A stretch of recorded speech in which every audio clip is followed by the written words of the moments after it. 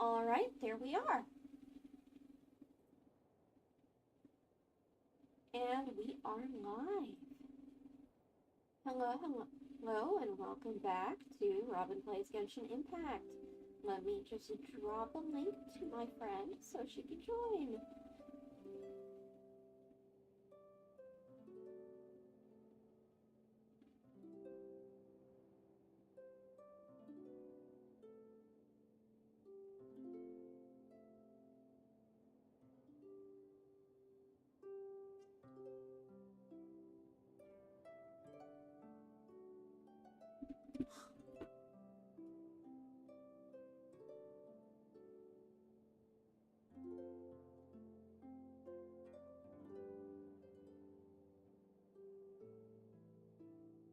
Alrighty. Oh boy. I'm a little terrified, considering last we left off.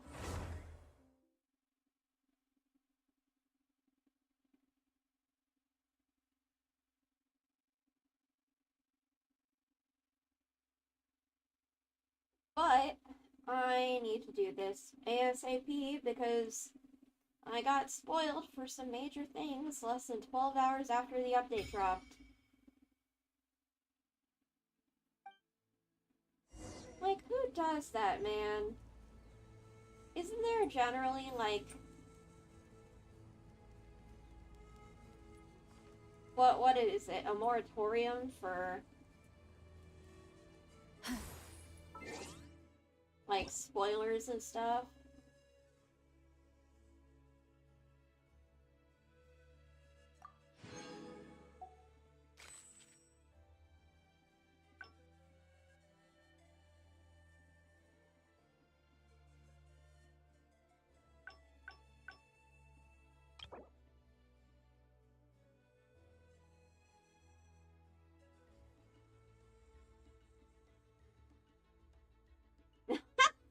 Mandatory day off for Eula.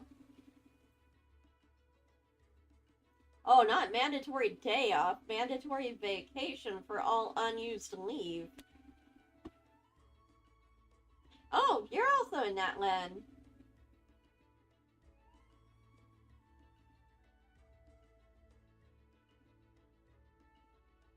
Of course Amber dragged you onto this vacation.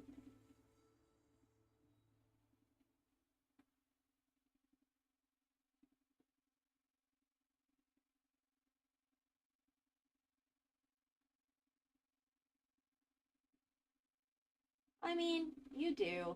You do need somebody to look after you and make sure you take it easy.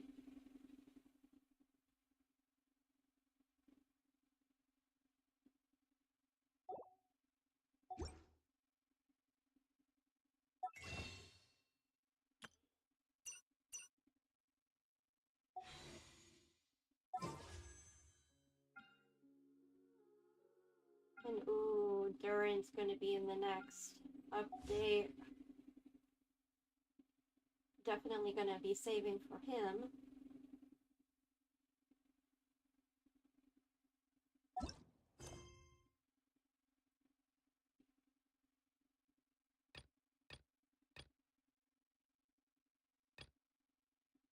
The Rerir of Solnari. And a crisis now looms over Nod Krai.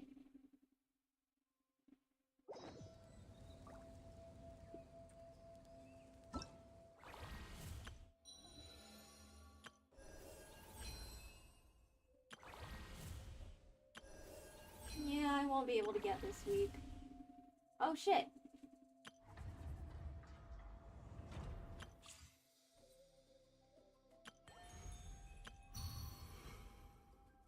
Ugh. I heard that you literally can only get these outfits by paying. Oh. Pretty. Even when the night is gone, and even when the sky is hidden from view, still the moon shines its light upon you. No impersonation, no advertising third party or fishing content.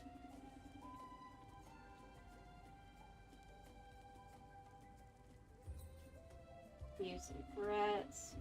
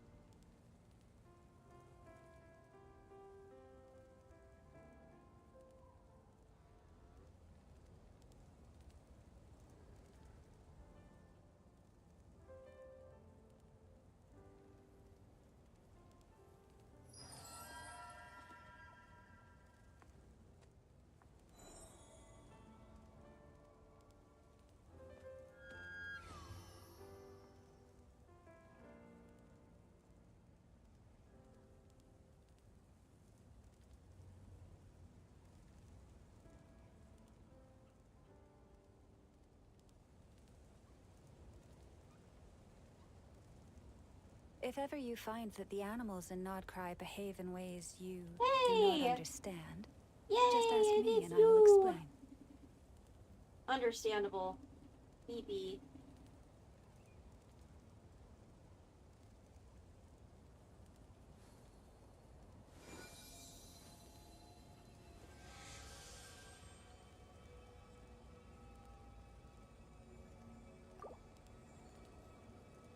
So this is basically,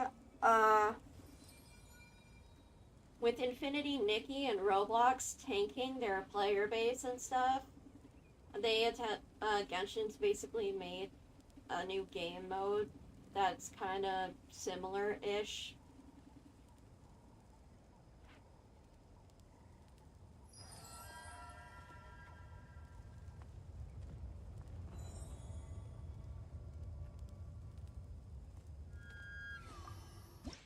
Imagine, I guess we're gonna if start you with can this. believe it, a whole other world within this universe.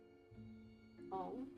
In that world, people found supreme bliss in what can best be described as lucid dreams.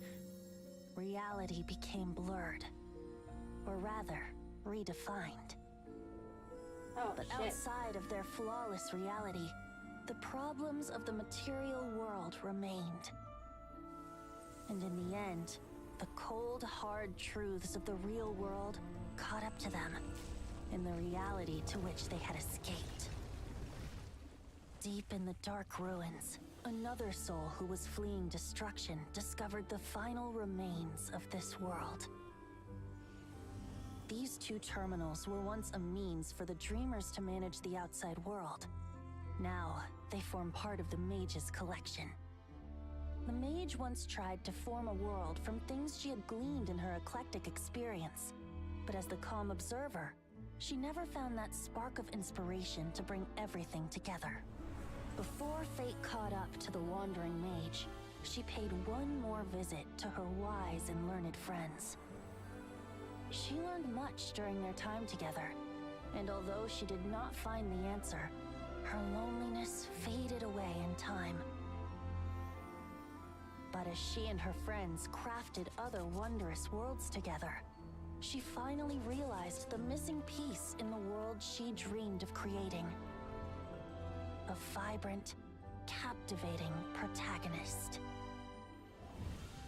The glorious traveler and their impeccable companion were the perfect candidates. She was filled with hope. The lucid dream of a lost civilization was built anew, and the mage's vast collection now had a world to call home. After sojourning for so long, it was time for her to leave lest the destruction catch up with her.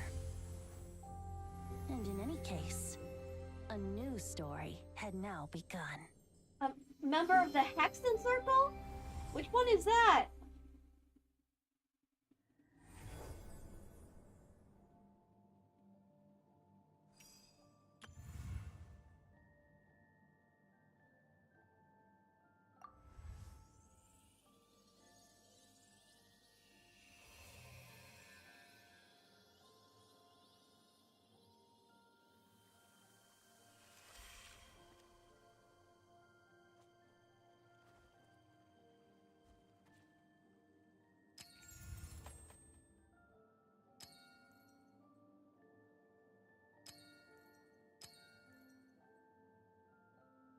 I go with this outfit? It's interesting, but this is also pretty cute. Or there's...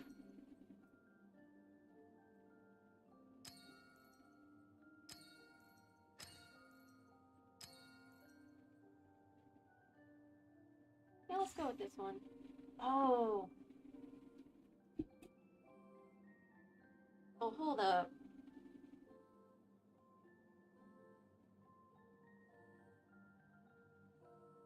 So I can change. I may want to go with this one then. Oh, this one's so cool and unique.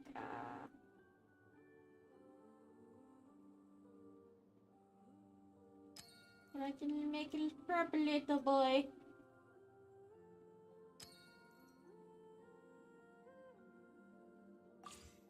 Let's see.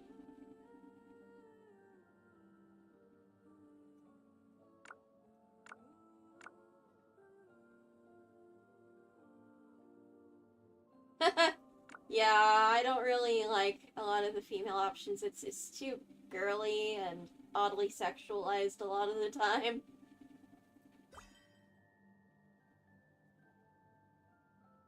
Well, big iris.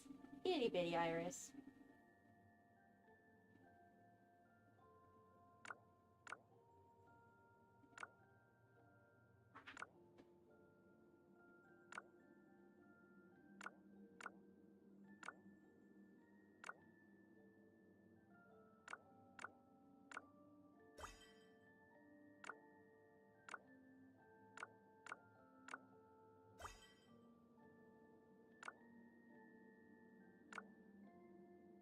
Hmm.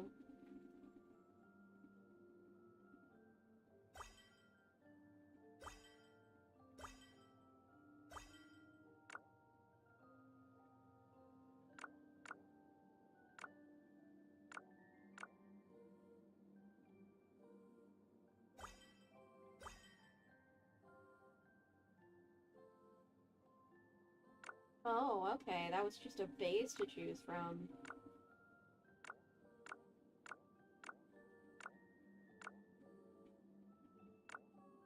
I shall make a proper young lad.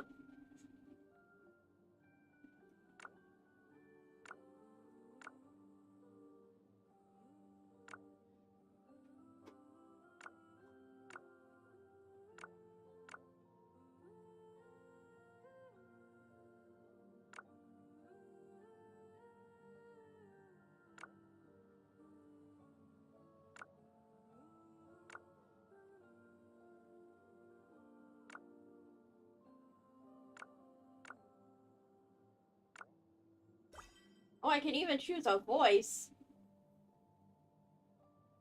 Sincerest greetings, Traveler in Paimon. Sincerest greetings, Traveler in Paimon. Sincerest greetings, Traveler in Paimon. Oh, that one's real deep. Sincerest greetings, Traveler in Paimon.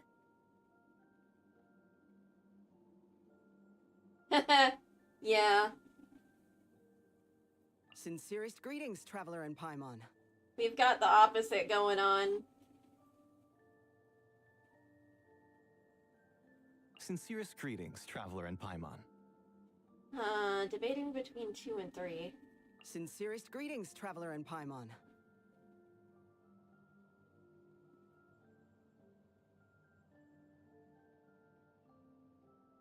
Probably 2.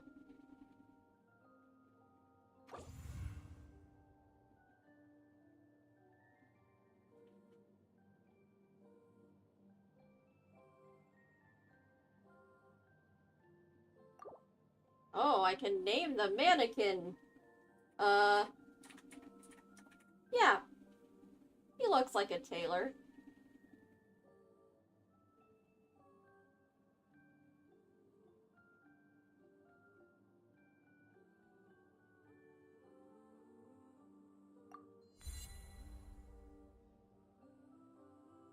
Uncanny baby.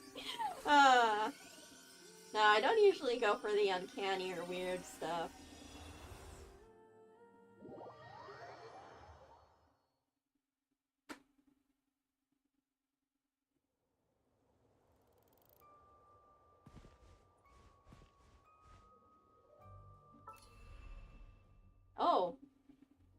hello.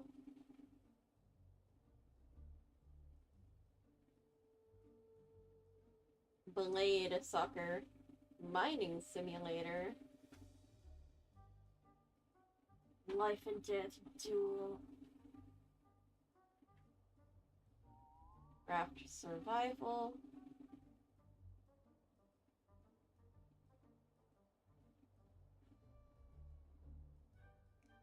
Tornado Simulator!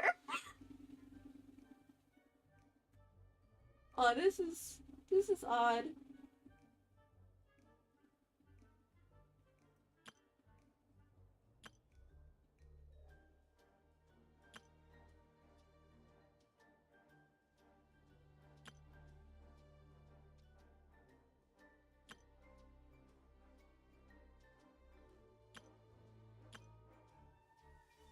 This is interesting.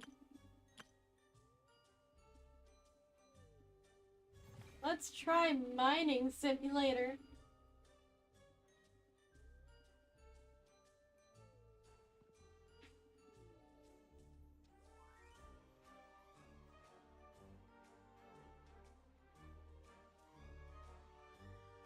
Oh no! 2 achievements don't work. Well, what's...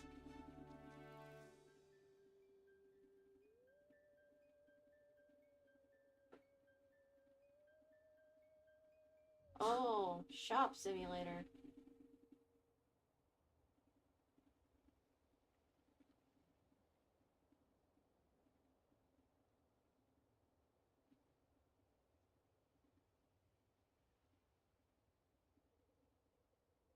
But I should probably start out with the single player one.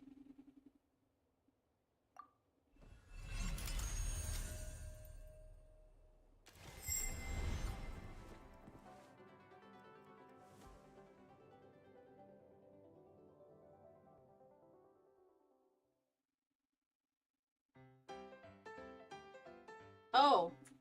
Oh, hello. I see what this is. Oh, thieves. Hello.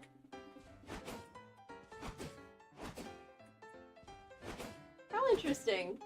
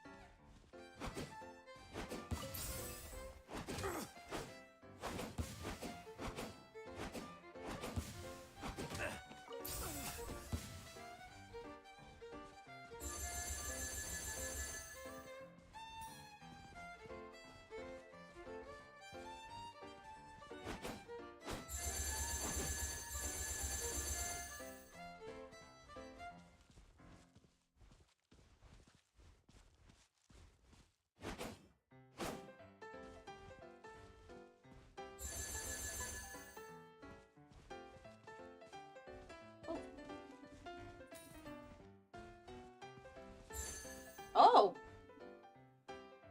I can just...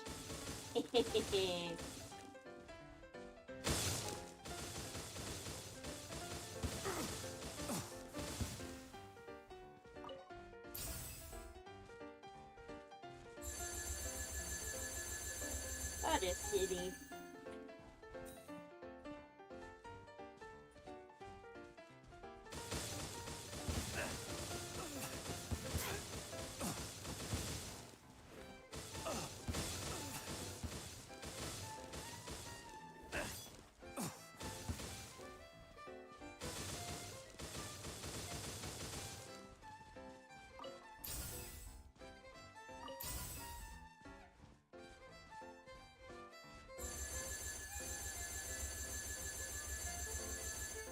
Oh, damn.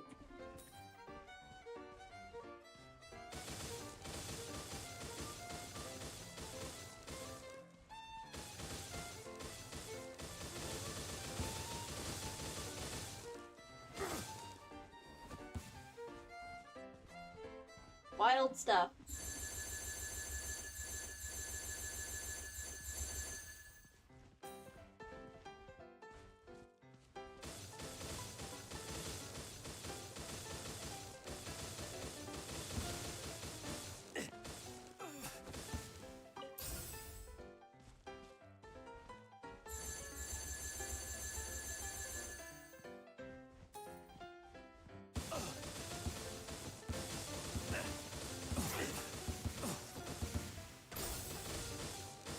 Oh no, something was stolen.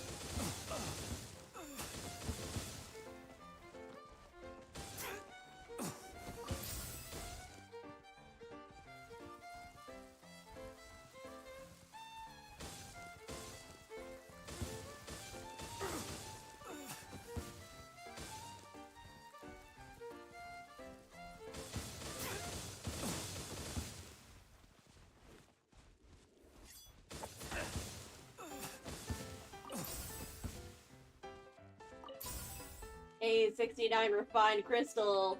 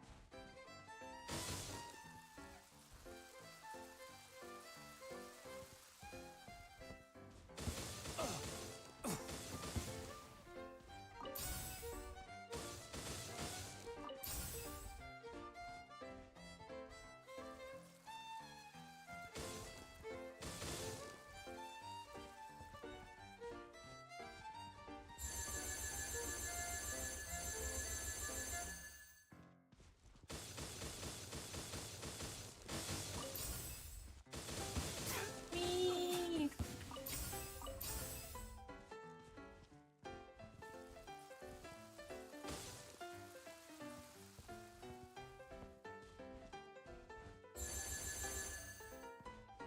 Alrighty, what am I supposed to even do here? I need...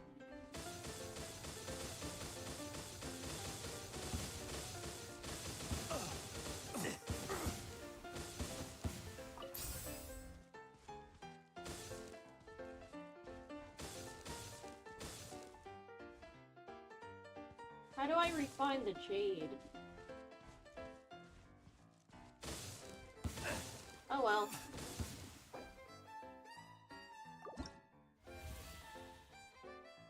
Is there a complete? Can you do that?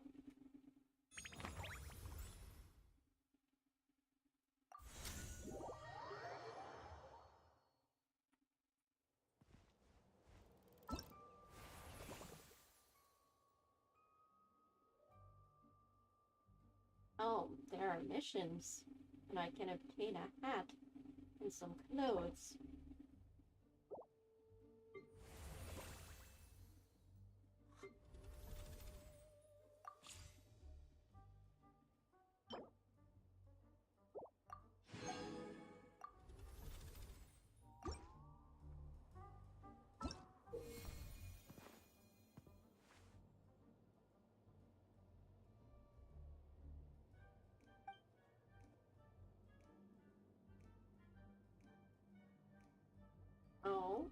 set bonuses.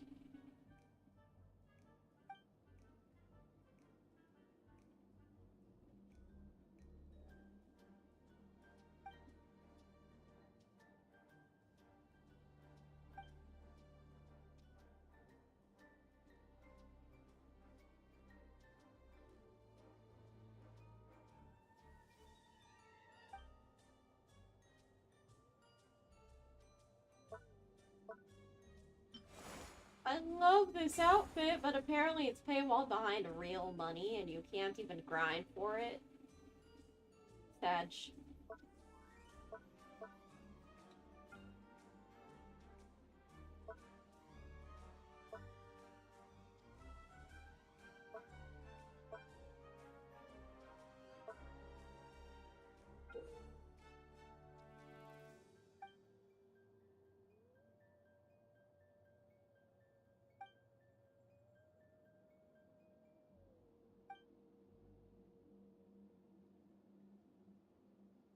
What the heck is that?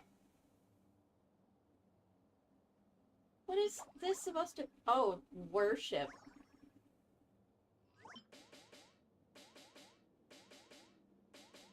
That is silly.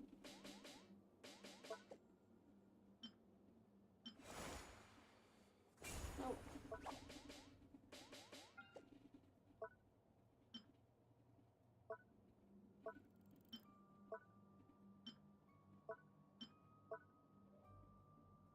Oh. Very silly little beanie. And nothing else.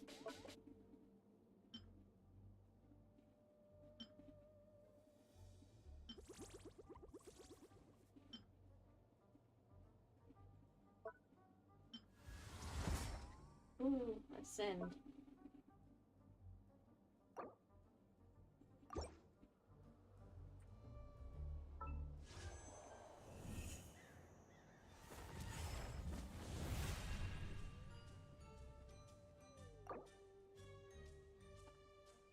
Yeah, you can only obtain it from the Milliathra Pass.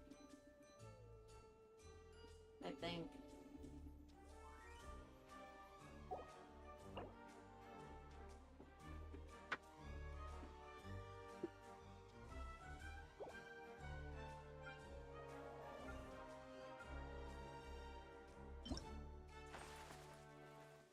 Oh, pretty.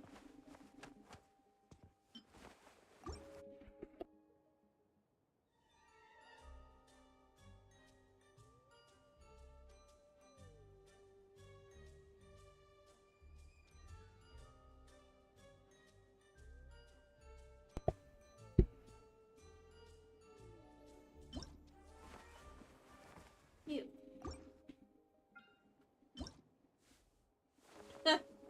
Oh, look at this little punk. Oh, pretty.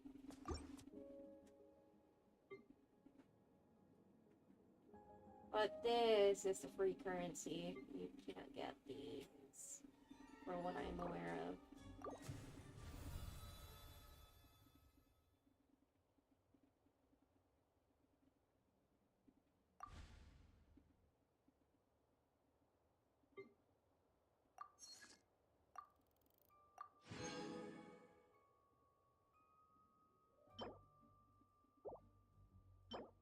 Oh shit, cool.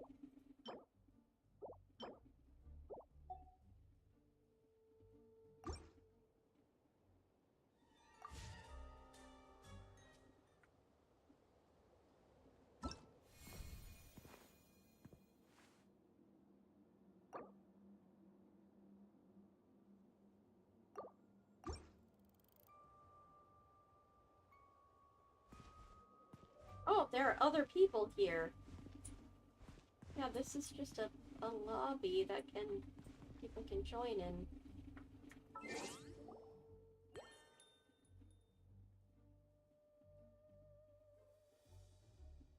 How can I exit?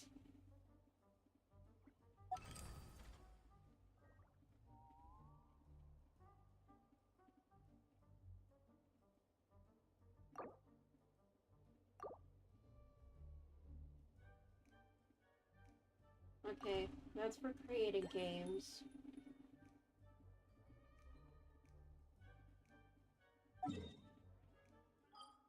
Okay. Okay, I can leave. Okay.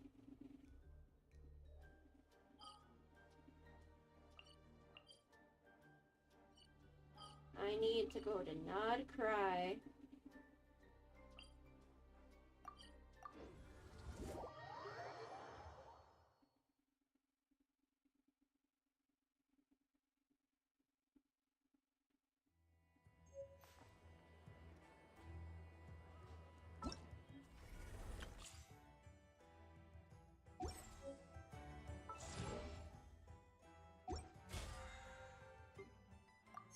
Nod Krai is the new region.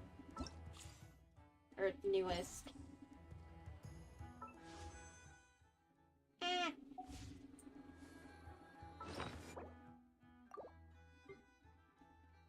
still gotta wait a day for that.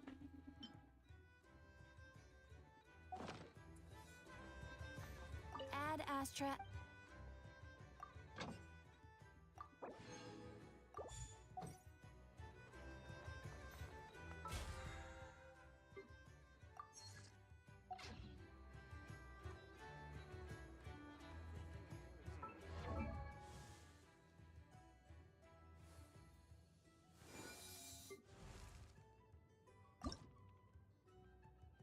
Oh lord.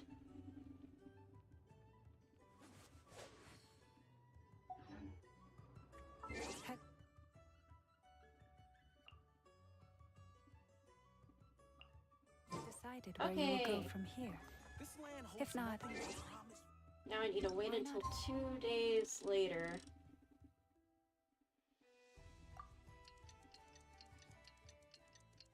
For the main story quest in Genshin.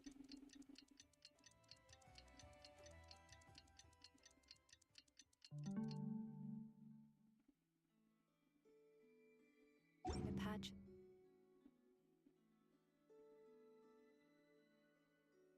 Soft grass and rest a while.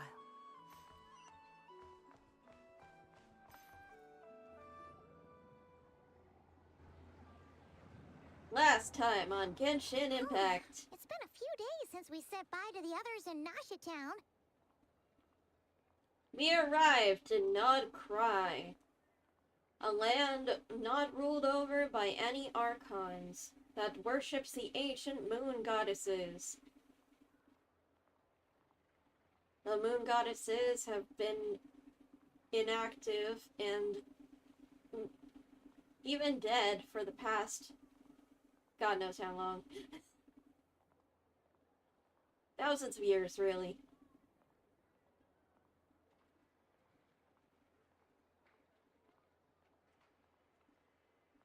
The eternal moon was shattered, I think. One of the moons was shattered, another one sank into the abyss, and the last lies beyond the false sky. Yes, there is an actual firmament.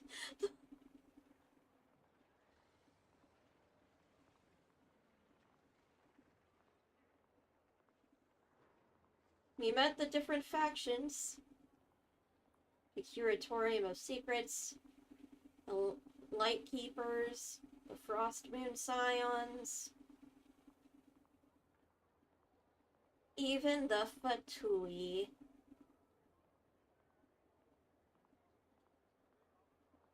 And, an ancient evil has awakened. The Rerir, the Rerir of Solnari. One of the 5 ancient sinners from Conria that doomed the entire nation to be cursed and destroyed by the heavenly principles. The sinner of death has we interrupted his revival. So he's only at 10% of his power. But god, if that's 10% of his power, I don't want to see what he's like at 100%. Still no news about Rerir, though. Where could he have slunk off to? Rerir, the Rerir of Solnari, one of the 5 sinners. If only he was gone for good. But with all the trouble he stirred up before, There's no way we've seen the last of him. Almost definitely not. Hello, you must be the traveler in Paimon? Oh yes, you're one of the Light Keepers. Mr. Flint has been looking for you. Unfortunately, there's been a serious wild hunt attack over at the quarry. He thinks it's time to regroup and figure out a plan. Understandable. The wild hunt? Oh, uh-oh. We better get over there, right away. The Wild Hunt, a unique abyssal phenomenon in Nod Krai. Let's go. Fucking terrifying to fight against. They just won't die. They're like zombies. Oh, there's a chest here? Hello. Thank you very The much. world wishes you well.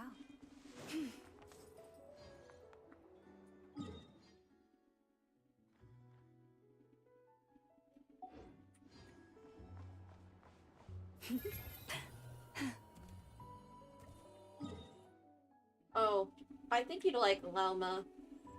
For different reasons than me. She's the character who I am right now. Big booby deer.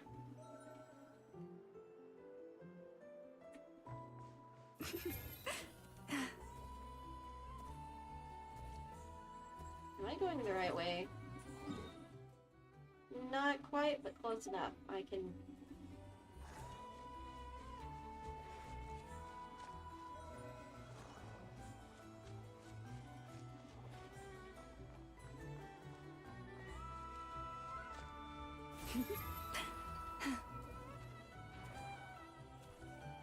I don't think I've been around this way before. Oh?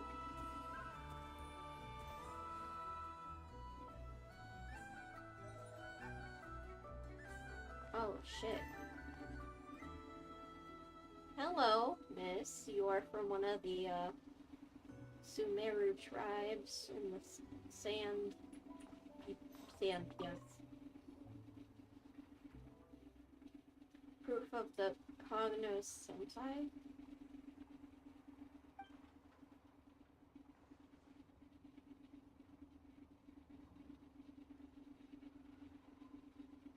Somebody overhears it. It's not really a secret. In that case, let's team up! A random person whom I just met, even though I've...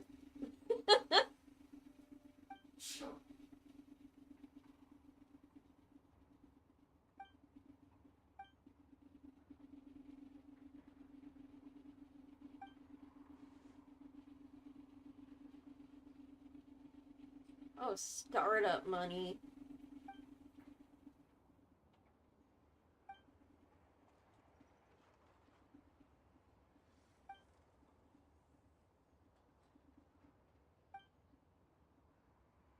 Nah, she's saying you won't be able to earn the money.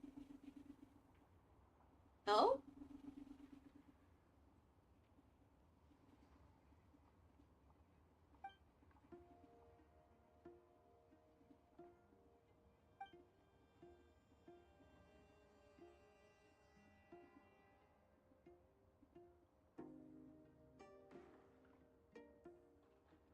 Take now or we walk?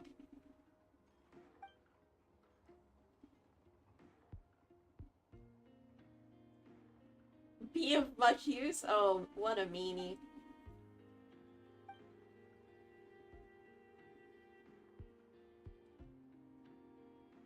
One's shady and the other's just dumb.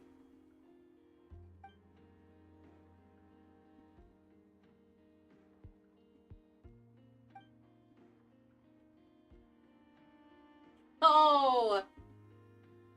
Oh, you want to fight?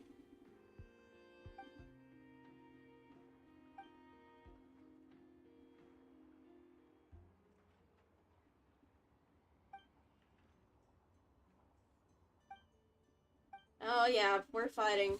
Hello. For a dance. Solidify!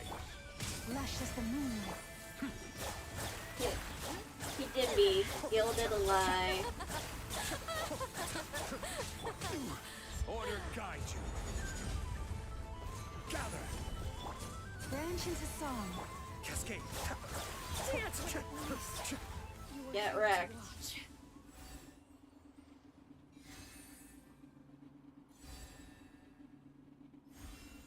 You are morbid.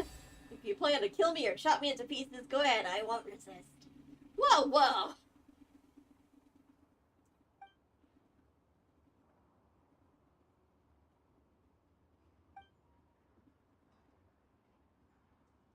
Aw, you're kinder than most. If I'd met more folks like you back in Sumeru, maybe I wouldn't have ended up like this. Aren't you curious? Something tells me I'm better off not knowing.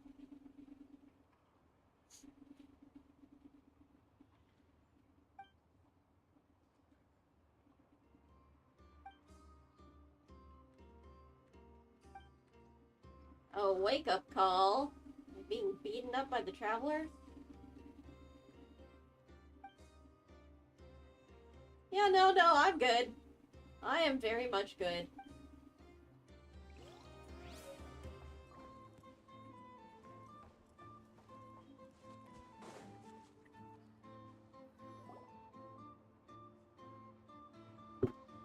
Oh, this is the mine? Oh, hi, everyone! Linz. I can barely sense any Kuvaki at all. This whole area feels like a soulless husk. Looks like his appetite truly is insatiable. As if the power of that energy cannon wasn't enough. He's not seriously still getting stronger? What's his endgame here? Oh dear lord. He's getting stronger. Ah, everyone's here already. Hey, we made it. So, what's going on? We've all been on high alert since we split up a few days back, expecting Rerir to strike again. But it's like he just vanished into thin air. No one has seen him nor found any trace of his presence. Oh dear. That is, until this morning, when a ratnik found signs of wild hunt activity while out here on patrol. As you can see, the crystalite itself is physically intact, but the Kuvaki it contained is all but completely diminished. Oh shit. And we're sure that Rerir did this. Who else? He's the only one who could pull off a stunt like this. Kuvaki loss has reached critical levels. Rerir of Solnari set to maximum threat level. Warning, unless de-escalation measures are taken soon, he will pose a threat beyond our ability to contain. The consequences could be catastrophic. Traveler, do you remember when we encountered Rerir just after regaining his body? Mm-hmm. How could I forget? There wasn't a shred of sanity left. Nothing but madness and rage. It's already extremely dangerous even Yeah, then. didn't he shout out a bunch of names? Then he started raving about how nothing in this world mattered to him. Oh, Paimon gets chills just thinking about it. Oh, but the thought that he's still out there, lurking somewhere in Nod Krai, waiting for his chance to strike? Oh, even chillier. We gotta stay calm. Last time we fought, we were already at a disadvantage. If he has such overwhelming strength, why would he suddenly go into hiding? Yeah, if I were him and I wanted more Kuvaki, I'd just take it by force. No point staying in the shadows. Unless something went wrong. His whole resurrection thing didn't exactly go smoothly. The other thing is, how does someone who's completely lost their mind still have the wherewithal to cover their tracks so perfectly? Indeed. Beats me. According to certain medical studies, insanity does not always entail a complete loss of rationality.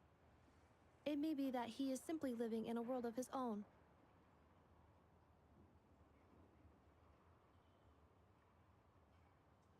Very good point. That actually sounds about right. He was ranting away to himself the whole time, like he had zero interest in talking to us.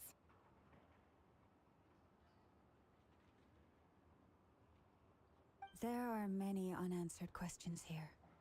He could be right under our noses, and we'd still be in the dark. Yeah. Besides his name and title, we know little about him. Certainly nothing about his past, or what he might be hoping to achieve. I know a bit.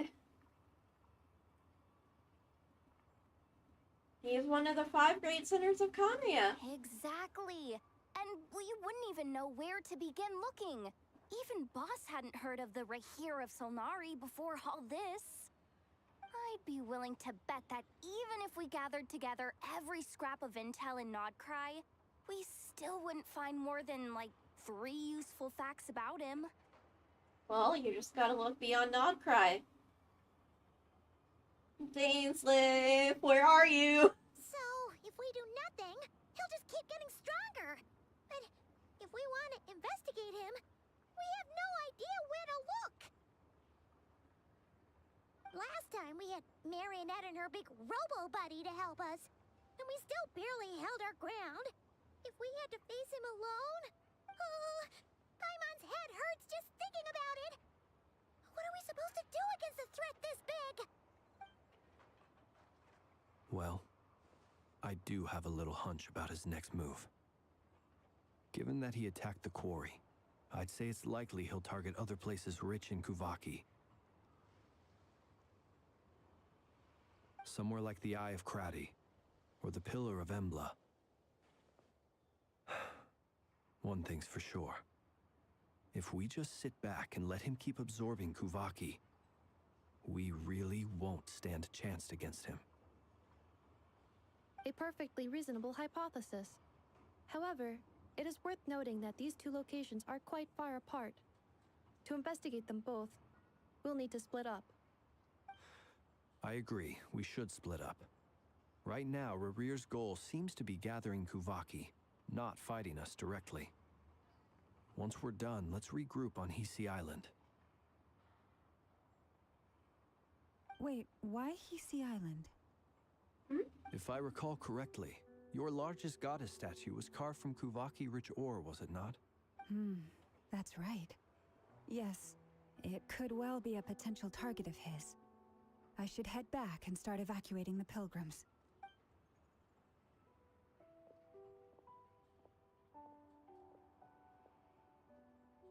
Splitting up's always gonna be risky. But I guess we don't have much choice, right? We're in a race against time here. The question is, how should we split up? And if we do run into Rerir, what then? Run. That's when you follow the 3rd rule of treasure hunting. Run like the wind. Didn't you say the 3rd rule was go with the flow? I don't know. Did I? Anyway, whatever. In this situation, go with the flow means go find backup. Agreed. If anyone finds so much as a trace of Rerir, do not pursue him.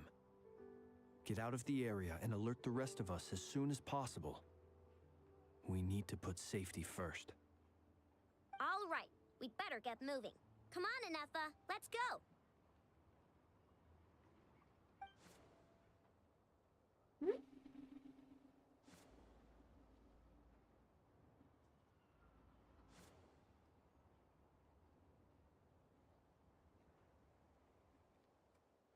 Montage!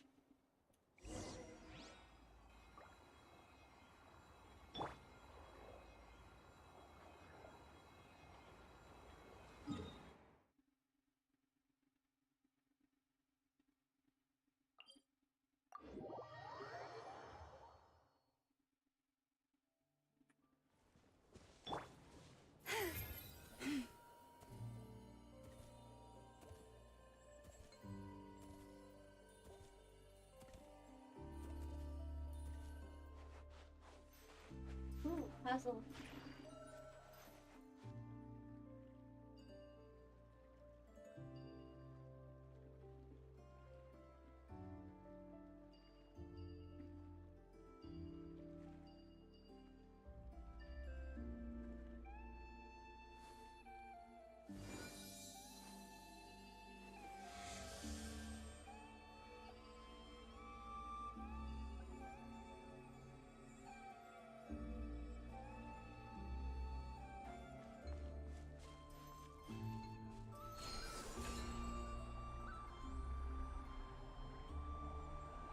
Okay, so I still have one more there.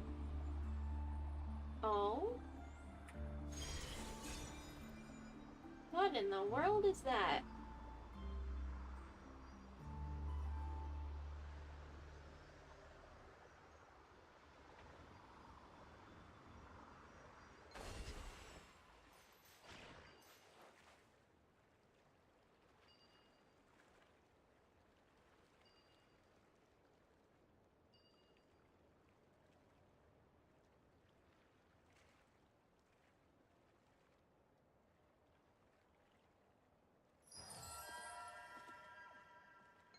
Treasure.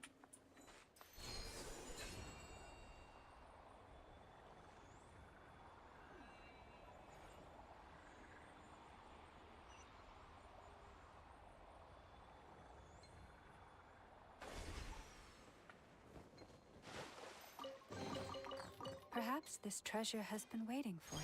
Follow.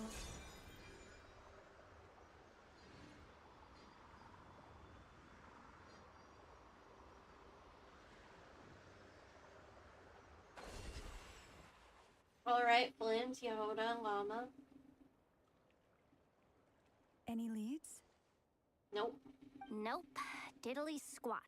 No clues to where he might be hiding. It's like he's a ghost. I mean, it kinda is, sort of, It technically. feels like we're sitting on a powder keg that could go off at any second. Oh, I hate this feeling. I'd rather face him head on than be left hanging like this. Would you really? So, you guys didn't find anything either? Not loving the word either. How about you, Flint's? I questioned a few Ratniki and eventually narrowed my investigation down to one suspicious individual. But by the time I got to his place, he was already gone. Well, Almost as if he knew someone was on to him. Either that, or he's just extremely cautious and doesn't stay in one place for long. sus. He's been biding his time for a while now. The question is, where or what is his next target?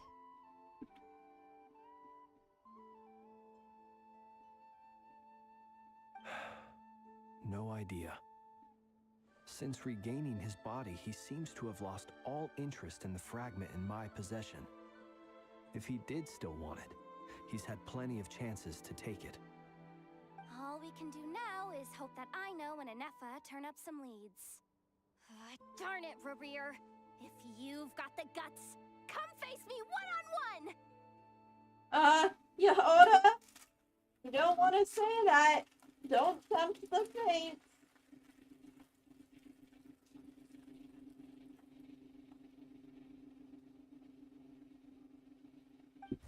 Oh dear God. He's actually here? I didn't mean it. I swear! No, it's coming from Columbina? Silver Moon Hall. The Lady Kutar might be in danger. Oh shit. I knew it. Let's get over there, quick! Oh shit, cutscene time. You know it's serious. Oh! Yep, there's Columbine and Rerir. Oh shit.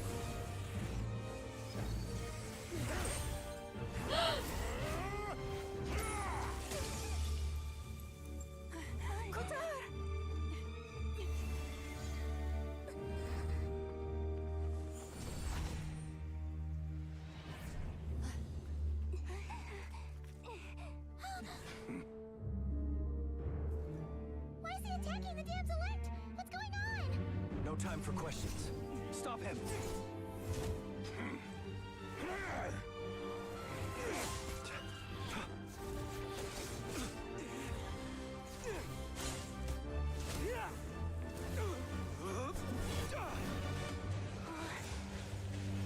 This is insane. Yehoda, get Kutar out of here! On it.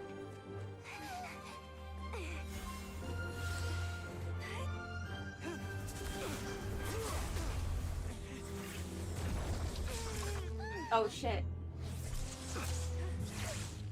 Look where your feeble light has gotten you. Now, you shall plunge into darkness. Felindus, soon, I will find a way. Watch out!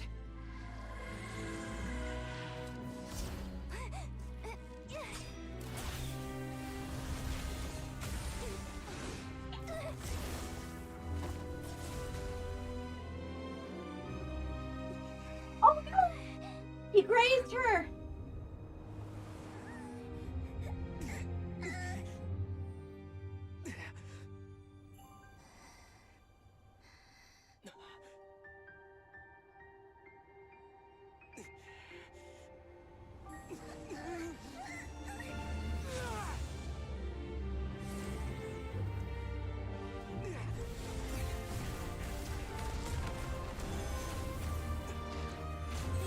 Ineffa!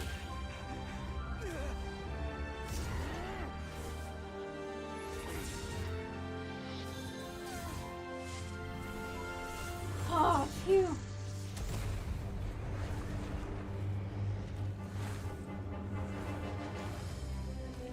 Oh shit. Find them. Even if it means turning this place to ashes. Oh dear God.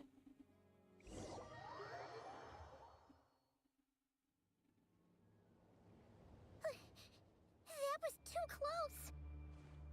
Oh, we barely made it out of there alive. What's that guy's deal? How'd he get so crazy strong? He's one of the 5 sinners. He's a threat to this entire nation. Nation? I doubt No. his strength could even be measured by conventional standards. Nation, not just nation. All of Tibet, really. I have a question.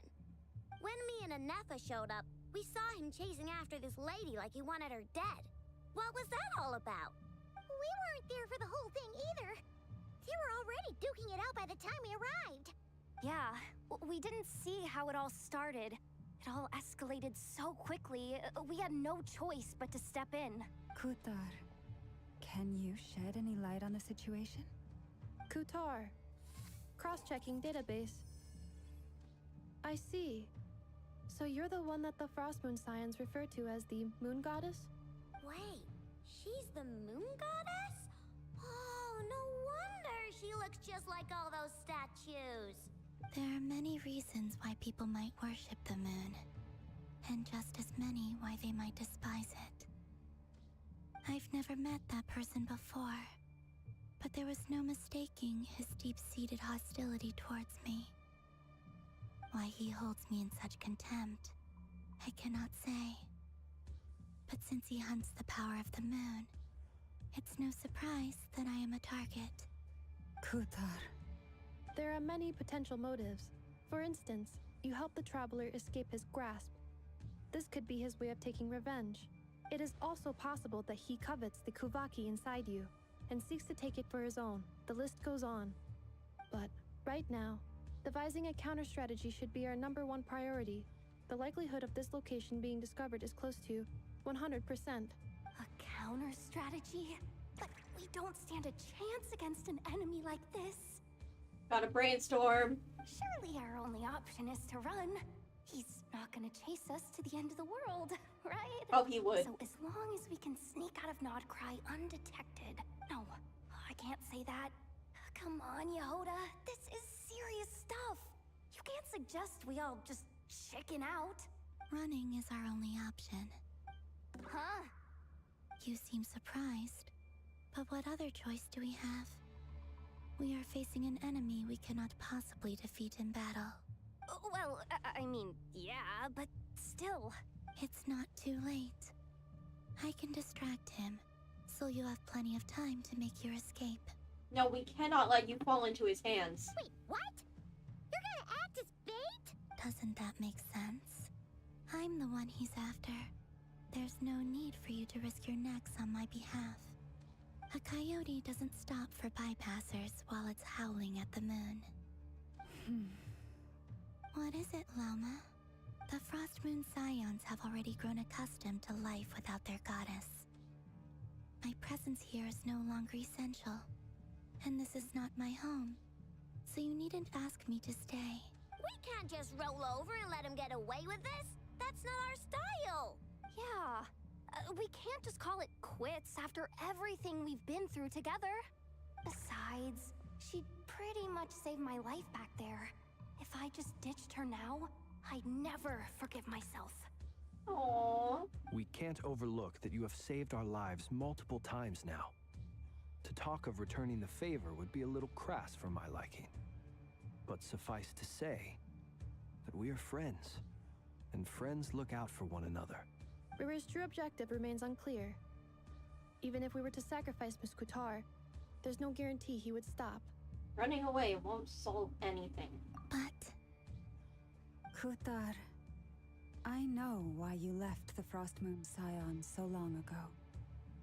It was because people started treating prayer as a form of trade. They would make self-centered wishes, force you to accept meaningless offerings in return, and then expect you to perform miracles for them, as if that were their entitlement. If it were me, I might have walked away too. But I believe that time can change everything, and that sometimes it takes losing something precious to appreciate its true worth. Lala. After much reflection, I've realized that this was never about whether the Frost Moon Scions need you. Any relationship based on need is purely transactional. What I truly hope is that you'll choose to stay, not out of obligation, but as part of our family. You were born here, and now you've returned. Who knows? Perhaps it was the moonlight that guided you home. thank you, Lauma. But my power is on the wane. I'm afraid I will be of little use to you now. Our turn to help you now. Very well then. I'll do as you say. Both times you saved us, we were transported across great distances in an instant. Is that one of your powers as the Moon Goddess? It is, but I find it very draining. I barely managed to pull it off just now, and it will be some time before I'm strong enough to do so again. Rejected by the world, my power is dwindling. Like a lake cut off from its source, slowly shrinking away. Now, it has almost run dry. What do you mean, rejected by the world? The 3 moons belonged to the ancient bygone era in which they came into being. From the moment I was born, the world itself has been steadily sapping away at my strength. That's why we need the Moon Marrow to borrow the Eternal Moon's power. The 3 moons are not one and the same. As the goddess of the Frost Moon, I cannot wield the powers of the other 2. Yet moonlight has a way of blending together. Each can reflect the other's glow. So when our fingers touched, I was able to restore my strength by drawing Kuvaki from the Eternal Moon's marrow. But this method of recovery is painfully slow. If only we could find the... No! It's the Wild Hunt! Even faster than we expected. We'll have to finish this conversation later. See how those Wild Hunt creatures are running away from us. They're likely just a scouting party, which means Rerir won't be far behind. Then what are we waiting for? Let's get the heck out of here! Or we eliminate them.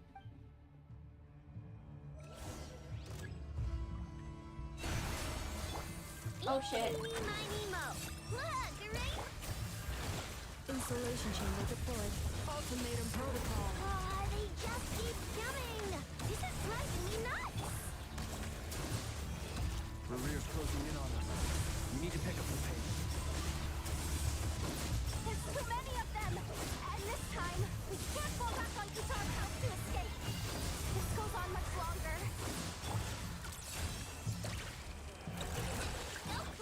Cleanup sequence initiated.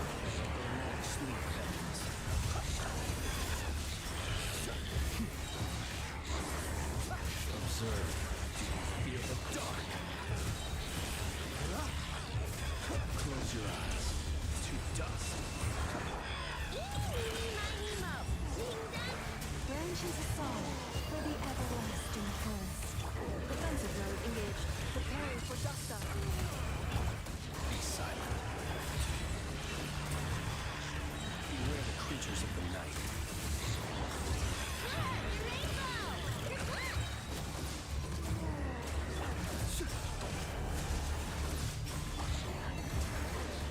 Installation chamber deployed. Ultimatum protocol. With one heart, we pray. Observe. Be silent. Night falls.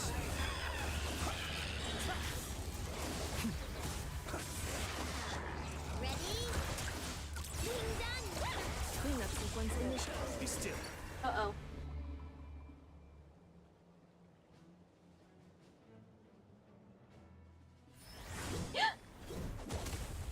Varka!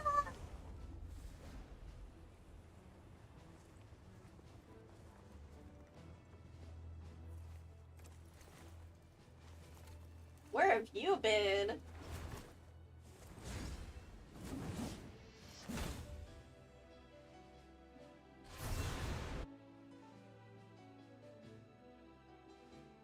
What's the matter? Bit off more than you could chew? Oh, Lord. Hold up! Who are you? Uncle Varka! You're back from Amsvartnir? Whoa! You're Varka? Grand Master of the Knights of Favonius? Badass.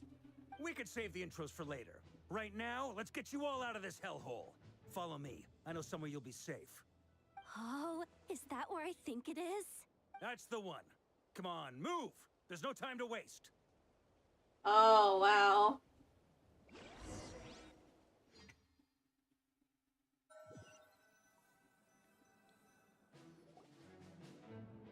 Where are we heading, Varka? Wow! Where are we? This is so well hidden. Well, that goes without saying. This is the Knights of Favonius' meeting place in Nod Krai, and a contact hub for the Northern Intelligence Network. The Northern Intelligence Network. AKA, the black market of intel. No matter what faction you're with, it's the place to buy and sell information. Their headquarters are in Nod Krai, but they've got contacts in every nation. Oh, shit. As an expeditionary force on foreign soil, working with them has offered us the most effective way of getting our hands on reliable local intel. This is where we meet, so naturally, it's secure. Nice. Anyway, where were we? Folks from Nod Krai should be pretty familiar with me by now, but I believe this is the first time we've met. Allow me to introduce myself. I am Varka, Knight of Boreas, and Grand Master of the Knights of Favonius. Whoa. We've heard all about you. This meeting's been a long time coming. You look way younger than Paimon expected. But you definitely have that Grand Master vibe. Wow. Think you got a little fan. Well, I'm no spring chicken. Just not showing my age yet. Definitely feeling some of that back pain today, though. Rushed back from Amsvartnir without a wink of sleep, only to get right into another fight with that freshly revived maniac. Oh, shit. Another? You mean you fought him before? Yep. He wasn't nearly as strong back then, but he was still a formidable foe. I brought some of the knights along to give him a little surprise, but he saw us coming from a mile off. Oh, shit. My squad took heavy injuries, and I barely made it out alive myself. We knew it might have been our last chance, so we staked everything on it. But still, it wasn't enough to stop him. Yeah. I tried tracking him down afterwards, but he didn't leave a trace. Even in his unhinged mental state, he's as cautious as any trained operative. So, I decided to come find you. And as luck would have it, turned up to find you being ambushed by the Wild Hunt. The rest, you already know. Is that why he's been frantically absorbing Kuvaki these past few days? Because he sees you as a threat? I think he would see us. Maybe I'm instead. part of the equation, but even if I weren't, I'm sure he'd still be gathering power. He's clearly working up towards something. Oh, for sure. The question is what? Note to self, Uncle Varka's strength rating officially upgraded. Guess it's my turn to ask questions now. So, what exactly has been happening in Nod Krai? Why has the Wild Hunt returned in humanoid form? And why is it after you? About that. It's a long story, Uncle Varka. That's a long story, but I'll try to make it quick. Hey, Uncle Varka, that's actually one of the 5 sinners of Conria. Wow, I had no idea so much had happened. Sounds like you guys have really been through it. What about your intelligence network? So, the Kutar is actually a Fatui Harbinger. And all this wild hunt activity in Nod Krai is the work of the Rerir of Solnari, one of the 5 sinners. Yep. That's a lot to take in. Need some time to wrap my head around it all. Understandable. I'm truly sorry, Mr. Varka. You stood with us against the Wild Hunt and did everything you could to stop it from escalating into a full-blown catastrophe. And then, the one time you're away, it all comes to a head and all your hard work gets undone. You've got nothing to apologize for, Miss Moonchanter. You can plan 100 steps ahead and still slip up. That's just life. No one knows what tomorrow holds. You can't predict which way the wind will blow next. I mean, with sufficiently advanced weather equipment, you can. And, to be perfectly honest, I can't say I'm surprised. For all the times we've defeated the Wild Hunt in the past, we've never been able to completely wipe it out. Turns out, we were just delaying the inevitable. Yep. But now that a new variable has come into play, fate may well take a different course. Me? Are you talking about me?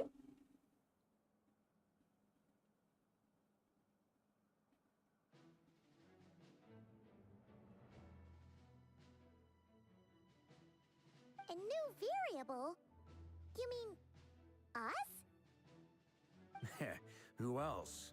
And in a strange way, I think his resurgence might not be an entirely bad thing.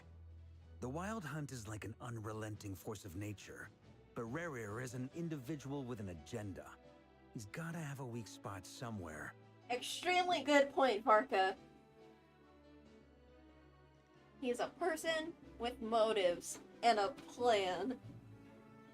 That said, while I was explaining everything just now, some of the points that Mr. Flynn said had caught my attention. Uh-huh. You mean about our mystery ally? That's right.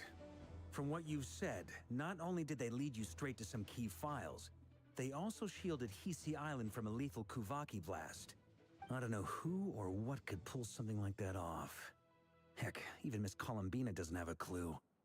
I hadn't heard the story about those files. Would you mind repeating their titles for me? Oh.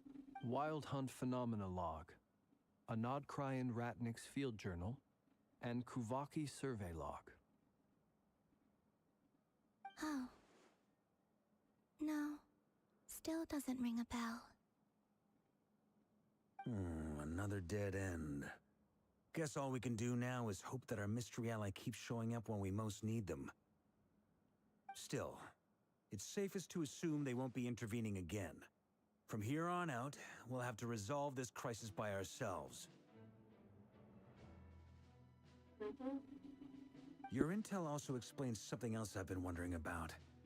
The reason I led my team to Amsfarnir was because we'd had reports about a possible source of the Wild Hunt showing up there. But once we looked into it, it turned out to be a red herring. I don't know who was behind it, but clearly, it served its purpose. Yeah. To get you away. I doubt it's by chance that he happened to make his comeback while my attention was diverted. And from everything you told me, it sounds like his scheming began well before his return. So maybe luring me away was all a part of his plan. Most likely. But But is it even possible that he orchestrated all of this by himself?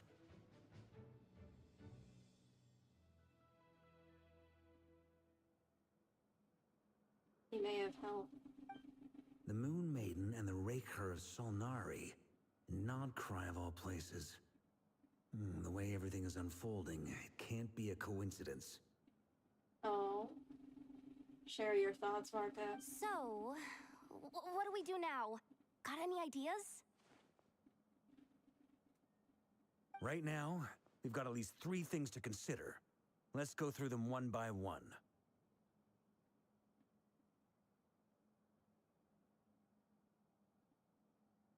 First, we need to figure out how to take down Rerir. If we can't beat him in a straight-up fight, the rest won't even matter.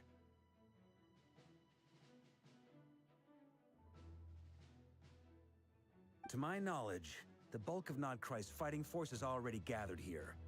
But even with everyone united, we're still no match for Rerir in his current state, let alone with his power still growing.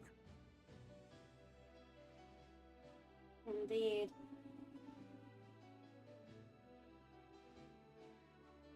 Scary shit. What if there was a way to tap into a new power of our own?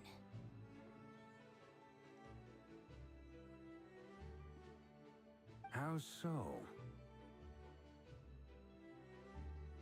Have you thought of something, Columbina?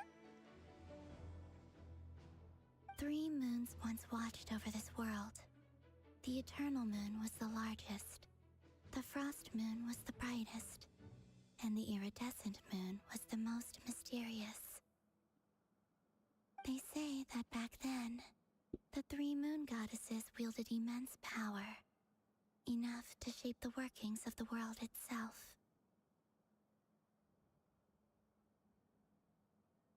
I now bear the Frost Moon's power, and the Eternal Moon's marrow resides within the Traveler. The iridescent moon. Hold on. Are you suggesting? The iridescent moon. The last piece in the puzzle. Bringing the 3 moons together. That's right. If we can find the Iridescent Moon's marrow, I will be able to regain my strength much more quickly. Or... Oh, is this where Arlecchino comes in? The 3 moons are said to stir the tides and illuminate all things. Perhaps they hold further secrets beyond our understanding. Most likely. According to my analysis, the solution is feasible. However, it is subject to one major condition. How do we locate the iridescent moon's marrow?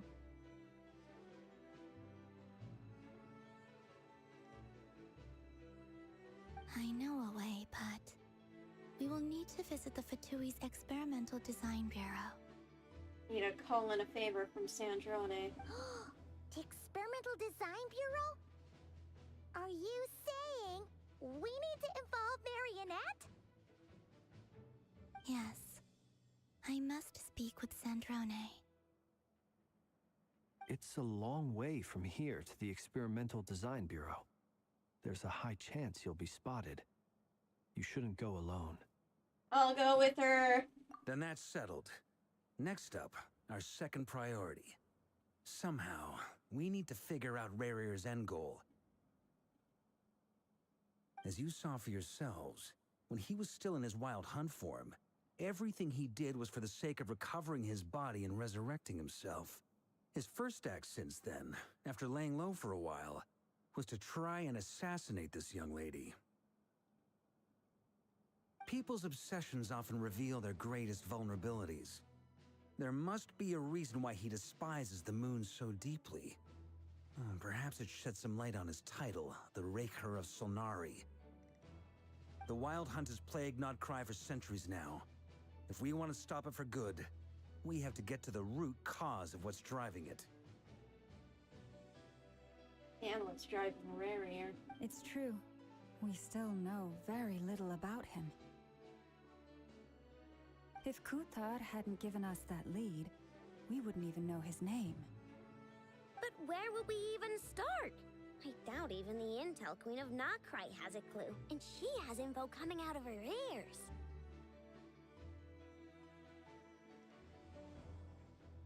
Oh? That's a rather hasty conclusion for someone who's so painstakingly meticulous when it comes to dealing with machines. Machines and people are different, never. She heard me.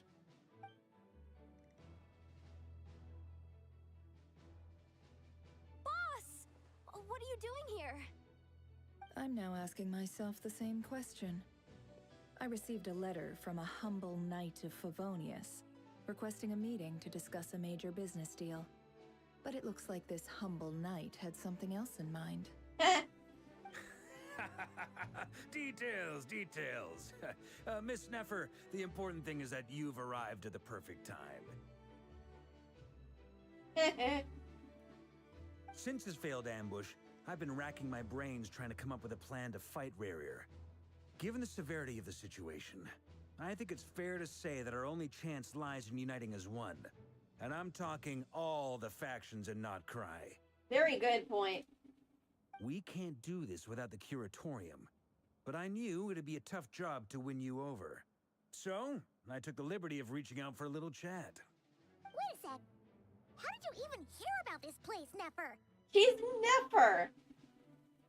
She's probably one of the major... Didn't you say this is meant to be the Knights of Favonius' meeting spot? And a contact hub for the Northern Intelligence Network? And isn't it supposed to be super hidden? You think she's not part of an intelligence network? You really think he could have gotten settled in Nod Krai without my help? Besides, I'm the one running this gig. Of course I know where the meeting place is. Yep. Allow me to introduce the current head of the Northern Intelligence Network. If it's intel you're after, she's your woman. Pretty much seen and heard it all. Uh-huh, I knew it. Please spare me the flattery. Let's cut to the chase. Seems like you've run into some trouble, huh?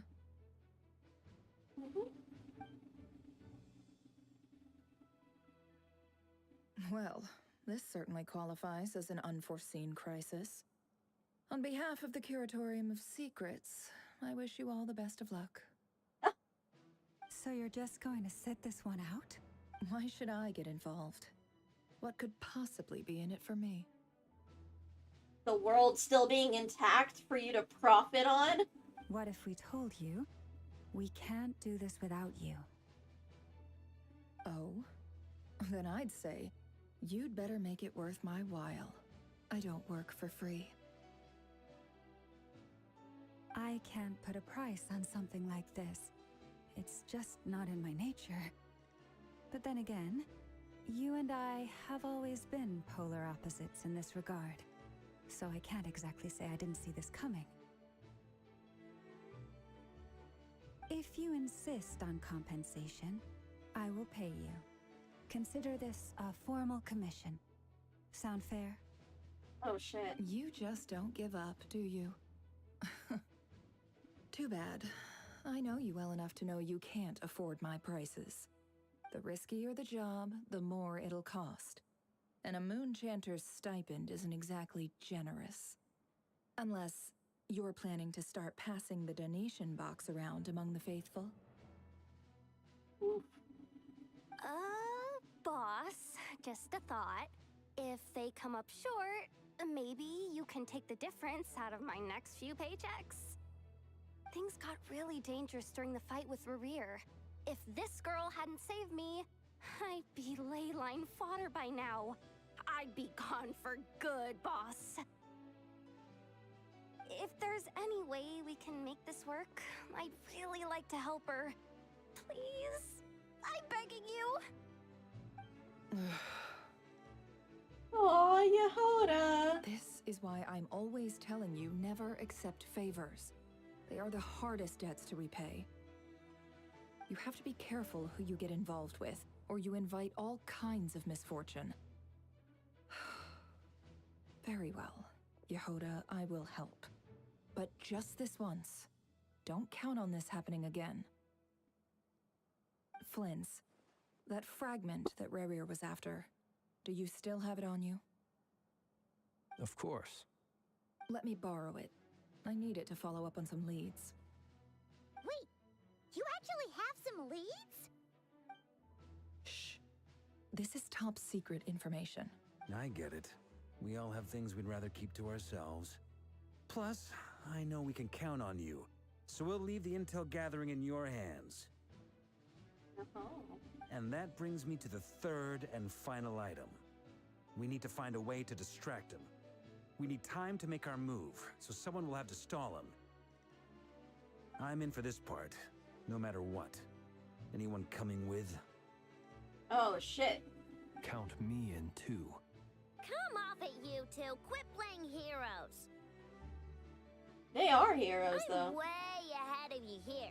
Nefa did a scan of the Moon Goddess's Kuvaki signature, and we're gonna use it to make some decoys over at the Krumkake craft shop. Anyone who's in, follow me. Oh, shit. That's actually really smart. Once they're ready, we'll deploy the decoys across Nod Krai.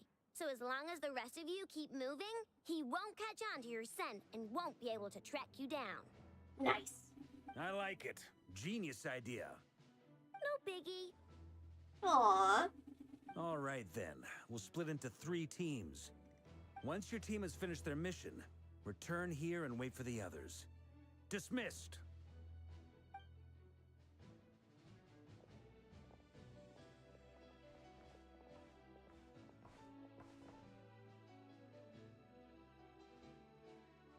So me and Columbina are heading for the... Oh! Oh, this is neat! This is new!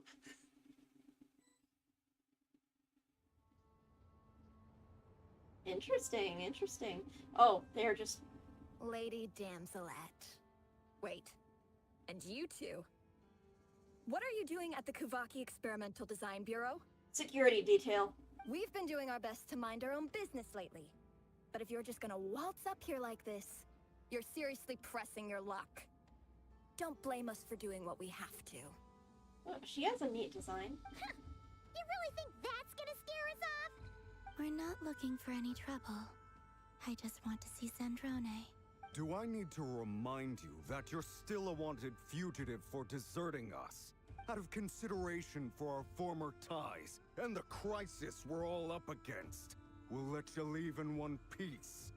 But don't even think about trying to get inside. Let them in. Ah! Overruled. But... Are you going to make me repeat that? Oh! No, my lady. Sandrone seems to be in a good mood. Must be maintenance day.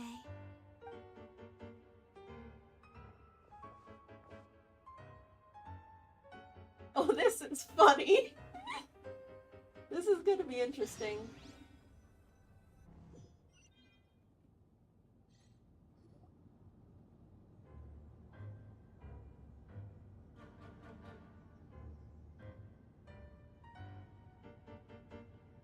So tell me, to what do I owe the honor this time? Uh-huh. Actually, before you answer that, just so we're clear, we're not colleagues anymore, Columbina. I don't owe you anything. I promise it's nothing big. Oh? It seems like you've gotten the wrong idea here. The only reason I let you in was because I was bored.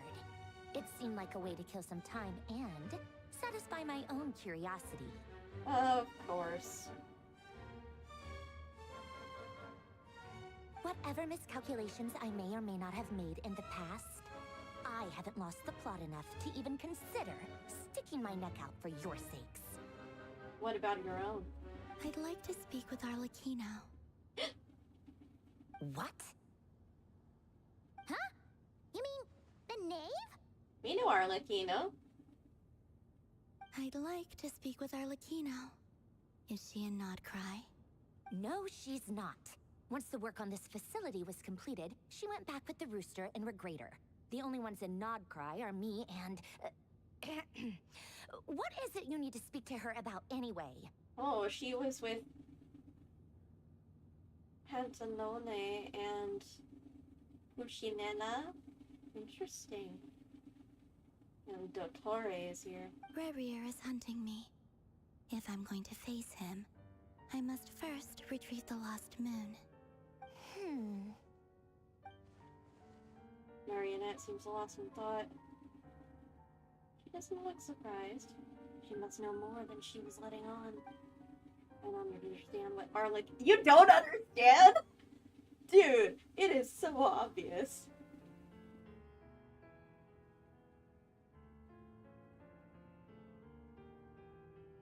Buddy. Aether.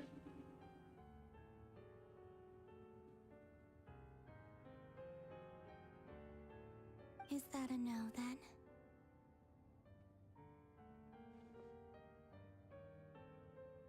He is our common enemy. As if I need reminding. I was this close to settling things with him before someone decided to whisk me away to their weird little garden. So do you want to beat Rerir up or nah?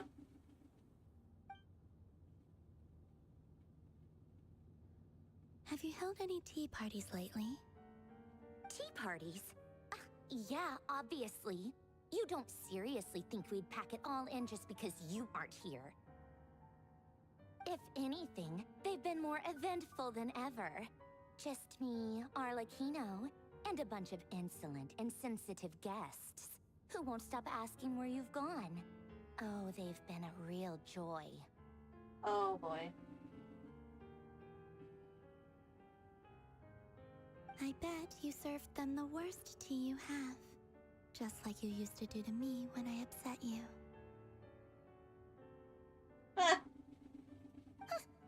Who cares about how good the tea is when there's no one around to drink it? I keep losing people.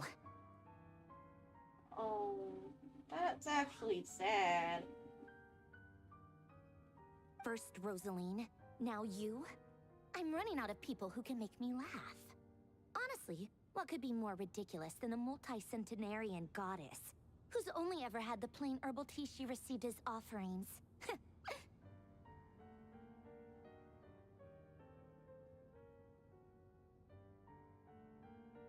You'd always brew a different type of tea for me each time.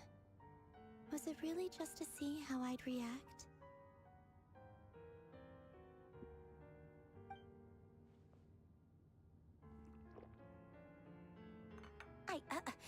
Well, duh. Why else? Watching you squirm was practically my only form of entertainment. Eh.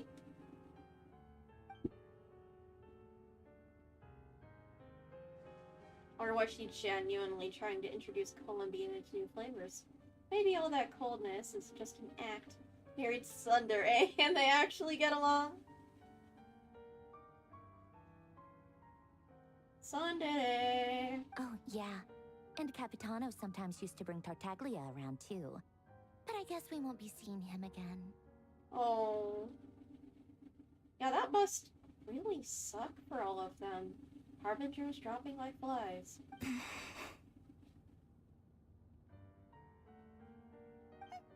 Well, I guess we are overdue for a get-together. Polonia! Have Febronia pass a message to Arlecchino for me. It's time for tea. Will suffice.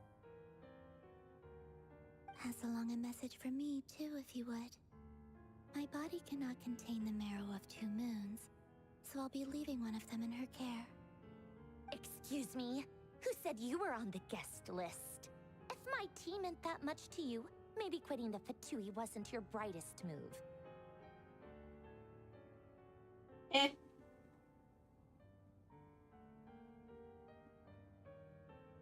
Back when you were under the Tsaritsa's protection, no one would have dared come at you so openly. Even a sinner? But that protection didn't come for free. In fact, I paid dearly for it. At the end of the day, it was just another transaction.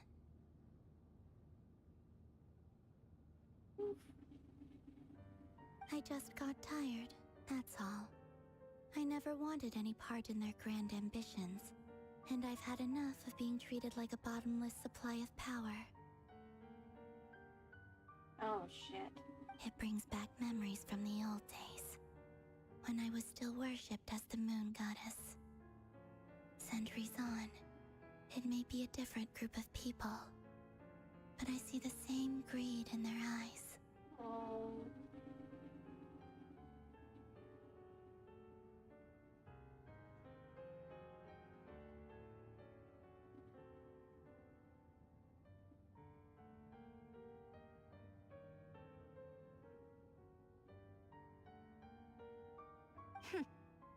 I figured you'd leave eventually.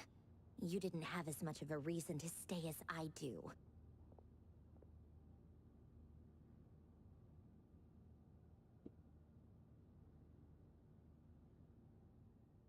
The Tsaritsa gave you shelter and protection, but that was it. Nothing more, nothing less. Meanwhile, the Fatui demanded everything from you in return, until it was more than you could bear.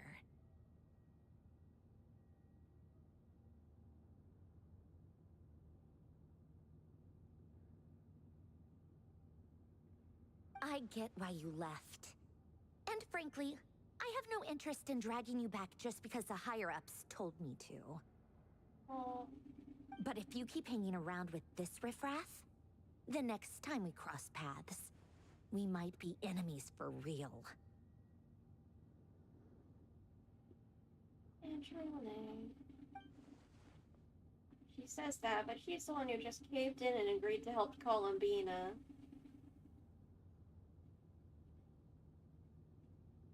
Sweet, really.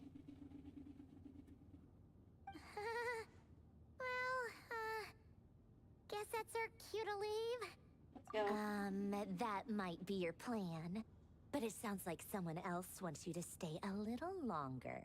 Hmm? Huh? What do you mean? Arlecchino? Listen. Oh no. Dottore. Or Rerir. My lady, it's the Wild Hunt. A horde of monsters is headed straight for the facility. Oh dear. Another uninvited guest trying to crash my tea party. Clear the area. I'll handle this. Wait, what? You want us to leave you here by yourself? You'll be lucky to make it out of this alive.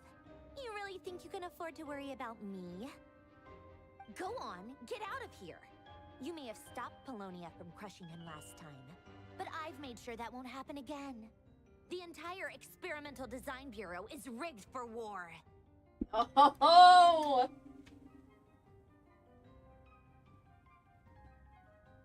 You go, Marionette!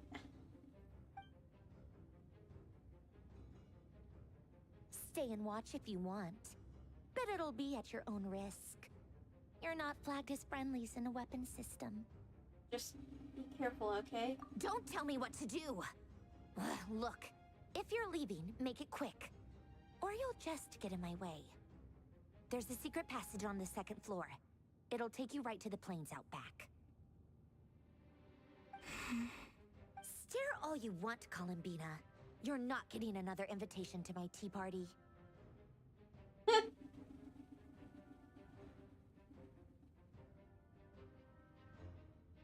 I know. But thank you anyway, Sandrone. Aww.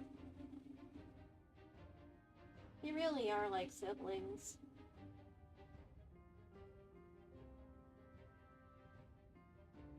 This is exactly why you shouldn't hang around with those people. All their melodrama and sentimental nonsense is rubbing off on you. Hehe.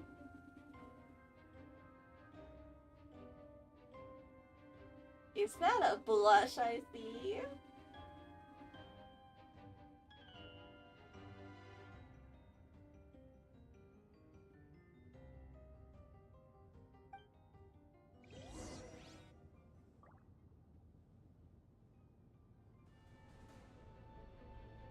Come on then, Mr. Rerir. Let's pick up where we left off. It's your Wild Hunt monstrosities versus my beautiful creations. Let's see who comes out on top. Holy cow.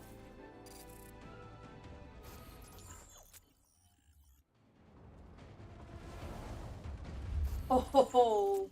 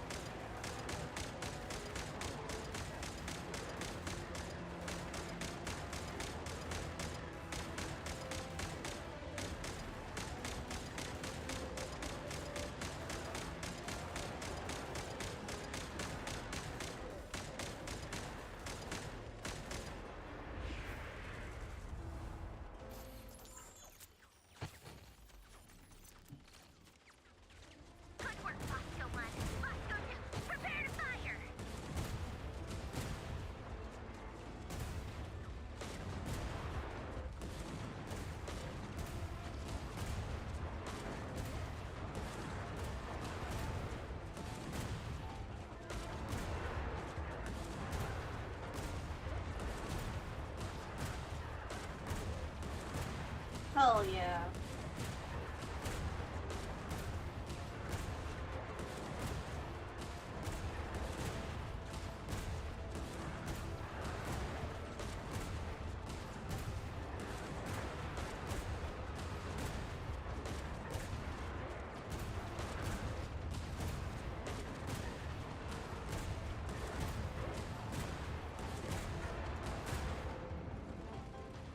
Bosco 3?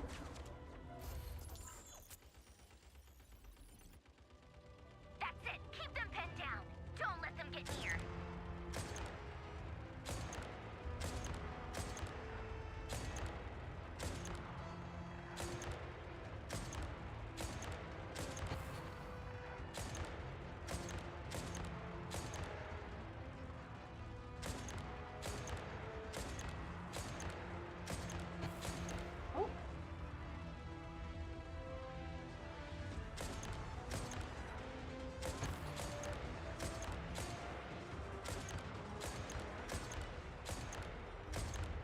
This is so cool. Rotate out! Deploy all backup units! Get in there and hold the line!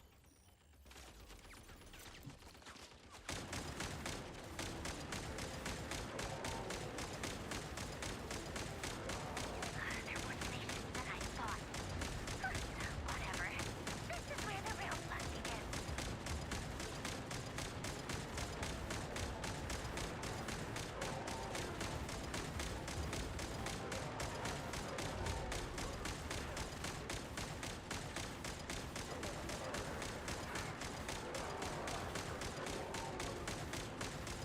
Don't worry. Once this is over, I'll put you all back together again. I promise.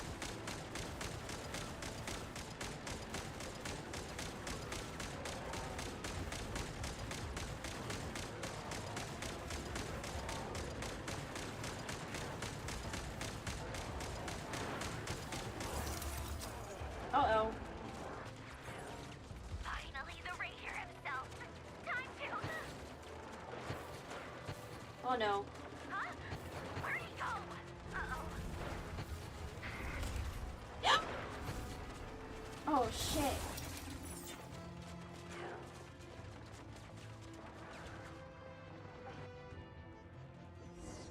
Oh shit. Oh shit. Oh sh.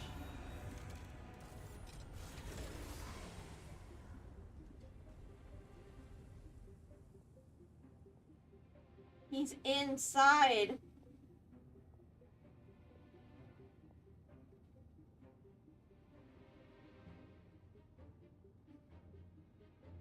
Polonia, get him!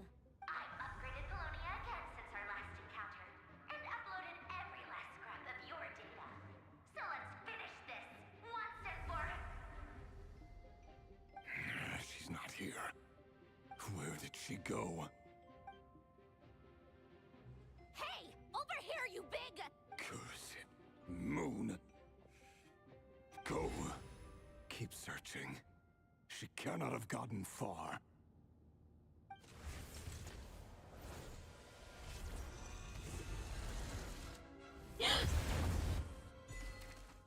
Oh dear.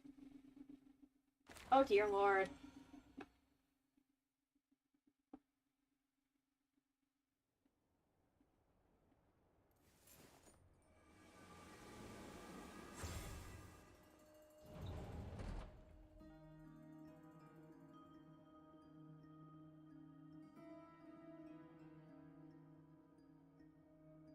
So this is your method for investigating Rerir's past. It almost looks like some kind of ceremony.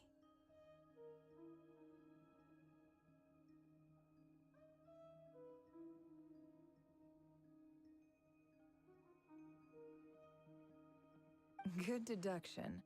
But it's quite a different affair from what you're used to with the Frost Moon Scions.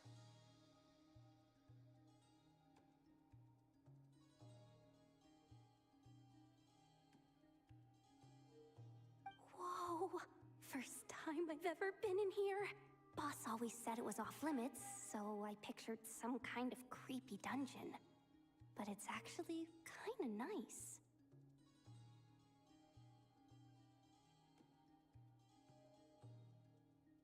Oh, I guess this must be Sumero decor?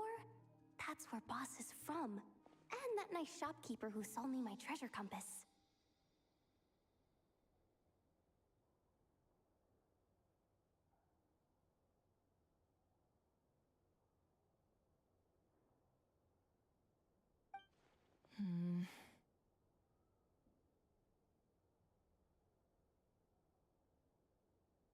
I'm not sure exactly what you've got planned, but it looks like you're all set.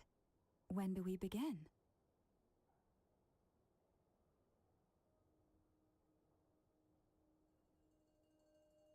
Whenever we wish. But for some reason, I've got a feeling this isn't going to end well. Oh, shit.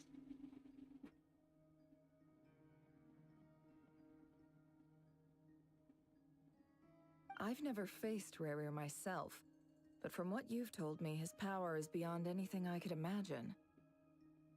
I, on the other hand, am just an ordinary businesswoman. Our paths should never have crossed, yet here I am, forced to make an enemy of him. Yeah, that is a big risk you're taking, but he's also a risk to all of Nod Krai, so... If you ask me, you're about as far from ordinary as it gets. So what are you saying? You're getting cold feet? Once I take a job, there's no backing out. Still, I have to ask myself if the power I'm relying on will even work on an opponent of this caliber. And also how to make sure I come out of this alive if things spiral out of control. Yeah. That is completely fair. Death is the one thing we can take for granted. It is the great equalizer, however unfortunate we may otherwise be. So it's important to consider how to spend what lifespan we have left. Come on, boss. Lighten up. Quit talking about death. It's bad luck. For once, I agree with you. When you're up against a foe like Rerir, there's no such thing as being too prepared. Is there anything I can do? That won't be necessary. I've already made up my mind. Time to cash in a precious favor I've been saving for a rainy day. Oh. Yehoda, I need you to find someone for me. The sooner the better. Oh? Find who? That shady merchant who sold you an overpriced treasure compass the other day. Come on, boss. You're pulling my leg again. In what way is she shady? She showed up when I was completely lost and sold me a neat little gadget that was exactly what I needed. Trust me, she's a good person. Anyway, I know who you're talking about. Don't go anywhere. I'll be right back. Are you talking about Dory? Quit dragging me. I genuinely can't run any further. Yep, Dory. Hey, aren't you? What is it? What's the big rush? You dragged me out of a dream where I was literally swimming in Mora. I'm charging double my usual attendance fee. See, look how easygoing she is. After that rude awakening, she could have completely snapped at us. But instead, she kept it together and just asked for an extra fee. Dory Sangama Bay? I never would have pictured you two doing business together. If you want to make it big in Nod Krai, it's all about connections. Lady Nefer just so happens to have a lot of intel that interests me. And she also did me a big favor in the past. It was back when I first arrived in Nod Krai.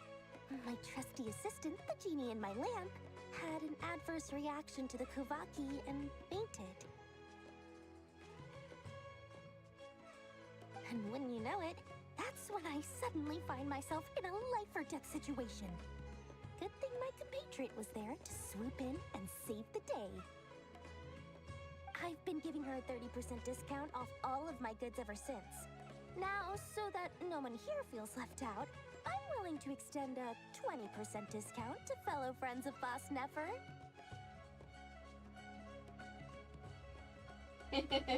Plus, any other friends you send my way will enjoy 10% off.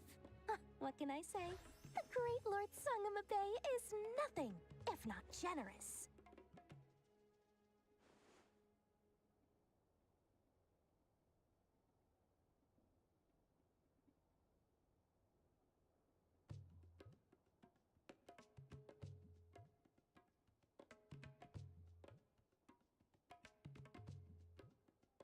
So, let me guess. You've run into some trouble? I've got everything you could possibly need. And the more you buy, the more you'll save.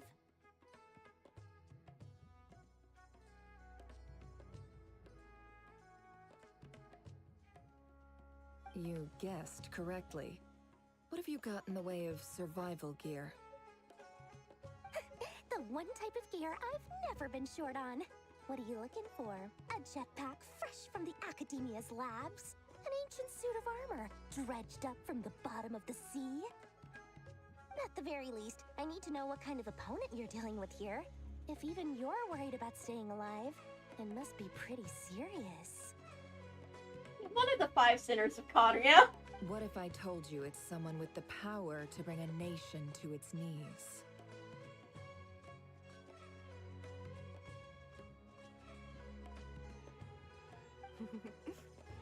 Is that so?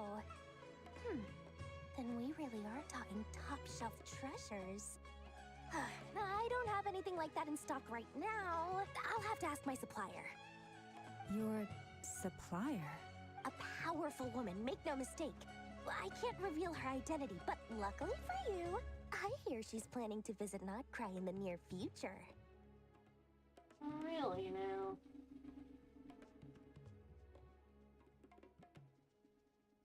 If you're willing to wait, oh, I it's can Skirk. ask her when she's here.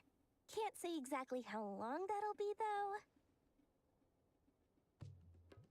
Then, let me put it another way. What would you do if you encountered an enemy like that? Roll over and serve yourself up on a silver platter? Of course not. I have a handy little trinket from one of my generous suppliers, which... Hold on. What exactly are you getting at? No, no! This is for my personal use only! Let's just say I'm borrowing it, all right? Just for insurance purposes. You'll get it back later.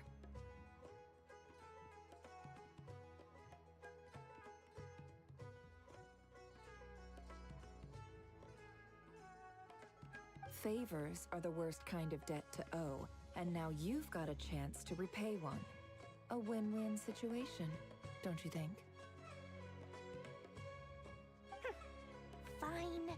You can borrow it for 5 days. No, make that 3. And for every extra hour after that, I'm charging you 1,000,000 mora. Deal? Deal.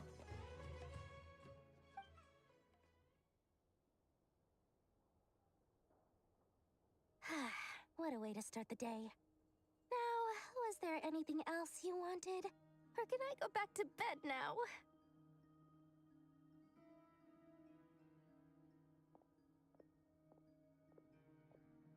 That will be all. Take care now. Don't trip up on your way back, friend. See you later! You're my favorite shopkeeper. Oh, of course Yehoda would fall for scams like that. Excellent.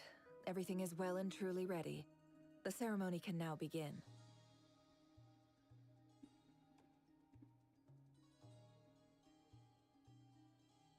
After initiating the ceremony, your minds will follow me wherever I go. You will see many strange things in your mind's eye. Oh. So remember, don't be frightened, and don't make a sound. You're laying down the ground rules.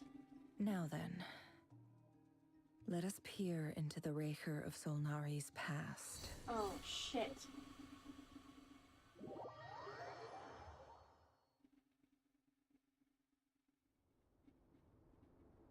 I made it. I don't recognize this style of architecture. Must be Conrian. Yep. Simple furnishings, table and chairs. It's a more ordinary house than I might have expected. Oh. Looks like the fearsome Rerir of Solnari came from surprisingly humble beginnings. Unless this passed for luxury in Conria. Unlikely. It was said to be a very prosperous nation in its heyday. Anyway, I'll keep exploring. Oh, shit.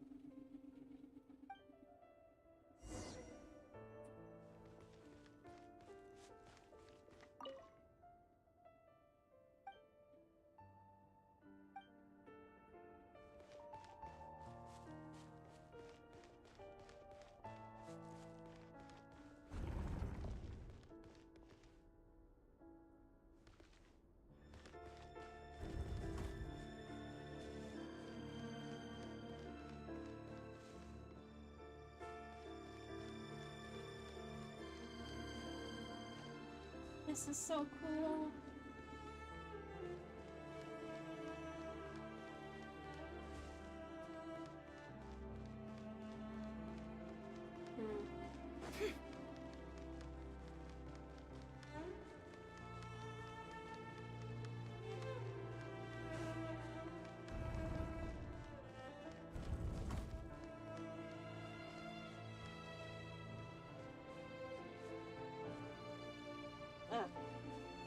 That looks to be like a very uncomfortable bed.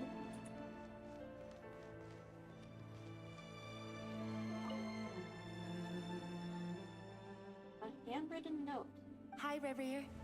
Since you're working extra hours tonight, I thought I'd keep myself busy by checking out that new kebab shop. I've heard good things about their menu. I'll test it out, and if it's as good as everyone's saying, let's go back together sometime. Aww. P.S. New stash from the Universitas Magistrorum. I brought some goodies home. A few teacups and a pin rack. Hope you like them. His wife. They didn't sign their name, but they must have been close. Sounds like they were living together.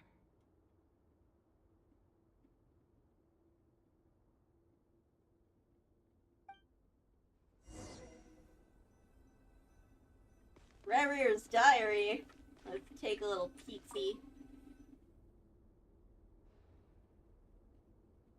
I went over to Joseph's for drinks today. They have a fine collection, but I went alone. Felindis was tied up with something and couldn't make it. Joseph asked why I came alone, but I didn't really have an answer. He then went on to ask about other things. If you ask me, someone who asks that many personal questions is too nosy for their own good. Meanwhile, I'm going through your diary. But if he invites me again, chances are I'd still go. Felindis. That's the same name Rerir mentioned.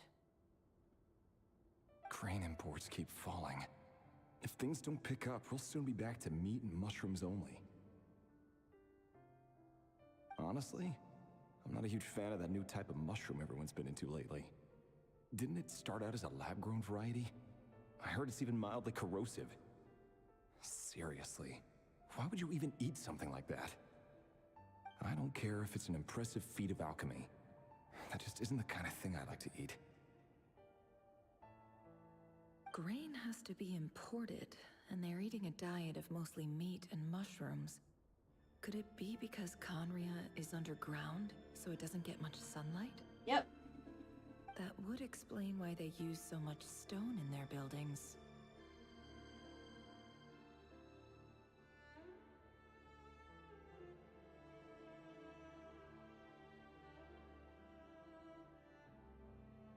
They even use alchemically modified strains for food. Seems like the people of Conria don't have many options when it comes to dining. I've just about saved up enough now. Time to buy it and keep it somewhere safe. Oh? Making a big purchase. I wonder what it is. Most of what's written in the diary are mundane details of everyday life. It's clear that the author was an ordinary Conrian, or at least that they were passing themselves off as one.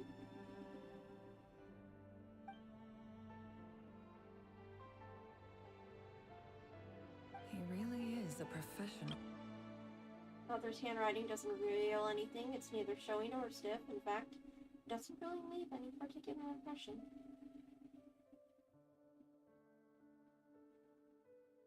No wonder he's so good at covering his tracks.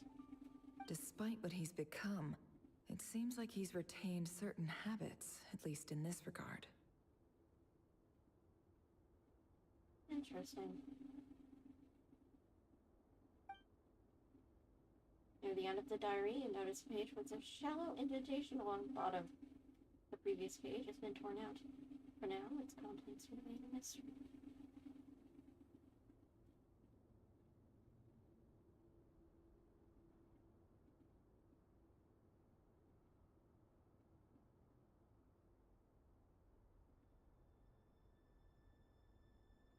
Did Rerir rip it out himself? Someone else rip it out. But pet barks like these leave a trace with something like charcoal to add some color. You just need to find the right angle. When Nefer looks around, she sees a fine charcoal pencil on the desk. Before long, she has restored the missing words. Compared with the forgettable handwriting from before, these lines have been scrawled in a rougher, more haphazard way, as if the person who wrote them was in an emotional state. Before I met you, I was convinced that my heart was nothing more than a stagnant pool.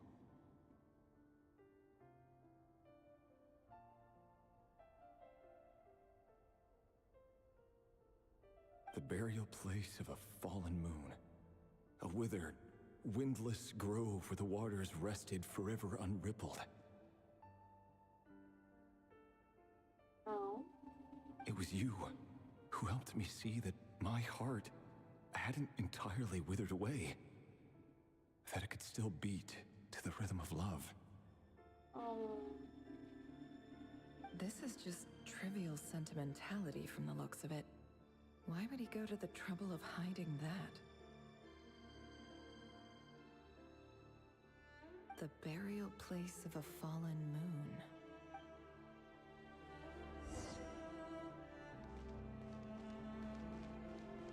This is so cool.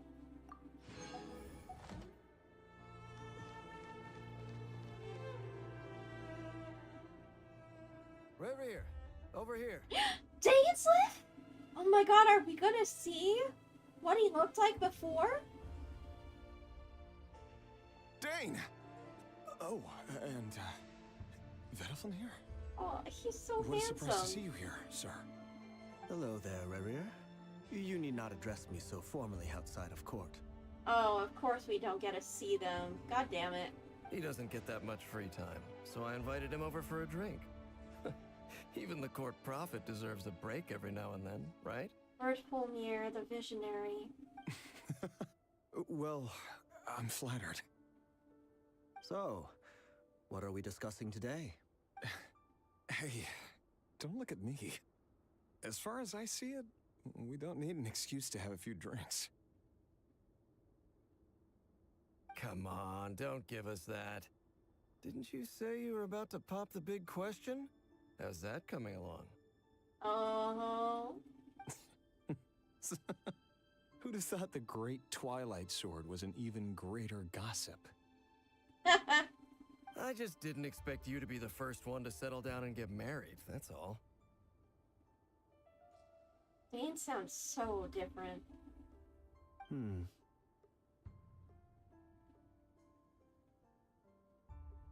Yeah. If you told me that a few years ago, I wouldn't have believed you either.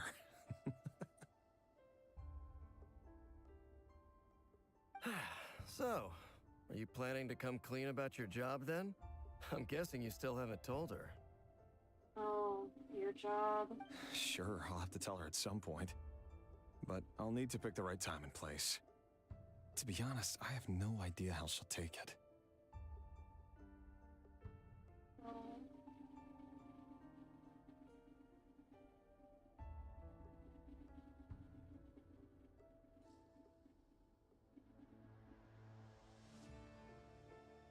Come on, stop being such a pessimist. For all you know, she could be thrilled.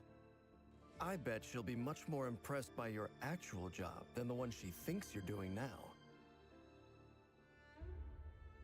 A member of the King's Guard. Quite the cover story. Does the king himself even know? Oh. Of course he does. Anyway, enough about me. How have you been? Me? Same old, nothing much to... Huh? What's up, Ved? Oh, he even calls his brother Ved! It's nothing.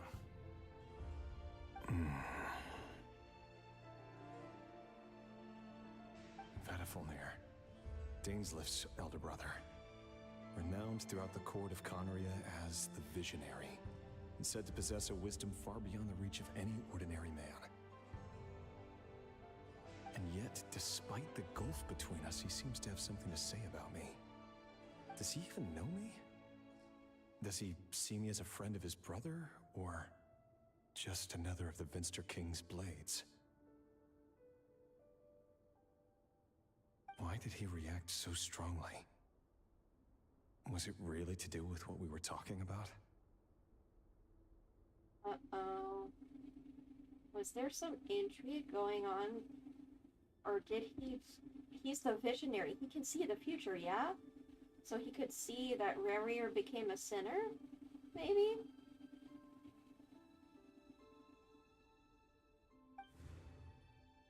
Brown, curly hair and brooding blue eyes. So this is what Rerir looked like back in the day. Perfectly normal. No different from anyone else. As frightening as this monster is in the present, there's something even more unsettling about seeing the human he used to be. Yeah. What's really scary is that all monsters were at one point human.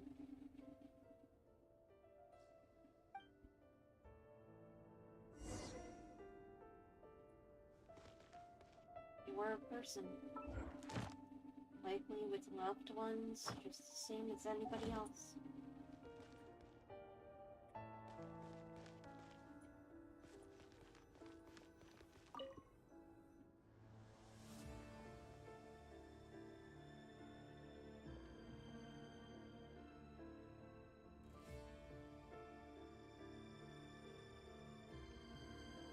Felindis?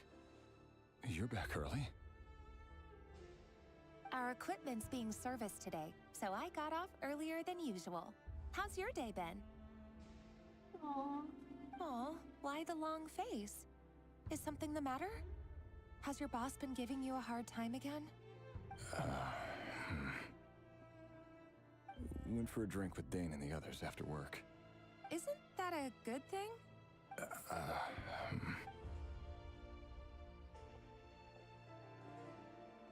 Vedifulnir showed up today, too. You know, Daneslif's older brother. Ah, Mr. Vedifulnir. Yes, I've heard of him. They say that everything he says ends up coming true. Everything? He overheard Daneslif mention that I'd recently proposed, and seemed to have an issue with it. But when I asked what it was, he kept it to himself. So, you're worried? You can be such a child sometimes, Rerir. Oh. We're nobodies. Why would the Visionary be concerned about us? Oh. I wouldn't say that.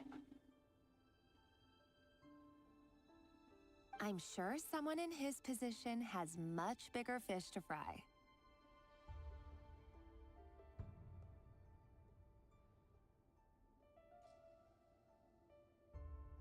Are you sure about that? Maybe you're right.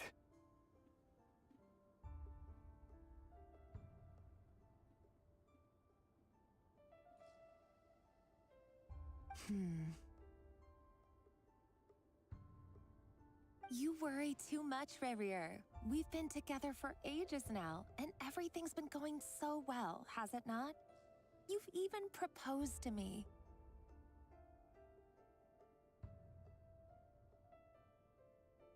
Yeah, but you still need to pop the even bigger question. So, you do remember. Tell me then. What's your answer? Like I said, I need some time to decide. You can't just rush into things like this. We may be nobodies in the grand scheme of things, but if we want things to work out, we've still got to plan ahead. All right. Take your time. Just don't keep me waiting forever. Nobodies. Sounds about right. In the eyes of people like Battlefielnir and Dainsleif, what do we matter? Can someone whose gaze is so fixed on a far-flung future even see the present clearly? Besides, the dynasty's fate rests with the king and his inner circle. Whatever I do, it won't make much difference. Oh. Meanwhile, every idea they come up with and every decision they make, it affects everything.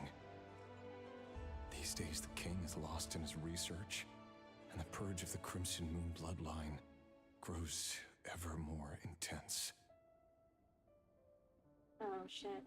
The opposition tried to speak out, but nothing came of it.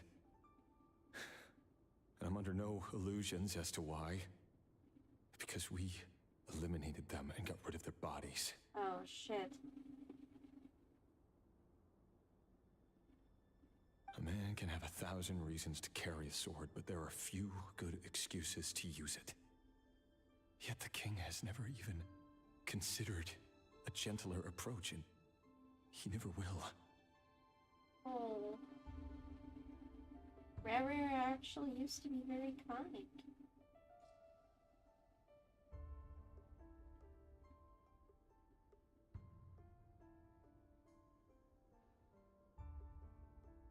What becomes of someone who kills on another's behalf? Can he ever find true peace?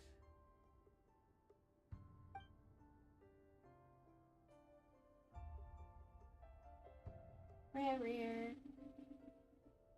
Thelindis?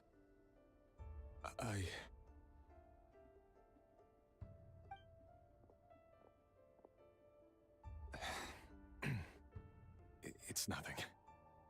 You were right. Fate has never smiled upon nobodies like us. But by the same token, it's unlikely to bear a grudge against us either. There's no reason we can't keep living happily together, cherishing the simple joys of each day as they come.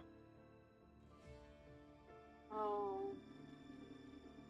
Rerir.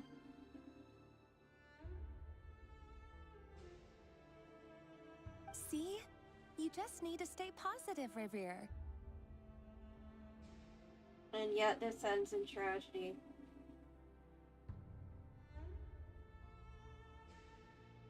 I can feel your warmth, your breath. You're right there, right by my side. And that's what matters, normally. Just seeing you makes me happy in a way I can't explain. And that's something that no one could ever take away from me. So smile, my love. Let go of that frown. Oh, that's definitely something that can be taken away. You're right, Thelindis. I've just been overthinking things. That's better. Getting caught up about things like this will only ruin our evening. Speaking of which, all set for the ball tonight? I need to go get ready. Aww. You go ahead. I just have a few things to take care of, then I'll come join you.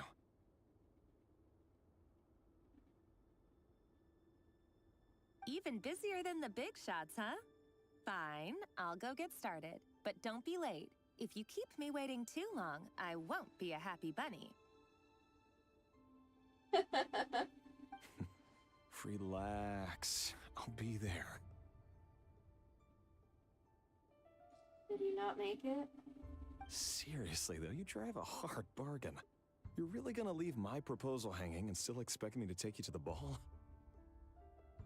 Well, that goes without saying. I already told everyone I'd be coming with a dance partner. Besides, they're two completely different things. Let's take it one thing at a time, all right?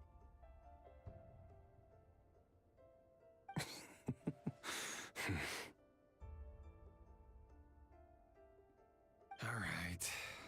White outfit it is.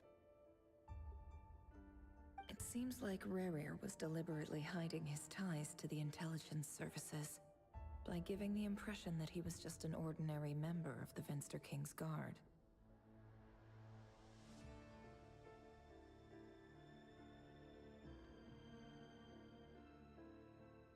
He clearly doesn't want his would-be fiancée to know about his other life.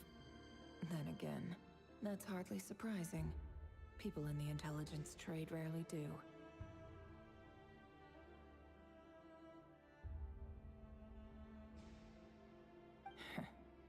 Who'd have thought we were in the same line of work? I don't think anybody would have guessed. Let's dig a little deeper.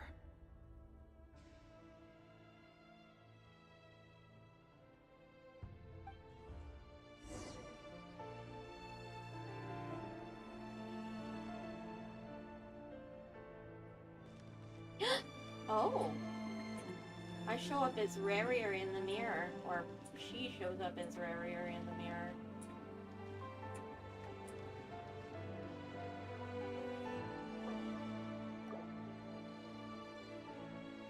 That's so cool.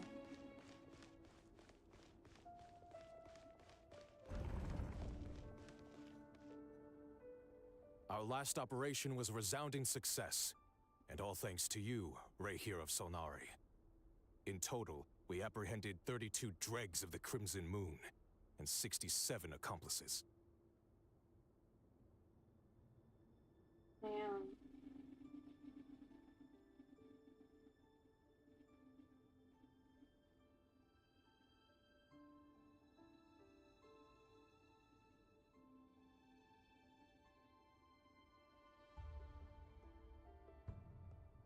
So you were responsible for a bit of genocide. Getting rid of the opposing bloodline. Fucked up.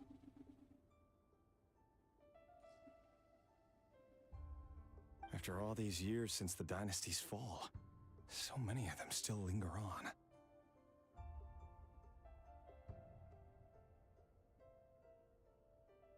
Indeed, it cannot be denied. Yet it was destiny that the Crimson Moon should be overcome by the eclipse, and that His Majesty, the all-seeing Venster King, now guides our nation on the path to prosperity.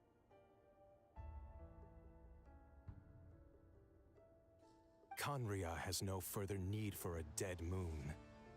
But alas, there will always be those who refuse to see the truth, choosing instead to romanticize the past.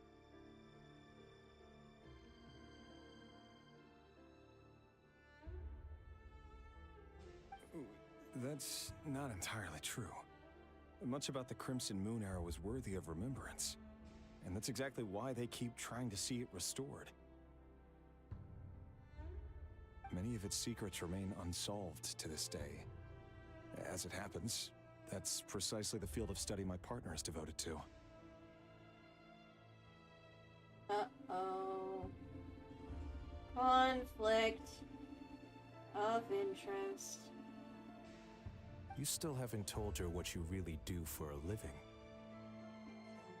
Oh no.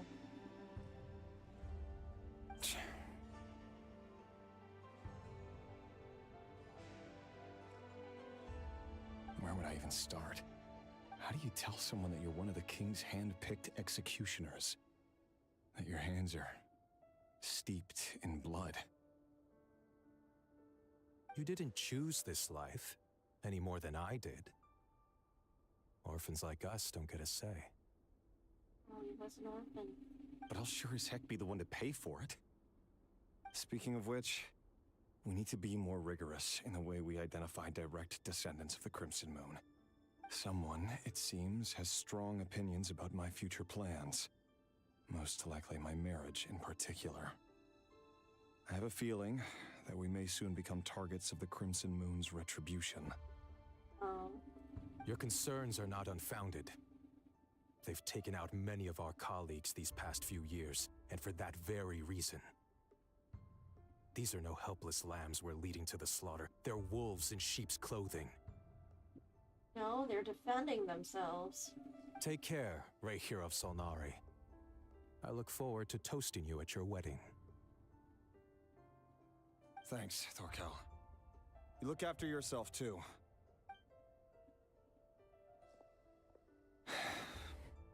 Thelindis, I never wanted to keep this from you. You're the last person I would ever want to lie to.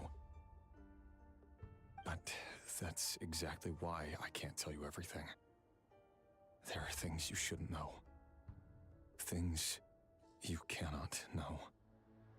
The Moonlit Dynasties are a thing of the past. Yet even now, with the sun shining high in the sky, there are those who would call forth a dead moon's ghost. Could that be why Vedalfnir held back? Or was it because of some court secret he's not at liberty to share? I have to get a clear answer from him. No matter what happens, I will protect Thelindis. No. Oh, sweetie.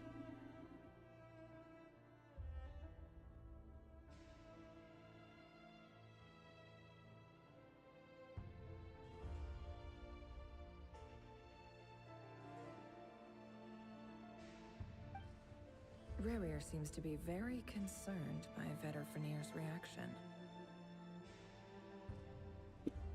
Vedalfnir and Dainsleif, the Visionary and Twilight Sword. So that's what they were really like. I've investigated this whole area now. There doesn't seem to be any other memories here. Should I try somewhere else? Wait a second.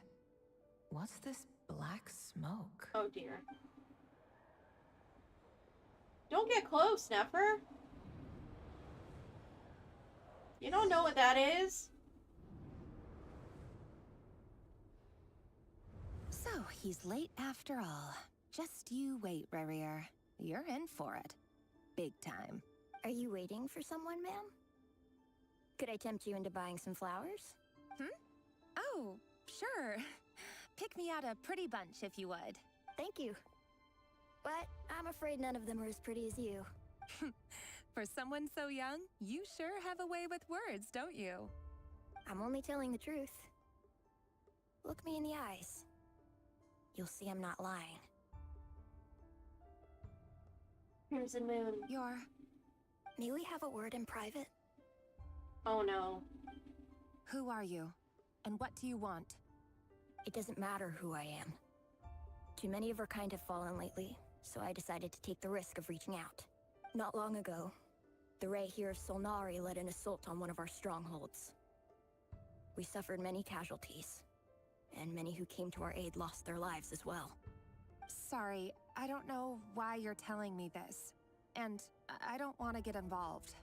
Wait, hear me out. This time we finally got a clear look at his face and learned his true identity. His name is Rerir, and he claims to be one of the King's guards. What did you say? A cruel irony, isn't it? The man you're set to marry leads a double life as a brutal executioner. But surely, you must have caught a whiff of the blood on his hands. Why are you telling me all of this now? Simple. It's because... How strange. Rerir was nowhere to be seen in that memory. It clearly belonged to Thelindis.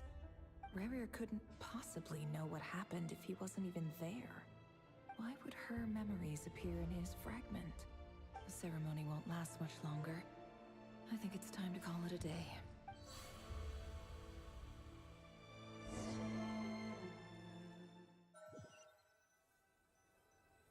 Oh no. So that was your doing? Did you just pull us inside Rerir's fragment to spy directly on his memories? Any more questions, and I'll have to start charging. I had no idea you could do that, boss! Seriously, that was amazing! We're not worthy. We're not worthy! I gotta admit, though, I'm itching to see what happens next. Feels like we barely scratched the surface. Yeah. I'm just as curious as you are, but the ceremony only allows for limited time inside. That's all we can see for now. Luckily, we managed to learn quite a lot. Yep. So far, so good. I just hope the others are doing okay too. About that. Especially the group with the Traveler. Their mission is a risky one. Let's hope it's all going smoothly. About that. If you're worried about them, go see how they're doing. If I know boss, she's gonna need some time to write up all the details and make sure it's all coherent. I'll stay behind to lend a hand, but feel free to head back and meet up with the others.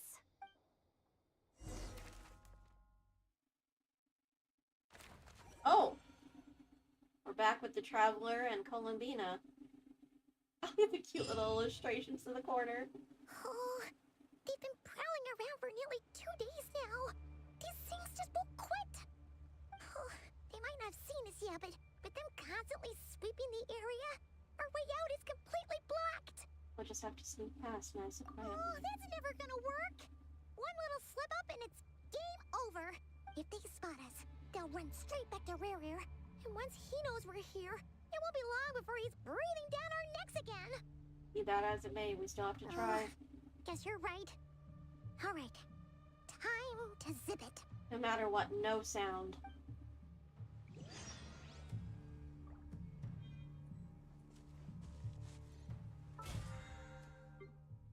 I know that's asking a lot of you, Paimon.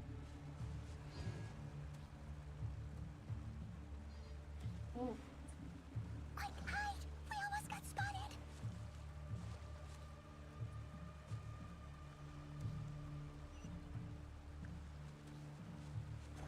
Phew. That was a close call.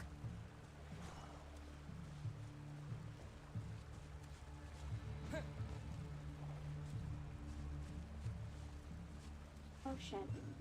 Watch out! He's coming this way! What do I do?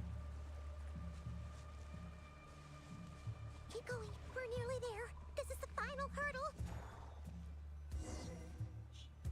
I'm not quiet. Oh, there's no end to these things.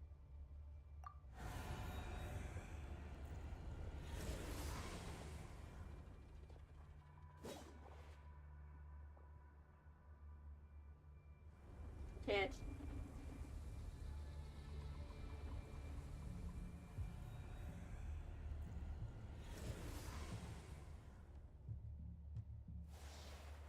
Fire. Fire?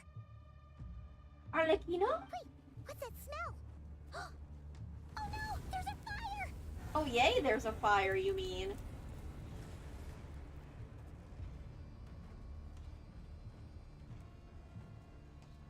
It's Arlecchino.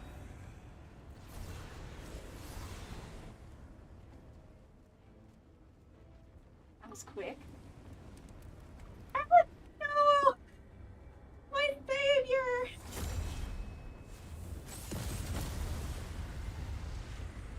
Oh, badass. Zandrone was right. You look weak, Columbina. Oh. The old you would never have let such lowly creatures bar your way. Word has it that you did something for the Tsaritsa, and that's why you've lost most of your power. Freedom comes at a heavy price, doesn't it? Oh. It's Arlecchino! You came! Hello again, Columbina. And greetings, guests of the House of the Hearth. It's been a while, Harlequino. My girl!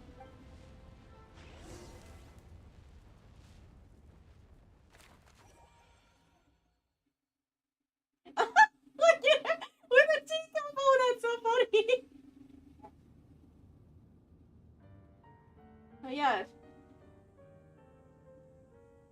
Yeah, you didn't win, did you? Stupid Rerir of stupid Solnari. Ugh, whatever. I've got all the data I need. Next time we meet, you're finished. Ah, girly.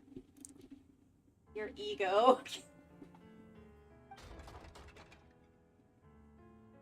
Aw, poor Bosco, no one. He sure doesn't pull his punches. Excuse me, do you need a hand? Who the fuck? You can do me a favor by staying out of my way. Can't you see I'm busy? Wait a minute. I recognize that voice. Hello, Miss Sandrone. Father sent us over to help. Libby! And Lynette and Fremine! How considerate of her. Hey, Fremine, get over here and help me fix this. Lenny, you do your thing. Just keep your sister away from my machines. Nearly every machine that cat girl touches ends up going haywire. Go put her on cleaning duty or something.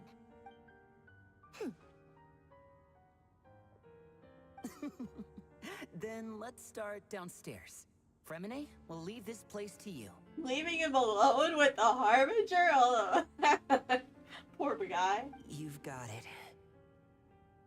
You can do it, buddy. Wait a second. Pretty sure there's still some tea in the cupboard. If you want some, you'll have to make it yourselves. Aww, you really are secretly sweet.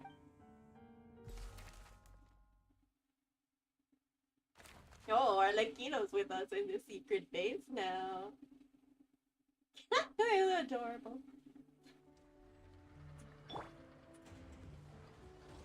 Girl, let me turn in the commission before the day rolls over. Add Astra. Since I Thank you for complete. used up the rest of my pulls to get a second Flint, I got a Flint's constellation. Osmanthus wine Oh, tastes Lord. the same as I remember. I have him at C1. I don't normally pull for constellations, but it's Flynn's. I had to.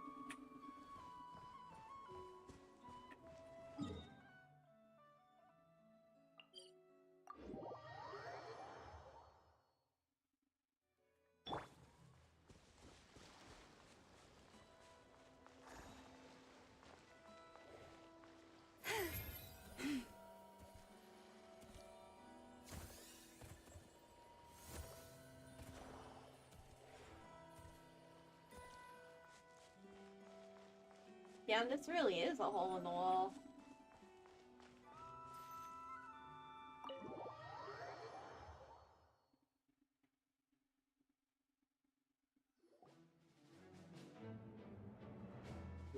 Mission time. It's a relief to see you all made it back in one piece. Planning for war. Huh? Feels like there's quite a few people missing. Where's Flint's and the others? And what about Nefer? I returned ahead of them. Flint is helping Ino and Anefa to set up the decoys and buy some time. As for Miss Nefer... Boss is still wrapping things up on her end. She sent us back to fill you all in on the top secret intel we've been gathering. I see. Then let's get right into it. But first, who do we have here? You brought someone else in to help? Yeah, we kinda... Hi, this is Arlecchino, number 4 of the Fatui Harbingers. Greetings. I was invited here to help as a longtime Tea Party companion of Columbina's. You may call me Arlecchino. Surely it can't be. Yep. Those eyes. Oh, where have I seen them before? Wait, of course. In those memories we just saw. The only Arlecchino I know is the fourth of the Fatui Harbingers. So either you share a pretty uncommon name, or you're more than just a tea party buddy. You're well informed, Grandmaster. A man from Mondstadt living all the way out here in Nod Krai, and yet the people and affairs of Snezhnaya seem to hold a special place in your heart. Oh, the feeling's mutual. Sounds like you know all about who I am, too. A Fatui Harbinger. 2 Fatui Harbingers! Or 3, really, if you count Sandrone. The atmosphere in here just got really tense. Guess we can't just start trusting Fatui Harbingers, even at a time like this. Anekino's a good friend of mine, don't worry. I must admit, though, I'm a little curious. Seeing as the moon goddess no longer belongs to the Fatui, what makes you so willing to put your neck on the line here? Nor does Nod Krai belong to Mondstadt, Mr. Varka. Yet still, you're fighting for it all the same. Things don't always have to have a tangible payoff. Sometimes, stopping things from spiraling out of control is a higher priority than chasing the spoils of victory. Very wise. Of course, I can't say there's nothing in it for me at all. But that's between Columbina and myself. Arlecchino was instrumental in helping us save the whole of Fontaine. I'm confident we can trust her. Forgive me. I don't mean to doubt you. It's just that the Fatui really have been the source of many of our troubles. We have our own way of doing things here in Nod Krai. But ever since they arrived, the Fatui have treated us with nothing but hostility. Oh, Alma. I know there's been a lot of bad blood between us in the past. I've done my utmost to avoid friction whenever I could. But sometimes fundamental conflicts of interest simply can't be settled amicably. That's why I'm here solely in a personal capacity. This has nothing to do with the Fatui. As a gesture of good faith, I'll be frank. I can help Columbina track down the iridescent moon's marrow, which will help her restore more of her power. Anyway, what else is on the agenda? Let's begin. She says she'll be frank, then completely skips over the details. Looks like she doesn't want to give away too many secrets after all. But she clearly wants to change the subject. It'd be awkward if I tried to bring it up again now. I guess we'll just have to go along with it. She's the fourth of the Fatui Harbingers after all. One look and you can tell she's not someone you'd want to mess with.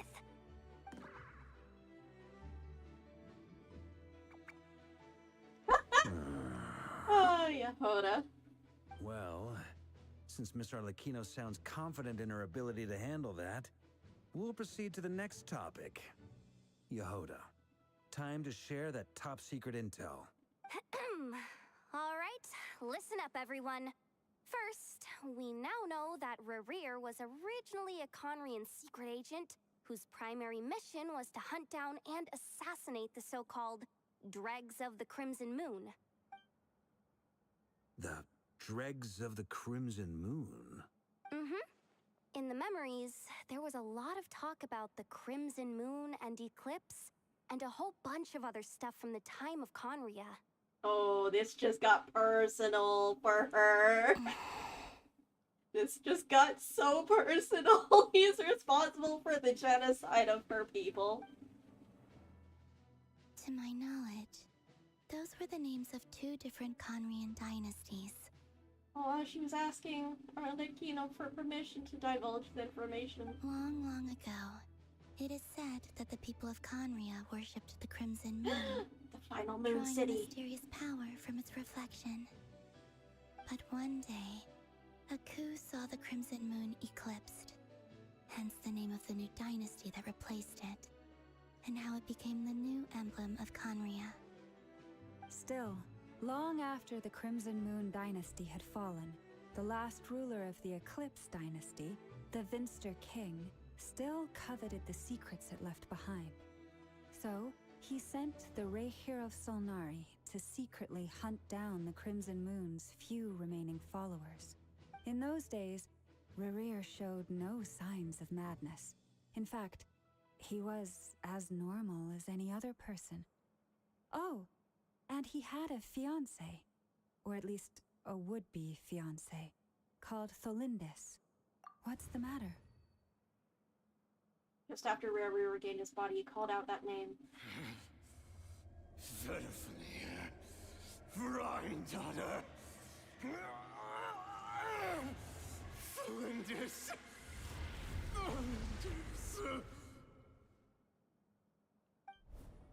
Interesting. Anything else? What about this would-be fiancé of his? Do we know anything about her? Well, she was a researcher at the Universitas Magistrorum, but it felt like she was hiding some kind of secret. Oh, and one more thing.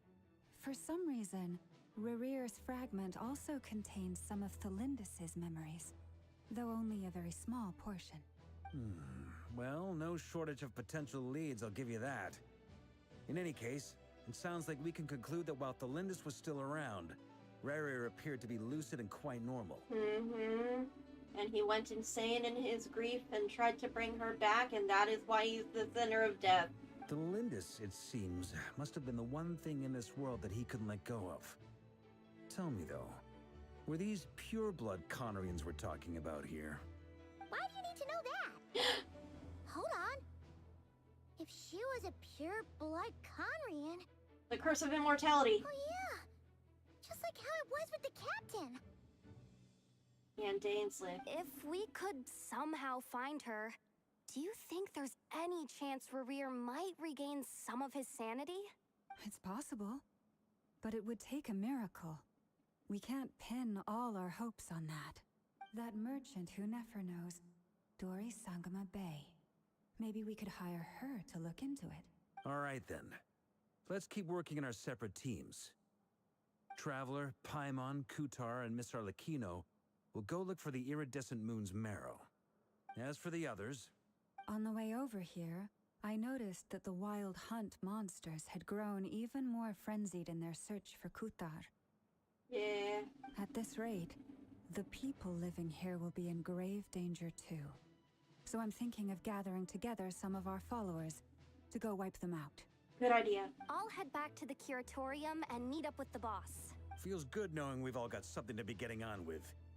Given that the Wild Hunt has been a lot more active lately, the Lightkeepers have likely begun their own operations too.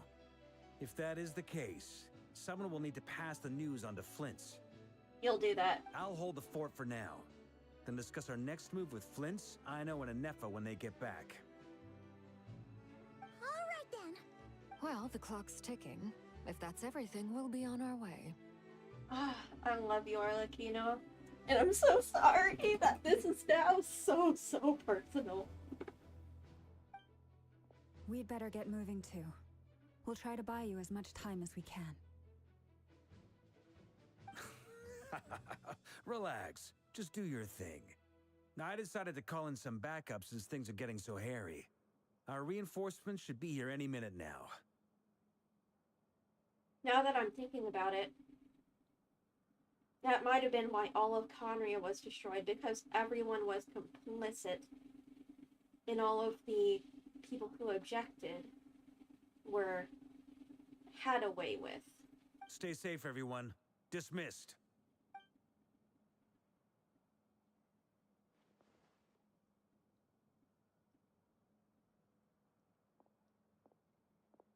How interesting, though. We're back. Did we get here a little early? Or a little late? Little late. A tad late. The others have already set off. To summarize, our resident moon goddess has found us a new ally, and Boss Nefer has uncovered some promising info. Everything going smoothly on your end? Not great. I don't know how long we can stall them for. The decoys are getting taken out way faster than we imagined. I'm gonna make some more later, but I need a timeout first. I'm so tired right now. Oh, poor Ino. You must be working yourself to the bone. Oh, right. Inefa, could you fill in Uncle Varka on what we just discussed with Flint's? You're just a baby and caught up in this war. Jesus. Sure. Uncle Varka, you previously told us about how when you went to investigate a source of the Wild Hunt in Amsvartnir, you discovered that it was just a diversion. But according to Flintz's intel, several outbreaks of the Wild Hunt had already occurred in Nod Krai in the period leading up to that. That was before Rerir had regained his body, when he was far from regaining his full strength.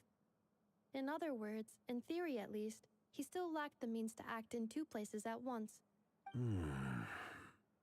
Flins, with everything that's been happening, the Lightkeepers across Nod Krai are rallying to fight back against the Wild Hunt. They're gonna need your help. I know, I'm sure you're capable of coming up with something far more effective than decoys. But for now, you should stay here and get some rest. And Effa and I will head back over to Amsvartnir to see if there's anything I missed.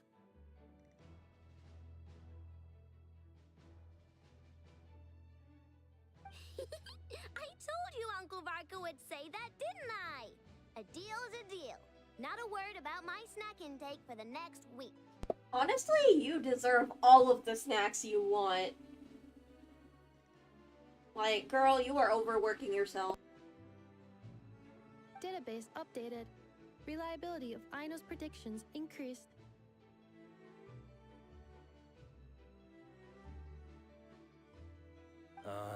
What does that mean?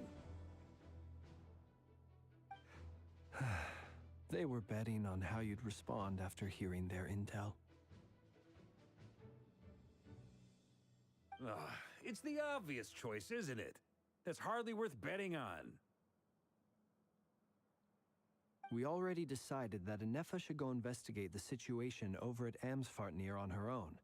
You might as well stay here and keep watch. Someone needs to hang back and oversee our strategy meetings. And besides, you still haven't fully recovered from ambushing Rerir. Oh, shit. He was hiding that, huh? So I've ended up with the easiest assignment. Well, I appreciate it, everyone. See you when you get back.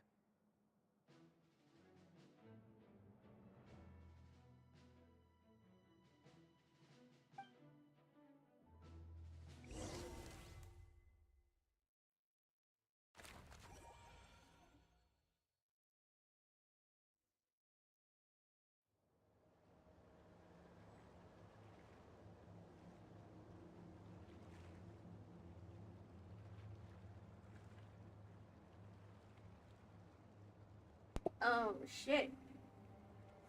A place the knave mentioned.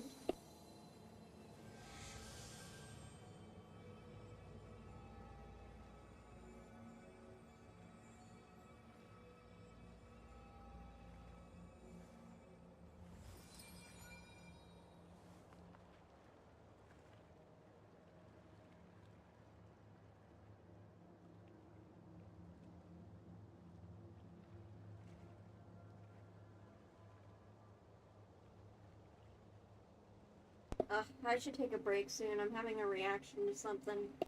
If ever you find that the animals in Nod Krai behave in ways you do not understand, just ask me and I will explain.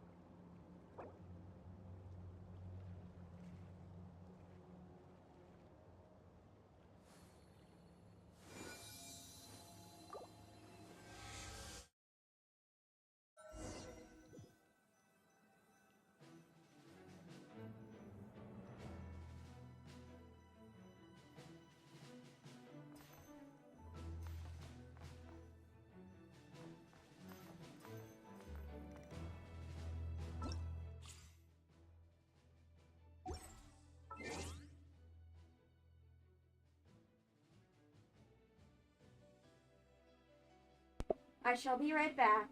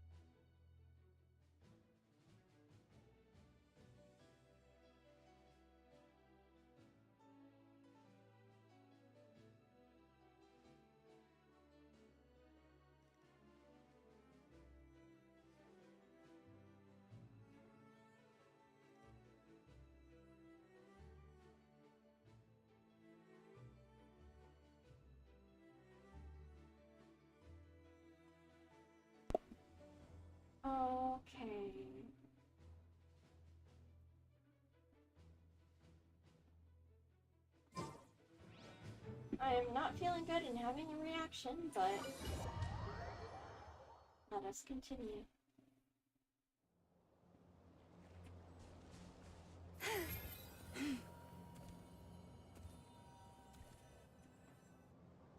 Here, this will serve as a good spot to cross over. Cross over? Arlecchino, hold up a second. Since you brought us all this way, would you mind telling us what you've got planned?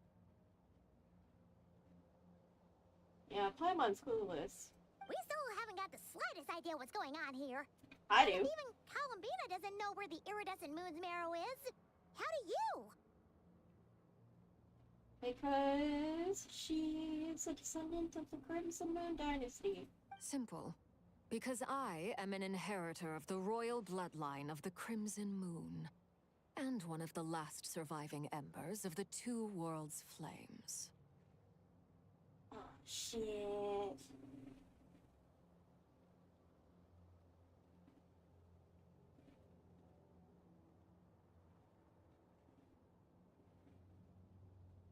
Huh? I knew it! Are you serious? As in, you're a descendant of that Crimson Moon Dynasty we were just talking about? The one from ancient Conria? Yep, that very one. Your surprise is understandable. I was also taken aback when I first learned of it. I'm not surprised at all. I knew this. But the more I thought about it, the more I realized the signs had been there all along. When I was young, I discovered I could wield a very special kind of fire. It coursed like blood through my veins and smoldered away inside my nerves. What's more, whenever I experienced strong bursts of emotion or drew too deeply on this power, it was like some kind of presence within the fire would begin to gnaw away at me, consuming me from the inside out. Your hands. Exactly. That is why my hands are like this, too. At first, I saw it only as a curse, but once I became a harbinger, the jester apprised me of the truth. Oh, shit. Together with my own investigations, over the past few years, there are several things that I have gradually come to understand. For instance, take the so-called Crimson Moon. In truth, it is nothing more than the shattered remnants of the iridescent moon, fused with the abyss to prolong its lifespan. Yep. Since this blood flame was bestowed upon me by the Crimson Moon, it is a fusion of the iridescent moon's former power and the corruption of the abyss. You all understand the nature of the abyss well enough. I draw upon its power, and in return, it hungers for my soul. This strange blackness is the mark of corruption it has left behind.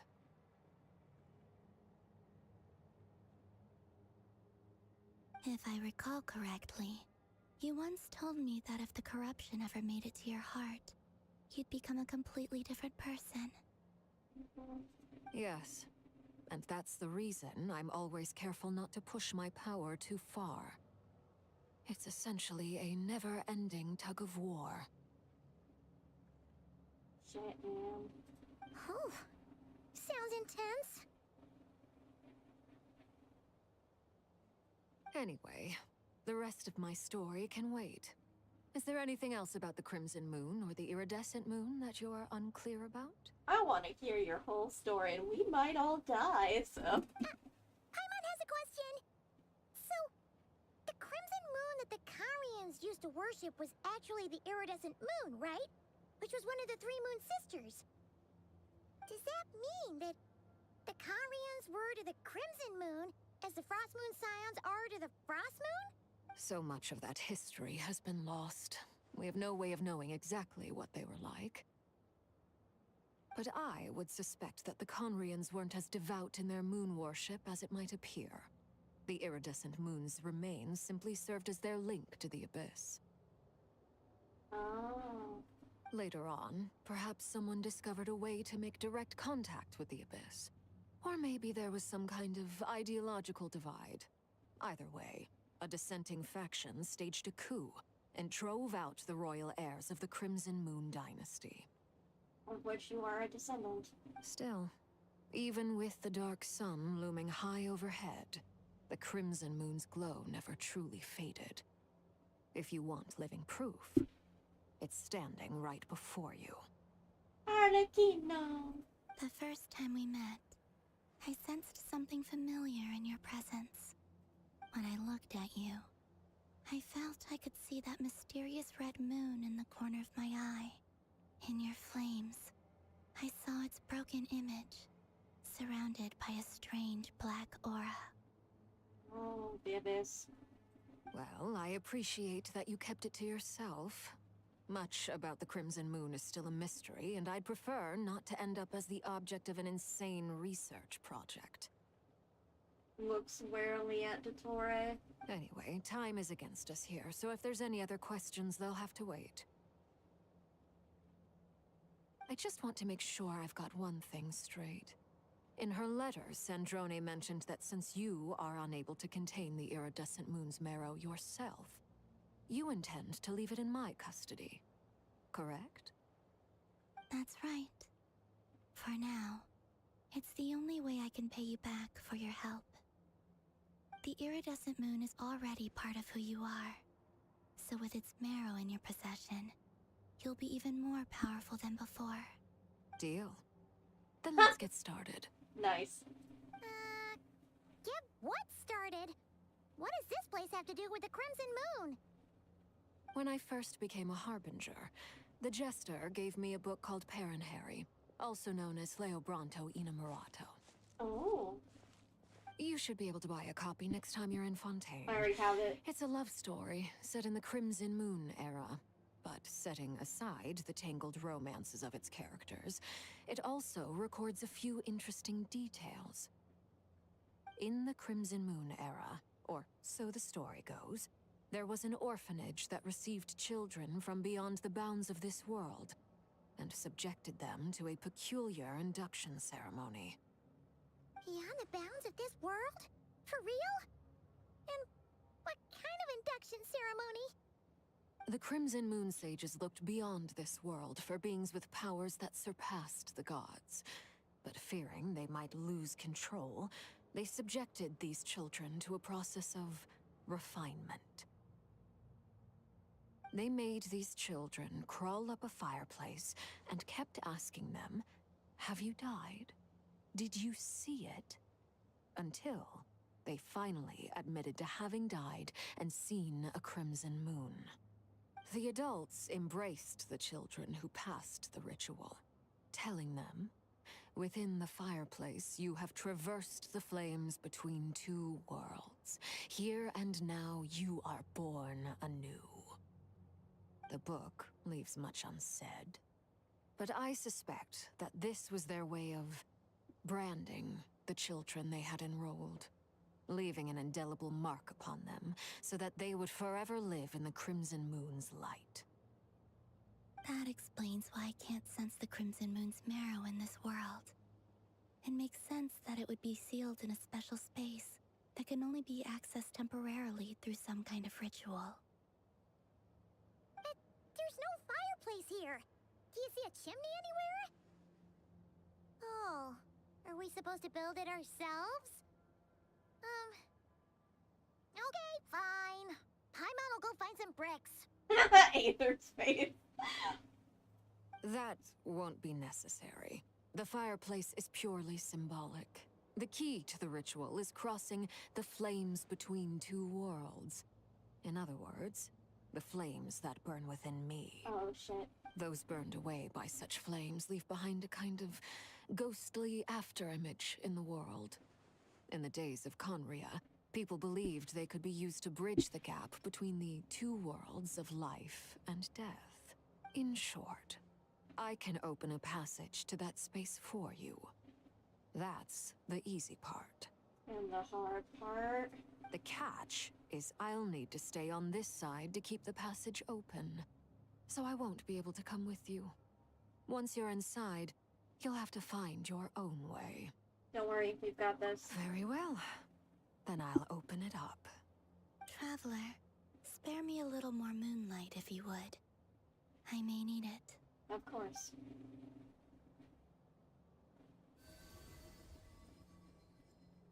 Thank you. I feel like I've recovered some of my strength now. It should be enough to move us across short distances and confront whatever dangers might await.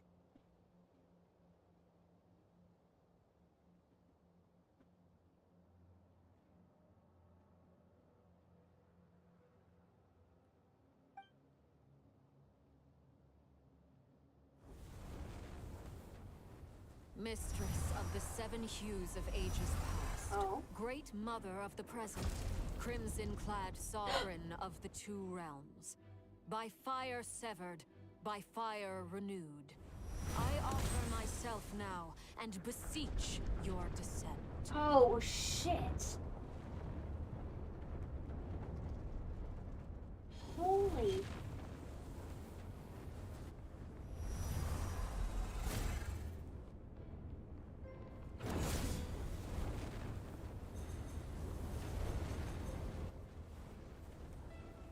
Holy fuck.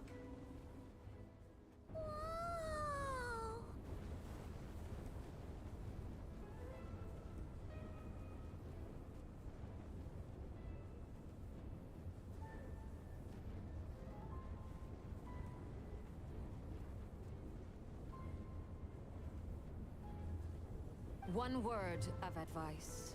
As you're crossing over, no matter what voices you hear, do not answer. Got it!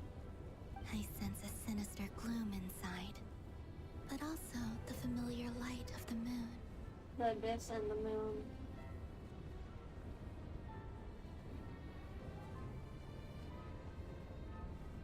I feel that I am about to meet an old friend who has changed beyond all recognition. All right, let's go. Oh, shit.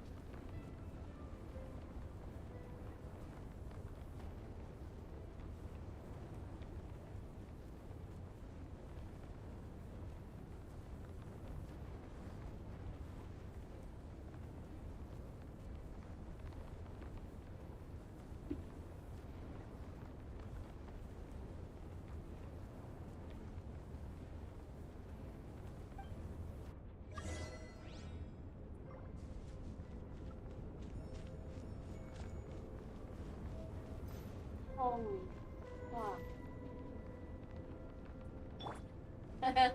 Archon going to the moon. Oh, no, hold up.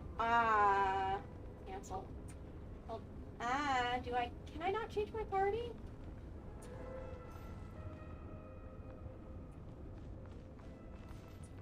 Makes sense. We are in... I would have loved to bring Arlecchino in this. But alas. Oh, shit.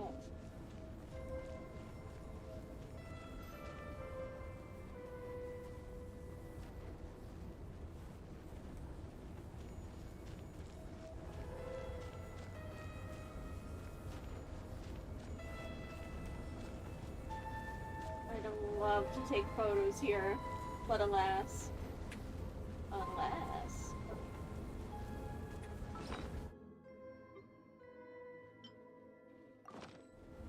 Nope, I'm not allowed. It is forbidden.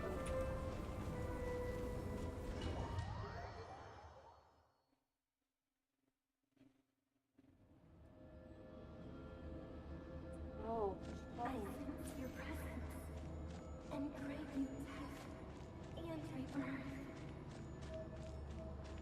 Wait, why are you?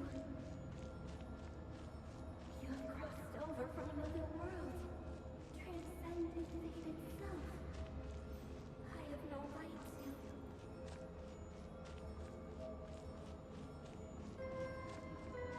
Oh, shit.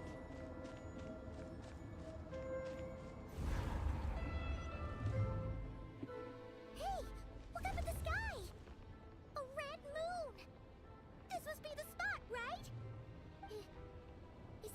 abyss? It's practically filled the entire place. What now? What a tragic sight. Fragments of your broken body, seized by the abyss, and hung up aloft like mummified remains. Iridescent moon. Was this truly what you wished for? Oh. Iridescent moon. Careful! There's something spooky about this place. Feels like something is lurking in the fog. Paimon's right behind you. Whatever you do, don't run off without her.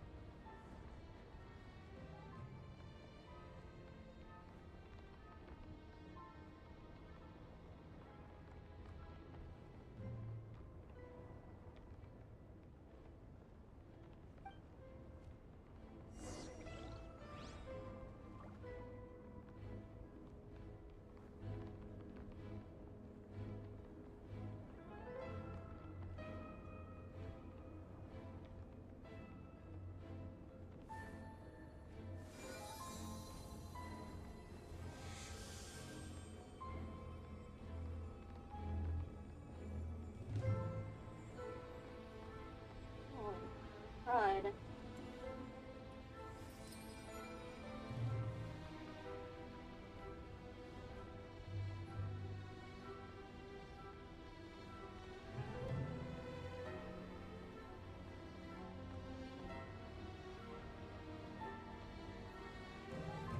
Even when the night is gone, and even when the sky is hidden from view, still the moon shines its light upon you.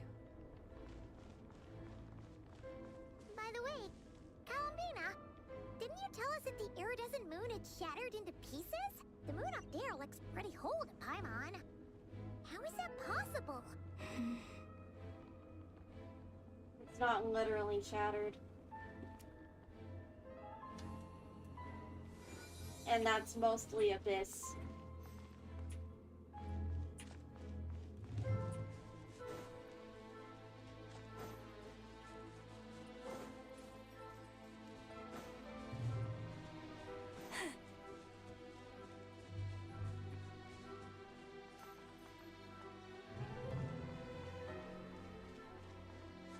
We're not going to be facing Wild Hunt here, so I can go to my usual team.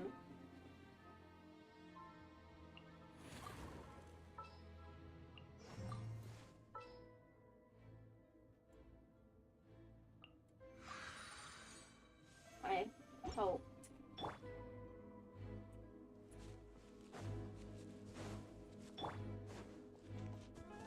Transfix! Stabilize!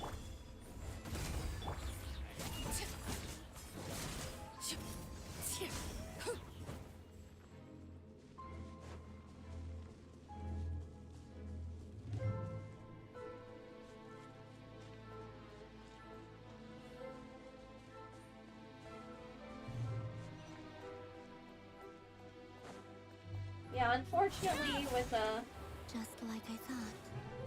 It was only a facade.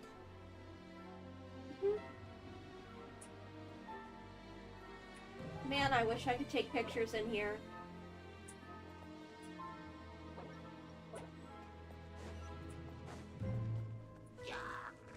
Overruled! Solidify!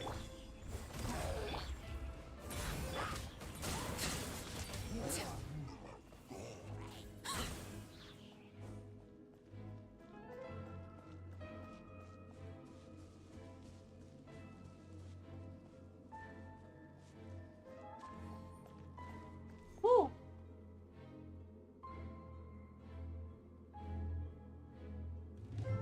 Aw, man.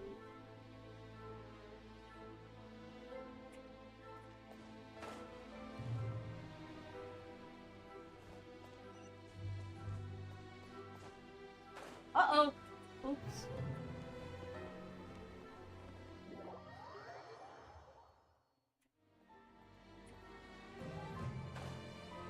Annoying, but whatever.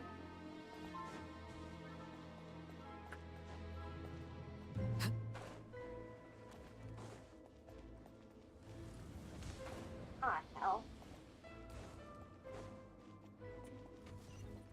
Transfix. Gather. Live.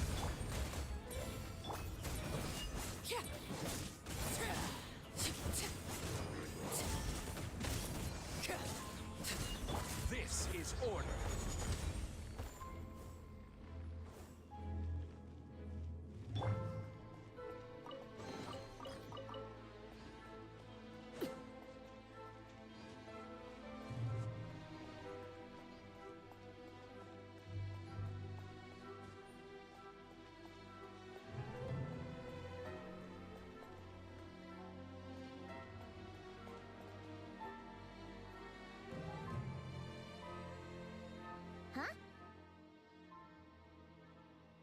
The iridescent moon's marrow is up there in the sky. Huh? For real? That's way too high! There's no way we'll be able to reach it! No. I'm not sensing anything up there.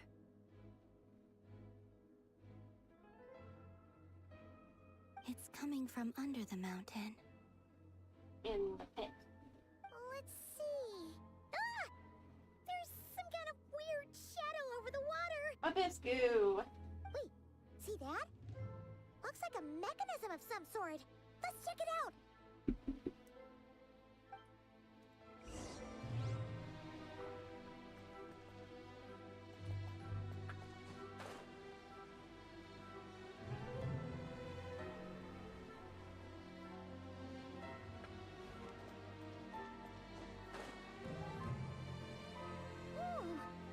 Looks like a device from the time of Kalia. Maybe people once came here to study the Crimson Moon's domain, and they left this behind. Oh, if we can activate it, we might find some clues.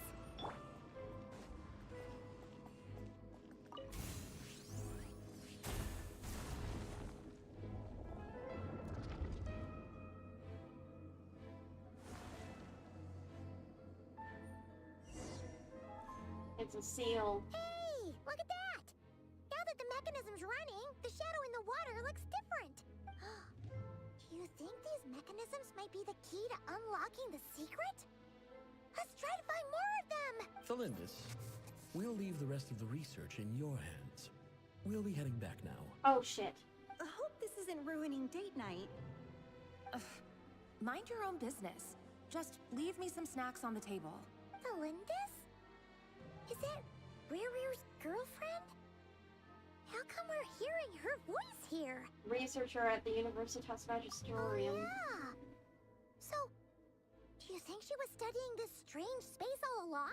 Oh. The Abyss has made this space extremely unstable. Maybe that's why some of the things she said and did were preserved here. Like echoes. Or after images. Yep. Whenever I see this view, it takes me back to a poem from my childhood. Oh. Waning moon, oh lifeless damsel, weeping on the mountain crest. Mourning still in wistful tone, her fragile soul now laid to rest. Oh. For me, of all people, to be here investigating the mysteries of the Crimson Moon space. Is it a coincidence? Or something more? Oh, shit. And their goals were unaligned, and they had a conflict, and he ended up killing her, didn't he? And then trying to bring her back to life to make up for his mistake? Or no? Yeah! Transfixed! Gather!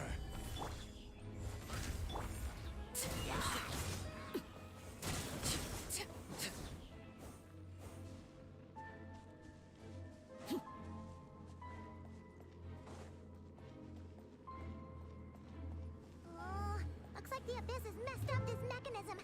We need to find a way to get it working again. Let's see if there are any other devices nearby.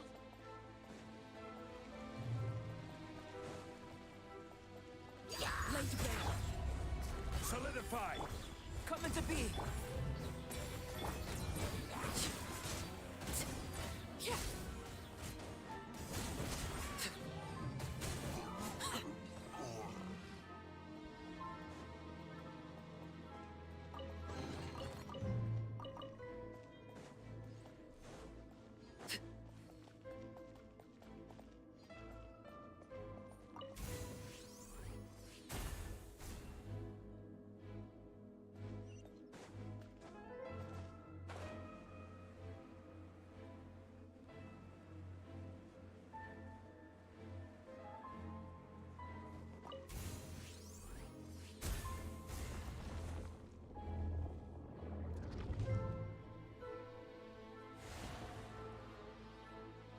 The shadow of the Crimson Moon.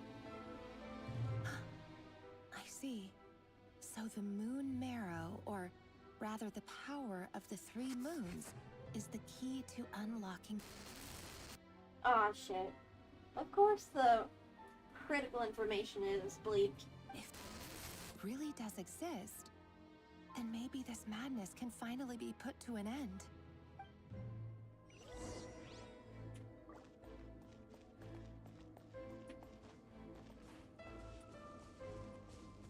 Unfortunately, it's never that simple.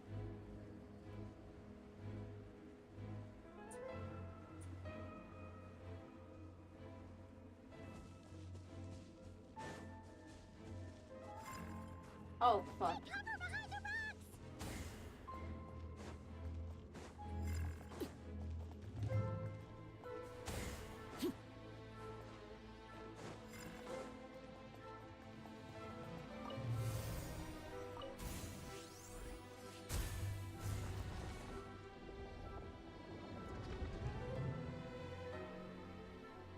It has become clear. Its reflection. Or the real one. With the Abyss inhibitors in place, I should be able to access the chamber with the moon marrow. Oh, Rerir, with every step you take, you're drifting further from what you truly desire. But you're not the root of the problem. Ever since that outsider set foot in Conria, the Vinster King has sunken deeper into madness. Oh, shit. Are you talking about Lumine? The Abyss Twin? If only I could get my hands on that outsider.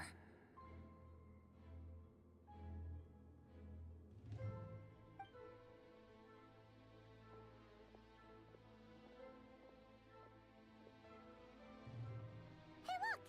The moon's reflection is back to normal! Elendis' voice mentioned a chamber with the moon marrow. Do you think maybe it's hidden in the moon's reflection? Yeah. That is what I concluded when first seeing this. It must be. For within it, I sense the fragile aura of a dying soul. Then there's no time to lose! Let's go!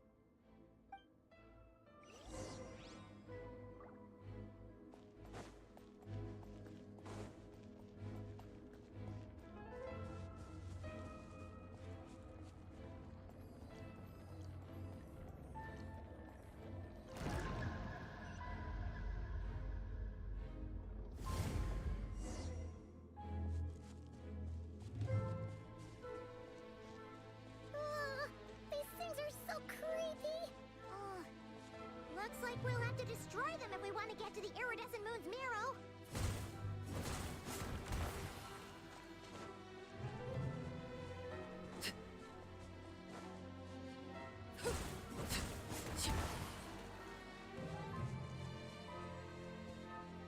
That must be the iridescent moon's marrow.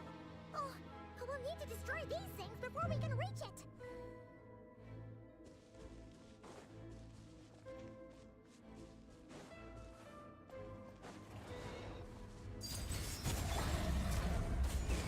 We'll have order. First point.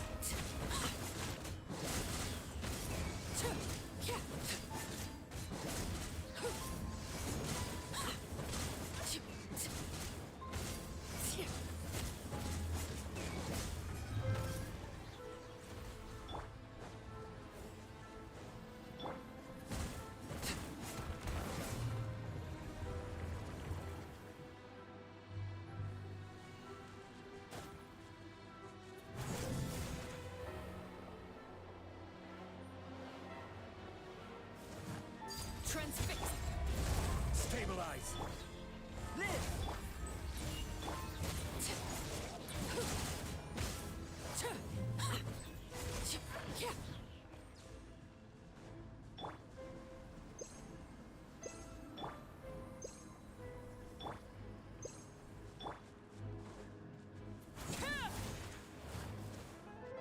Overrule! Solidify! Witness my great undertaking!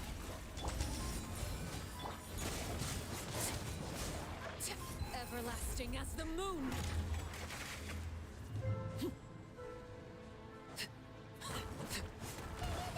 We're so close!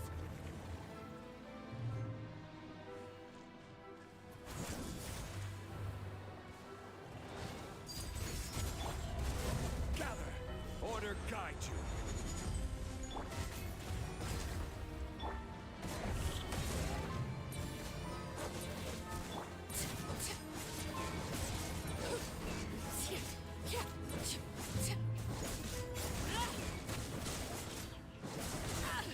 I hear the children singing.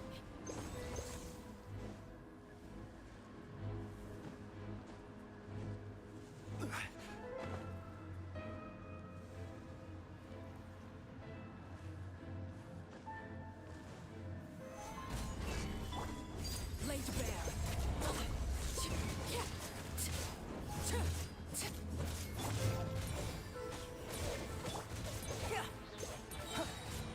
Moment of birth! Come into being! I will have order! Crumble!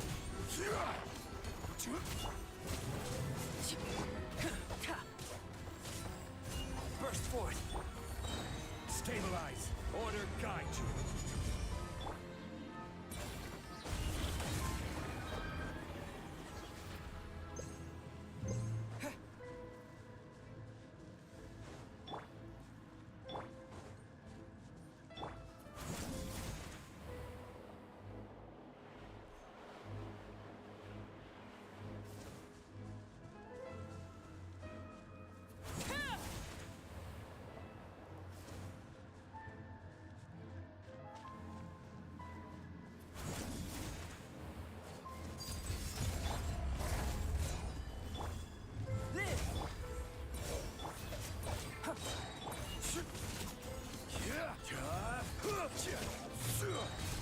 I will have order!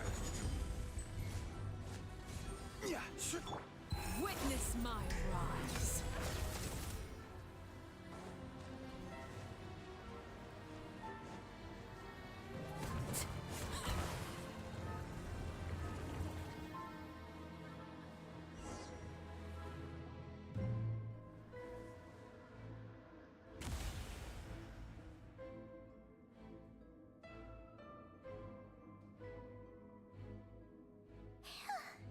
We finally did it!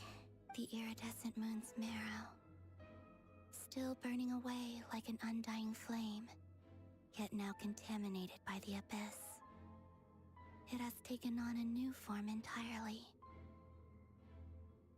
If we can purify the abyssal power within, Oh hell, I we have should be able myself to obtain muted. its untainted essence. Oh boy. Good luck, Aether. You're getting good at that. It's so cold. She's alive. Is it you? Are you here? Huh? Are you talking to us? At long last, I can see you once more. Our fates have crossed, and I am finally free. Oh. Whichever moon she was, whatever her name. She sounds so gentle and sweet. I'm sorry. I lied to you. Even knowing what was to come, I still couldn't let go of the fear in my heart as death drew near. The moment the moon shattered, my body began to split apart piece by piece. Like I was being cut into pieces by 1,000 blunt blades. Oh dear God. My thoughts scattered as the cold crept in. But I could not bear to fade away like that. Tell me, what was it that brought you to us all that time ago? If only I had possessed your courage, then I might have been spared this torment, more painful than death. Oh shit. You look so puzzled. That's how I felt too when I first saw you. But trust me when I say that everything happens for a reason. Farewell, Hypo. Hypo? What was that all about? Was that the goddess of the iridescent moon? It sounded like she was speaking to a long-lost friend. But none of us have ever met her before, right? But she did meet the previous Frost Moon. Perhaps. She took me for the goddess of the frost moon she once knew. For a fading soul like hers, our auras must be too similar to tell apart. But anyway, we've got the iridescent moon's marrow now. That should help you regain your strength, right? Alright. Time to leave this place and meet back up with Arlecchino. Let's go! Is it really going to be that simple to leave? That's odd. This place looks different than when we came in. Purifying Waning moon, oh lifeless damsel.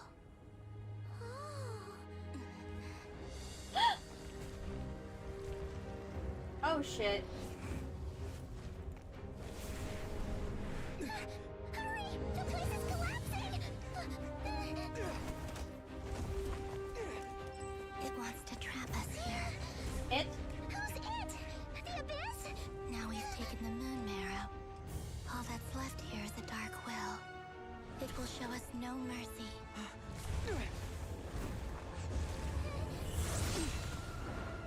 Oh shit. Give it back! The crimson moons! My marrow! My heart! Oh shit.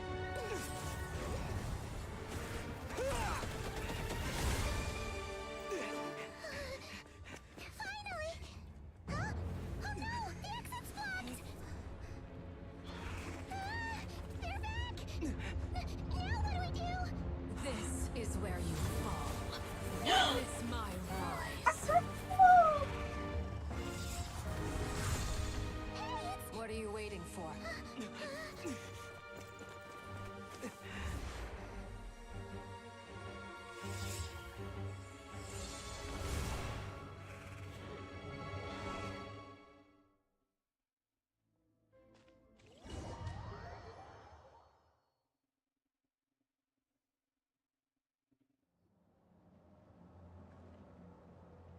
We made it.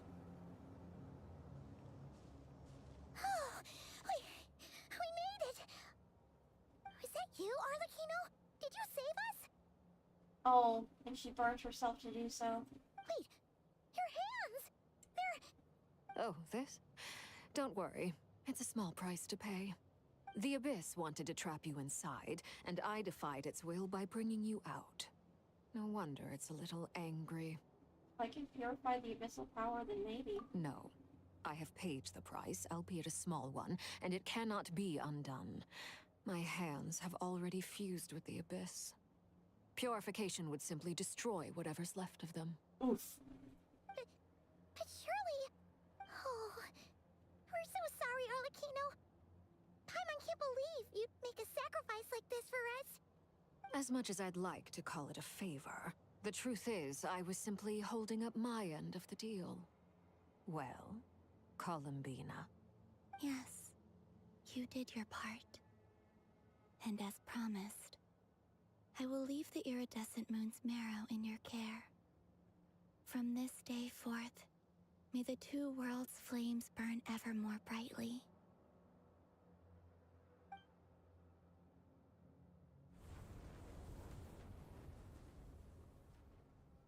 I'll take that as a blessing. Now, Columbina, give me your hand. Accept this moonlight I offer in return. Oh shit, nice.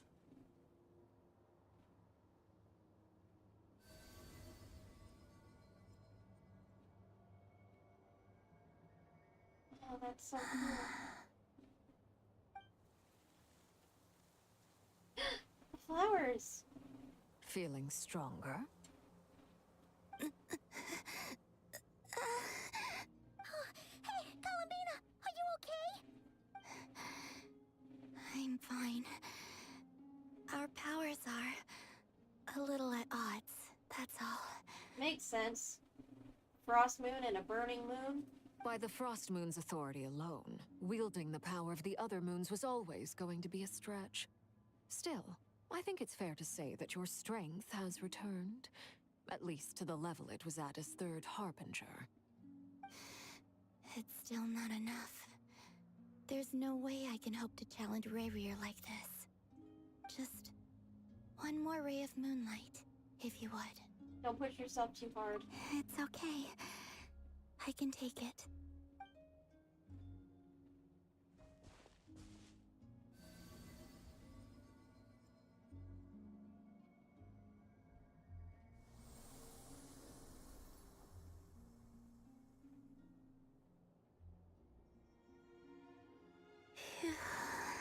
How about now?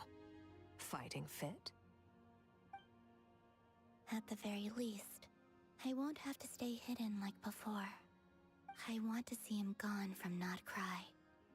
The Rerir of Solnari and his wild hunt must be sent back where they belong. Aww. Your song.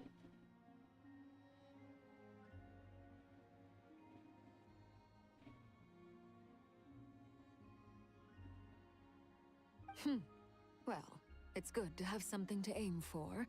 You certainly seem more alive now than you did earlier. Oh, what a relief. When I first met you, you didn't strike me as a ray of moonlight. More like a wisp of fog drifting in from who knows where, ready to scatter at the first sign of a breeze. But now, you're full of vitality. Just like the Frost Moon, once the brightest of them all. May you keep shining, Columbina. This is who you are. Aww. Arlecchino. Thank you.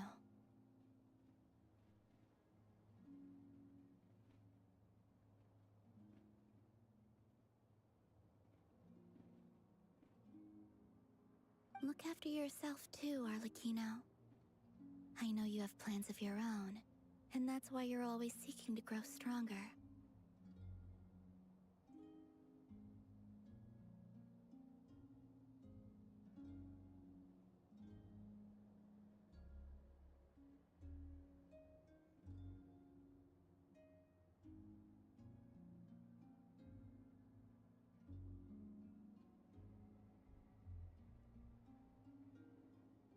But whatever you're after, don't let the Abyss take a hold of you. I do not wish to see you go down the same path as Rerir. Aww. I appreciate the concern, Columbina. Although perhaps it's time you took a new name. A new name? Kutar, the Moon Maiden, Columbina. They're nothing more than code names. They describe who she is and the roles she's played, but they're not her real name. We often use code names in the House of the Hearth, too. But it's knowing your real name that keeps you grounded. Up till now, you've been living a wandering life, so you've probably never really cared. Aww. Arlecchino. All I'll say is this. Once you've defeated Rerir, give it some thought. I think. All right, that's it from me. I'll get you back safely first, then go meet up with Sandrone.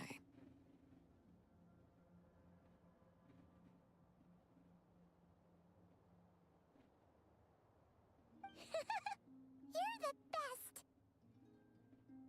Let us know next time you need a hand. I appreciate the gesture. It speaks to your good character. Anyway, let's get going. There are more urgent things to do right now than trade compliments. Yep. Very true.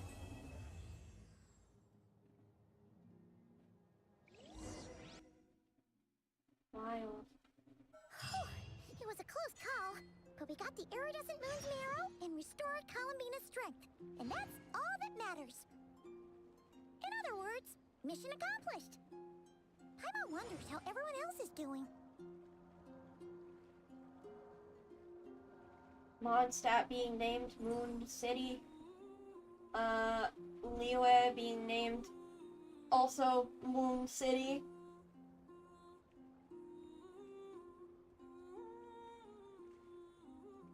Where do you want to go next? I wonder. If you'd like to see Liyue's tourist spots, I have a few references.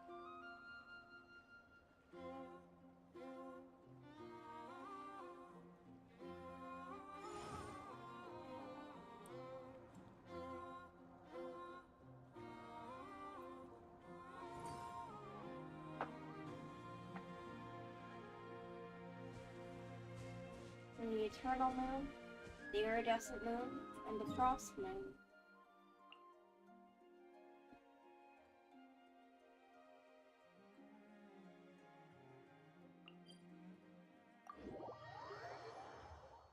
I wonder which moon Every journey.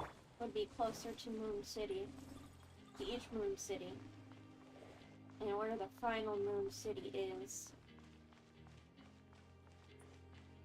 Oh,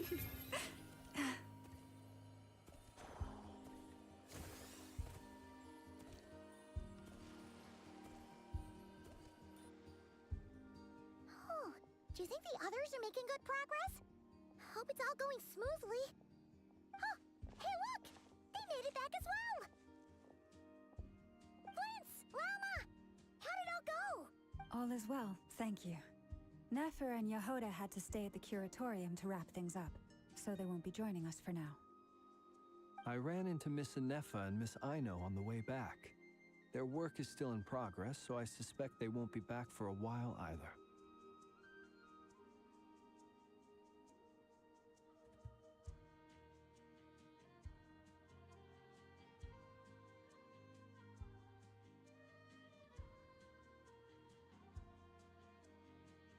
You seem rather cheerful today, Mr. Flintz.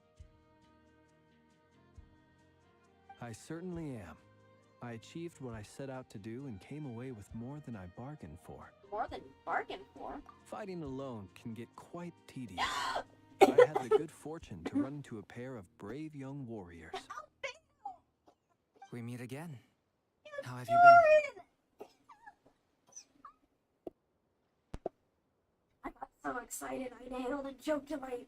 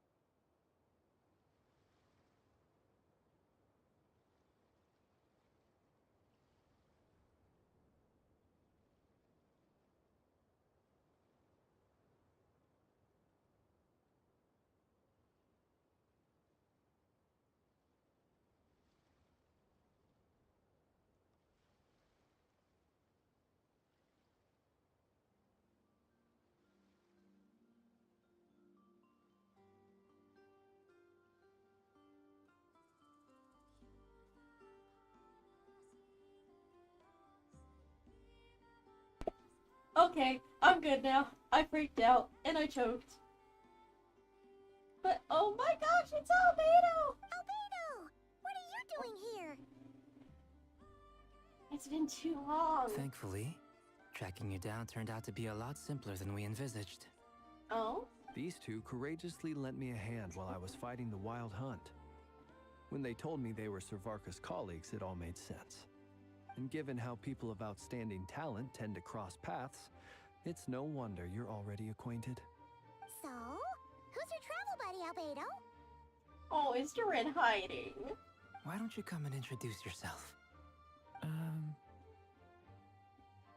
Oh, he's so shy! A gentleman of few words, I see, and a rather stern countenance. I presumed you were acquainted with him. Is that not the case? Wait, that's Lawrence. He must be... It's nice to meet you. Again. We've technically met before. Wait a sec! You're Manny Durin! That's right. It's me. I'm glad to see you again. Oh, baby. By the way, he says it's okay if you drop the mini. Yeah, I'm not as mini as I used to be. Interesting, isn't it? The first step towards blending into human society appears to be reflecting on whether one's name really reflects who they are. Wow! You look so different! In a good way, of course. It's great to see you looking so healthy. Oh. Thank you, Paimon. And although you're as mini as ever, I understand that diminutives don't always convey endearment. I'll be sure to simply call you Paimon as a sign of my great respect for you. Oh, he's so awkward. I love him. Wow! You're such a smooth talker now. Paimon could get used to this. From now on, you may refer to her as your esteemed guide, Paimon. Little Paimon is pretty tiny after Personally, all. I think our little Paimon is the perfect size. When people call her little Paimon, it's just because she's so adorable that they can't help themselves. If that's not a sign of endearment, what is? Aww. You're absolutely right, Miss Lauma. My brother still has a long road ahead of him when it comes to understanding human relationships. Anyway, speaking of long journeys, didn't Columbina, leave with you? How come she isn't back yet? She's been catching up with old friends. Wouldn't be surprised if she stopped for a cup of tea or 10 on the way back. Uh-oh. People are talking about me. Hope it's nothing negative. Damn, we really got a stacked cast here. Albedo, Durin, Flynn, Lauma, Arlecchino, Columbina. 2 out of 3 of my favorite characters are here. Actually, Flynn's is a favorite now, too. And then there's also... I just love all of them!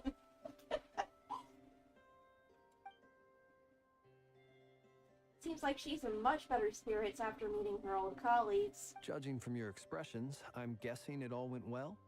It's getting crowded here. I'll go grab some chairs. No need. This is a job for an alchemist. I'll whip some up momentarily. Oh! Thank you for your hospitality, ladies and gentlemen, but I was merely escorting my friends back.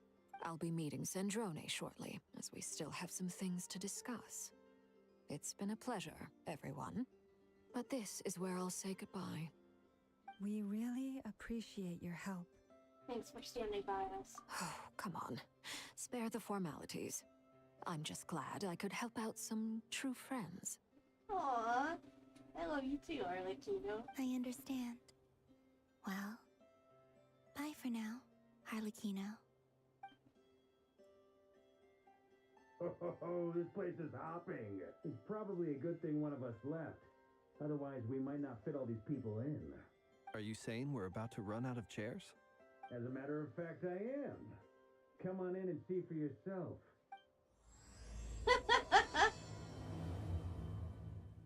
Oh, we got all the way to Act 4.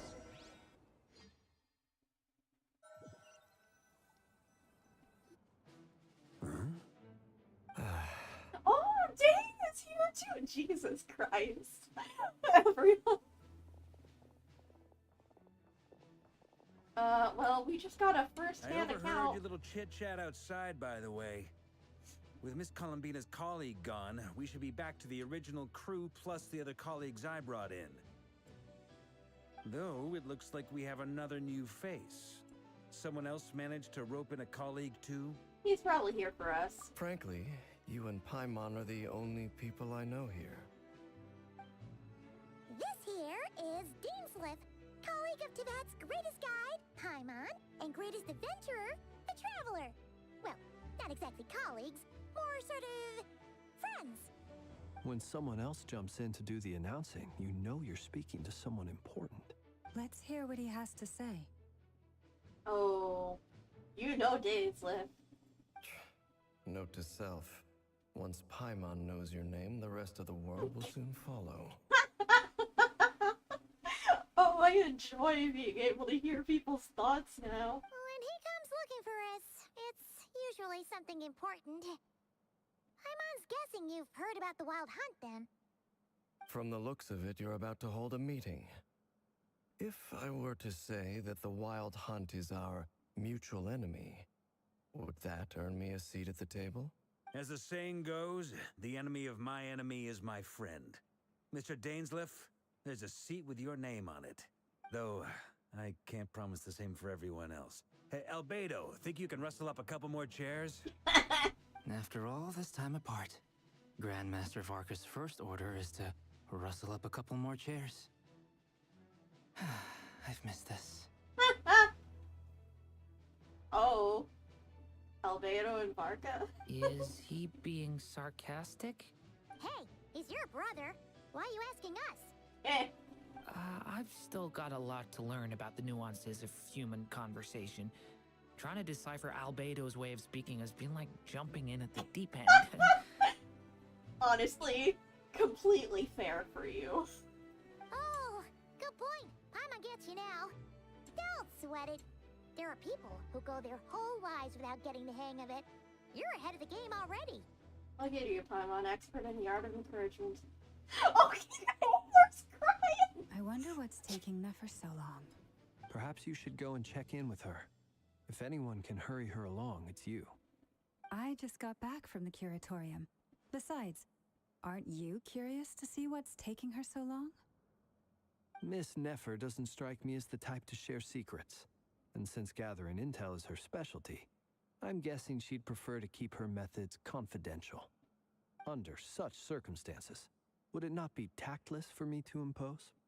Oh, Flint, you little fey trickster, you. Oh, but it's fine for me to impose. What can I say? You have an unrivaled ability to garner people's affection, Miss Moonchanter. Besides, you have far more in common with her than I do. Oh, Flint, you little shit. Oh, I love you. All right, then. I love you too, Lalma. You are great.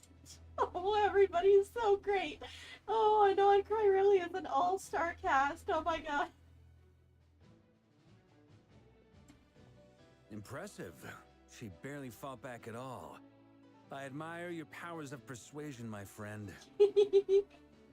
As I'm sure Miss Lauma will realize soon enough, the trick in life is to always pitch in with other people's responsibilities so that you can be selective with your own. Oh, you little shit. Another trick is to simply hide in the background. Spoken like a true sage. Oh.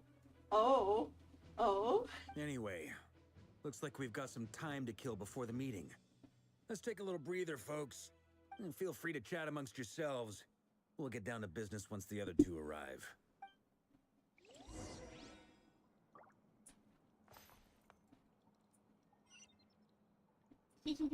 Oh, Albedo, Duran, and Columbina. You're both awfully quiet. Why don't I start us off with an icebreaker? Much obliged. Have either of you ever had your portrait painted?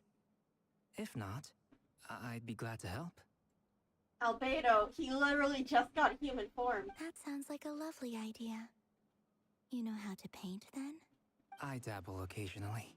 You're a famous artist. He's an excellent painter. Tables, chairs, people, dragons, you name it. He'll paint it for you. I'm flattered. If I ever get the chance, I'd like to give it a try myself.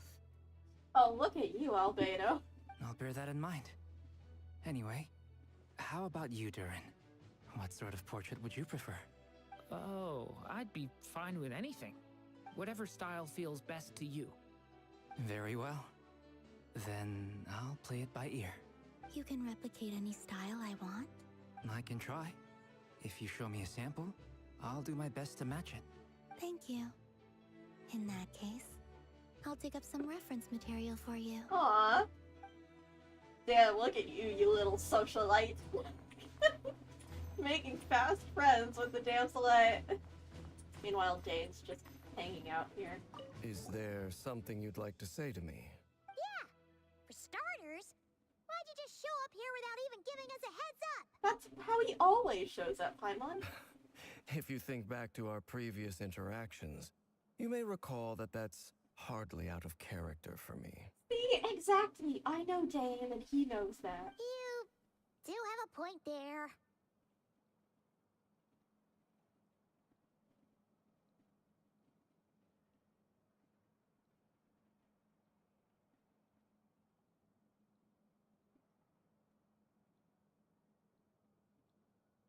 Sorted out your accommodation yet? Oh yeah! You'll need to find somewhere to stay the night too, right?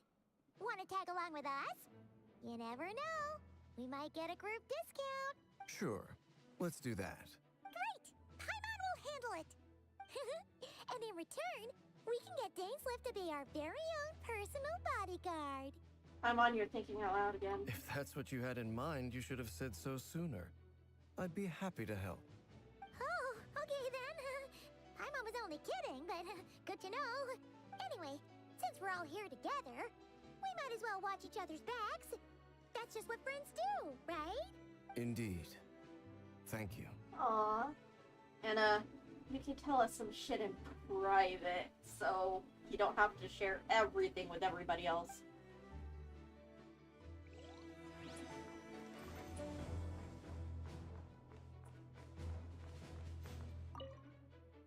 Handwritten messages. Hi! Oh, you drew... Varka drew the little doodles in the loading screen.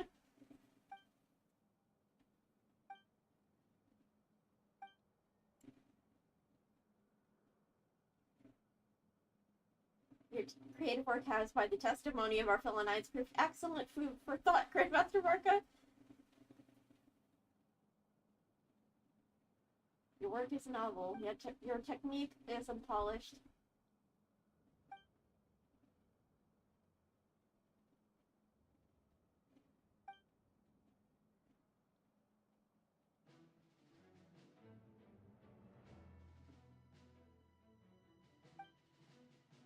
Albedo!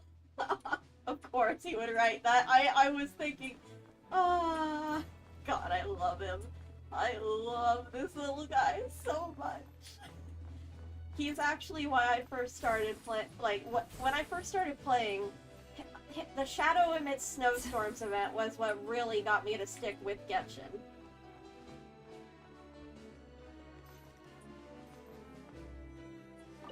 Truth be told, I can't remember the last time I was in a meeting with so many people. Probably back at the Knights You're not HQ. alone there, my friend. The Lightkeepers also struggle to bring everyone together for a serious discussion. I don't doubt that. I've only ever met two Ratniki, one being you, and the other being that young guy, Eatlua. Eatlua is a good apple. I'll give him that.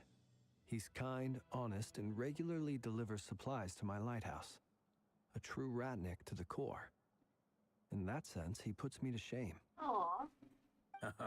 So you're what? A fake Ratnik? That's what it sounds like you're saying. But I get the feeling that's not quite what you meant. More like he embodies the spirit of what a Ratnik should be. Come on, why the awkward silence? Sorry. I'm not even gonna bother trying to hide it. You've known all along, haven't you, my friend? Huh? Now that was an awkward silence. Oh dear. Let's just keep this between ourselves. Probably best if Eloa doesn't know, huh? Oh? That goes without saying. Gotta be careful what you share with youngsters, after all. Anyone else in the know? Let me guess. The Traveler and Paimon? It's dangerous being too sharp for one's own good, you know. Then, in the name of the Animo Archon Barbados himself, I swear, your secret's safe with me. When we went for drinks, you said that you and Barbados were practically best buds. In the light of that claim, do you really expect me to take your oath seriously? Of course. Just as long as you don't go spreading around the fact that I'm close with Barbados, all right? Fair enough, then. Nothing like a bit of mutual leverage to seal the bonds of friendship. Oh my god. God, I love all the dynamics in this group. Oh, this is great. I need an entire relationship chart with everybody.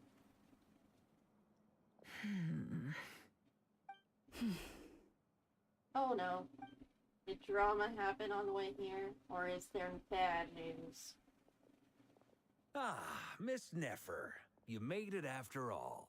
But what about Yehoda? I'm here to give you an update on how things are going on our end. Once this is over, I'll be heading straight back to continue my work. I left Yehoda back at the Curatorium to watch over things while I'm gone. Huh. So much for just this once. Shh! Not so loud! We're on a roll here. What if she remembers and suddenly decides to back out? Did you say something, Mr. Varka? Huh? I didn't say anything. Right, Flints? Must have been a frog. They get so noisy around here at nighttime. It's like they're putting on a concert in the background. Anyway, before we begin, there's a few introductions to make. Let me start by saying that it's an honor to be speaking before so many distinguished colleagues and collaborators. First up, we have Miss Lauma. As Moon Chanter, she's the leader of the Frost Moon Scions, a local religious community in Nod Krai. Then there's Miss Nefer, boss of the Curatorium of Secrets, an intel gatherer extraordinaire. Nefer is leading the investigation into Rerir's background, assisted by Yehoda and Lauma. From the little I've heard, they're making some great progress. Over here, we have Mr. Flints, a Ratnik and guardian of the abandoned lighthouse. In our last operation, he courageously distracted the wild hunt to buy time for the rest of us. For those of you who've never met, this is Mr. Albedo, a renowned alchemist and captain of the Knights of Favonius investigation team. By his side is a new face for us all, myself included, Mr. Durin, who has come to lend his aid. Next up, we have the Moon Maiden and former Fatui Harbinger, Miss Columbina. Then we have the Traveler, who's earned more titles than I could possibly hope to list out, so I'll spare you the rundown. And Paimon, the ultimate travel companion and quite possibly the best guide in all of Tevat. Debatable. Whoa! That's a lot of people! Great turnout! You didn't introduce Dane. Miss Nefer, it looks like you might have another job coming your way. So, congratulations on the booming business, I guess. You think I haven't got enough on my hands as it is? Who's looking for me now? That would be me, Miss Nefer. I have a commission for you. And you are? Who I am doesn't matter right now. What does matter is that I'd like you to gather more intelligence about the Rerir of Solnari. Well, it's not as if we never take on anonymous commissions. But in your case, I'll have to decline. I'm gonna take a wild guess and say your job's probably more hassle than it's worth. Something about you seems like bad news. It's my eyes, isn't it? Conrian, I assume. And what's with the mask? Are you trying to hide your identity? In any case, the fact that you're even still alive raises an awful lot of questions for me. You'll need to be transparent with her, Dane. My name is Dainsleif. And yes, I am from Conria. As I'm sure you're aware, the Rerir of Solnari's real name is Rerir. He was once an acquaintance of mine. Really? then you must have been quite an influential figure yourself. The Twilight Sword of Conria. You flatter me, but none of that matters anymore.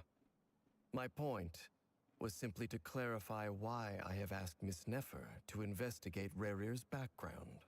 So you're both from Conria, and it sounds like you used to be friends.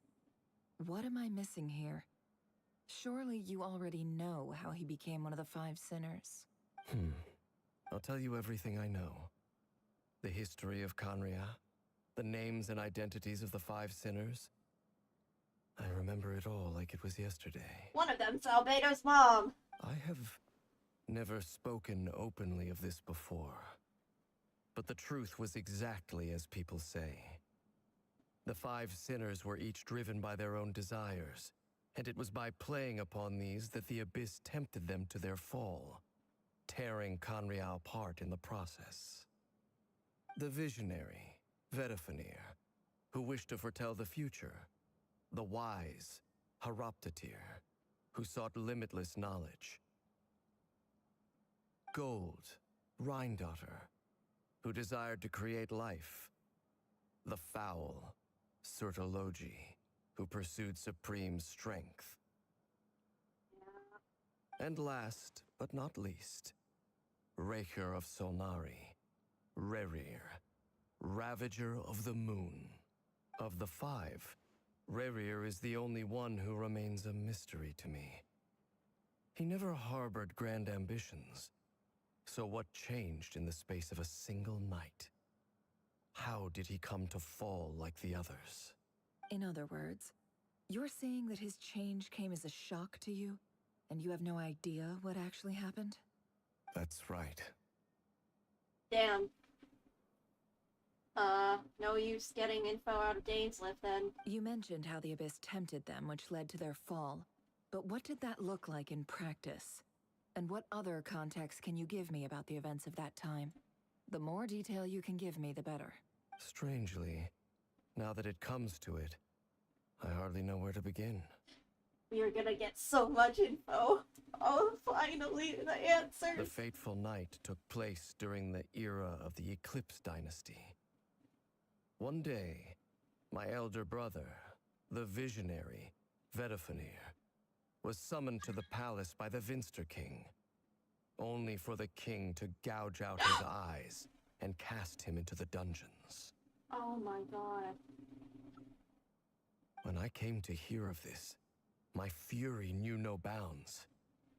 I gathered together every ally I thought I had, and together, we set a night to storm the palace and free Ved. Centuries on, the memories of that night still haunt me, like a never-ending nightmare. We broke through the palace gates, just like we had planned, each striking towards our separate targets.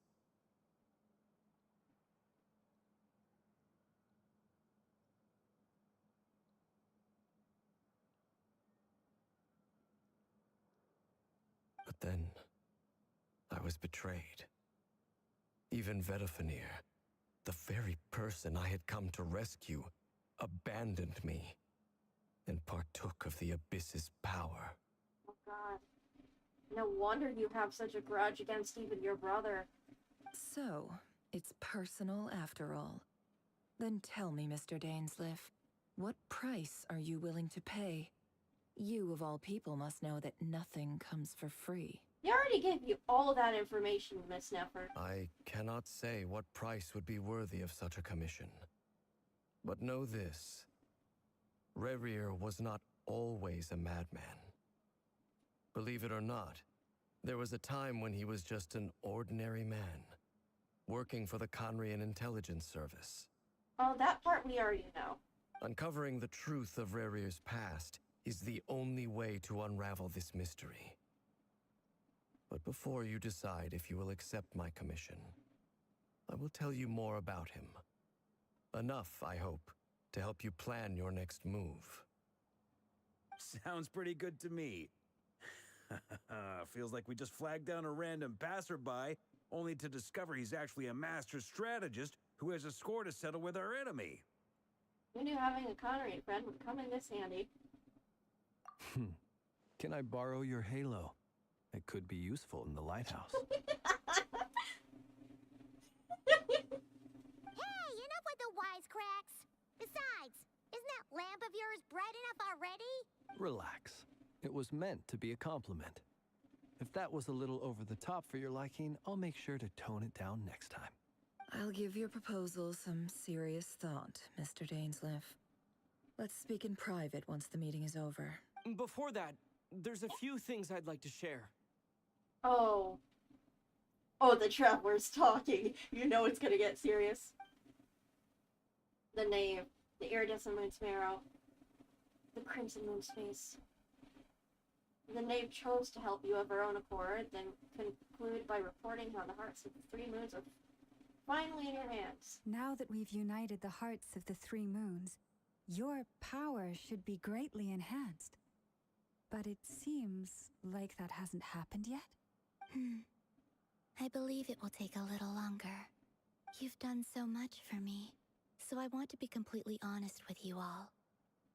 Even though I'm doing a lot better now, the truth is, my recovery will likely be an ongoing process.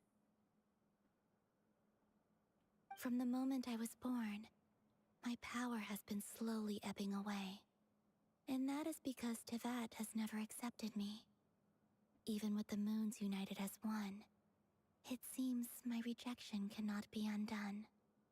Would it be undone by the heavenly principles? So far, I have yet to find a solution. It may turn out to be a problem that will plague me until the day I finally leave this place behind. Even so, I will do everything in my power to help you drive out the Rerir of Solnari.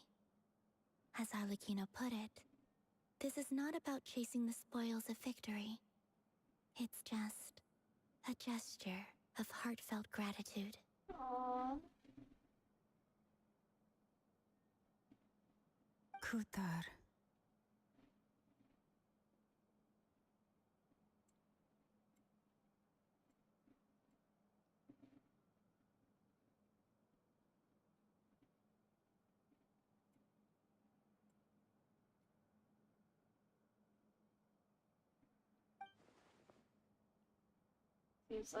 She seems a lot more energetic and positive than she did when we first met. Defeating the Rerir of Solnari will be no easy task. While my strength slowly recovers, we'll also need to gather more intel.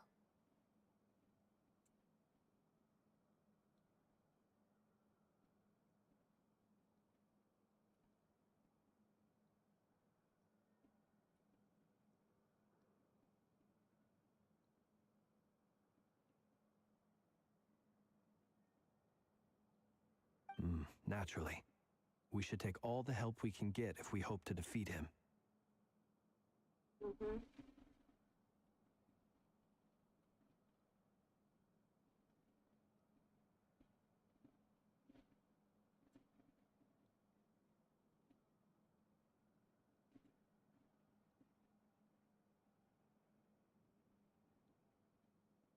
We've considered several viable plans now, but our choice hinges on the answers to a few key questions.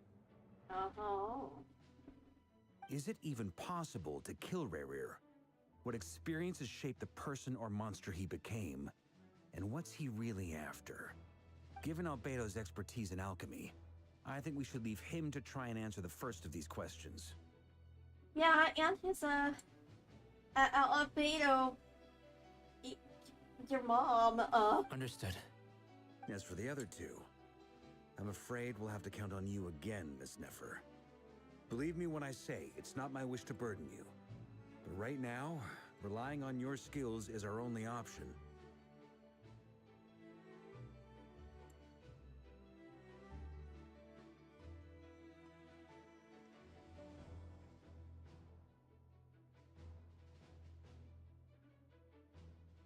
So you're placing all your hopes on me, huh?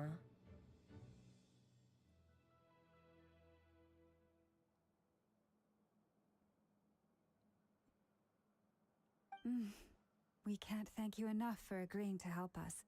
Honestly, I can hardly believe how lucky we are. You sure have a talent for changing your tune, Miss Moonchanter. Timid like Yehoda one moment, then flinches insincere flattery the next. Oh, come on, it isn't insincere, it's just manipulative. Ladies, please. I must object to your portrayal of me. That's all. Feel free to keep bickering. Just pretend I'm not here. I almost don't want to leave this room. I'm curious to see how this plays out. I have faith in you, Miss Nefer. Something tells me you'll stand by us until the very end. Oh? And what makes you so sure of that? What if I suddenly decide that my compensation is insufficient? You're in too deep. This isn't about the money. I can sense that you've got a deep-seated distaste for Rerir. And knowing you, that alone is motive enough.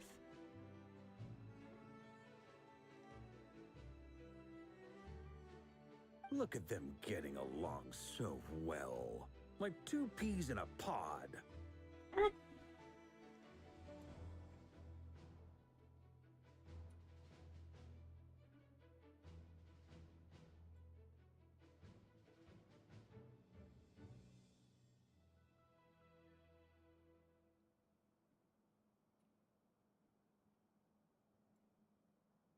And I'm the one they accuse of insincere flattery. There is no justice. Miss Lauma, you have to understand something. Unlike you, I don't actually enjoy having everyone's hopes on my shoulders. Is that right? Well, maybe the fact that I'm willing to put my hopes in other people says more about me than you. But the fact is, I also trust you. And that's because I know that you're someone we can count on.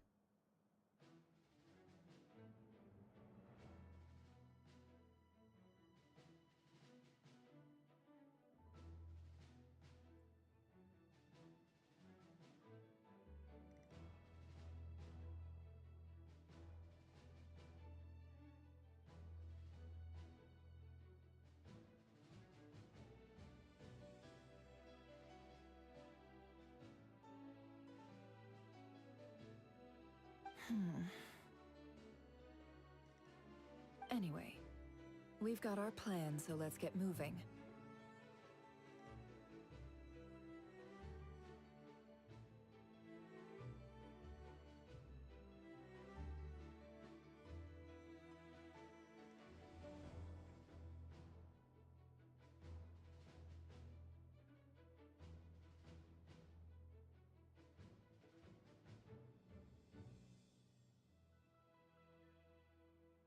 Mr. Dainsleif, let's talk.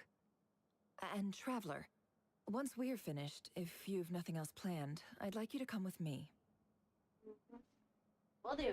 This whole experience is teaching me a lot. For instance, I now know that when other issues come up in the future, I'll have far more luck getting Lauma to convince Miss Nefer than trying to do it myself. Don't just say that! Hate to say it, friend, but that's one of the funniest things I've heard in a while. Why?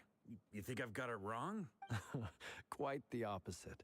But what makes it so hilarious is how long it's taken you to realize.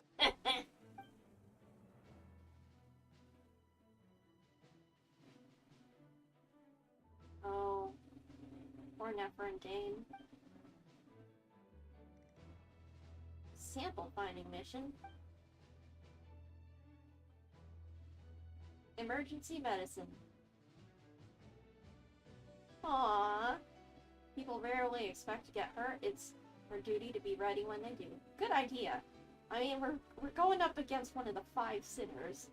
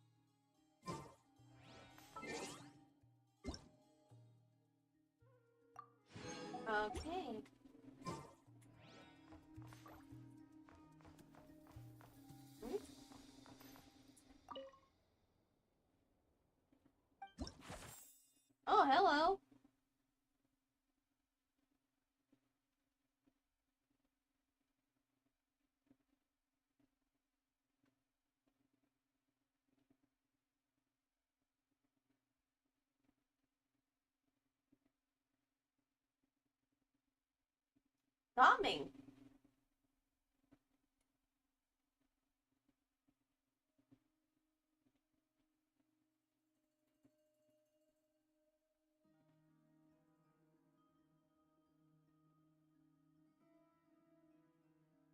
Interesting.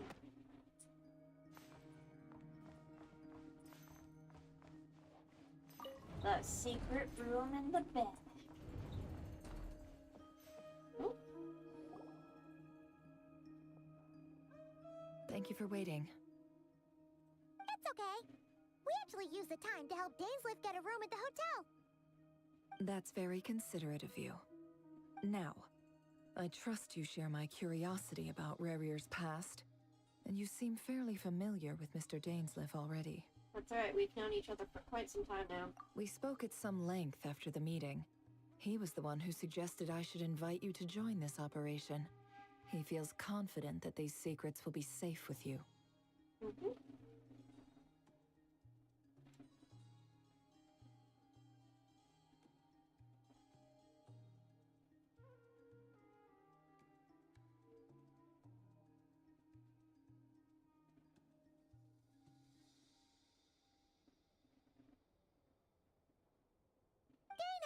Faith in us, that's for sure. Thanks for your trust too, Nepper. Likewise. I appreciate that you got right on board without interrogating me about why I invited you. It shows that you trust me to explain everything in due course. That's because we know what you're capable of. We appreciate you too, Nefer. You might have been forced to help in the beginning, but this time, it was your choice. That's one way to put it. Another is this. That once a decision's been made, it's set in stone. After that, my only goal is to see it through.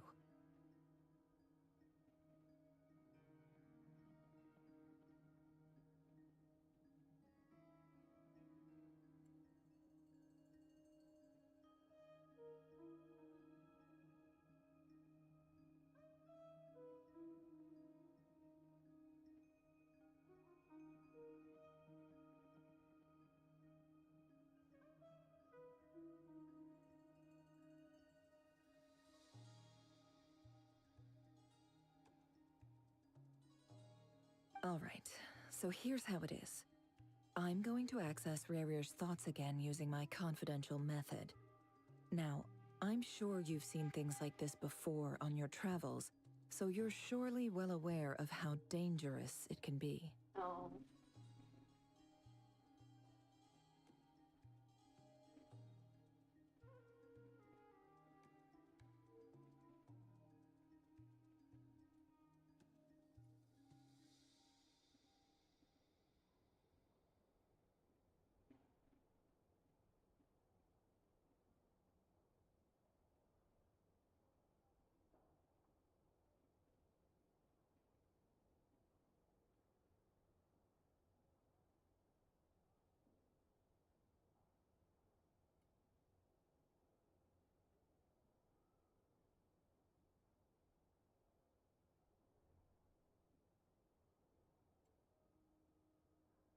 The reason I've gathered you all here is to ensure my safety during the proceedings.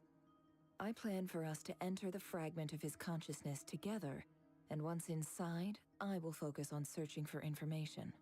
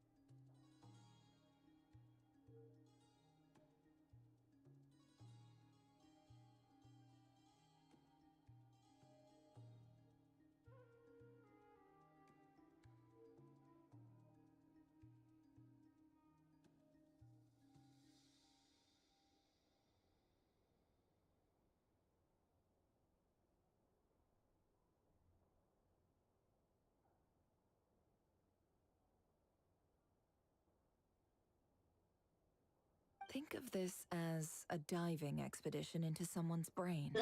If I'm the diver, you are my safety equipment, tasked with keeping me alive while I'm under the surface. Yep. Oh lord. Once the ceremony begins, we will all be spying on privileged information.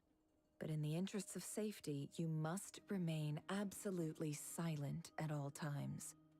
We will discuss our observations after the ceremony has concluded. Hear that, Paimon? If you speak, we die. Lastly, any individuals of a weaker constitution are advised not to partake in the ceremony. In any case, Paimon has her own job to do, which requires staying in the room but not joining the ceremony.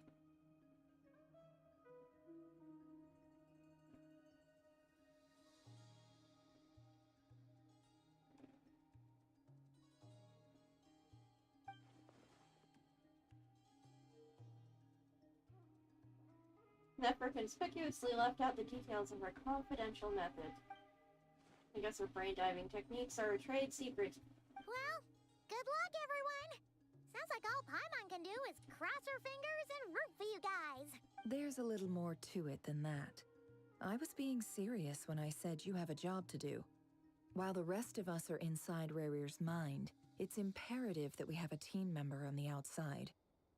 Someone to get us out. In the event that something goes wrong, you will be our first responder. I don't anticipate any issues, but the extra level of safety will be greatly appreciated.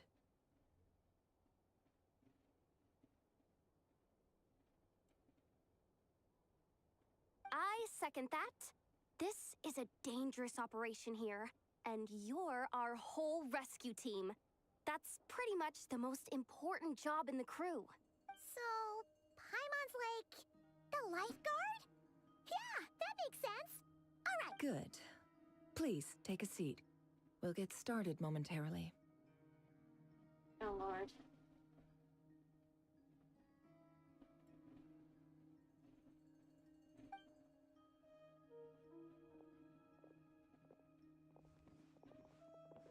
So, did Mr. Dainsliff tell you anything else?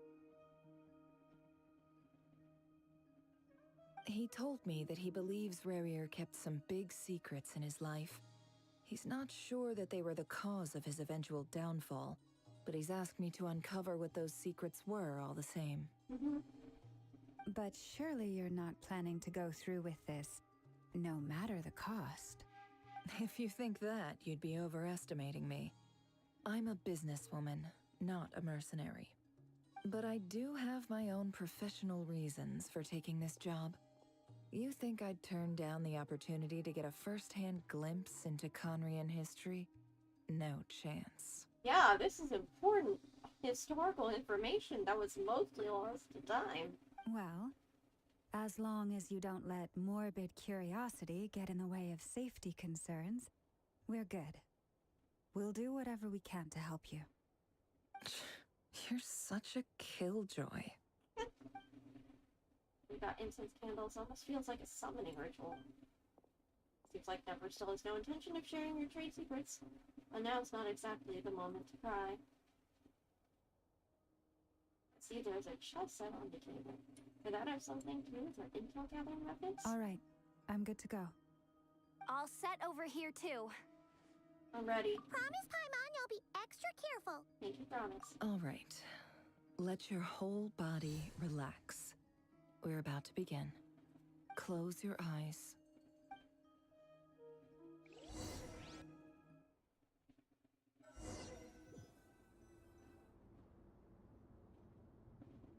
Phew. Could this be his office? Pretty standard setup. Bookshelves, paperwork, files.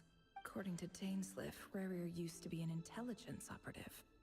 Chances are there's plenty of top-secret intel stashed away in this room. Is this where you keep your secrets, Rerir? Can't say I'm not looking forward to this.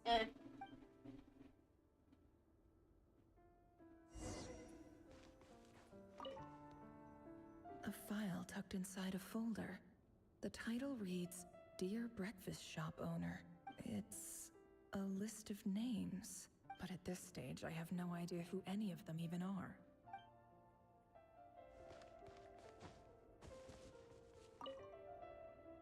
Wonder what kind of encryption technique this is. Seems like it has to be inserted into that camouflage device nearby. Aha! It's an audio recording. Please, hear me out. I can't shake this feeling that someone's been spying on our house. No, I'm not being paranoid. I saw someone dressed in all black. It was a couple of days back, but that was on another street, not near my house. I swear, I know what I saw! There's a note in the margin. Surveillance of the run for their residence has concluded. We apprehended the target and filed the mission report last night. Could the voice in the recording belong to one of Rerir's targets?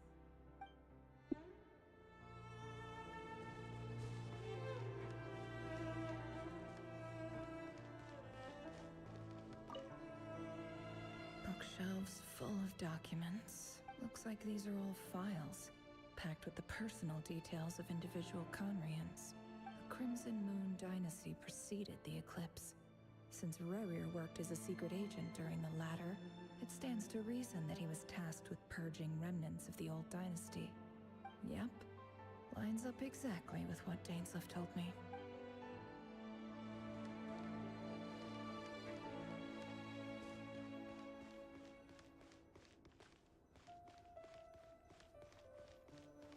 You've got so much blood on your hands, Rerir. A box containing a ring inlaid with a precious gem. Must be for his girlfriend.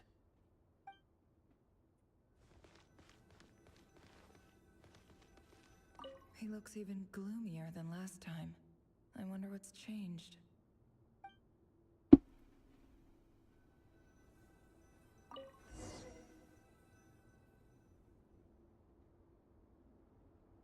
Today's files are in.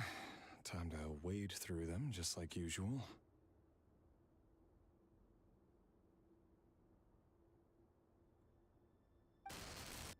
Male, 51. Occupation, cook. Confirmed Crimson Moon descendant. Has maintained frequent contact with other descendants over the past year. Poses a threat to the dynasty. Neutralized.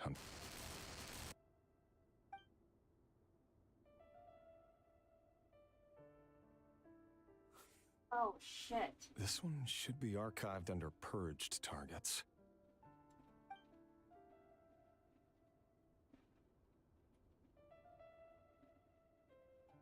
Dear God. Female, 23. Occupation, office clerk. Confirmed Crimson Moon descendant. Has maintained frequent contact with other descendants over the past year. Poses a threat to the dynasty. Neutralized.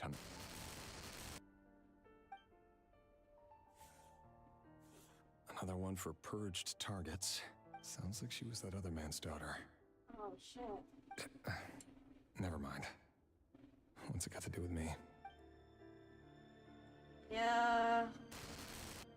Male, 40. Occupation, teacher. Confirmed Crimson Moon descendant.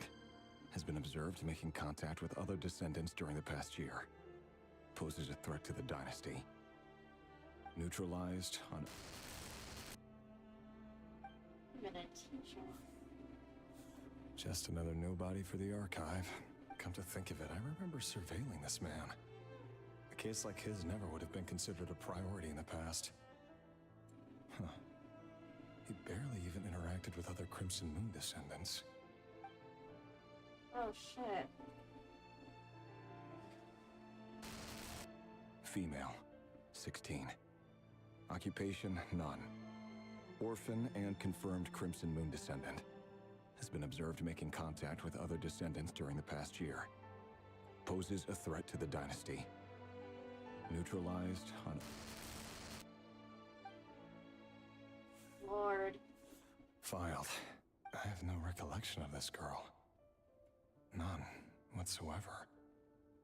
She doesn't seem to be anyone important, but then again, how many of them really are?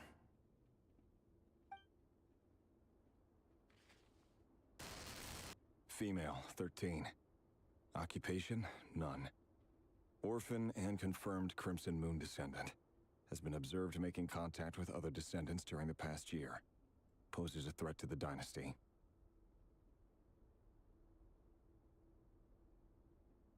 Oh dear lord.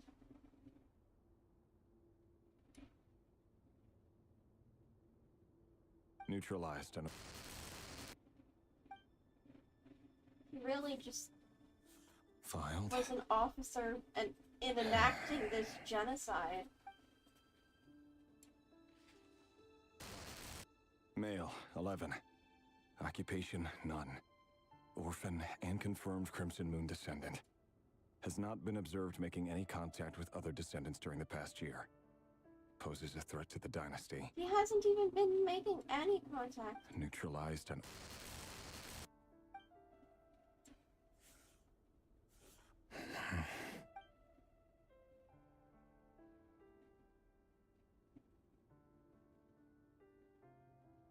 No one's safe.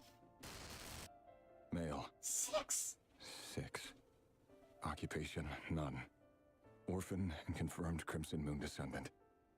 Poses a threat to the dynasty. 6 years old.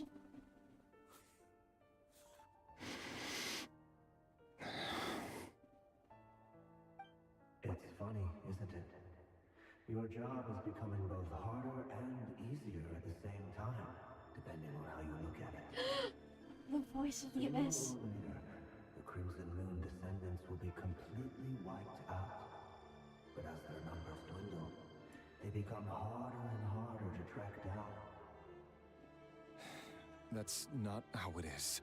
Fortunately, however, most of the able-bodied adults have already been taken care of. The remaining weaklings will be increasingly easy to deal with. Oh shit. No! No. My job is to ensure the survival of the Eclipse Dynasty. And the only way to do that is by eliminating any and all potential threats. It's a perfectly legitimate line of work. No, Every it's single not. one of my colleagues can attest to my fairness. And if my friends were aware of the facts, I know they'd back me up too.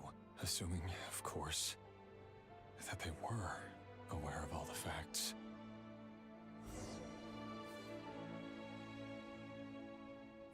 He looks even gloomier than last. Oh yeah, he was basically a Nazi officer.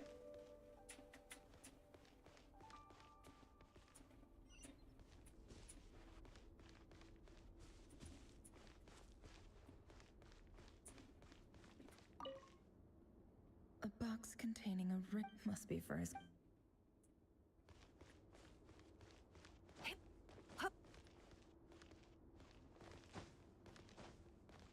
Dear fucking god. How do I get there? There, okay. God, these doors look like walls.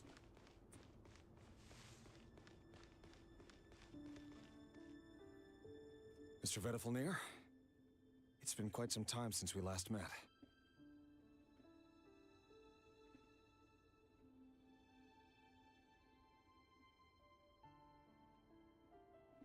Rerir, I trust you're here because you have something important to discuss.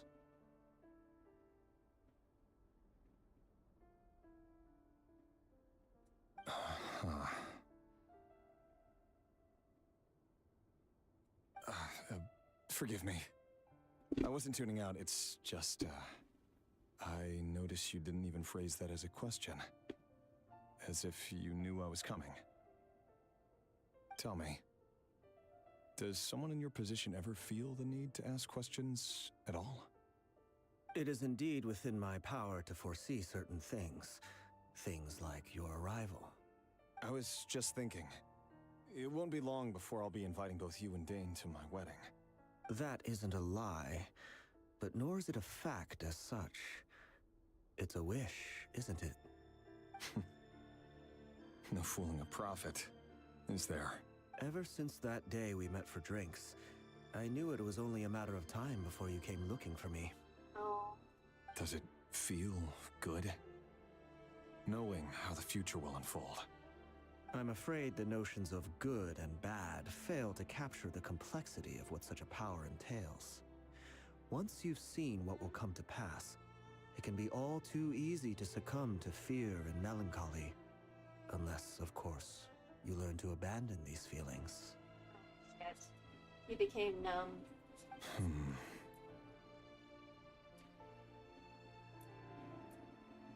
You fear my silence, and long to hear the words I left unspoken that day. Uh-huh. That's right.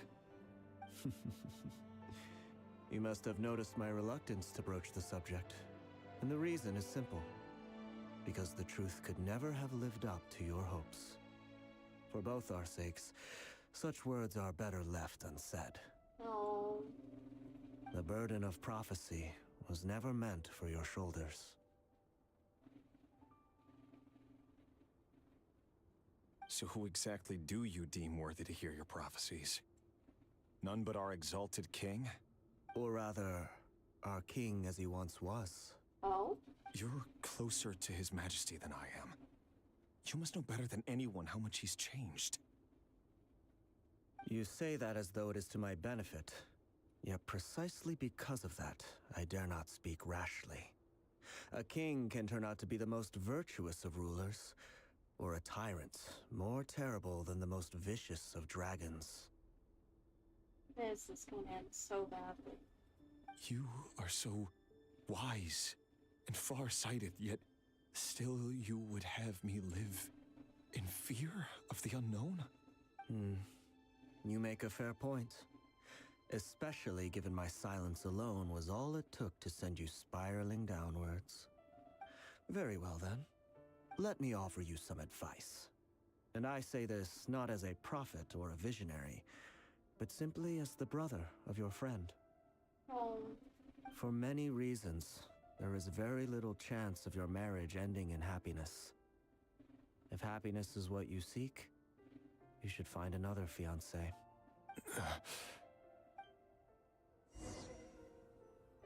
Hold on. There's that same black fog again. Could this memory belong to Thelindis? Oh. Guess I better tread carefully.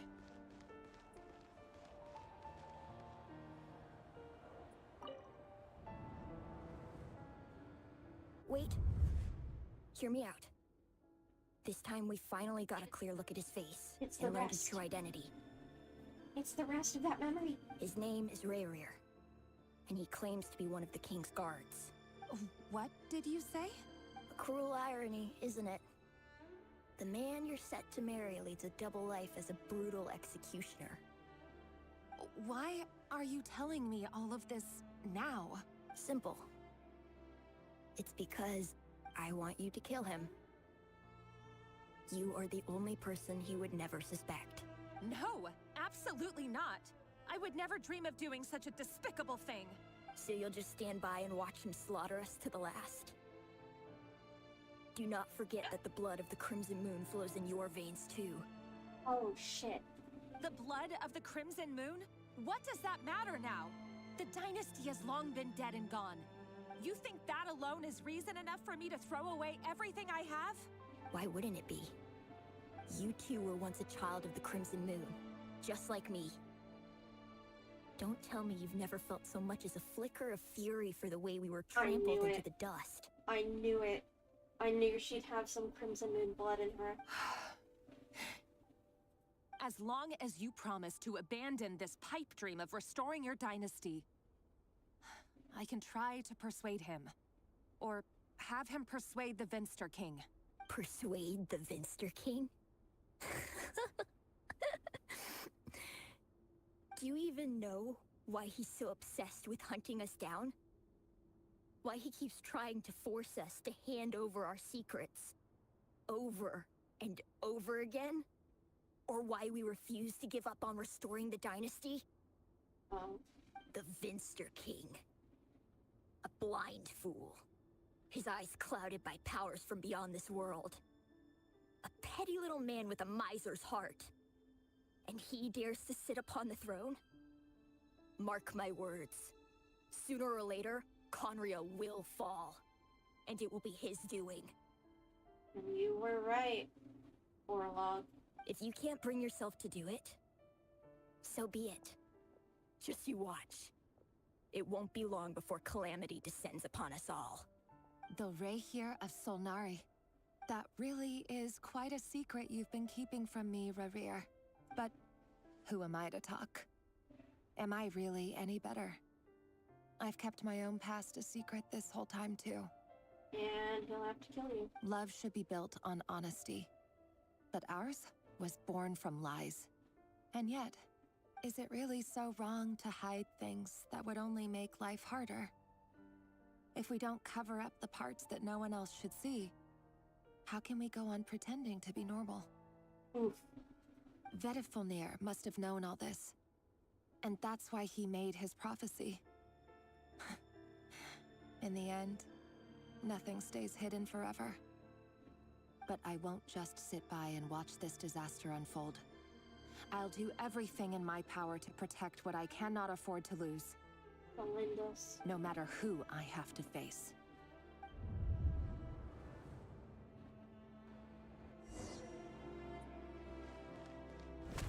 Huh? Was that Rerir who just walked past the window? Doesn't it give you the chills that he still takes the same road to work every day? As if nothing ever happened. Those people at the deli. Enough already. They're clearly pretty taken by their own disguises, so just smile and play along. Pull the rug from under beasts like that, and you'll risk having your throat torn out. Deli. Oh. They're talking about those people from the opposition. Right. I'd almost forgotten they used to run a deli. People of no consequence always vanish so easily. And no one even remembers them. Oh. So fucking horrifying. Jesus Christ.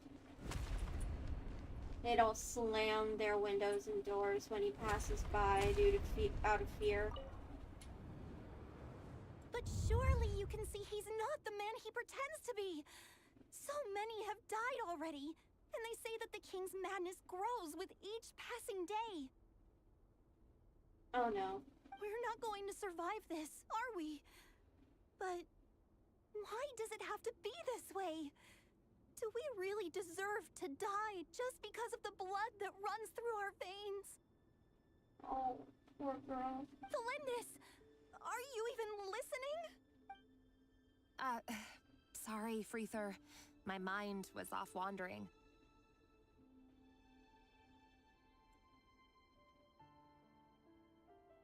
I heard you, though. You're talking about what Rerir said. He's just following the king's orders. He's a secret agent, and it's his job to hunt down rebels and dissidents. By the time you first met him, he'd already taken lives. Maybe he was using you from the very beginning. No. Rerir has no idea I have anything to do with the Crimson Moon. My family are only distant relatives of the main lineage, and besides, my eyes are perfectly ordinary. Truth be told, apart from my teacher, pretty much no one knows I have any connection to any of it. It's been a long time since my family severed ties. And yet you're talking about it now. But as Orlog said, who could possibly talk sense into that raving lunatic of a king? No one. I'll work something out. Trust me, I'm with you all. But for now, you need to keep yourselves hidden. Don't let anyone find you, anyone at all. Don't forget that Rerir is an Eclipse operative. You need to be extra careful when he's around. And when I am too. For now, don't come looking for me. And if anything happens to me, just act like we've never met. If even you can't escape this, what hope do the rest of us have? But after all this time together, surely he wouldn't lay a hand on you. Oh no. I won't speak in his defense, nor can I give you a clear answer to that question. But I'll do everything I can to put an end to this. This is gonna be so bad. Here, hold on to this. If an opportunity to escape presents itself, take it. You'll be glad you took some spare change. You call that change? But what about you? I've got a job, and there's still money coming in. But you can't go anywhere right now. Please think about yourself for once.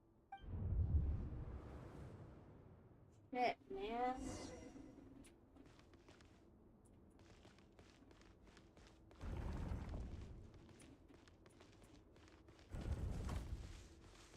That is so fucked.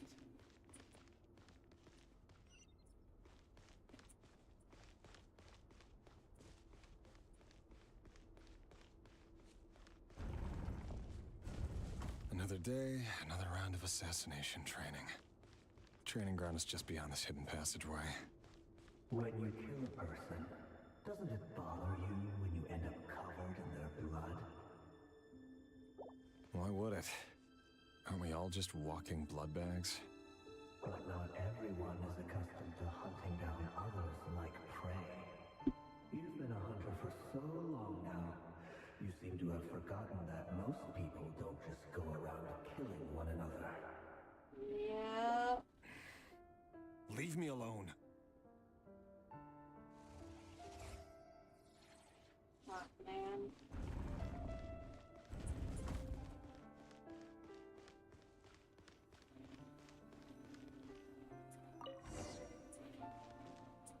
Make sure you have a firm grip on the handle. Then choose your angle well. Keep your movements light and brisk. And the prey won't sense a thing. I doubt that. I'll bet no one's ever died a quiet death at your hands. I work clean. No traces.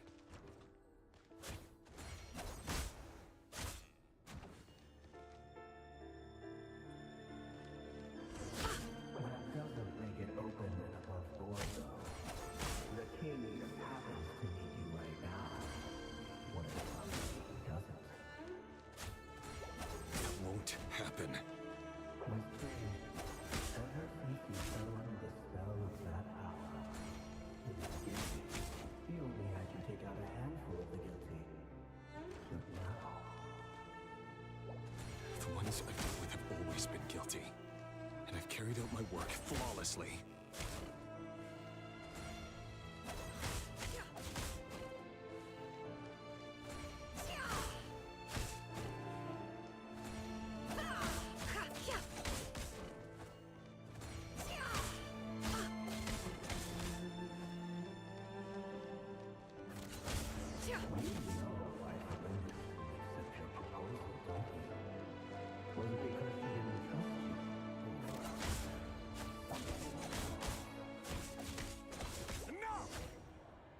Oh shit.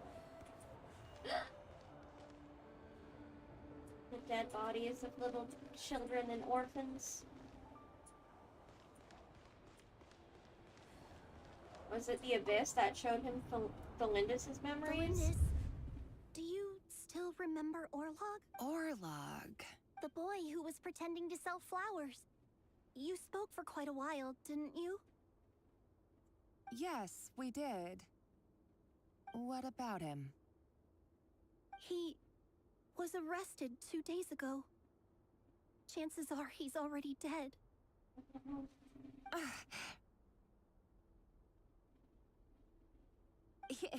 He...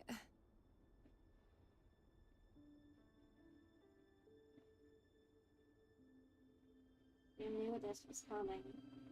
I just don't get it! After everything he's done, why do you still stand by him? Or does it mean nothing to you that people keep dying? No, that's not... Just hear me out.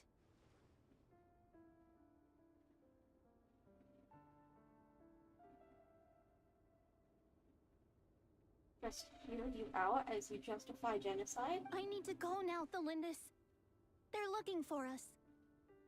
You take care too.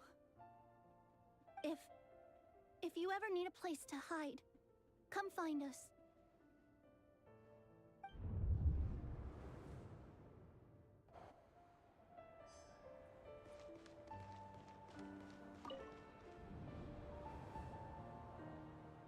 Author Thelindis.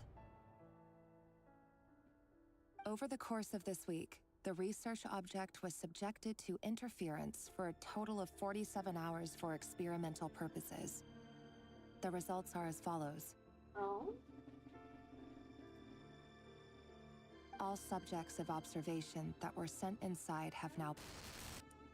The situation within is proving more problematic than anticipated. No progress whatsoever. What now? Won't you give me even a glimmer of hope?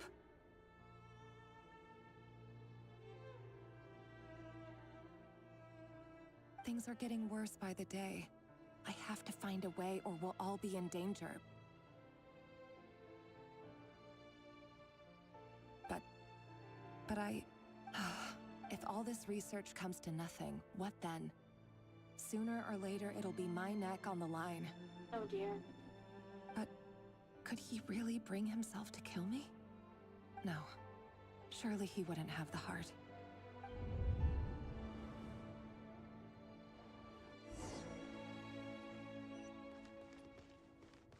He did, didn't he? And it broke him and drove him to madness. Why won't you just let us go? We don't even know each other.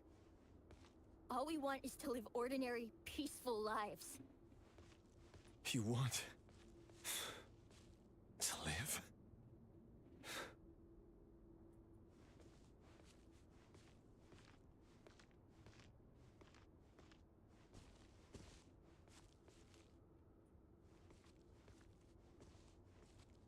Yes. I just want to go on living. Is that really such an unforgivable crime?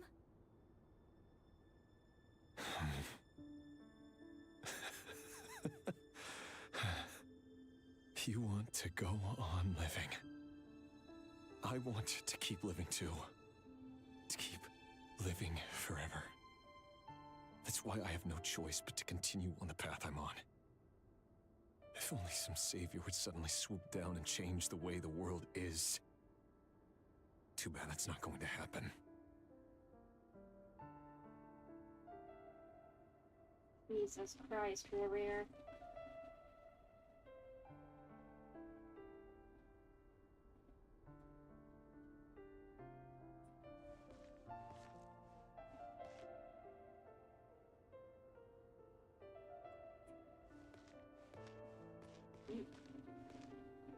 Your hands are stained with the blood of innocents in a genocide.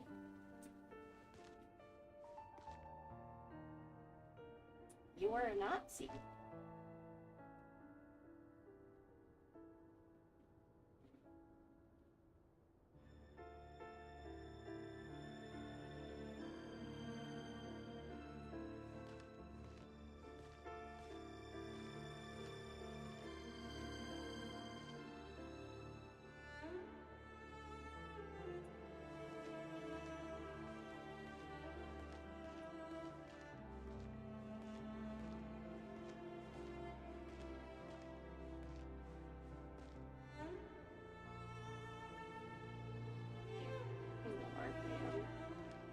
Imagine that.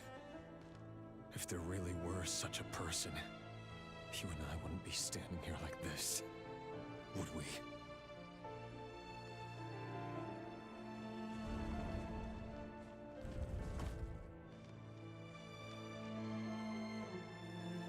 Today's files are in.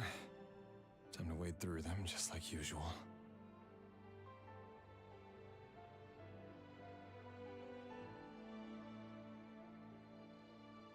No, I don't get tired of it. It's my job. And not only am I lucky to have it, I'm good at it too.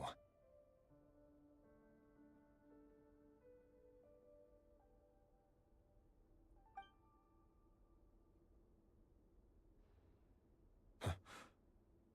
Wait. That's...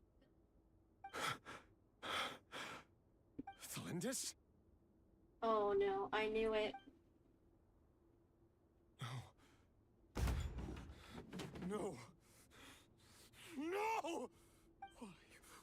Why? But You bear no mark of the Crimson Moon. How could you possibly have anything to do with them? It cannot be! A diluted bloodline. Carefully concealed. I see it now. You've been living in the shadows just like me. What a fool I've been. Numbing myself with talk of justice. Even imagining my friends would back me up. But in the end, Irminsul. Finster King! How far are you going to take this? From the direct bloodline to secondary offshoots? And then what?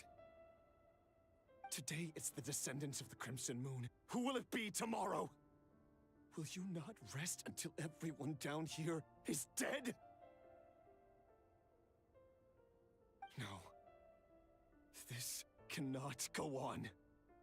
This is where it ends. See why everything changed in a single night.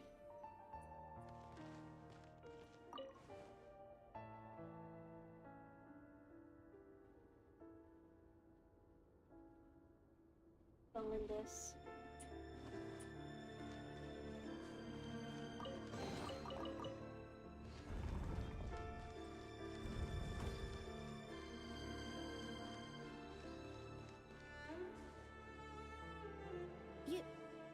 You're really letting me go? I am. As long as you can guarantee that no one will find you. Don't worry, I'll be extra careful. No one will know I was here. But what about you? Me? If you let me go, you won't be able to complete your mission, will you? Good point.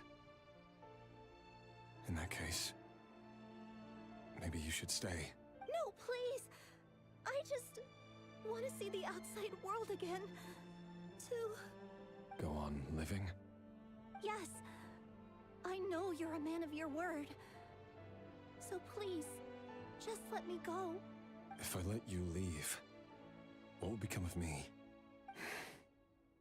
Just kidding. Go, now. But remember, don't let anyone know you were caught. We'll be seeing each other again very soon if you do. Even shadows in the dark must live by a code. But you can't save everyone. You've been whispering in my ear for days now, Vedifilnir. What are you trying to do? Break me down?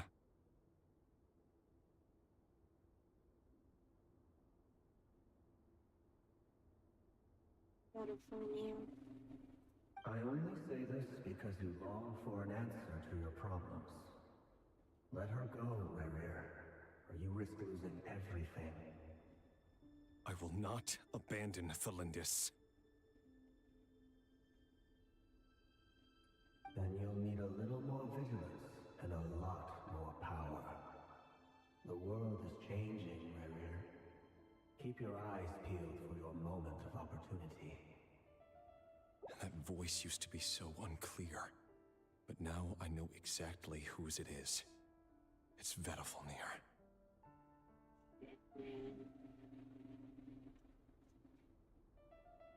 He won't tell me how to actually resolve any of this, but he keeps trying to manipulate me like a puppet. What's his game here?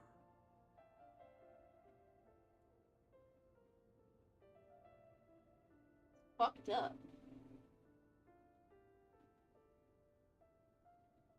Tell me then, what will this moment of opportunity look like? And no answer. He's like a ghost. Always disturbing me when I'm on edge, but never answering when I need him most.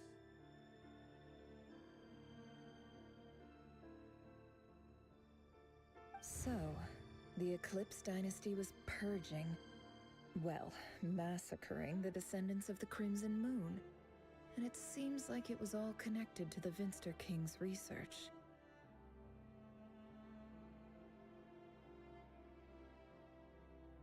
The King's obsession with abyssal power left the future of Khaenri'ah hanging in the balance.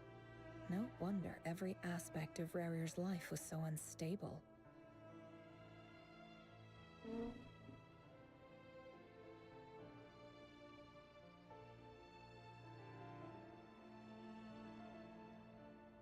And it looks like this Thalindis, Rerir's would-be fiancée, herself belonged to a sub-branch of the Crimson Moon Dynasty's descendants. It almost defies belief that a couple like them could hide the truth from each other for so long. If the Vinster King hadn't intervened in such a drastic way, they might have gone on deceiving each other for the rest of their lives. And then their children would also be descendants. And why does Vedderfanir, Daneslif's older brother, keep talking in Rerir's head? This guy kept more secrets than I ever imagined. No wonder he's so good at hiding his tracks. Jesus Christ. The human mind is like a vast desert of shifting sands. When you follow the flow of someone's memories, you only ever see the parts they're willing to let surface.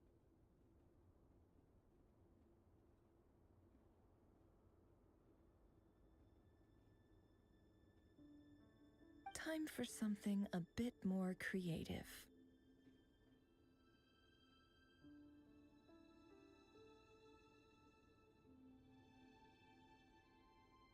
We've been inside Rerir's mind this whole time, building up a picture of his psyche. There's already enough clues on the board to start reading between the lines and mapping out the rest. Now, we can finally begin to put the pieces together.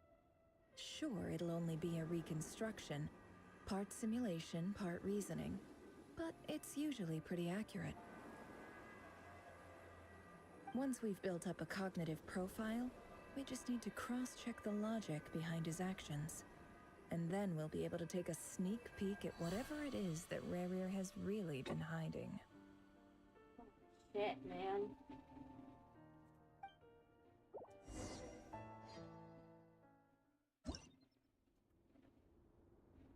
I hope you don't use this method liberally.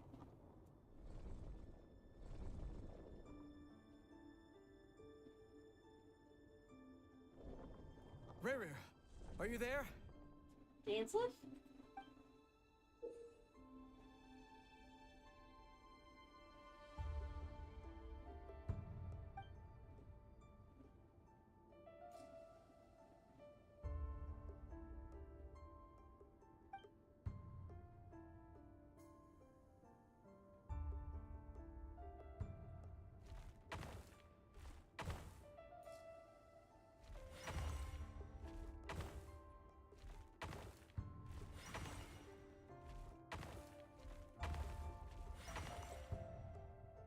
Hey, Rerir! Come out, it's urgent! Oh, a Dane chess piece. Dane? What's wrong? Oh, and this chess piece is Rerir. A wolf in the moon. Quick, come with me. I'll explain everything once we've met up with the others. Okay. I'll come. But the Lindis is still over at the Universitas. I'll need to leave her a note. All right then, but make it quick. I've never seen Dane so worked up before. Whatever this is, it must be big trouble. Oh, this was that night.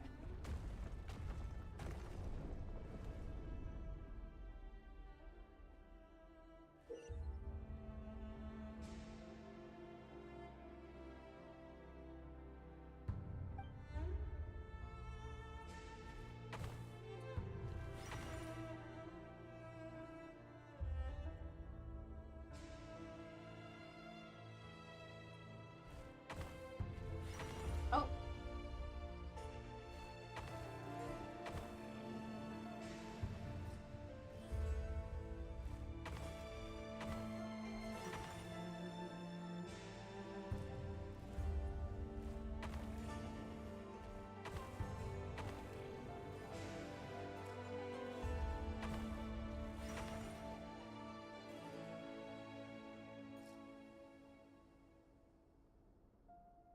A unicorn and a sword? Well, this is a nice change, My meeting daughter. you all at this hour.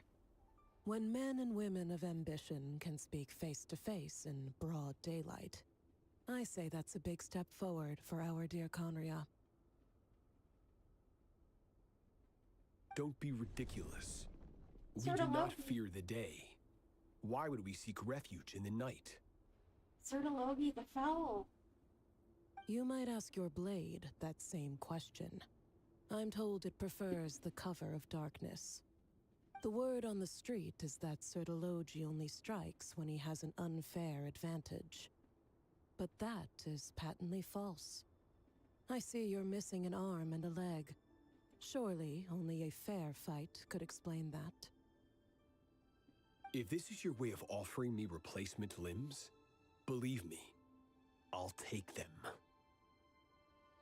Oh, we can certainly discuss that. With bioalchemy, anything is possible. Assuming I have your full support in my research. Oh, you ambitious lady.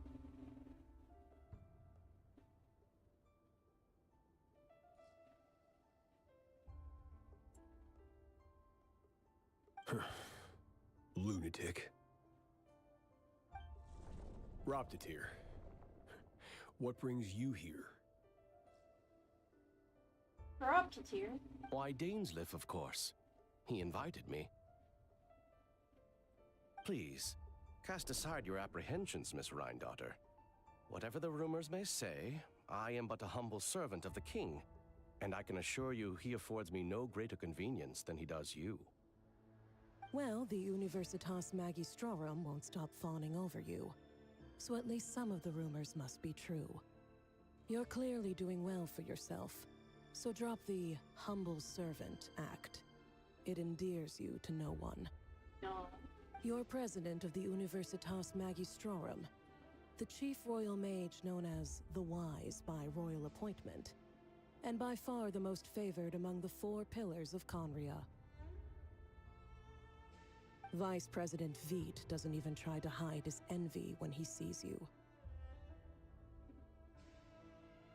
My success is the product of hard work and good luck. It's as simple as that. Were the king not such an extremist, I hardly think I would have received a senior post at my age. Interesting. Of course, no job is without its gripes. Serving a king like ours can be a challenging task, as I'm sure you can imagine. And as for Eftervit, in missing out on the presidency, he's dodged a mountain of stress. Like everything else in life, it comes with pros and cons. Why aren't you a talker? You're all here. I apologize for the short notice, but it was an emergency.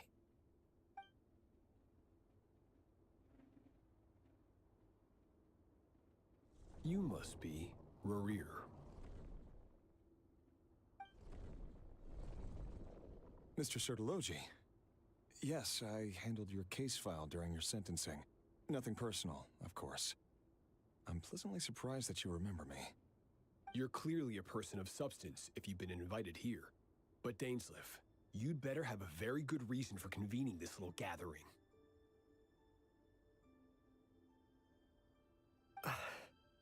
It's my brother, Vedalfinir.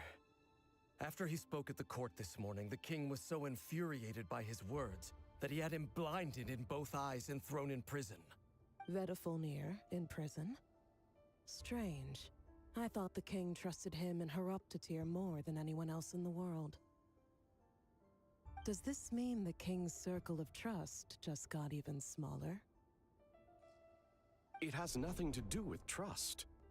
It's about what the king wants, which is as clear as day to anyone paying attention. I simply appease him, because it's in the best interests of the Universitas Magistrorum. And also because you're slimy. Vedalfinir, perhaps less so. But still, a visionless visionary? It rather inclines me to think that qualifications are not what get you ahead in Conria. Oh dear. Granddaughter, what the fuck? Do you honestly think this is an important discussion to be having right now? Dane, what are you planning to do? Rescue Vedifenir, I assume.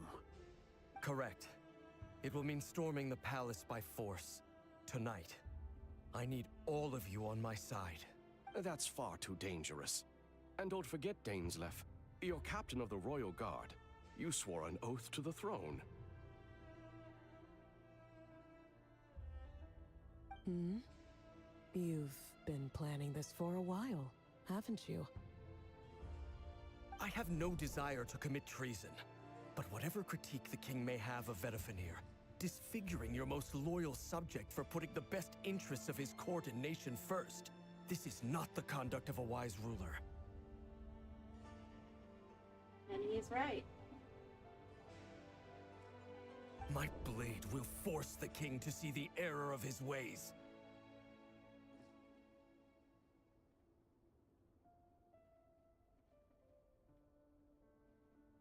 So, Vedifenir's prophecy enraged the king.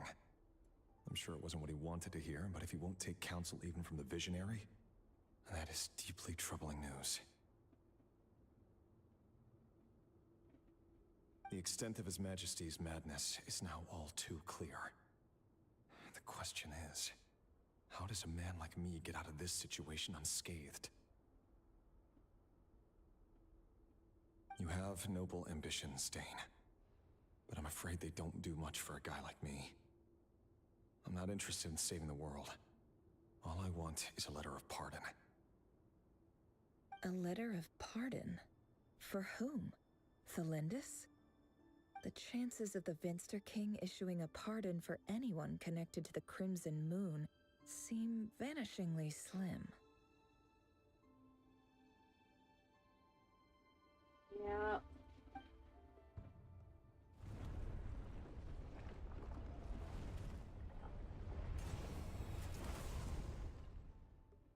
Lord. This black fog over the board must have some connection to Thelindis. But why is it taking this form? Does it have something to do with Rerir's past? Another mystery I'll need to unravel. Boy is never putting in the work.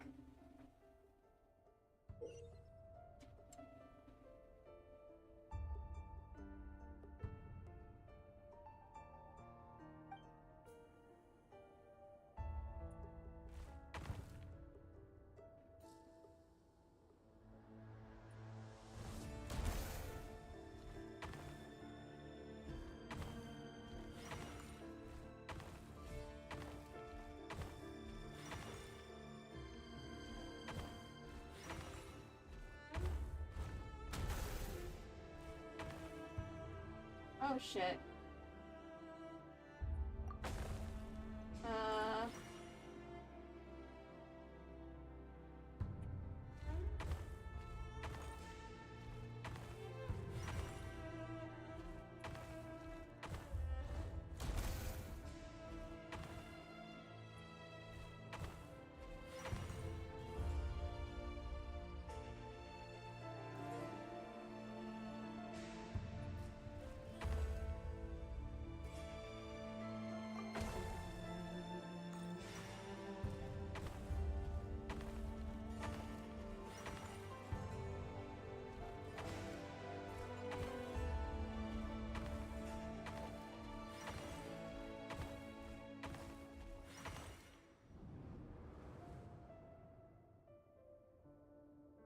Author Thelindis. Over the course of this week, the research object was subjected to interference for a total of 60 hours for experimental purposes. The results are as follows. Research dating back to the Crimson Moon Dynasty has established 2 points regarding moon marrow. Firstly, its origins have something to do with a god's power. Secondly, it serves as a portal to an as-yet indeterminate location. Moon marrow can thus be defined as a spatial gateway. Oh shit. However, there are a number of hurdles to overcome before we can answer the question of where it leads to. To start with, opening the gateway requires a specific power source, which the relevant literature indicates. Blood. An enormous amount of power is then required to keep the gate open. Currently, the total power output of our instruments remains in the single digits. To make matters worse, I am now the only staff member remaining in the Moon Marrow lab. The Universitas Magistrorum recently decided to move most of its personnel into abyssal energy research, which has stymied all Crimson Moon-related projects. This is not a wise move. I have always maintained that placing all our hopes in a single source of power is risky, especially one as poorly understood as this. Yep. As well as making ourselves overly reliant on a single resource. We are neglecting other promising technologies. I apologize if this comes across as disrespectful. But as a Moon Marrow researcher, I desperately want to see the world beyond the gateway. If we really made it there one day, what would we find? And how would we go about taming the unknown? My imagination is endlessly fueled by questions such as these.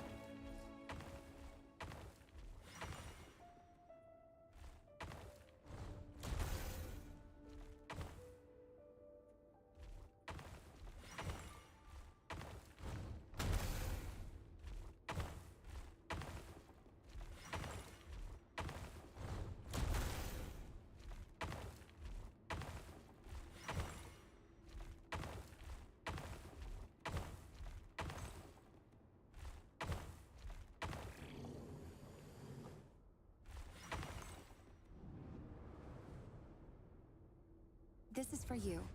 I heard you're gonna leave the city with your parents. The Lindis. Did you hear about what happened? I've heard nothing. Rerir got back very late last Friday, and he was acting a little unusual, but he slept pretty well, so I'm guessing whatever he did was a good deed. You never saw him, and I don't know what he did. And this conversation never happened. You understand? What if he finds out that you pried into his secrets?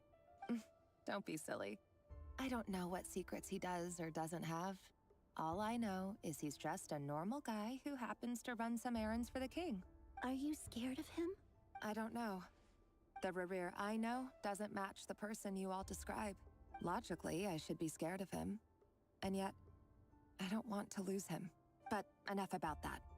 You should get going, and be careful with the package I gave you. Keep it secret. Keep it safe. Oh. What's in it? A piece of the moon. All you need to know is that as long as you keep it safe, then in the future, everyone will be able to see a red moon. A red moon? You mean our moon? That's right. Our moon. Promise me you'll look after it. I promise, the Lindis. The Crimson Moon bloodline will never die out. Its light, the color of blood, will become like a fire that flows in our veins.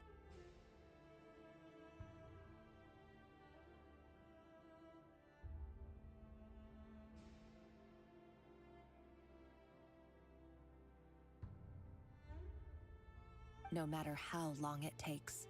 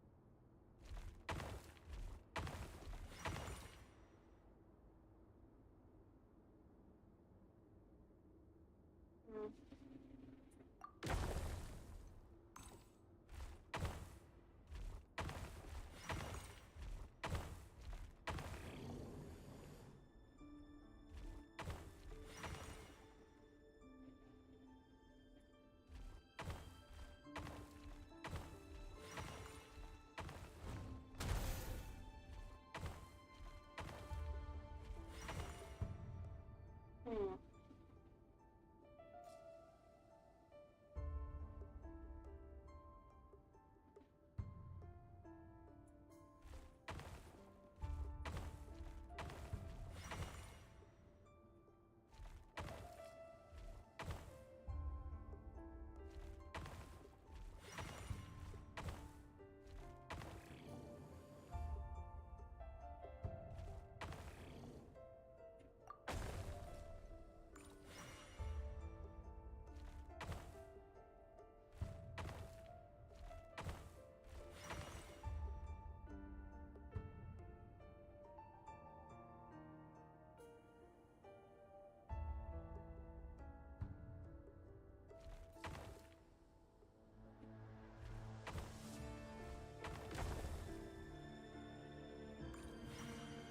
What am I supposed to do from here?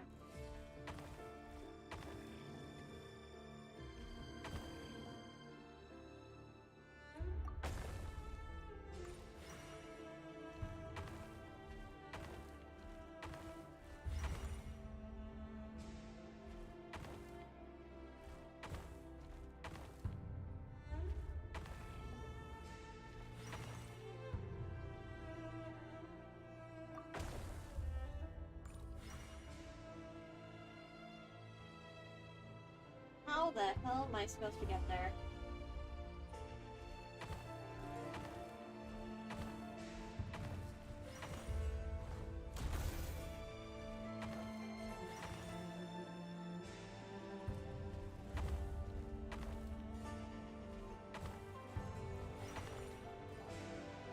Hurry, everyone, and stick to the plan. Sir Dainsleif, what are you? Is this treason? You know what happens to those who betray the throne. Please, don't do this! It is the king himself who has betrayed the throne. He has betrayed all of Conria. If you have any love left for justice in your heart, you should join me. It's showtime. Dane and his group will handle the troops in the palace. Then Hraptatir and Rhindaughter will disarm the security measures.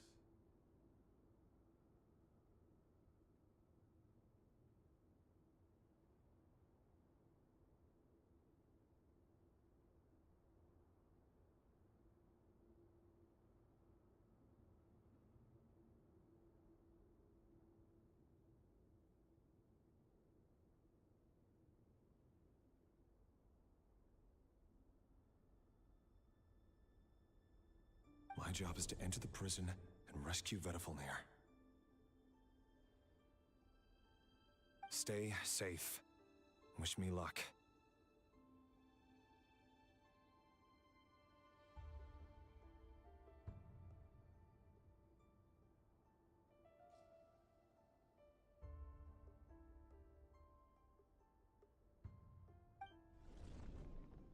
Look after my brother. Draw your blade.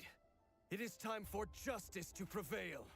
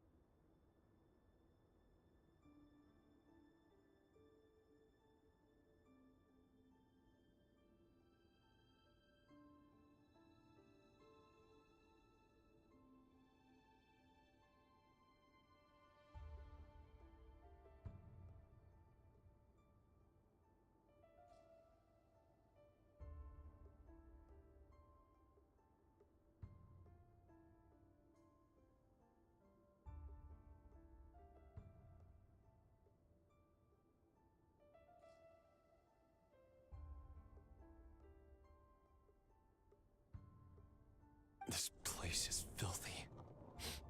And the smell is abominable. Clearly, the king doesn't allow his prisoners a single shred of dignity. This is dire.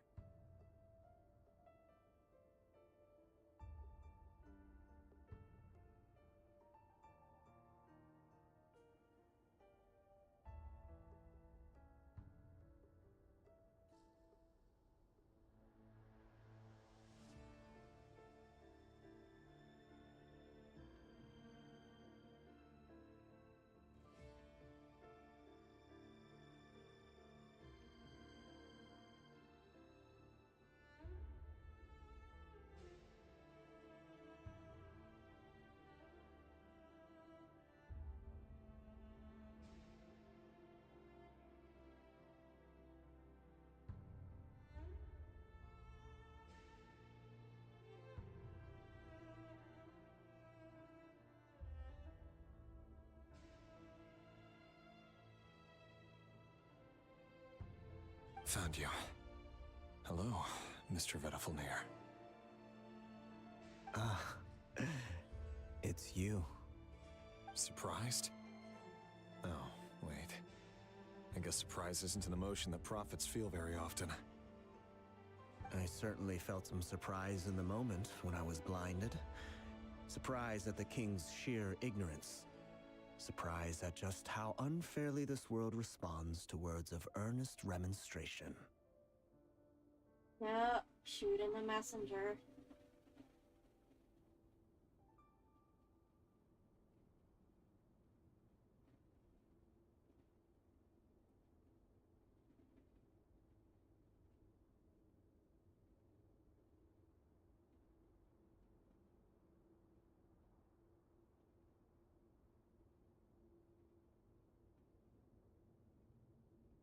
I'm curious.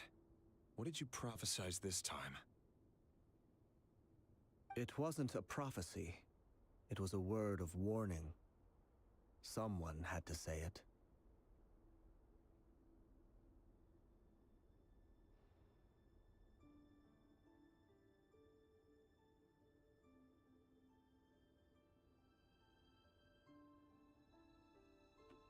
What did you warn?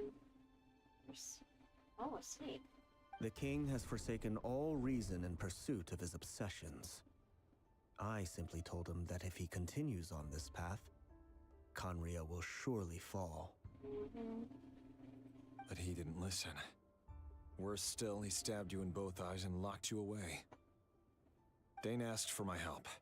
The court is in complete chaos now, but I'm sure you predicted that. Everything is transpiring as I foresaw. Yet I am powerless to change it. Fate is an immutable force. I can but lament as the inevitable unfolds. I do wonder whether giving a man the power to see the future does nothing more for him than slowly crush his spirit. Yeah. Forgive my curtness, Vedafilnir, but the king did not suddenly turn on you today. His suspicions have been brewing for a long time. You can't have wisdom beyond the reach of your fellow man without attracting his fear and suspicion. There are things the king does not want to see. So, he doesn't want you having visions of them either. He blinded you because he thought this would make the visions stop. He wasn't entirely wrong. I did indeed lose my power to see the future. Right up until... Until what? Just now. I believe I saw something new. Well, tonight could go a lot of different ways. 5 of us banded together to storm the palace, also we could rescue you. This will go down as the most tumultuous day in Khaenri'ah history. I sense hatred in you, but also hope. A desperate hope that with the tyrant deposed, that will be the end of the story. But this is not the end. It is the beginning of a new chapter, in a whole new story. Oh no. There are many men of honor and courage in this world, Rerir. But you are not one of them. You're not here for justice, are you? You're here for yourself. And why are you wasting your time talking?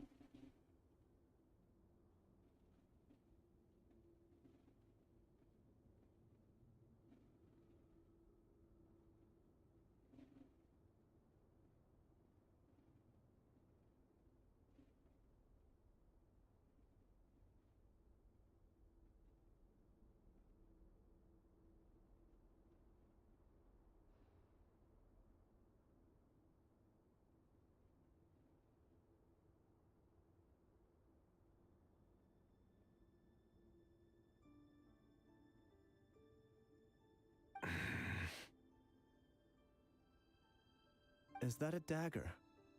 Interesting. Why not the polearm? It was always your weapon of choice. With your abilities, I don't doubt that you were able to recover some of your sight. But I also doubt that you want to make an enemy of me right now. Of course not. We're on the same side, aren't we? We could be. But I need you to be honest with me, Vedafalnir. At this point, you're my only hope for the future. You mean your future? With your beloved, Felindis? Yes. And I know there are bigger things at stake here. A dynasty, a nation, maybe the entire world. But forgive me, I care first and foremost about myself. Selfish bastard. I can't abandon the one I love to save myself. I just can't do it.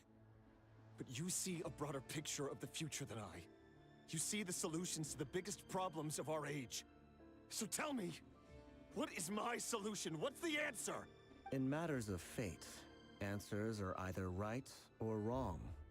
What will be and what will not.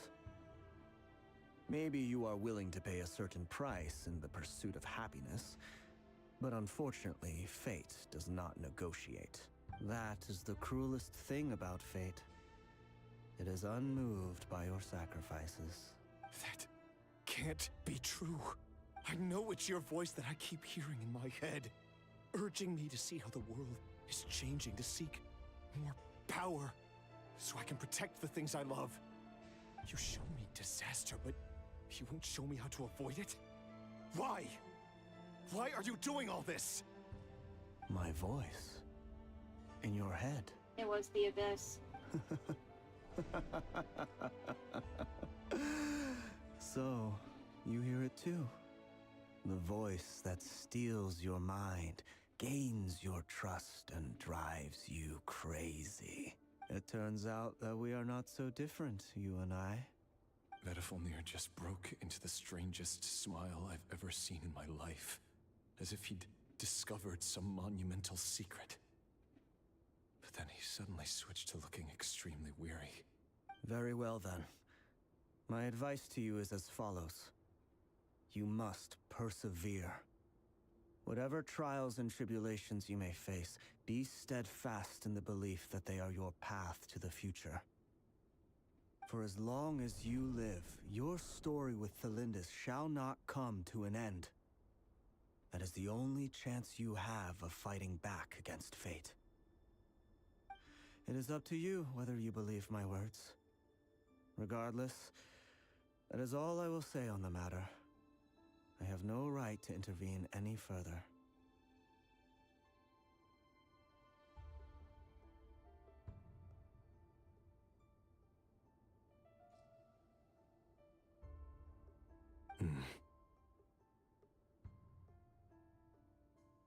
I will hold you to your word.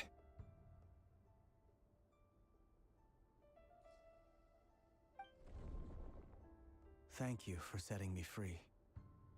In return, I will tell you one more thing that you cannot afford to ignore. Just then, a strange wave of energy rippled through the city. We had no idea what it could mean. If I were you, I would head to the Universitas Magistrorum. The Universitas? Oh no!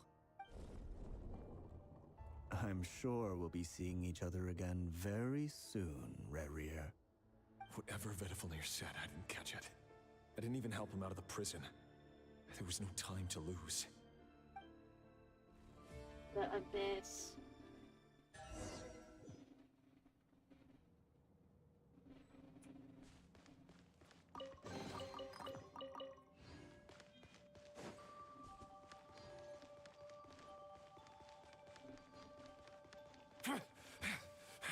Monsters?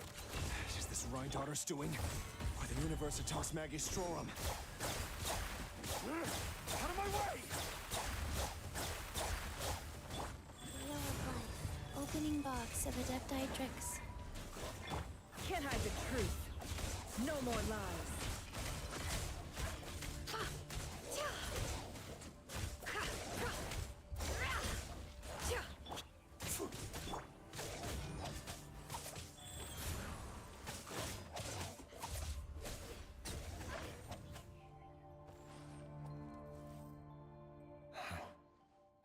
Universitas. That reminds me of a rumor I once heard. Allegedly, the king installed secret mechanisms in the palace and around the city. No one knows where they are or what kind of power they hold. Oh shit. But if they were ever gonna activate, it would probably be on a night like tonight. Oh. Help! Hold on! Don't let them anywhere near you! Save me! I can't! Ah! That sounded like an explosion. So, the rumor is true? The king really went through with it.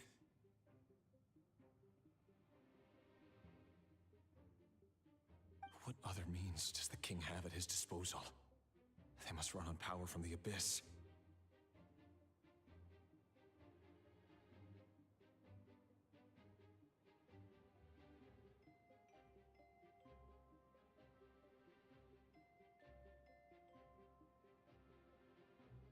And given it's a major center of abyss research, anyone over at the Universitas will be in grave danger. I have to hurry! And she perished, didn't she? Well, at least he didn't kill her.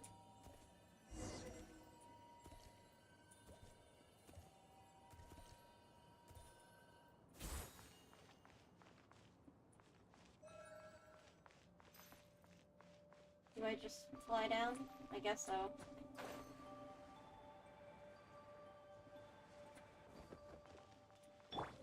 Rise! This is order!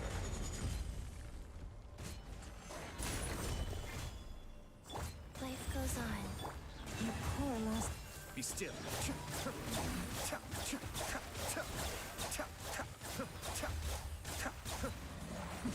The depths beckon. Can't hide the truth.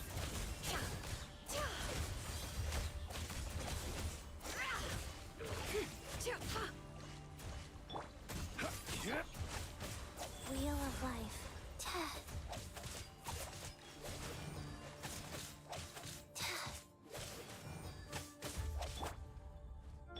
Order guide you. Gather.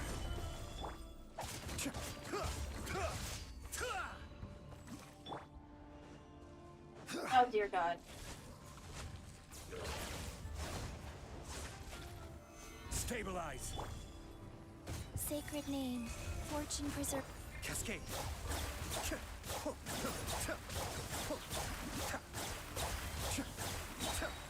Mind the deluge. It all adds up. Seek within. Can't hide the truth.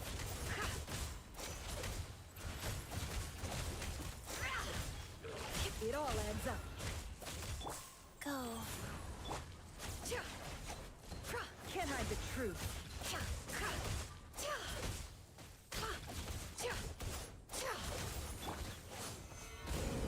This is order. Lush as the moonlight.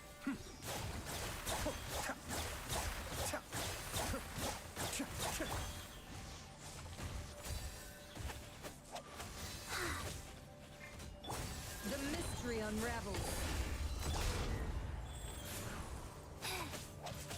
Like. Orders given. Orders received.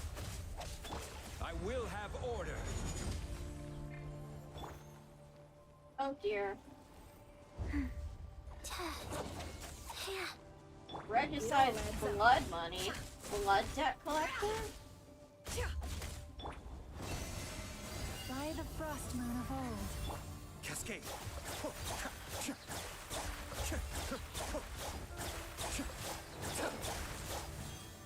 Kamisato on. Suiyu. Gather. Order guide you. Life goes on. No more lies.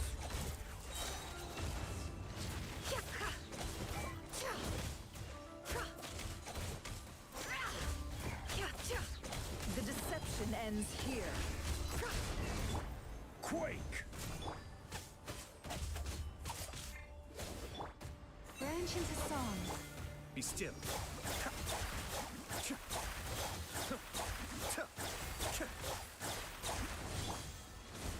It all adds up. Dear frickin' lord.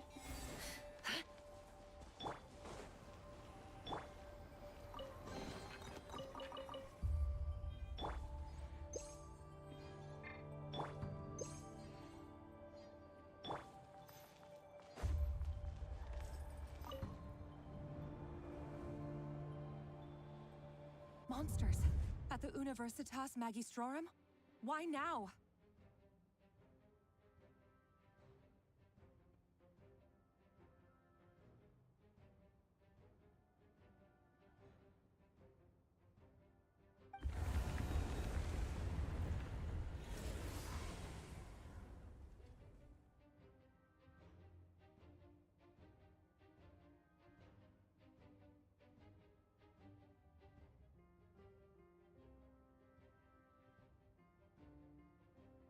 Oh no!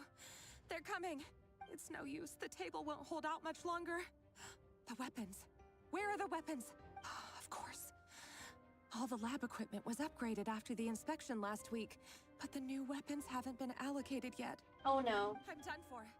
Is anyone there? I need help! Ah! Stay back! Please stay back! Please!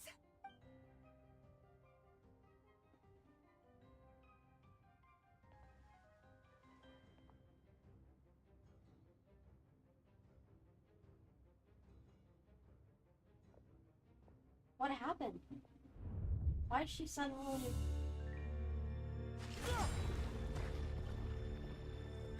What's that? Rerir!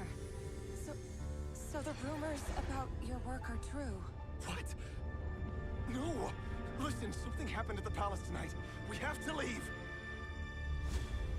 You don't need to lie to me anymore. What do you mean? I know why you're worried, and I will respect the decision you've made. But it's okay, because I found a solution. I know how to end all this. You can have it back. The normal life you so desire. But until then, I'm afraid our wedding will have to wait. This? No, don't do it! Cylinders! Cylinders! Oh shit.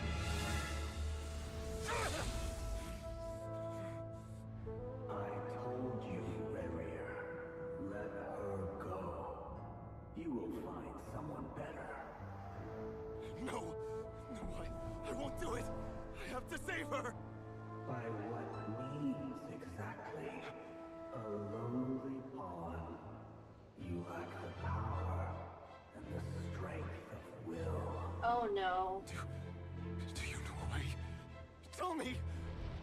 Come to the palace. Join us.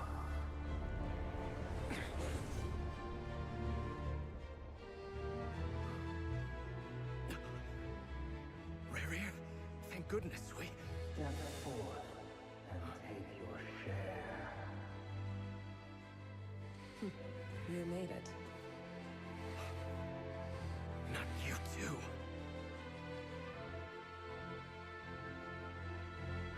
Hatred or grief, despair, desire.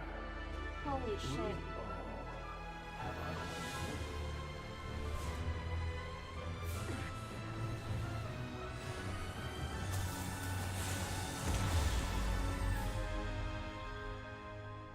Rerir. Rerir. Lindis? Were you daydreaming?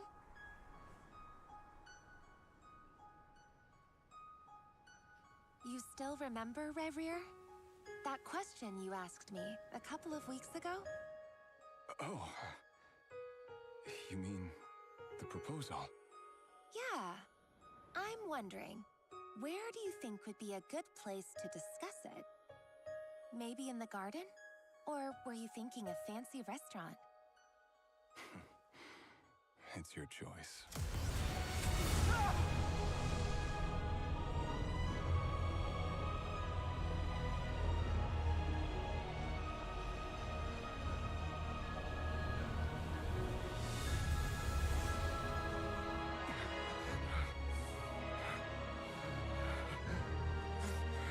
His hair turned white and his eyes red.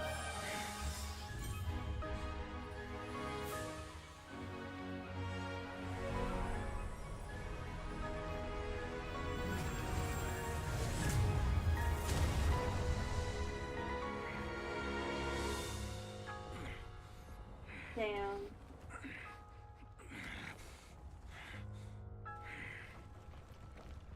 I will find you. And then you can give me your answer.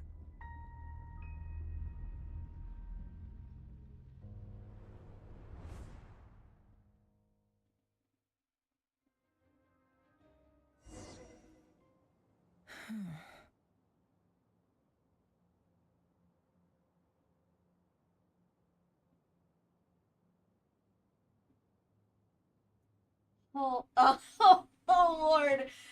Oh, yeah, you only just witnessed the end of that. Holy fuck. Hi. Oh my god. I did get spoiled a bit for it, but I accidentally spoiled you way more. But to be fair, you hopped into a stream of me playing it willingly.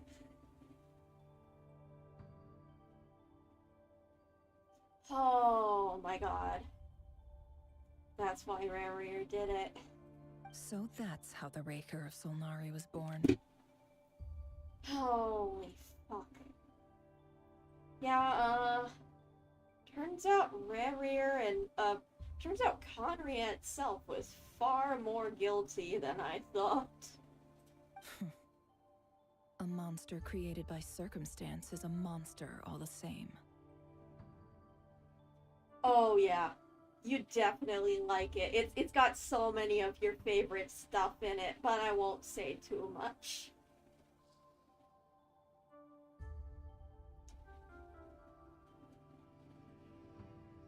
But, just to be warned, Rerir's past and, Conria itself seems to be on par, potentially, with Nazi Germany.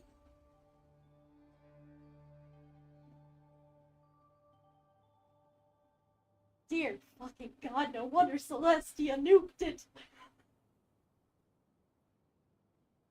Viewing other people's thoughts for too long can get uncomfortable. Right now, I'm feeling a strong sense of loathing. In a nutshell, the story of Conria is what happens when the truth falls by the wayside. Everyone tells little white lies, and before long, you have a huge pack of lies that destroys everything. Absolutely messed up. He literally just said, oh, I was just following orders. Time to get back. He was committing genocide and only got upset because he found out his partner was secretly related to the group being genocided and was on the list to be eliminated. His partner, that name he shouted along with Rhine daughters and Sertologi, Thelindis. Oh my god.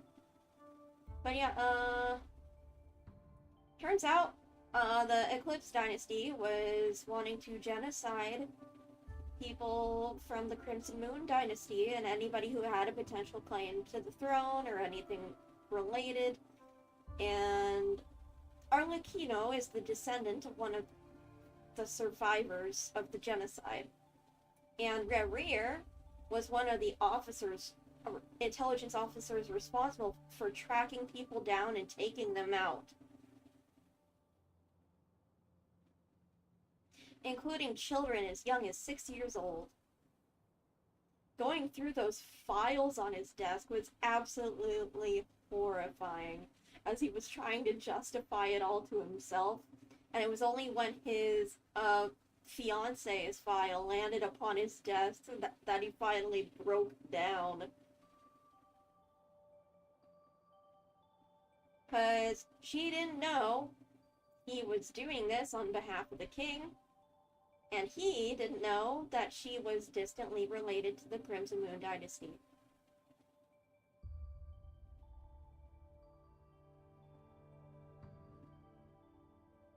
And holy fuck.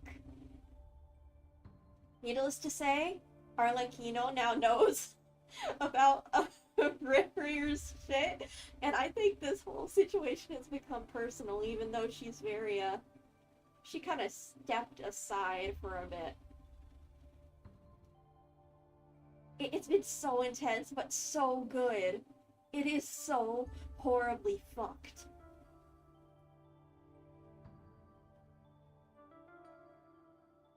But yeah, turns out the Crimson Moon Dynasty, obviously, you know, worshipped the Crimson Moon.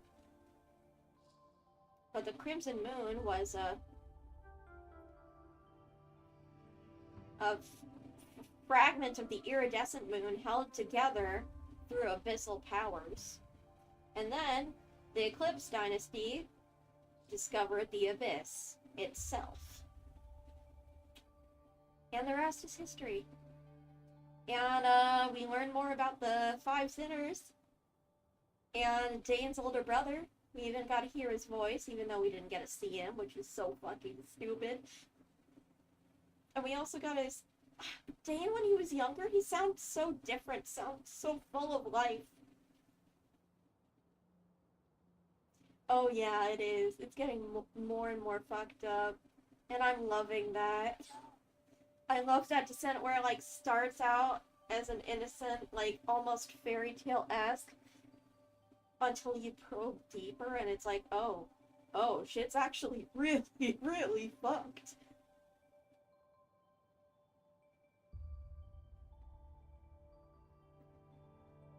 Also, Albedo and Durin showed up, and Durin is so cute and awkward, and oh my gosh.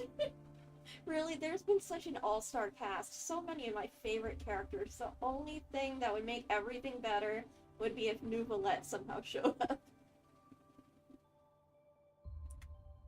That is my only fave that is not here. His past is filled with sorrow, but the tale of any fallen civilization is one of endless tragedy.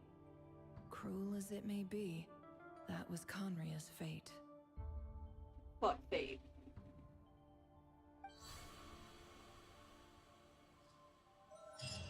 Yeah. That is so different.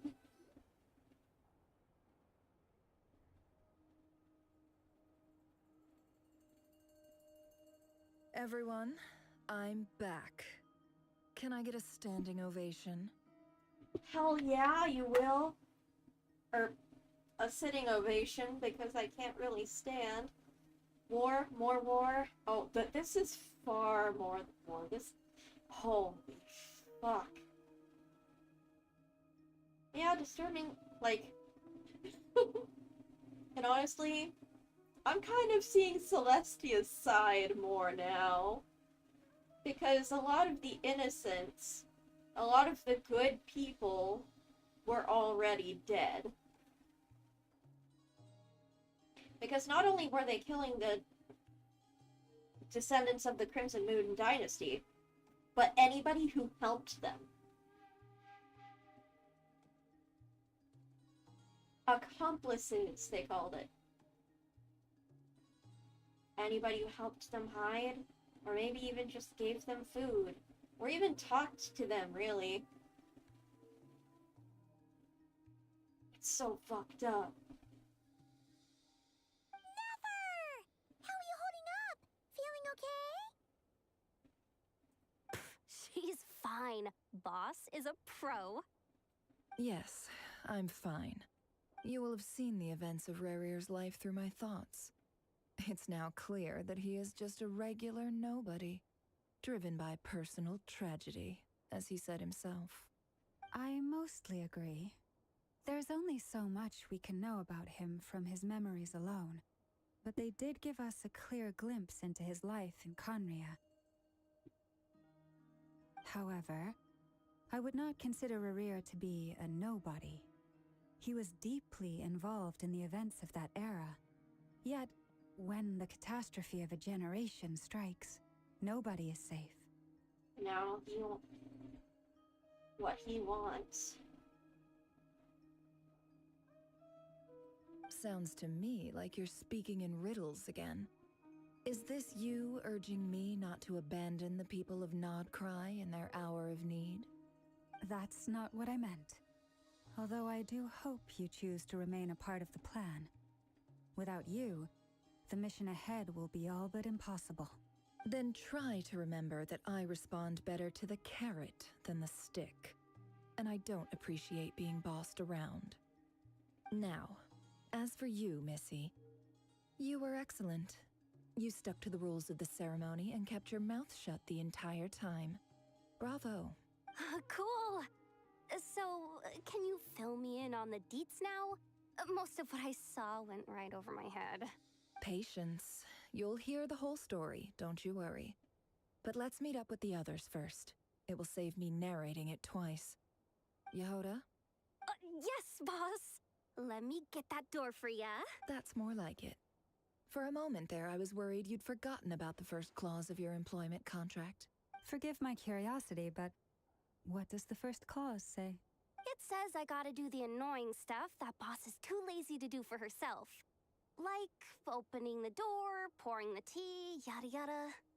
Is that right? If something is in the contract, it's because she willingly agreed to it. Rest assured that the curatorium abides by the very strictest of labor policies. You don't seriously think I'm cruel enough to treat her like my slave? In any case, I've hardly shied away from my share of the work today. Hope I don't catch Flintz and Varka lounging about in their chairs, enjoying a leisurely cup of tea.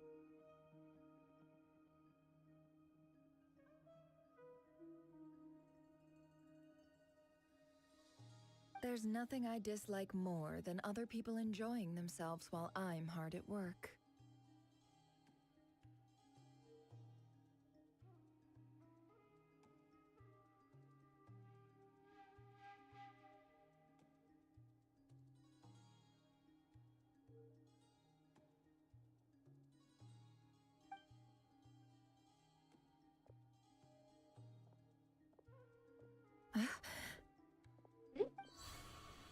Oh no. Oh? Oh, what happened? Oh dear God, you better not leave it off on that. Sorry to disturb you, but we seem to have run into some trouble. Uh-oh. Evidently so. Don't worry, I'm not about to leave you to fend for yourselves. I'm not that kind of boss. And it would go against the curatorium's labor policy. I'm sorry. What did you hear me say? I wasn't talking about labor policy. Wait. How long have I been standing here? Not long. You just appeared by the door a moment ago. Boss, what's wrong? You look like you've seen a ghost. We've been tricked. We never left at all. Somehow I hallucinated that whole scene back inside the office. Oh no. Hallucinated? But how? How indeed. This place should heed my will alone.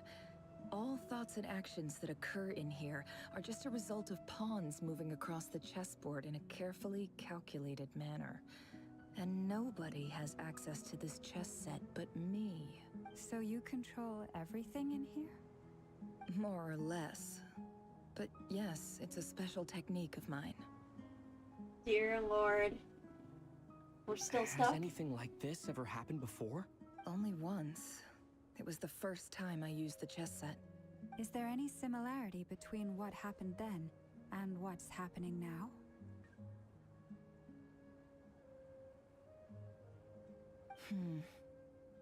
I suppose my thoughts are a little turbulent, which was also the case my first time.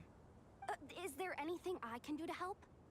The first clause of your contract clearly states that I only need your help with things that I'm too lazy to do myself. Meaning, you're not feeling lazy right now? Meaning, this is not something Yehoda can help with. The chess set is a personal treasure that I alone understand. I must be the one to find our way out of here. Shit, man, we're stuck. Boss, it's fine. Really. Let me do something useful. Oh, listen to you. Whatever would I do without you, Yehoda? What? Really? Yes, really. Where would I ever find another employee as obedient and servile as you? God forbid anything ever happens to you. Oh, okay. Well, anyway, I was thinking of fetching some water. There's gotta be a source around here somewhere. I suggest everyone finds someplace comfortable to take a rest. We gotta conserve our energy. Even though all this chess malarkey doesn't exist in a physical sense, mentally speaking, it's all real. And so is our tiredness and fatigue. You don't want to dismiss mental fatigue. Just because it isn't physical doesn't mean it's any less serious. But anyway, I got your backs, so don't worry about a thing.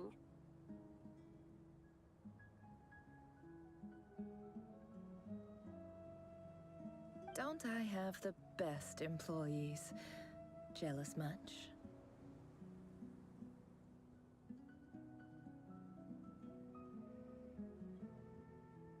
If we can find a suitable time, I'd love to borrow Yehoda for a day to help out at the Frost Moon Scions.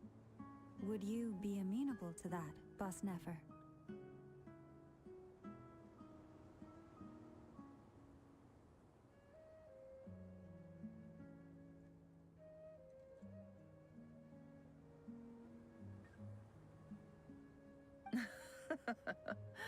Oh, Lauma. Have I ever told you just how pretty you are? Beauty runs from the tips of your antlers to the depths of your imagination. AKA only in your imagination. Or only in your dreams.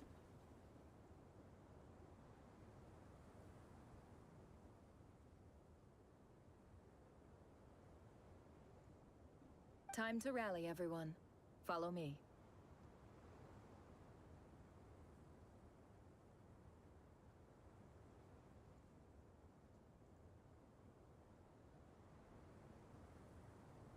As we continue our journey, the same rules will apply. That means stay focused and no talking no matter what we encounter. And don't disturb the chess pieces. You have my word that I will get us all out of here.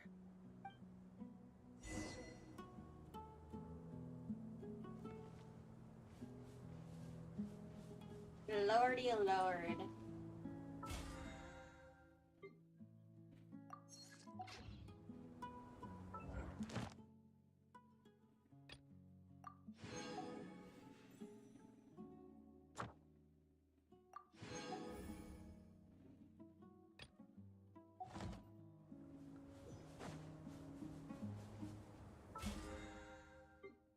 Are these some of Nefer's memories?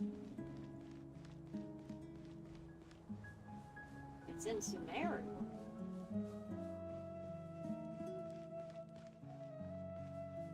This place looks familiar. Arya Village. That's not a good sign. There's someone up ahead. Time for a little chat.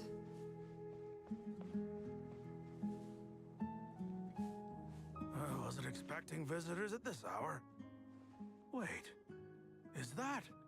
Oh, it's him. The Milliaster Wonderland? I have mixed feelings, but I haven't ventured too deep into it so far. But I found out that you can only get the outfits through basically, like, actually paying money to gamble. There you are. Sinue's been looking for you all day. I think he has some news for you. Oh? Oh yeah? What were you doing just now, Uncle Retinue? Hiding away some more loose change? I know I saw some Mora. What do you mean, loose change? Oh, come on, I'm too old for this. Just pretend you saw nothing.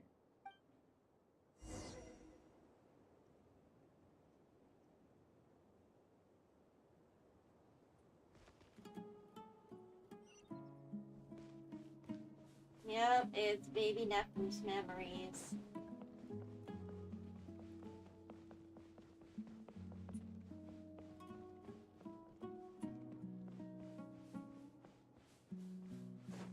Yeah. Hey, kid. Mind telling me what Sinnohe's been up to recently? I'm trying to get in his good books and I need a way in. Get in his good books? Why? What do you want with my dad, Uncle Apepi? I've written a new song. I was hoping to showcase it at the next festival, but I'll need his approval. A new song, huh? I'd love to stay and listen, but unfortunately, Uncle Retinue says my dad's looking for me.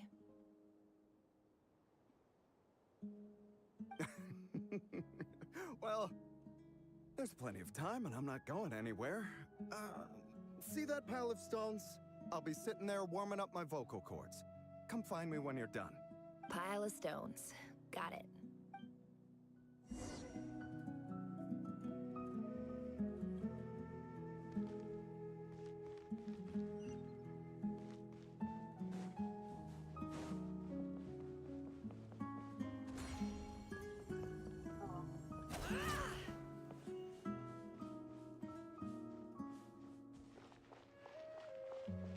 Hi, Dad.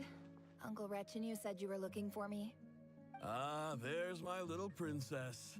If you'd gotten back just a little sooner, you could have shared the spoils of war with me. Oh? Spoils of war?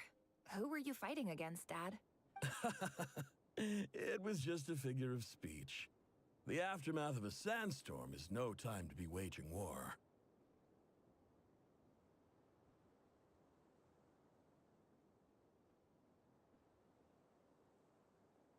I was talking about our war against thirst.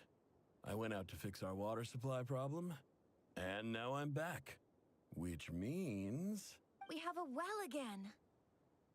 That's right. I found a new one and brought back as much water as I could carry. It should last us for a good while. If it wasn't for these blasted sandstorms, our wells wouldn't be caving in. You wouldn't be spending all your time out searching for new water sources. As the chief of our tribe, I'm supposed to be leading us out of hardship and poverty, onto better things. You know how prosperous our ancestors were. I've told you all the stories. And look at us now, squeezed into these hovels. No one would choose this, if it wasn't for the endless wars over the years. But things are looking up. I started working with some folks from the academia a few months back. They gave me some contacts in return for my assistance in the desert. So you're the academia's helper now? Special ambassador, they call it. Think of it as a partnership. It's nothing bad, okay? We've been isolated here in the desert for too long. Seeking opportunities elsewhere is the best thing for us, and the fastest way to progress. So, do you get anything good out of being a special ambassador? Of course. My luck's improving all the time. One day, I swear I'm gonna lead us out of this place. We'll find somewhere new. Somewhere better.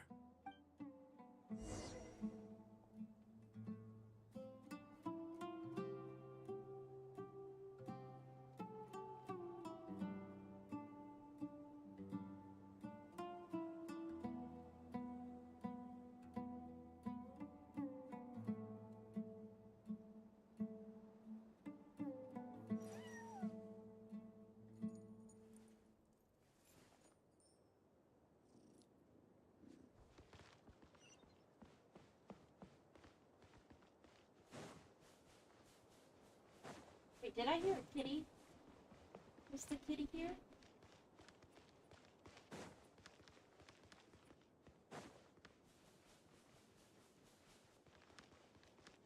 Oh, it might have been Nefer's idol.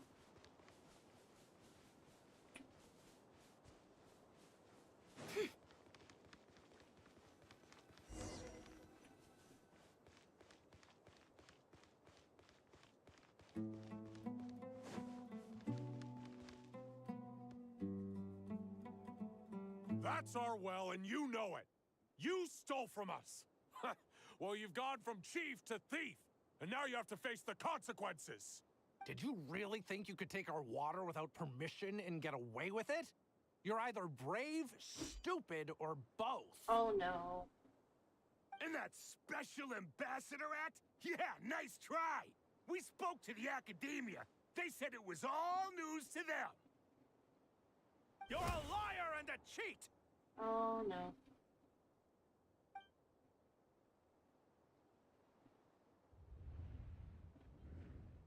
Oh dear God. I heard Yehuda gasp, but I don't blame her. Most people are terrified by the sight of blood. Corpses strewn across the ground. The wounds are clearly from scimitars and daggers. The desert dwellers' weapons of choice. There's a handwritten note on the ground. Let's see what it says. Halil, this is Sinuhe, chief of the Shimti tribe. Surely you remember me. I was the one who helped you and your colleagues avoid the quicksand in the desert. This is my second time writing to you. I assume my last letter must have gotten lost in the mail, as I didn't receive a reply. I hope this one makes it to you safely. I'm writing to you because I need some help. That sandstorm the other day completely blocked up our well, forcing me to look for another water source in Iab and Unut territory. It was a matter of survival. Praise the gods. The well of the Iab tribe was intact. It was my last resort. I drew what water I could and left, but not without being spotted. I fear they will retaliate. You told me to write to you if I ever needed help. You said you'd be my ally in the academia. I urgently need you to formally recognize my title of Special Ambassador and send some of your people to assist me for a few days. It's the only way I can convince them that this was the academia's decision and prevent them from retaliating. This is an emergency. Please send help as soon as possible. Looks like this letter never got sent. Oh, no. The writer died a grisly death, and the letter was trampled into the ground. It's badly defaced. Some parts are barely legible. What a ridiculous lie the surviving Shimti tell. Their whole village was butchered over a sip of water.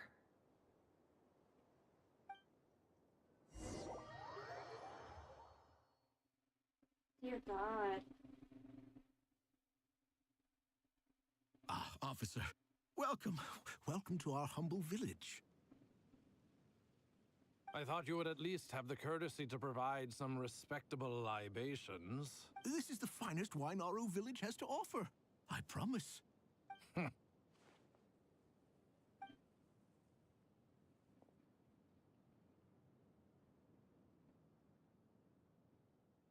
The Academia has agreed to reserve a single space for a candidate from your village. But I remain skeptical of this entire endeavor. I highly doubt anyone in this desert possesses serious academic potential. Please, have faith. If not in us, then in our God. The child we found shows great promise. I beg you, take her away from this place. Give her a chance. Don't let her talent go to waste. I don't recognize her. New arrival? She showed up here a few days ago, and we took her in. She's a really bright kid. Please help. I'm begging you. So, where are you from? Nowhere special. Just a sand dune. What about the rest of your family? How many of you are there? Just the one. It's only you? Correct. So, no brothers, no sisters, no mother or father? Any who have slept on a bed of sand, I call my brothers and my sisters. Apart from that, I have no family. All right. Get over here. Sign your name on the form.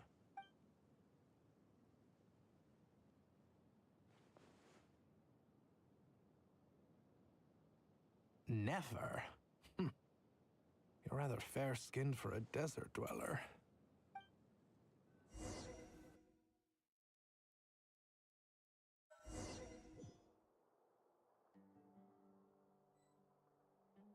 Shit, man.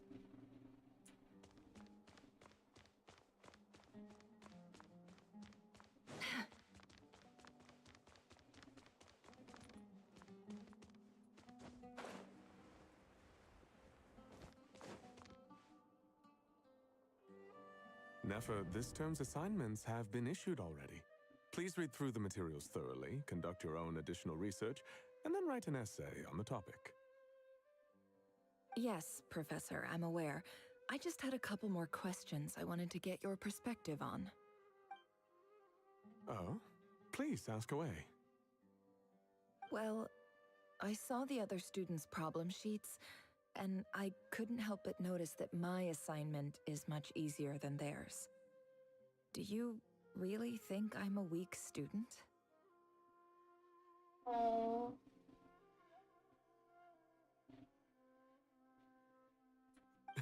A weak student? Goodness, no. Quite the opposite. You have a sharp mind. Almost too sharp. I think what you're saying is, a weak student wouldn't have noticed the discrepancy. And if they did, they certainly wouldn't complain about the lighter workload. You see, sharp as they come. You see things the way they are. And I'm sure you know why they're like that. Hmm? Because of where I come from. Because I'm different. I'm sorry, Nefer. I don't like it any more than you do. It's just... Anyway, you said you had a couple of questions. What's the other one? I wanted to check. If someone sent me a letter to the academia, where do I go to collect it? Ah, your family wrote to you. Well, as long as they put your name on the envelope, someone should hand it right to you. Not exactly. It's not even a recent letter. I was just curious where the mail would end up if no one collects it.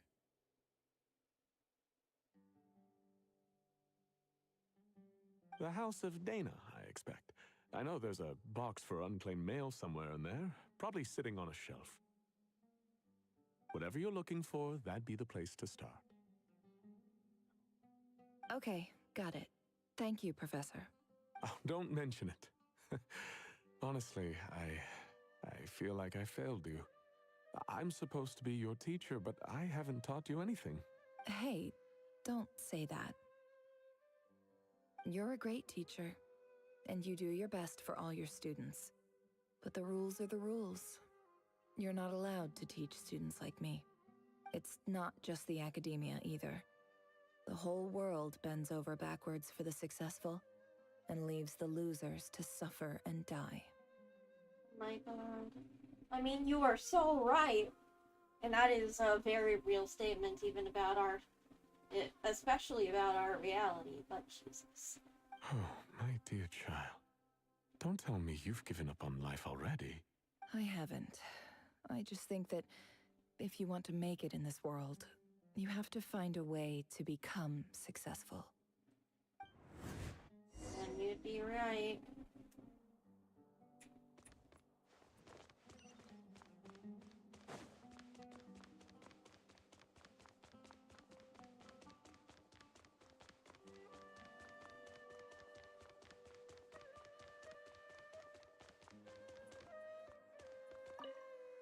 This must be it.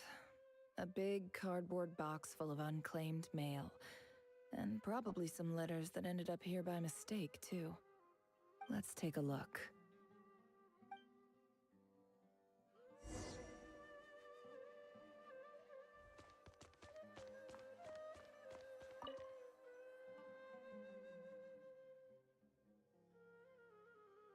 Oh, desk simulator as well. A dilapidation survey from Port Ormos. Looks like it's from a Core of 30 representative. What a strange thought. A bunch of mercs losing sleep over rundown buildings. This one was never even opened. I guess the recipient didn't care what the Core of 30 had to say about anything. Who was it addressed to? I don't recognize the name, but it must have been a Kasharawar professor. This one is addressed to the Immorta Sage. The title is Changes Observed in Satyavada Life Symptoms. Why do all these letters read like full-blown dissertations?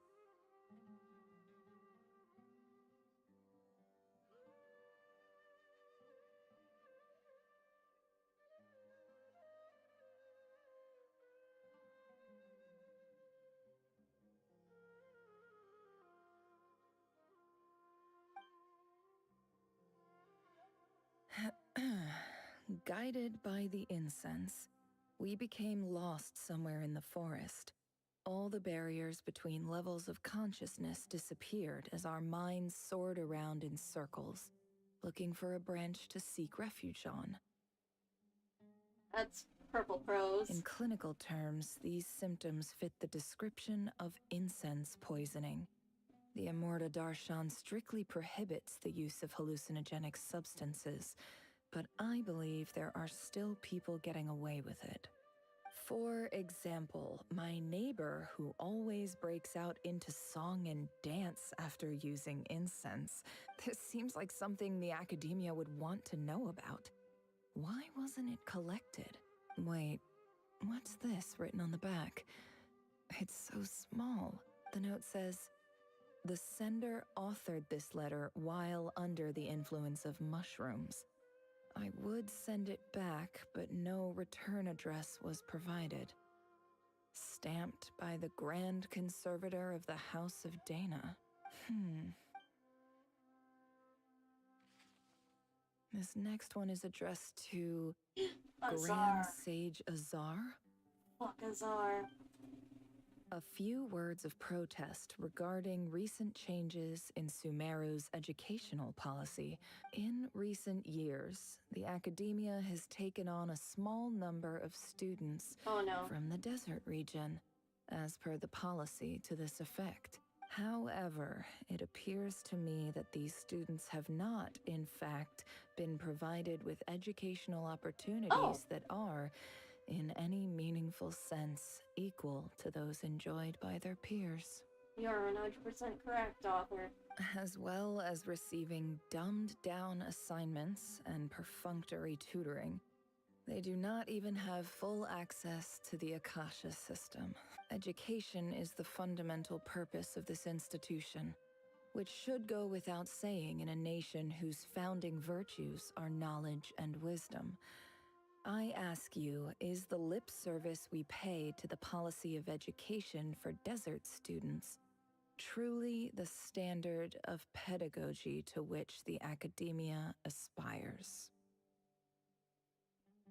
As Grand Sage, policy decisions are your prerogative, but do not forget your roots. You and I were once students too, as was everyone else in this institution.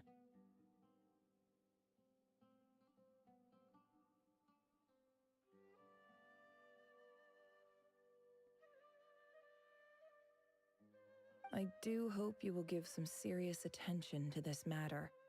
I encourage you to discuss issues like this with myself and others, and listen to some alternative opinions. Great letter. Shame it didn't get to where it needed to go. And the sender is... Huh? Sage Cyrus of Spontamod. Cyrus! I didn't realize anyone else even knew how bad students like me have it in this place. So this is where letters from the Sage of Spontamod end up? Nice one, Grand Sage. Really enlightened leadership. Whatever. This isn't what I came here for. Moving on. I'm not exactly holding out hope that a letter sent from the desert would even make it here. But if it did, where else would it end up if not in this box? I can't believe how much discarded mail there is. Must have been years since someone last went through it all. And this is just one box. The whole House of Dana is boxes on shelves. I don't believe for 1 second that any human being has sat down and read through all the documents in this place. Who has that much free time on their hands? Wait, could this be it? Oh? Least fancy envelope in the box, written on crude quality paper. And of course it would be right at the bottom of the pile. Clearly no one gave this letter so much as a first glance, let alone a second. The handwriting on the envelope looks very familiar. Greetings, Halil. My name is Sinuhe, chief of the Shimti tribe. I was the one who came to you and your colleague's aid when you ran into trouble in the Great Red Sand. I don't know how well you remember it now, but I brought you to safety and gave you some water and other supplies. You seemed very pleased and told me your name. In my tribe, learning a person's true name is serious business, and I therefore see you all as friends. You were kind enough to leave your contact details so we could stay in touch. The Shimti tribe lives a harsh, nomadic existence in the desert. You were sympathetic towards my plight, promising to make me a special ambassador of the academia and help us find a way to make a better living. This brings me to my reason for writing. Our tribe has fallen on particularly hard times, and I would like to ask for your assistance. There was a terrible sandstorm a few days ago, which blocked up the well in our land. To ensure my people's survival, I had no choice but to venture into Eob and Unut territory in search of an alternate water source. The Eob and Unut are descended from the Thamudians, while we trace our ancestry to Tulatala. We worship the Lord of Flowers and have had relatively good relations with our fellow tribes up until now. Oh dear. I found a well belonging to the Eob tribe. They declined to help us, but I really had no other option. So I took some water to keep me and my tribe alive. My actions are certain to incur their wrath. When we met, you assured me that you would be my ally in the academia. I would like to take you up on that offer, because I really need your help. I wonder if you could send an academia representative to meet with me. That aside, the last time you were here, you mentioned that the academia had started accepting students from the desert, and I told you a little about my daughter, Nefer.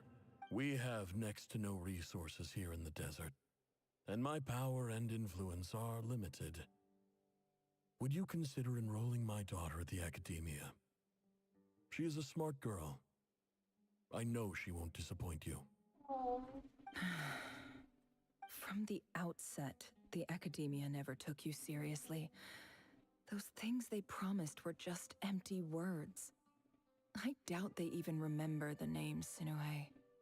And you were so emphatic that your luck had finally changed for the better. Only to get murdered. You swore you'd lead us to a better place one day.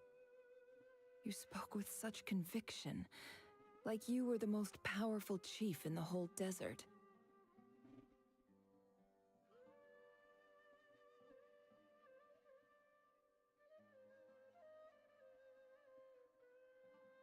You liar. You lied about everything. You promised the world and delivered on none of it. And who fell for it? Just me, by the looks of it.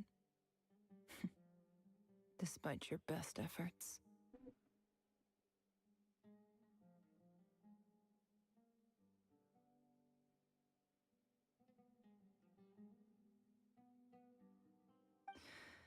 Which makes you a pathetic liar. You weren't even any good at it. I think I'll take over from here. Let me show you how it's done.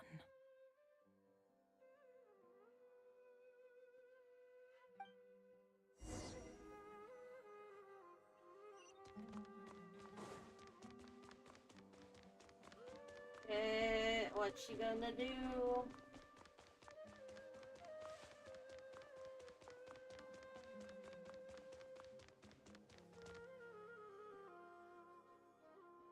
I just came to say goodbye. Thanks for everything you've done for me in my time here. Nefer? You packed your bags. Where are you going?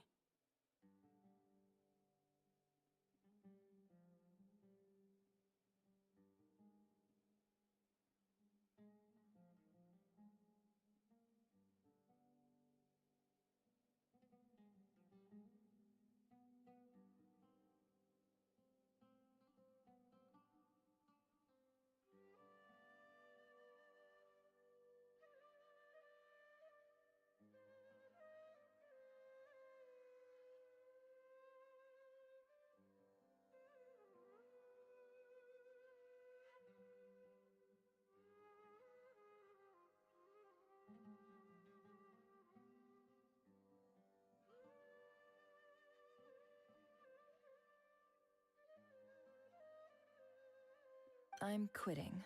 Something's come up in my hometown. Gonna head back and deal with it. Huh? But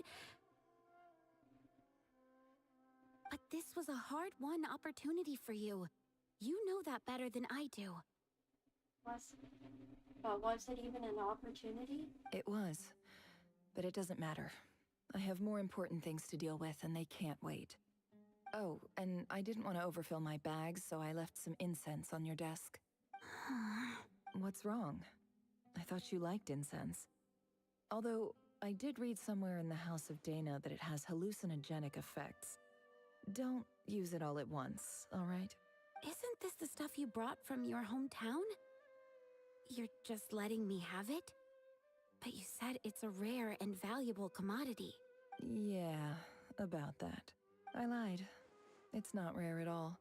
There's this bunch of ruins near my hometown that are practically overgrown with this plant. It's not worth much. Keep it. It's fine. But never. All right. That's all from me. You take care.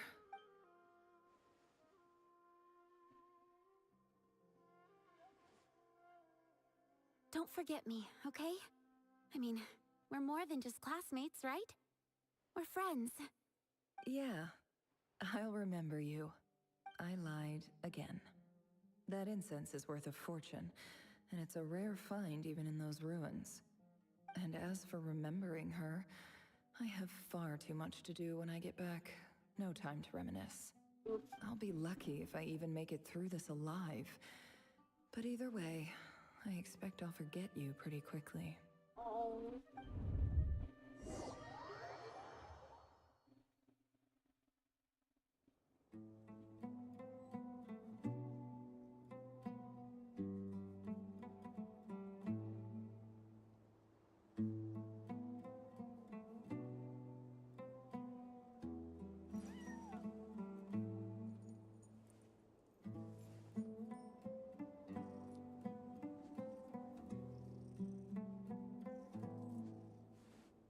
Never. Jesus fuck. I'm so glad they're getting into the real nitty-gritty of all things. Emotions are like a raging torrent that surges through the mind. More often than not, if you try to hold them back, you'll be swept away by their unstoppable force.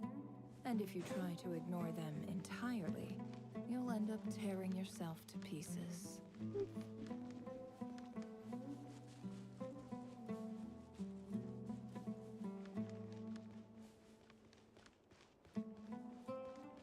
How do we get out of this, Nefer, and how long are we going to be trapped here?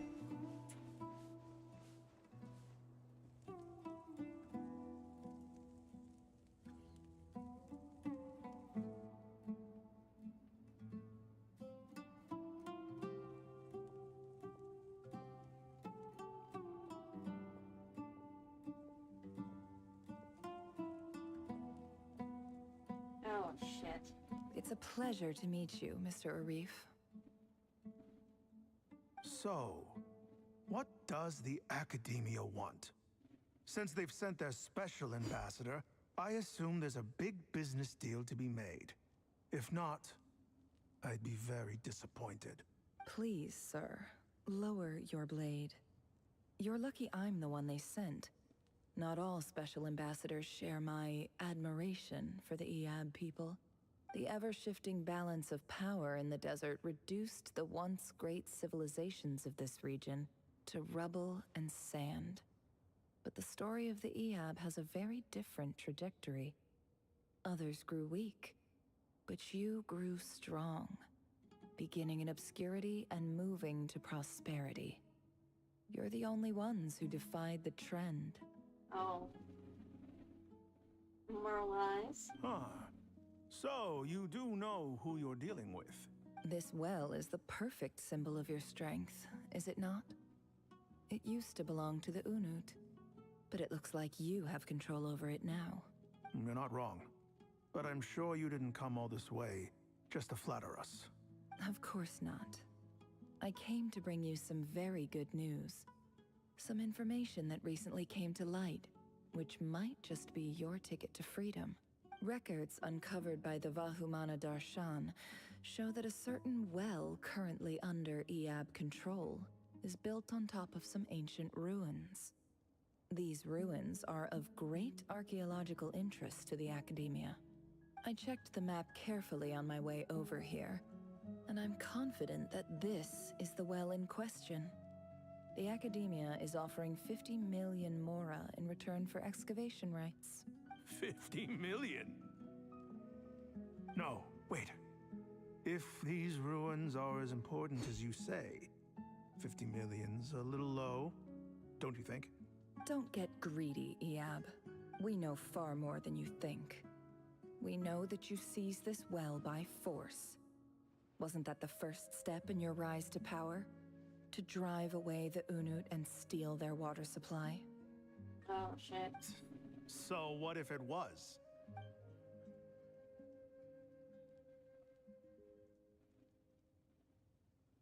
Don't worry. As unscrupulous as it was, it's something we're willing to overlook. The Academia is only interested in dealing with the de facto power holders in the region. I hope I am making myself clear. And I hope your words are the truth. If I find out the Academia is trying to play me, I'll hunt down every one of your people and make you watch as I cut their heads off one by one. Yeah, bro. I assure you, Chief, that would not be in your long-term interests. You don't want to make an enemy of the Academia. You see how I'm dressed, don't you? I appreciate that you've never been to the rainforest, but surely even you recognize an ambassador's attire when you see it. And what does a barbarian like you have to lose anyway? You really think the Sumeru Academia would bother to come all this way just to lie to you? We have more important things to worry about. All right, I take your point. The Academia is the highest authority in the land. I'm sure you're trustworthy people. You are a little liar taking revenge, aren't you? In that case, we have a deal. We will sell you the excavation rights. I'd like to thank you, Ambassador. This is good news indeed. Excellent news. In fact, it calls for a celebration. Would you do us the honor of staying a while and enjoying some Eab hospitality? Gladly. I am partial to wine myself, and I trust you are as well. So let's indulge in a few drinks together, in celebration of this momentous occasion.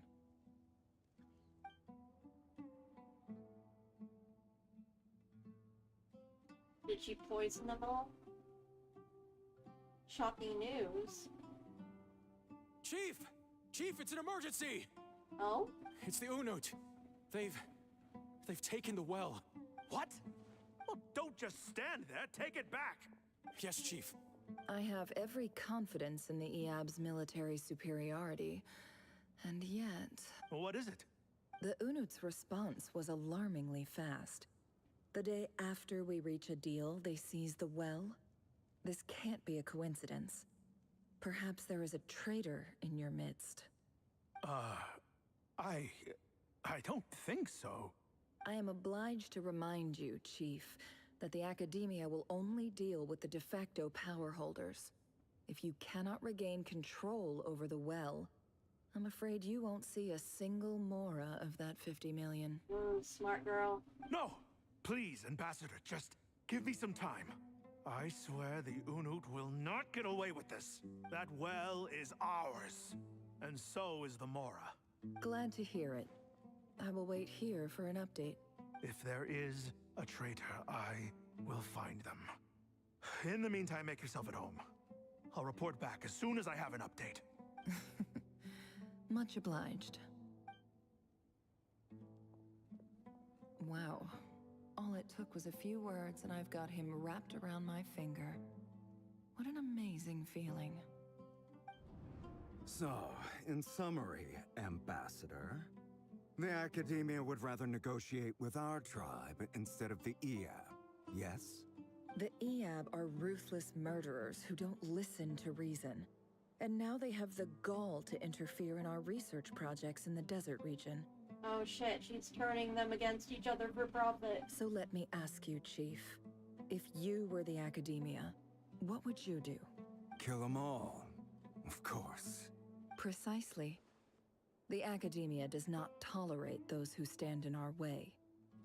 The Eab have held back our academic pursuits for too long, and our patience is wearing thin. Man, you play both sides very well. At the same time, there is simply no way that the Academia can be seen to be intervening in desert affairs.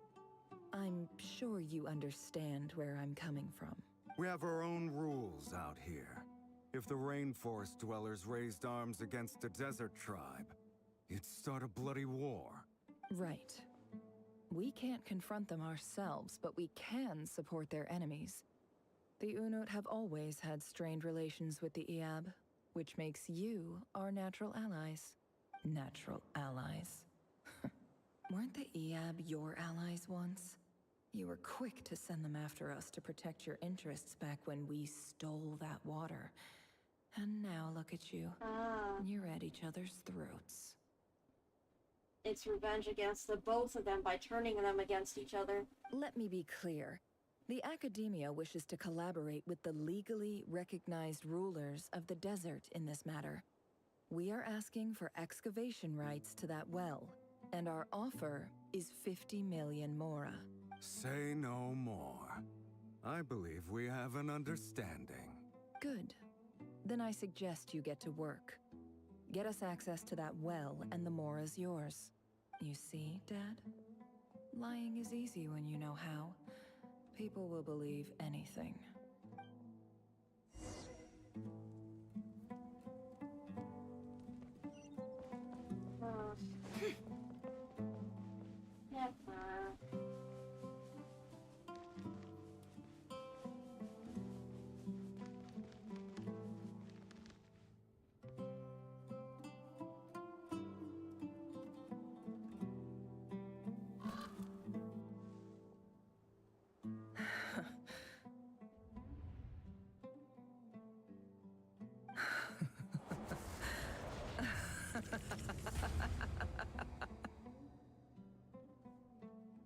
Look at yourselves. You may be vile, savage monsters, but your butchered bodies bleed like any others. You're no different. You're nothing special at all. The monsters who destroyed my home, they're just ordinary, petty human beings. What a joke. Jesus Christ. I think we're even now. Maybe I've even done the desert a favor. It's a better place without all these people around. Oh, Sinuhe, my gullible fool of a father. Perhaps if you'd been as ruthless as I was today, our tribespeople would still be alive. In this dog-eat-dog world, a chief needs to be tough to survive.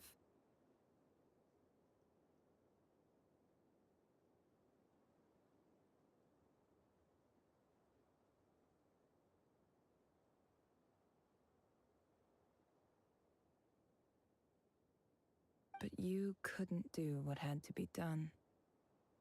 So I did it for you. Oh, there's Nauma and the others. Nefer, it's okay. All of this is in the past now. I believe I remember you promising to remain silent. Yeah, but even so... Yehoda, is there anything you can do to ease the tension? You got this, Yehoda. It's your time to shine. All right. Time for a sharp turn onto a completely different topic. So, anyway, that's enough of that. When are we getting out of this place? So awkward, not smooth. Feels like we've been walking forever. I'm getting pretty tired. Oh, Alma, you tired? Yes. If we can find somewhere to sit down, I could certainly do with a rest. It's not far now. There should be a temple just up ahead. Is this situation about to reach a conclusion? Yes. Really? A temple? That's where this story ends? I guess that's how things go in the desert. I've been to a similar place with a friend from the desert before. Desert dwellers can never escape their destiny. Or so everyone says. I never wanted to believe it, but looking back now, I'm as desert as they come. Oh.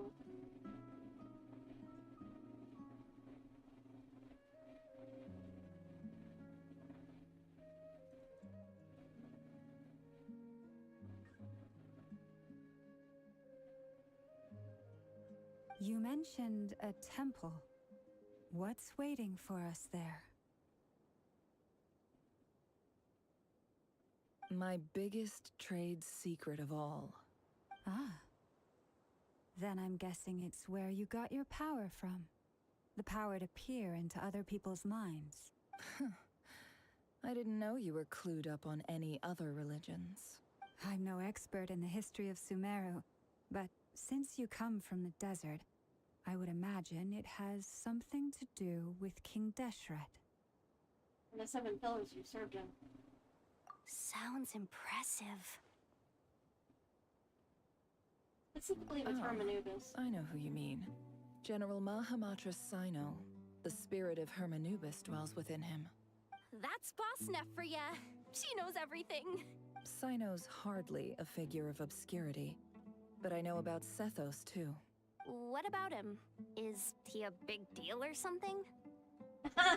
Yeah, the other half of Hermanubis' power. Well, he's not a small deal, let's put it that way. You sure know your stuff. Please, this is the bare-bone basics. Save the flattery. Thanks for your patience, everyone.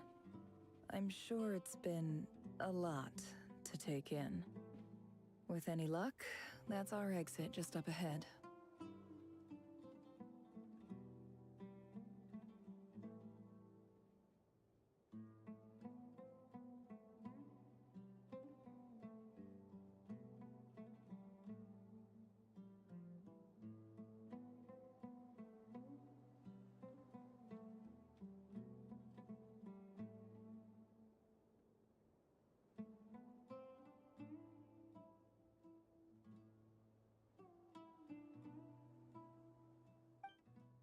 Man.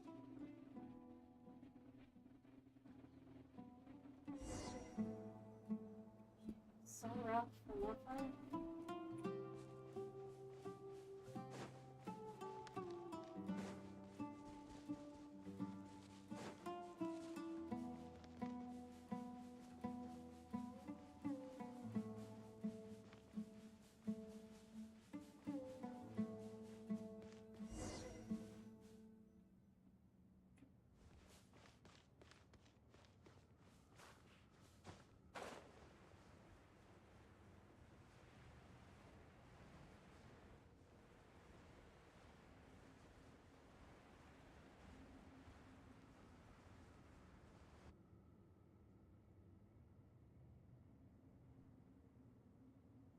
Uh-oh.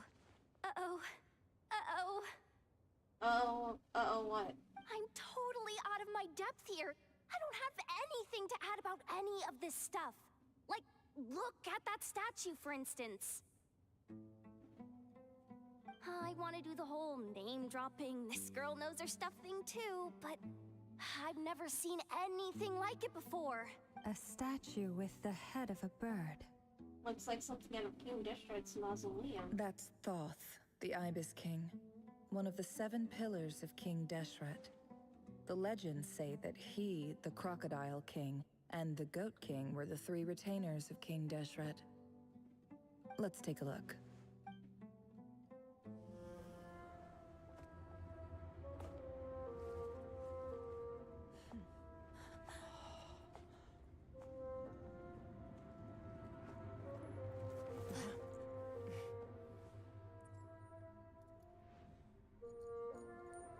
Kitty!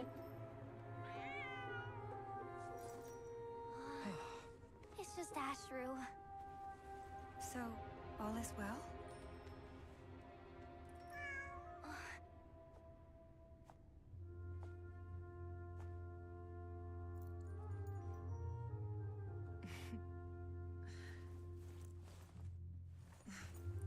Typically speaking, at this point, the world disintegrates. Then we find ourselves back in the outside world. Besides, these are my memories. There's nothing to fear. You're sure? Of course. It's almost over. Except it's not.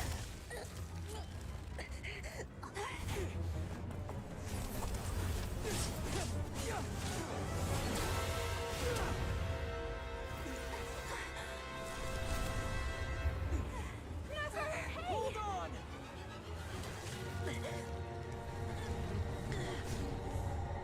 Oh shit.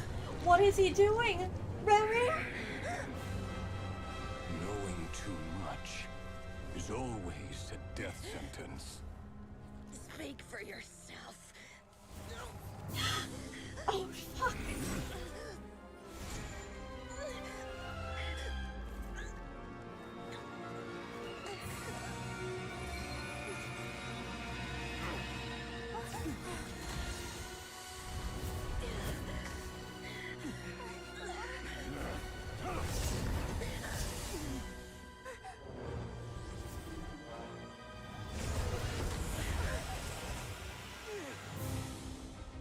How repulsive. Blondina?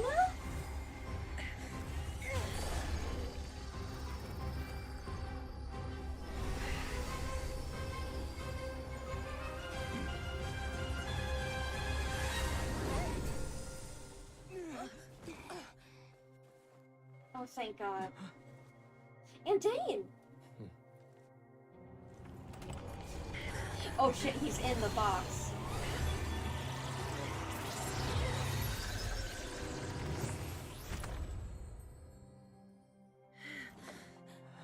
Oh dear God. That was a close one.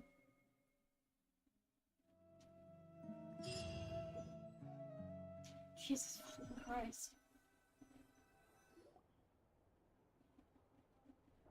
Timed that pretty well, didn't I? Oh, timed it beautifully. Thank you. It's okay. I'm just glad no one was hurt. Paimon noticed you doing something too, Dainsleif. Were you helping get them out? Of course.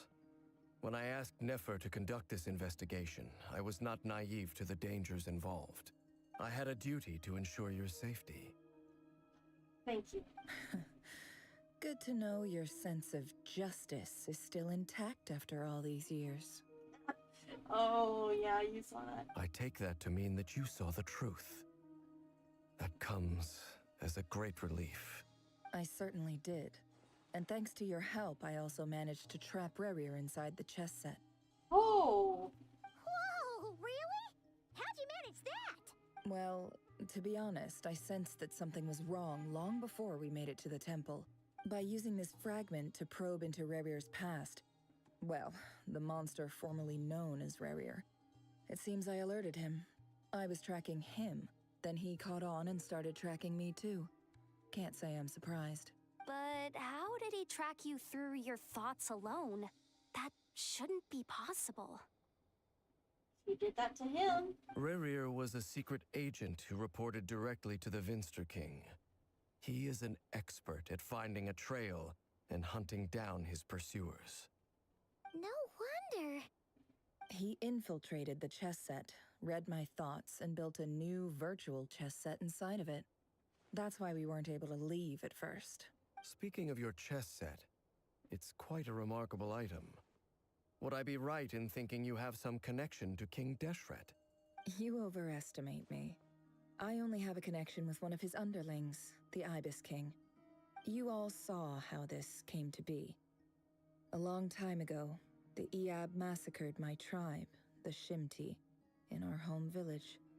A few years later, I enrolled in the academia, where some new information came to light. The Unut and the Eab fought a bitter battle over the rights to a well, all for the sake of a non-existent 50 million mora. The Eab ultimately won that confrontation, but their victory came at the cost of almost every warrior in the tribe. The final blow to the Eab came at the victory feast, when an Unut assassin beheaded their chief right before my eyes. The remaining Eab fled and have been scattered to the winds ever since. Having gotten my revenge, I returned to my hometown, where to my surprise, the nearby temple was still standing. There it was, seemingly immune to the relentless hostility of the desert, while my tribal home lay in ruins. Never. As I stood there gazing at the temple, I noticed a cat just outside. This cat, as it turned out, was home to the spirit of the Ibis King. He led me to a gate deep inside the temple, and there he made a deal with me. This chess set is my gift from the Ibis King. The chessboard within is made to the same specifications as the one in the mausoleum of King Deshret, and represents his power of piercing analysis. With this chessboard in its container, I gained a certain ability to perceive hidden secrets. Now, you could conclude that the Ibis King simply wanted to give the people of this world the power to seek the truth, but I don't believe that's the full story. Yeah. Every god plays favorites. Their hearts are as fickle as any human's, full of secrets, perversions, egotistical tendencies. But precious few gods are willing to admit this. Oh, Dane just decided he liked her. It is the same with all powerful forces, including fate itself. Their gaze falls preferentially upon a select few. As you rightly point out, this is an act of favoritism. If you're alluding to the Abyss, then yes, I agree. Gather the others. It's time to share everything I've learned.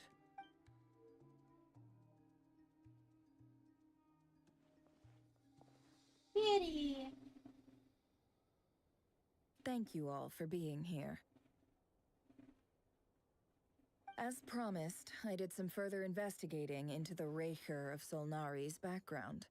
I am pleased to report that the investigation has been most fruitful indeed. Oh boy, yeah. The Rerir of Solnari, real name Rerir, was once a Khanrian subject who served the Vinster King. I will now share the important details of his story. Please save any questions or comments for the end.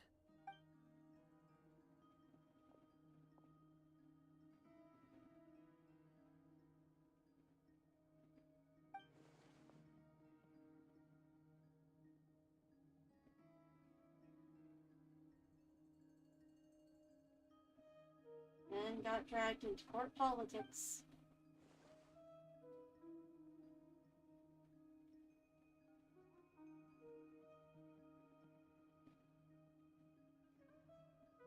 Oh, Albedo's also learning more. Probably, maybe, unless Rhine-Daughter was forthright with him.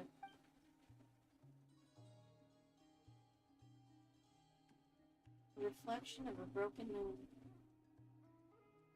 Once the stormy winds of fate blew across the water's surface, it was utterly destroyed. Melinda smuggled away a piece of the moon before disappearing.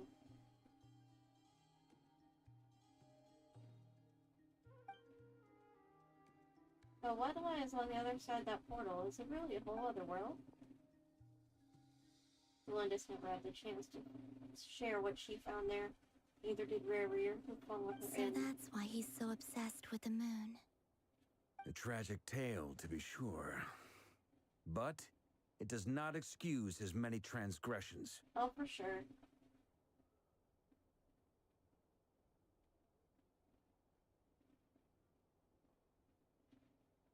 No matter how much Rerir suffered in the past, the fact remains that he is what we know today as the Wild Hunt, wreaking havoc upon innocent lives in Nod Krai. Yep. Not to mention all the people he, worked. He becomes more dangerous with each passing day. If left unchecked, it is simply a matter of time before all of Tevat suffers the consequences. This is a threat that the Knights of Favonius cannot ignore. But also, it means he's just a man. Just a crazy man.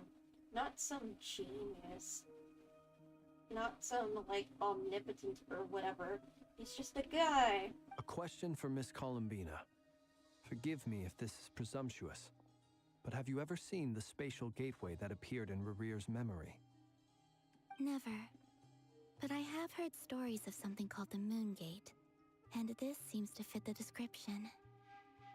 Oh? Miss Lauma, any thoughts on this? In the lore of the Frost Moon Scions, the moon is believed to hold many secrets. Some sources speak of ancient knowledge, others of a gateway to the unknown. The term Moon Gate is one I have heard before, but as is the case with all of our legends, there are no records of any first-hand witnesses. We cannot know whether it truly exists. Then back to Miss Columbina. As a moon goddess yourself, do you have some idea of where the Moon Gate leads to?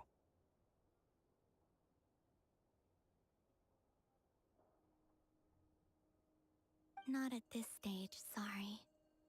I do hold the power of the Frost Moon, and my strength is recovering well.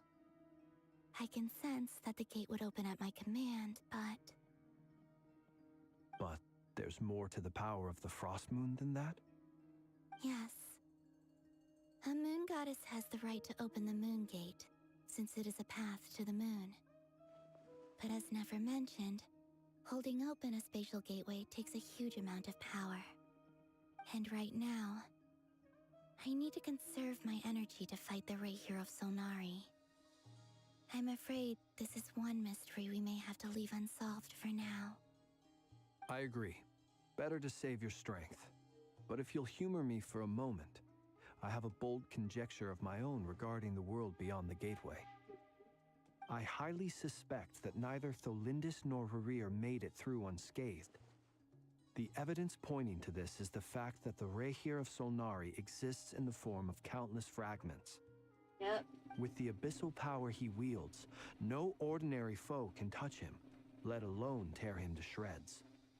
And yet, the wild hunt proliferates wherever his scattered fragments lie, drawing hordes of monsters to many different locations across the land.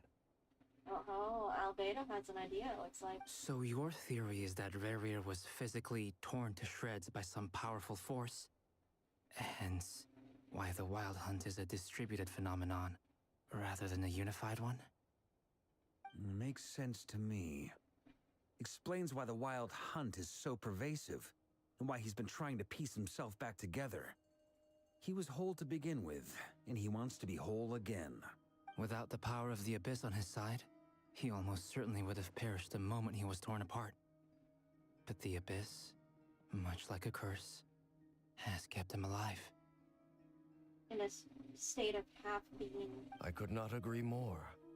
The power of the Abyss is most surely a curse. Ainsley. It is a compelling explanation, and one that accords with my present understanding of Abyss creatures. Whether the life form in question is primitive or advanced, if a curse has extended its lifespan unnaturally, it will continue to survive in spite of everything. This raises some interesting questions. I will run some experiments and see if there is any validity to my suspicions. You go, Albedo. I love you. That being said, regardless of whether my research bears fruit, I would like to thank Miss Nefer for conducting such a thorough investigation. Already, it has greatly enriched my understanding of the entity we face.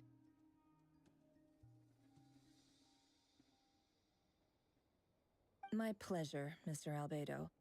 I too hope that the information I have shared today proves useful as we look to formulate the next stage of our plan. Hey! What is it, Dainsleif?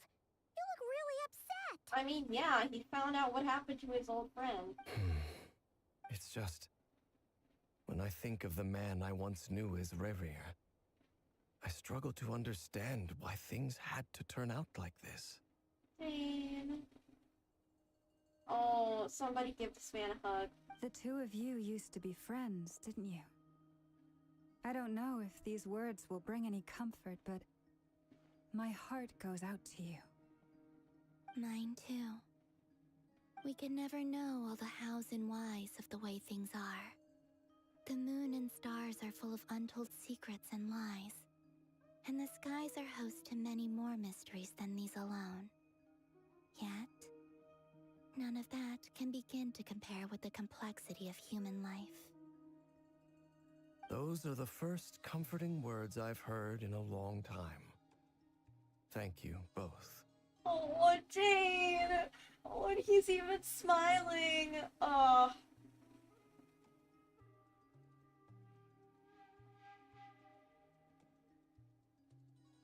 Well, I think this is a good place to end today's meeting. I'm sure Nefer needs some time to recover. She's been through an awful lot today. Oh, that's an understatement. That's very thoughtful of you, Lama.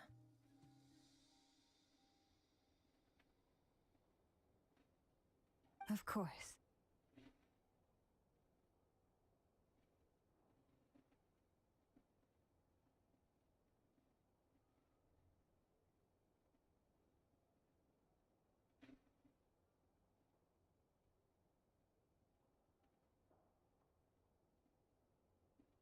Sounds good to me.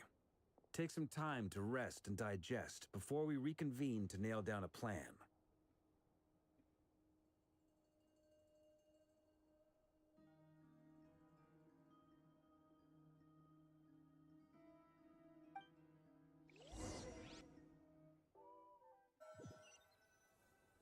Oh boy. Hey, is this a bad time? Hope I didn't kill the conversation. It's fine, come on in. No need. Come on, let's talk outside. Oh?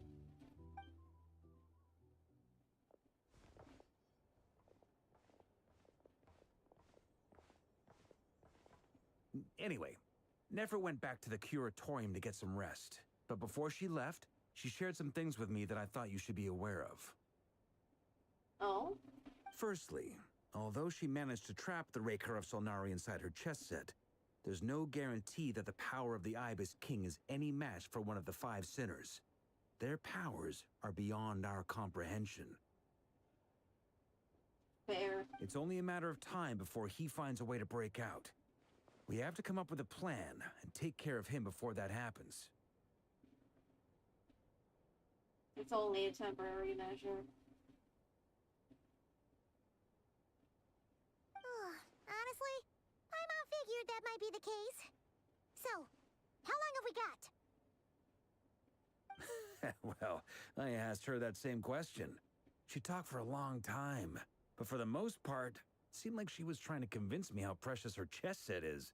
What a long and storied history it has. It felt like some kind of sales pitch, you know? The kind where you end up handing over Mora against your will? Anyway, after all that, she finally answered the question. 2 days, at most. Oh boy. 2 days? Holy moly! Can we even recruit enough help in that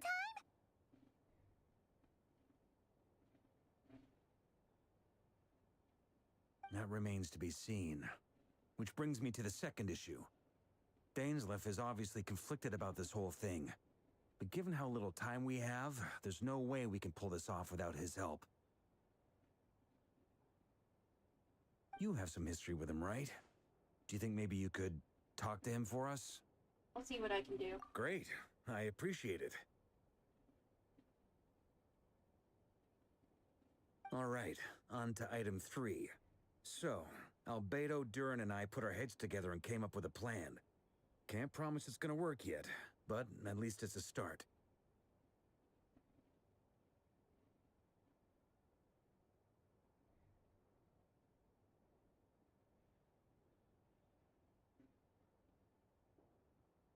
We figured we'd bounce the idea off you first. We'll explore it further once everyone's recovered. Oh, ask away. Paimon's dying to hear this. What's up? All right, so here's what we're thinking. Oh no, not the Fates of Black. Let me in on it.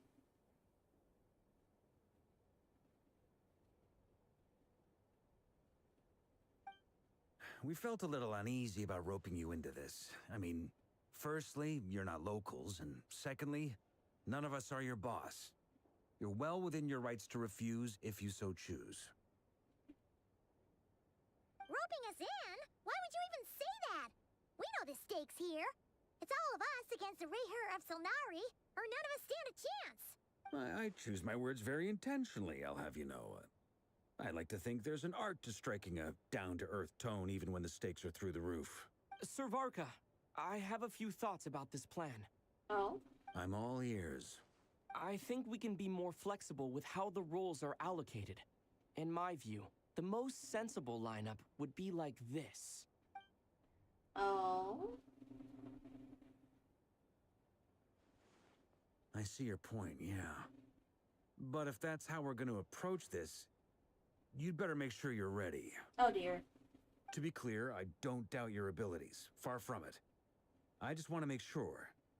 Are you really willing to take all this on? Lordy, what are we taking on? Aether? I want to do everything within my power. The Rerir of Solnari is a truly fearsome opponent, and if I do my part, it'll greatly reduce the risk for everyone else involved. Oh, that is good. Good job, Aether. Well, that tracks with what I've heard. Jean's mentioned in her letters that you're so diligent it's almost abnormal. As in, most people weigh up the risks and rewards in situations like this. But you seem to just march towards danger without a moment's hesitation. Of course, everyone appreciates a fearless pioneer. But all that aside, I'm the Grand Master of the Knights of Favonius, and you're our honorary knight. I want to make sure your courage doesn't come at the expense of your safety. Aww. Thank you, Varka. That is very nice of you.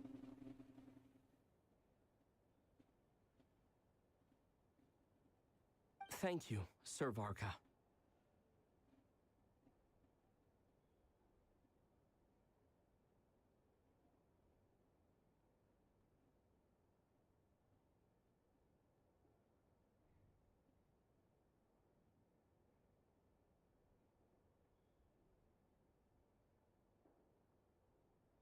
I should be the one thanking you. It means a lot to have you on board. I'll give some serious thought to your suggestions.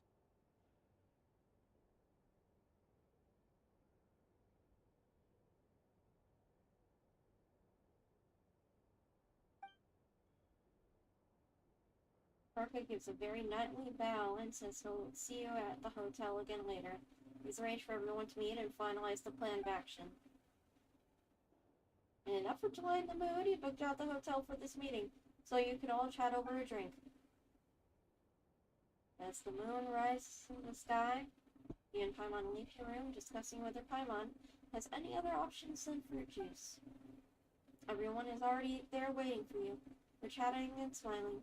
Clearly the rest has done them good. As well as the existing crew, some unexpected help has arrived. Oh? Still, you remain conscious of the fact that the future of Nod Krai rests on what is decided tonight.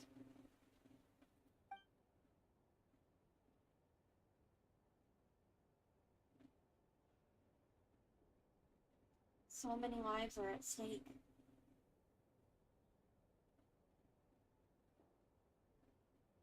You may never meet most of them, but whether they know it or not, all of them are counting on you.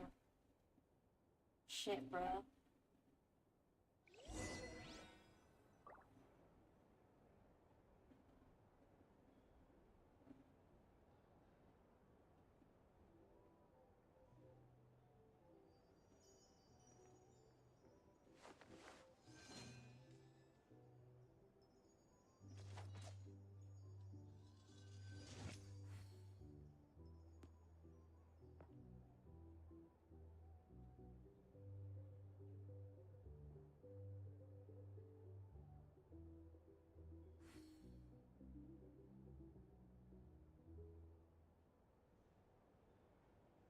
I have to stifle a smile every time I remember the look on my retainers' faces.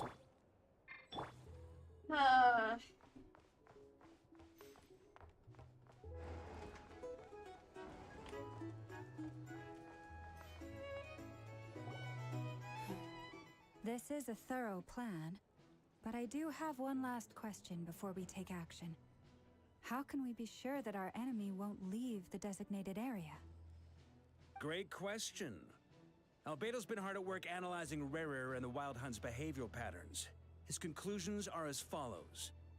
Firstly, from the earliest known confrontation until now, Rerir has never displayed any ability to manipulate the dimension of space. So it's unlikely he has any power in that domain. Secondly, he seems to have a particularly strong vendetta against our group. If we put him in a fight-or-flight situation, he'll choose to fight every time.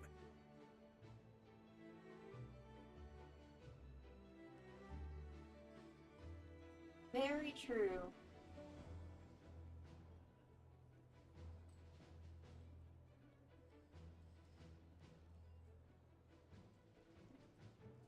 Thirdly, finally, and most importantly, he is consumed by hatred, both for the moon and for his enemies.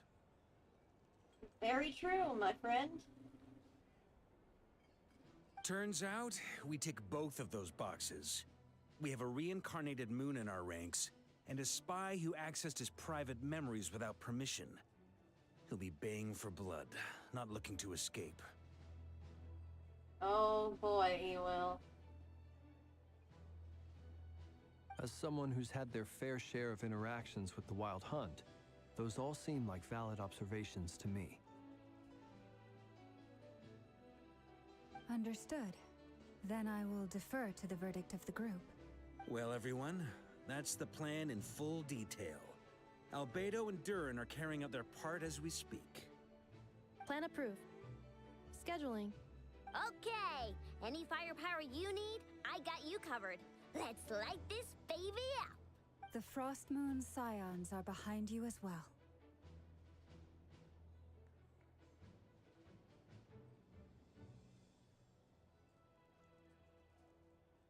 And the rest of you? Yep. No objections? All right, then it's settled. This is the plan we're going with. Next up, an old tradition of mine. Anyone who wants to back out, now's your chance. Wait, we can still back out of this? Everyone says things they regret, right? I don't want anyone feeling trapped because their mouth said yes before their brain had time to think things through. Very responsible of you.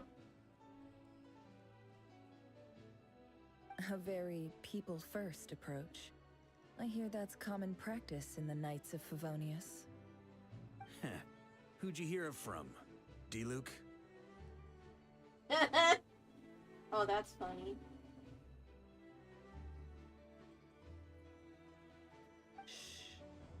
We don't use people's real names at work. This contact will be known only as Owl, please and thank you.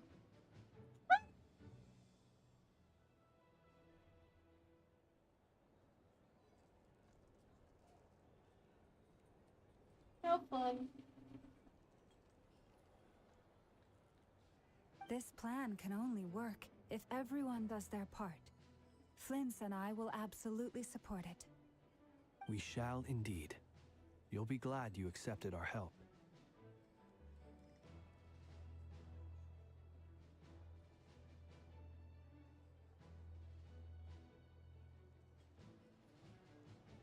Also, you are the last person I expected to see here, Miss Dory. It's not often I get called Dory in a work context. My peers usually call me Lord Sangama Bay.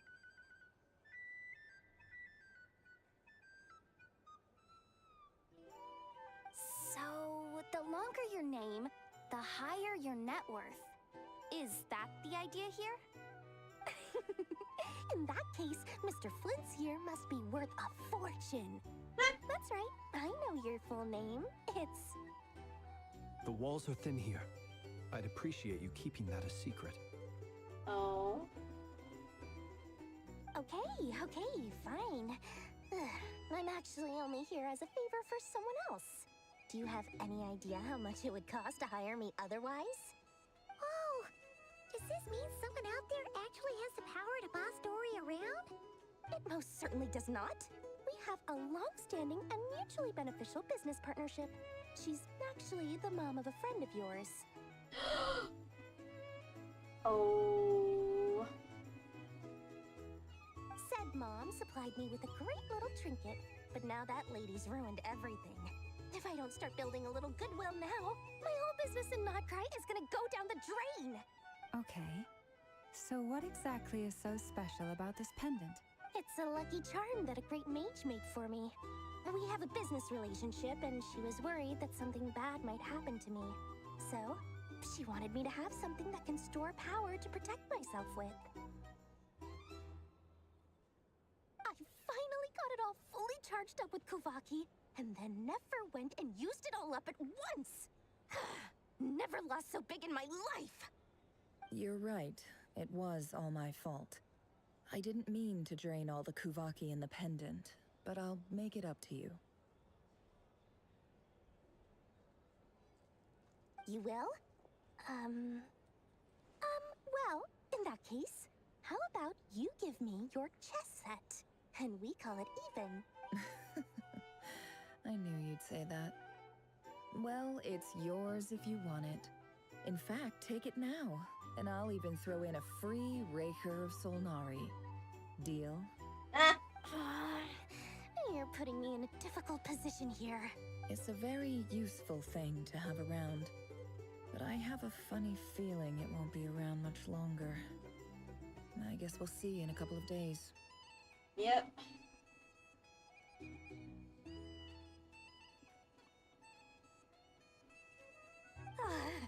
Looks like bankruptcy for me.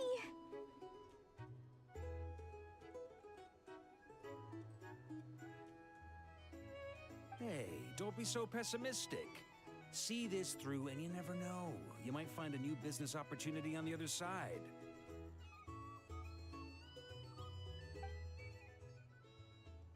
And hey, can't do business if the world ends.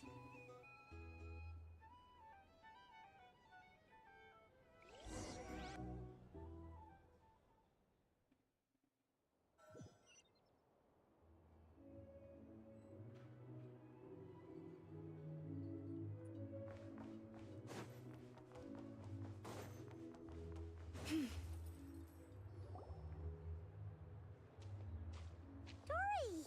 How are things going? Feeling ready?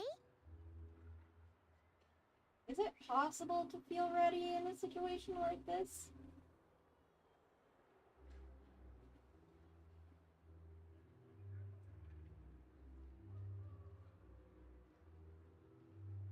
Oh, I was born ready. We only have 2 days. You think Lord Sangama Bay would let an opportunity like this slip by? Don't forget, when something's in high demand, the people with the goods on hand get to charge the highest price of all. Even higher than the sellers taking advance orders.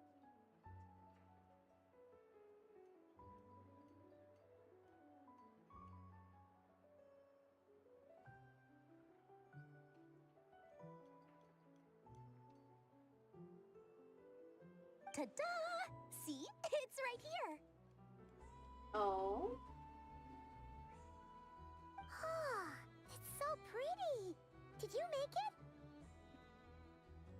I had no idea you were so skilled with your hands. No, I have a supplier. We go way back, so he made me a very attractive offer. Aha!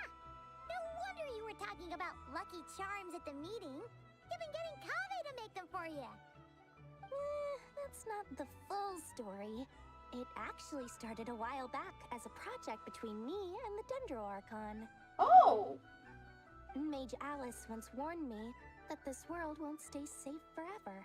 There may come a day when everyone faces a great crisis. Oh, shit. I passed this on to the Dendro Archon, and she secretly brought together a research team made up of Sumeru's top scholars to invent a technology that could keep people safe. I won't go into the details because it's all very complicated, but if you want to know more, you can ask the Dendro Archon about it sometime. Anyway, point being, it was the Dendro Archon who asked Kaveh to build this little contraption. As one of the top Kashara War talents, he was the obvious choice. Took him long enough. He stressed over it for ages. Must have gone through at least a dozen designs before producing a final product. But that's Kaveh for you. Yep, indeed that is. Marak delivered it to me a couple of days ago, along with a letter from Kaveh. Could I ask why I'm sending this technology to you? And what's your proposed use case? Has it been approved by the relevant authorities? So nosy. My fault for sending him the research permit to begin with. Surely, Nahida must have told him you were involved in this project. He was probably just nervous because you're always so secretive about your business. Most likely. Could be, could be. Anyway, I just replied, let's hope there never has to be a use case, because it would involve grave danger. Fair enough. But it sounds like he was just being cautious. He probably felt responsible as the one who made it. Yeah, that's like peak engineering stuff. Like, if you make a tool for a purpose, and if it's not optimally designed for that purpose, then it's gonna be more difficult. And can be prone to failure if it's not designed for the use. Or maybe he was asking as a favor for his housemate. He's done that before. Not sure why, though. His housemate doesn't seem to really care that much about this kind of stuff. Either way, all's well that ends well. I'm just glad to finally have my hands on the product. I wouldn't want to be without it, given the potential dangers that lie ahead. Oh. You're actually getting very serious now. Huh? What does that look mean? Paimon's just super surprised. This must be the first time we've ever seen you actually get serious about something. This is not the Lord Song of a Bay we're used to. Well, a long time ago, I made a promise to myself. I promised that I was gonna live every day of my life with a big beaming smile. Obviously, Mora plays a big part in that. But there are always gonna be times in life when you have to give something back. That could mean paying back a debt, returning a favor, or showing some kindness. Alice has been a huge help to me over the years. She was the first investor I ever had. Oh, really? And I want my investors to know that Lord Sangama Bay is the best in the business. You do have a heart. You're not just a greedy Mora grubber. At least not all the time.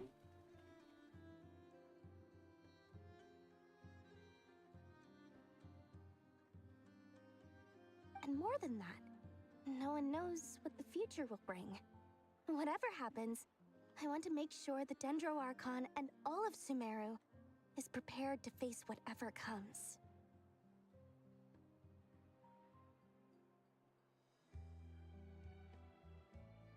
You never intended to ask for it back, did you? Oh, that?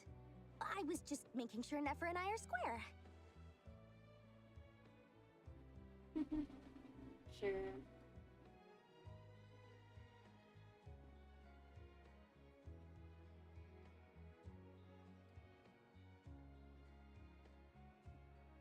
Don't be thinking it was some sort of benevolent act. I'm no saint, so don't treat me like something I'm not.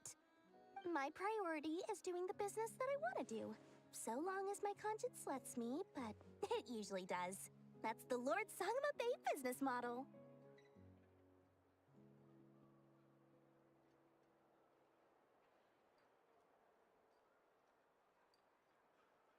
All right, if you say so. I do say so, and that's the whole point. I'm a businesswoman. Don't go trying to figure out what kind of person I am. You'll exhaust yourself. Much easier for everyone involved if you just take my word for it. Oh, and could you two help me get this stuff where it needs to be? Thanks so much. You're my favorite assistants.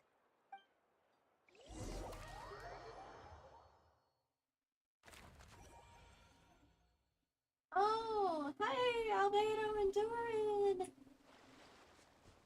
Doran that is no longer mini.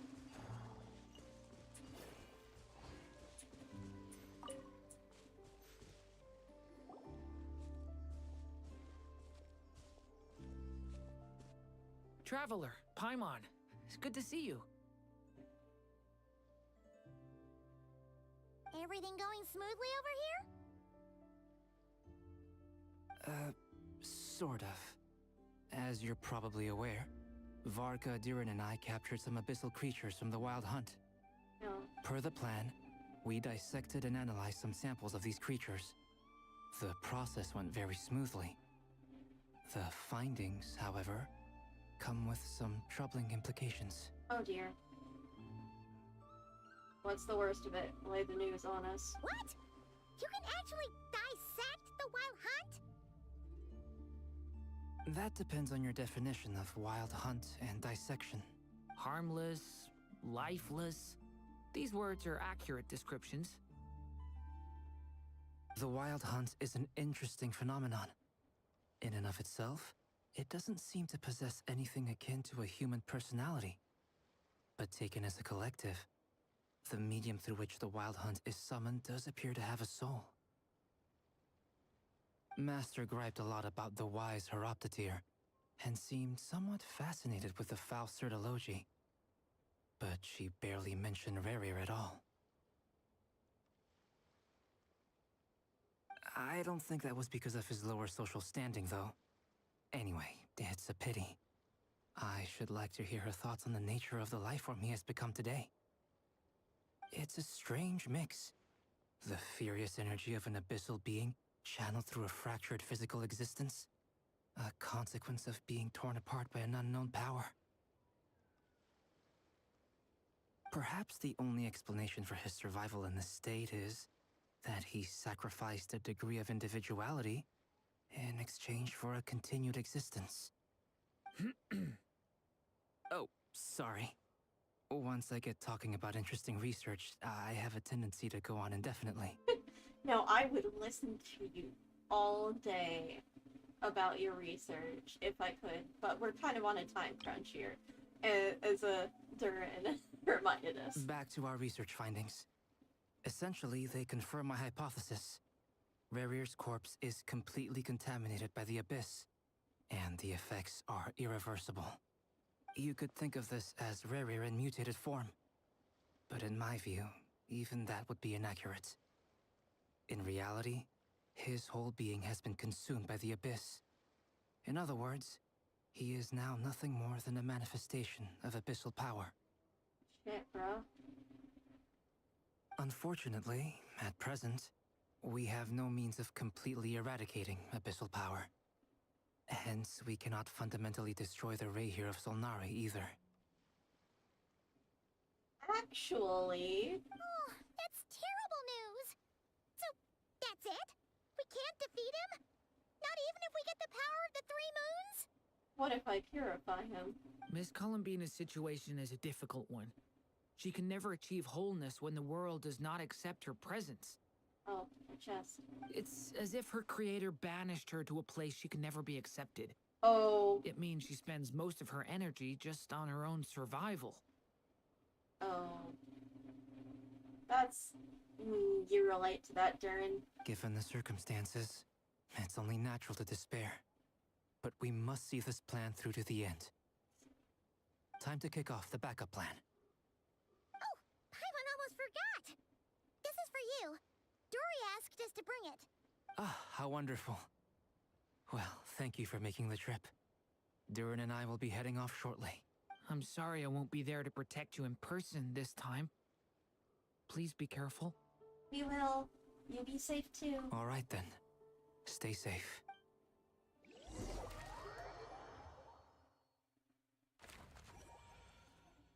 Oh, cute. Look at that.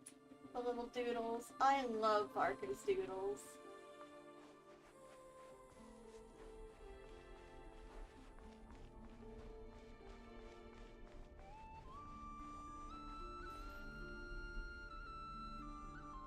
Trust no one, not even yourself.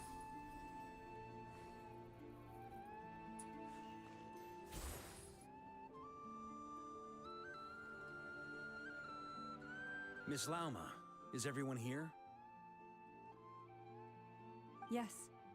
The fate of my flock is in your hands, Grand Master Varka. Please keep them safe. My lady, what are you saying? Within the next 24 hours, we will face the biggest crisis the world has ever seen. This is not a burden that we deserve to bear, but I believe that we reap what we sow in this life. So I intend to act. I must do what I think is right. For me, that means fighting for the future of Nod Krai. This gentleman is the Grand Master of the Knights of Favonius, Varka, Knight of Boreas. In my absence, please follow his lead. Hey, everyone. Guess I should introduce myself. Well, to start with, I know my way around a battlefield. Biggest strengths are honesty and hard-workingness. Anyway, point is, I don't intend to let Lauma down. I'm gonna do everything in my power to keep every last one of you safe and sound. Oh, Levina and Dane.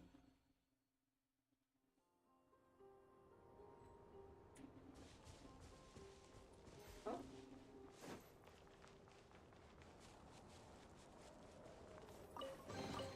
Hey, The you world two. wishes you well. Are you just chilling? You're just chilling.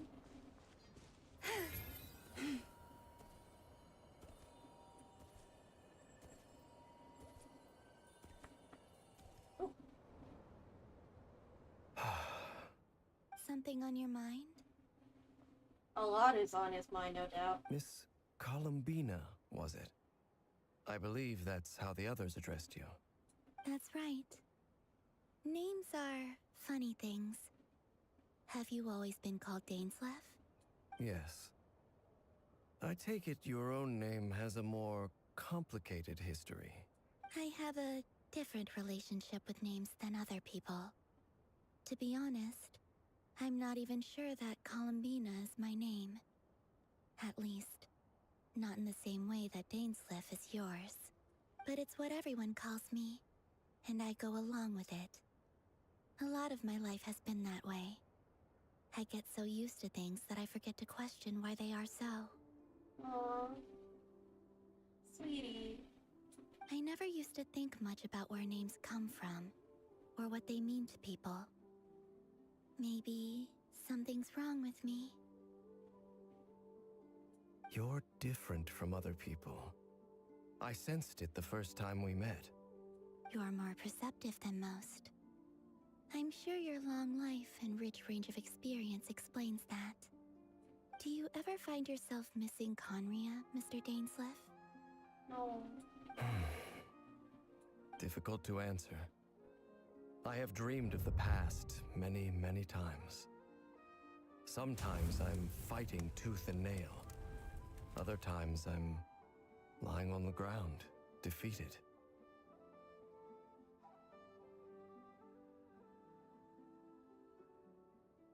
I don't recall any happy moments from that time. It has been too long. Yeah, I feel you, Dainslev. Happy moments. Just... The human mind is naturally prone towards negativity, as remembering negative experiences can assist with survival in order to avoid dangers. But, given our problems are much more complicated now, it has become maladaptive in many cases. And thus, when you start forgetting things, like in my case, I have childhood amnesia,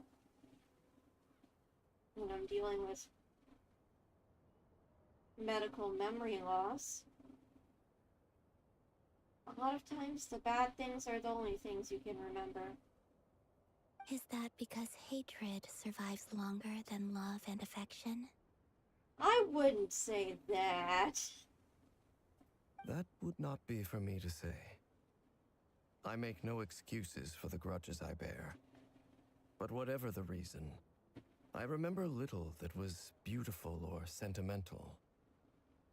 Yeah, Columbina, I need or somebody else more qualified than me needs to explain psychology to you. Thank you for your help with the Rerir situation. Without your efforts, I never could have learned the hidden truth of his story. You're welcome. I know he's your friend. Friend? He betrayed me. And I never really understood what he was going through in life. Some friendship, that is. Oh. Dane. Just because things ended so badly doesn't mean that the friendship wasn't real at any point. Okay. So, do you plan to fight him with us? You see, you're torn.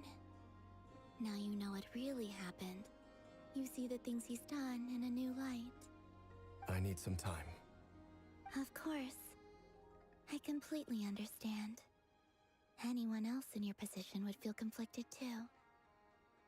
But we don't have the luxury of time, is the sad thing.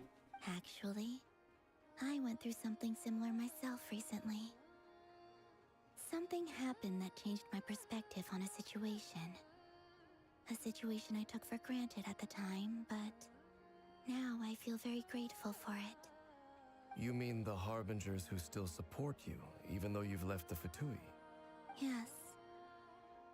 I always thought they were only helping me because Harbingers are forced to work together. But then I abandoned them. A warrant was even put out for my arrest. Aww. And even now, they still support me. Which means I was wrong about them all along. Indeed. It wasn't a transaction. Not with Sandrone, not with Arlecchino. Clearly, they view you as a friend. I feel a little guilty now. I regret not seeing her help for what it was, and not treasuring it. I see the guilt that you're feeling now, because I feel it too. Hopefully, talking about it will do us both some good. Aww. Have you noticed that the Traveler and Paimon are over there? I think they've been listening. Sorry. Huh. Shall we say hello? Sure. Hello. Ah! They caught us! Sorry, we're just concerned about you. We didn't mean to eavesdrop, but we didn't want to interrupt. I apologize for making you worry. No doubt you wish to know where I stand on the plan to take down the Rerir of Solnari. I'm afraid I need a little time, but I will seriously consider joining you. You will? Oh, thank you so much! Everyone will be so grateful to hear that! They needn't be. This was something that I was going to have to face up to eventually. Oh, Dane. That doesn't matter to them. They're grateful to you regardless. Aww. You can't control their gratitude, so just accept it. And then, have a think about whether you're willing to join us. Aww. Dane is healing and making friends.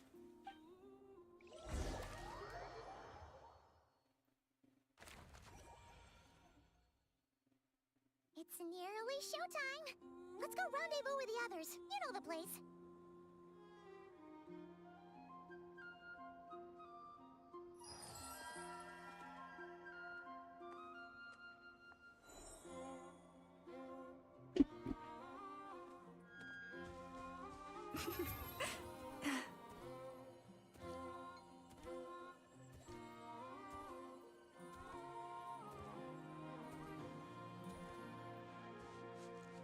Hi, Flins.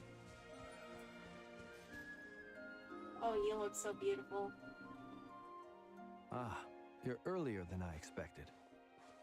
Hey, Flint's! Been waiting here long? Not too long. I came a little early so I'd have some time to think.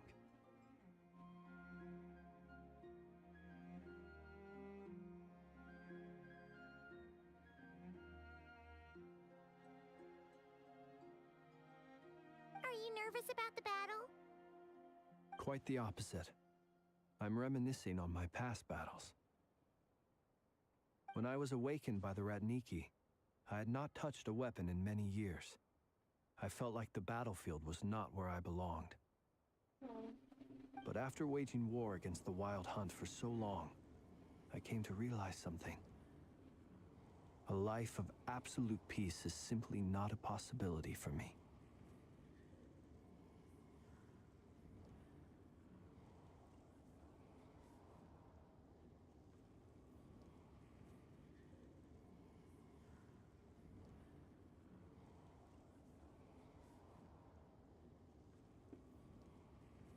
Twins.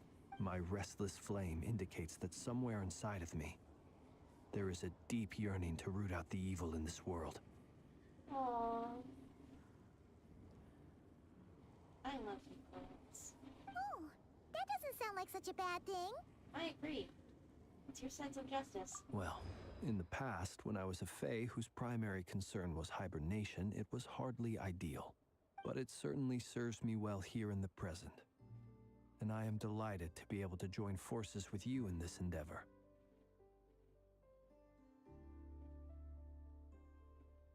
Looks like I'm not the first to arrive.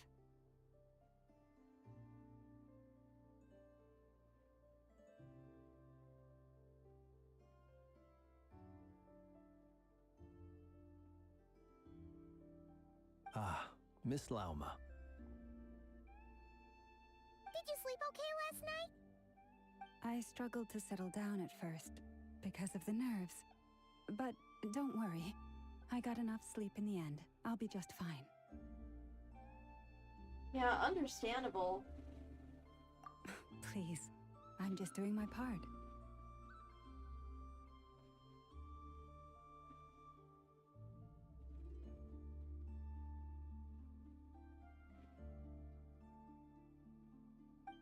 Never! Over here!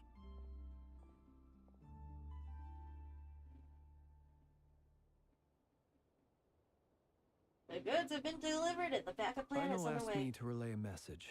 She said Anefa will be on high alert and keep a close watch over all secondary districts where defense is required, providing support as necessary. Meanwhile, Ino herself will provide range support to us directly, using her latest invention. Oh, hell yeah. Excellent. My thanks to all involved. Oh, shit.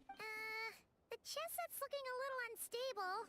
Yeah. It won't hold him much longer. We should be prepared to engage at a moment's notice. No sense sitting around waiting. Let's make the first move while we still have the option. I agree. Paimon, find a safe hiding place. Got it! Be careful, traveler! I will. Oh, Aether speaks. You know it's serious.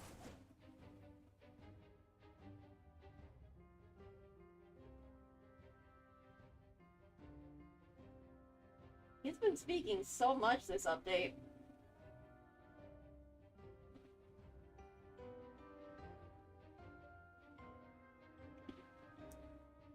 Everyone, take your positions as soon as the battle starts. Every ounce of strength we have in our bones, let us bring to this fight. Oh, hell yeah. Ready? Oh, Let's go. I've seen all your futile ploys before. You have become the authors of your own demise. I wouldn't be so sure about that.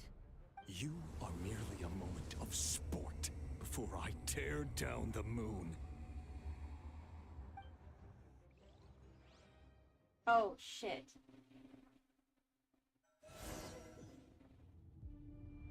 Oh, fuck. Stay on your toes. Moonlight betrayed Yep, you too. Me. Let me help you guys. Eat this! Move. The moonlight betrayed. Move. Punch him. Do we not have healing?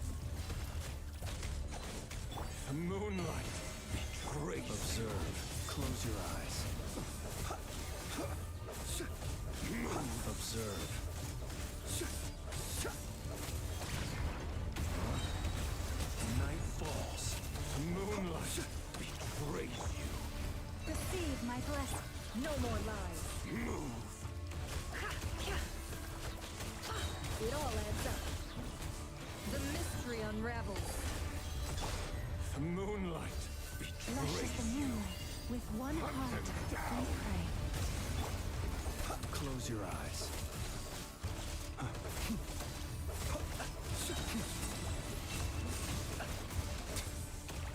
Be silent.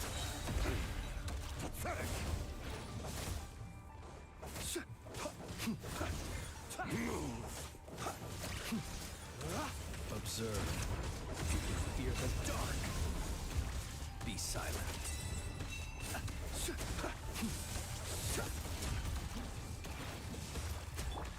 Branch into song. The moonlight. Futile.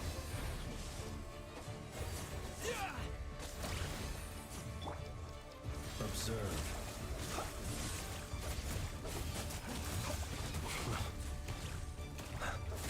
Fear the dark.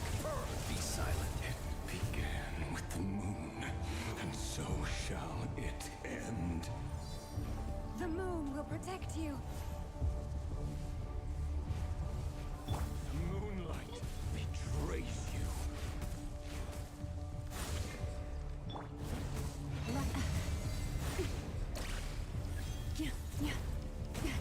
A grave trans. Oh.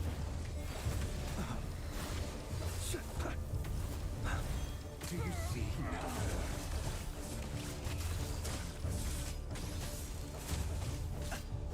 Rerir, when will it be as you foretold? Be silent.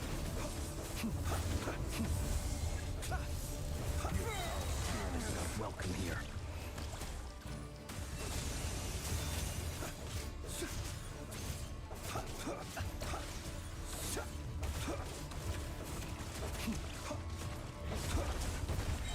Keep your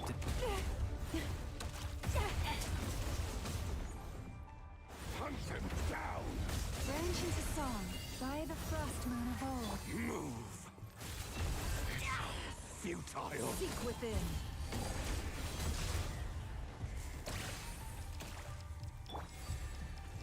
Wipe out! Water jet! Close your eyes. Be silent. Night falls. No more lies. Can't hide the truth. The moonlight betrays you. No more lies. Lush as the moonlight. With one heart, we pray. Futile. Close your eyes. To dust. The moonlight betrays you. Steady now. Move. Can't hide the truth. The mystery unravels. Receive my blessing. Keep your dip. Observe. Be silent. Close your eyes. Observe. It's all futile. To dust. Do you fear the dark? Go! It all adds up. Branch into song. For the everlasting forest. Close your eyes. Your little game of heroics is over. Who wants to go first? Move. Oh shit. Oh no. Get out of my sight! Oh dear God. No, we've been separated. Will it take? You okay? Never. Where are the others? Stuck outside the barrier. I guess he really doesn't like us. Destroyed. I teach and relearn. Knowing too much is always a death sentence. Be careful what you wish for.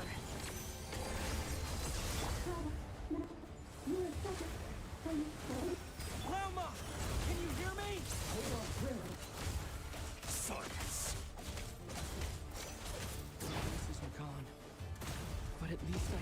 still there. I need to focus. Stick to the plan. Remember my most important task. Just keep stalling them. If I can stall them for long enough, the moment will come.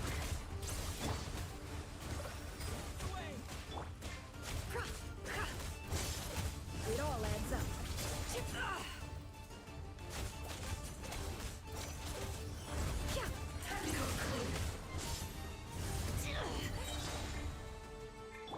Water jet! The deception ends here.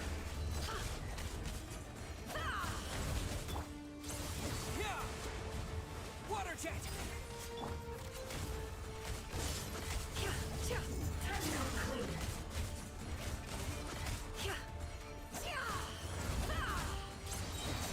Seek within. Can't hide the truth. Let's see what you're made of. Wipe out! It all adds up. It all falls into place.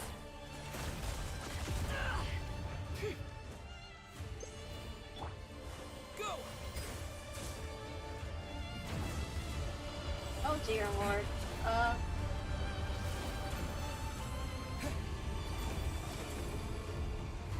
I've got this.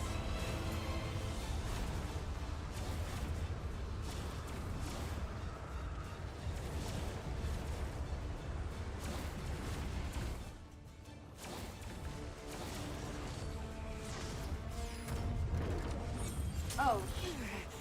The shield's broken. I can't keep this up. Don't push your luck. How much power will it take? Absurd. Can't hide the truth.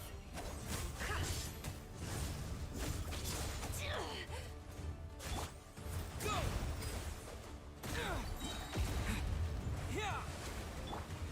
The mystery unravels. It all adds up.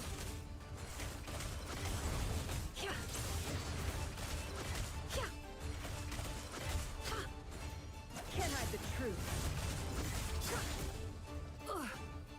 Let's see what you're made of. The deception ends here.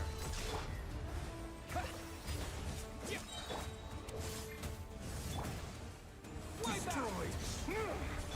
No more lies.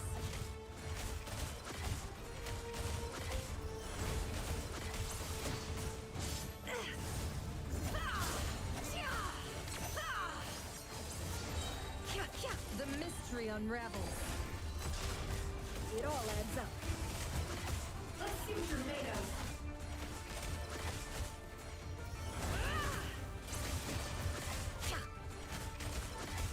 It all falls into place. Go! The deception ends here.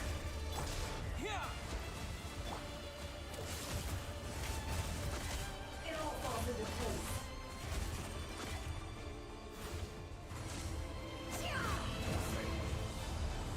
How unfortunate.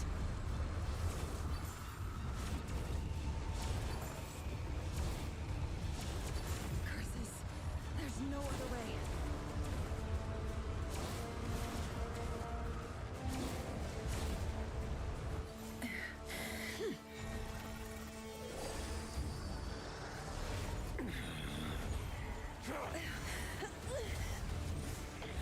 Oh shit.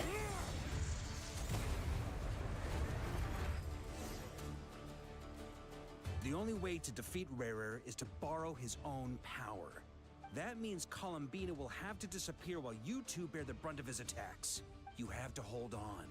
Find a way to keep him focused on killing the two of you.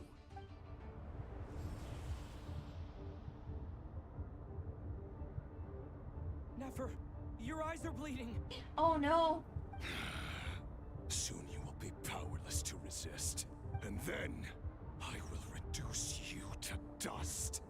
But that dust will plague your memories. Come on. Keep holding on. Any other tricks up your sleeve? Let's see them. As entertaining as they are. You've backed yourself into a corner. You don't fool me. I see your fear clear as day. I have to stoke his rage. Make him unleash everything. You fear what you could never defeat. You fear the thought of never being able to save your beloved. You cannot win the fight against fate, Rerir. Is that what you think?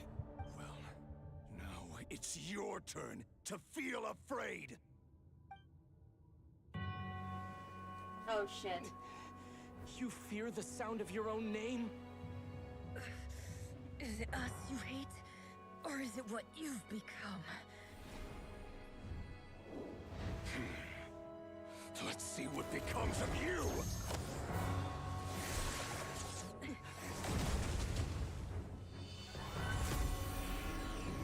Albedo! Is that an alchemical circle?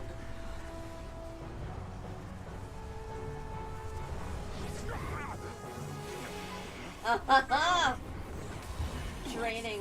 Happening. That power. I've seen it before.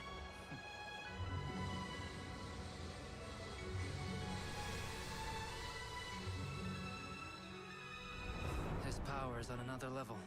We'll need to use an alchemical array to convert his power into a usable form. Then quickly channel it into Columbina, rendering her powerful enough to compete with him. I'll join you. I can help. If I release enough abyssal energy into a confined space, it'll create a potential difference, allowing us to extract a huge amount of elemental energy. Next, I'll synchronize with everyone's minds using pyro, then give you temporary access to their abilities and fields of view. But it won't last long. Can you see? Well enough. So, we have a student of Gold Rheindotter in our midst. How about that?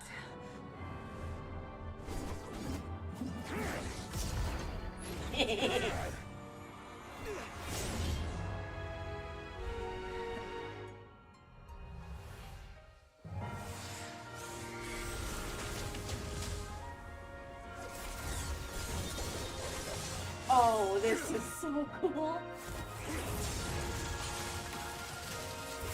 Oh, holy.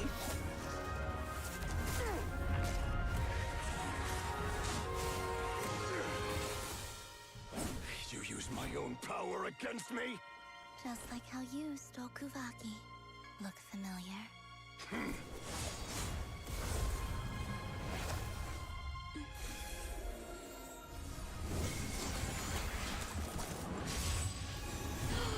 Oh my god.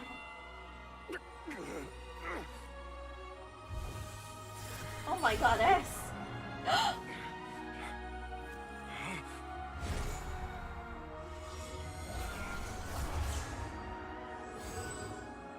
Don't you realize? You don't have the power to hold that gate open. I don't, but someone else does.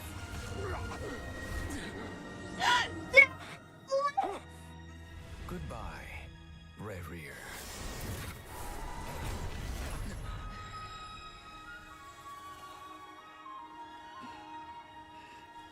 We won. We did it! Oh, Durin. Durin, are you okay? Oh, holy shit.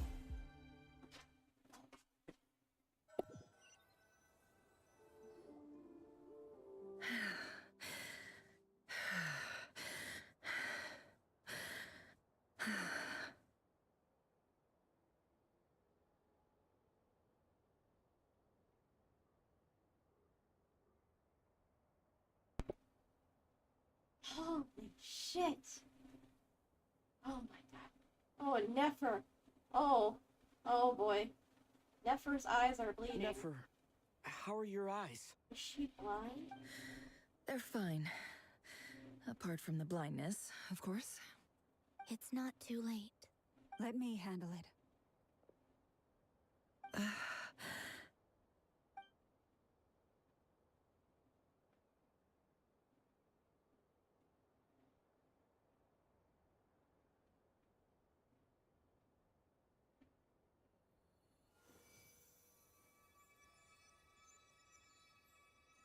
Miss Nefer. It's not like you to lose your composure. That was the most reckless thing I've ever seen you do. Oh. Reckless how? The situation was critical. Our lives were at stake. We had to do something. Even so. Okay. I guess you're right. Under the circumstances, it was a wise decision. You traded your eyes for an incredible victory. In business terms, I suppose that's a huge return on investment. I'd be hard-pressed to argue otherwise. Never. Still, I don't like this outcome, and I don't want you to lose your sight for good. People suffer when they make sacrifices they shouldn't have to make.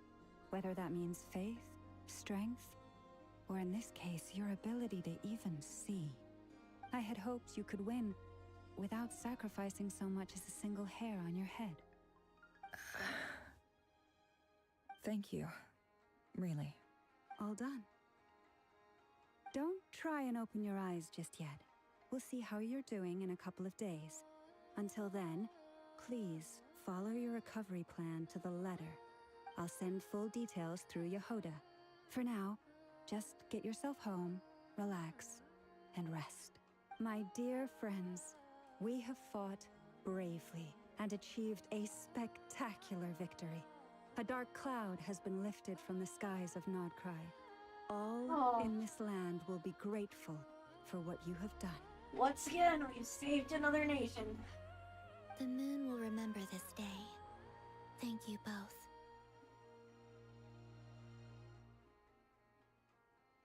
Holy crap. Yehoda shows up and helps Nefer get home. You, of course, are Paimon to escort you back. The sight of Nefer navigating the road with her eyes closed is a new one for you. She proceeds cautiously, but as her silhouette disappears into the distance, you notice she seems almost smug. There's something I want to let you know. Oh? What is it? When Durin connected everyone's minds so I could access their powers, I also felt everything they felt. And since Nefer's eyes were injured, my eyes are hurting now too. Oh. Huh. Hold on. Let me try. I only feel the pain. There's no actual damage. I just thought I should tell you. You're right. There's no damage. That's a relief. But I must say, I'm surprised to hear the Kuthar share something like this with me. In the past, you never used to open up about yourself. Things are a little different now from how they were. I'm learning to share how I truly feel with my friends. Aww. Friends. You have no idea how glad I am to hear that. I'm so happy for you.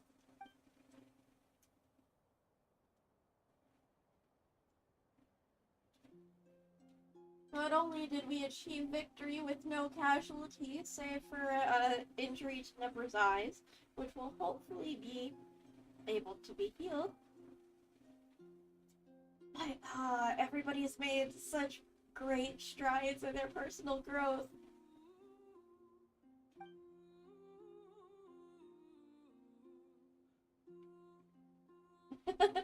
At Longbo's insistence, you lie down. Oh yeah, we fought so hard. And we, who had fought gods before, had struggled against Rerir. Truly, he's on another level entirely.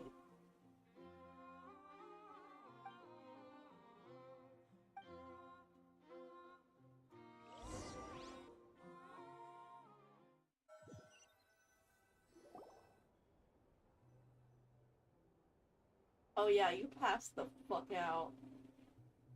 But do you have... You're awake! How long was I out, Paimon? How you feeling? Any aches and pains? Did you sleep well? I'm doing alright, Paimon. No need to worry about me. Oh, he talks. He's been talking so much, I love it. Phew, well that's good. Paimon's been sitting on the edge of the bed worrying about you for ages. You slept a whole day and night. Poor Paimon had to eat all by her lonesome. Glad to hear you didn't starve. How was the food? Well, it wasn't the same without you there to share it. Aww. Honestly, Paimon just can't relax when you're not your usual self. She couldn't enjoy the food and settle down to sleep. Well, I'm back to normal now. Oh yeah, and Albedo swung by earlier. He said to tell you to head to the tavern when you woke up.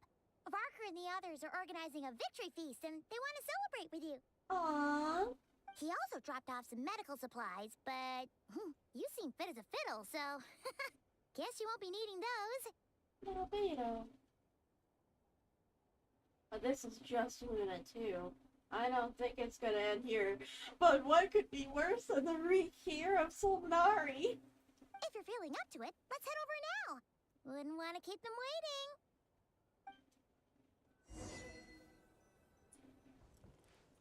I doubt Luna 2 will be where it ends. Will it?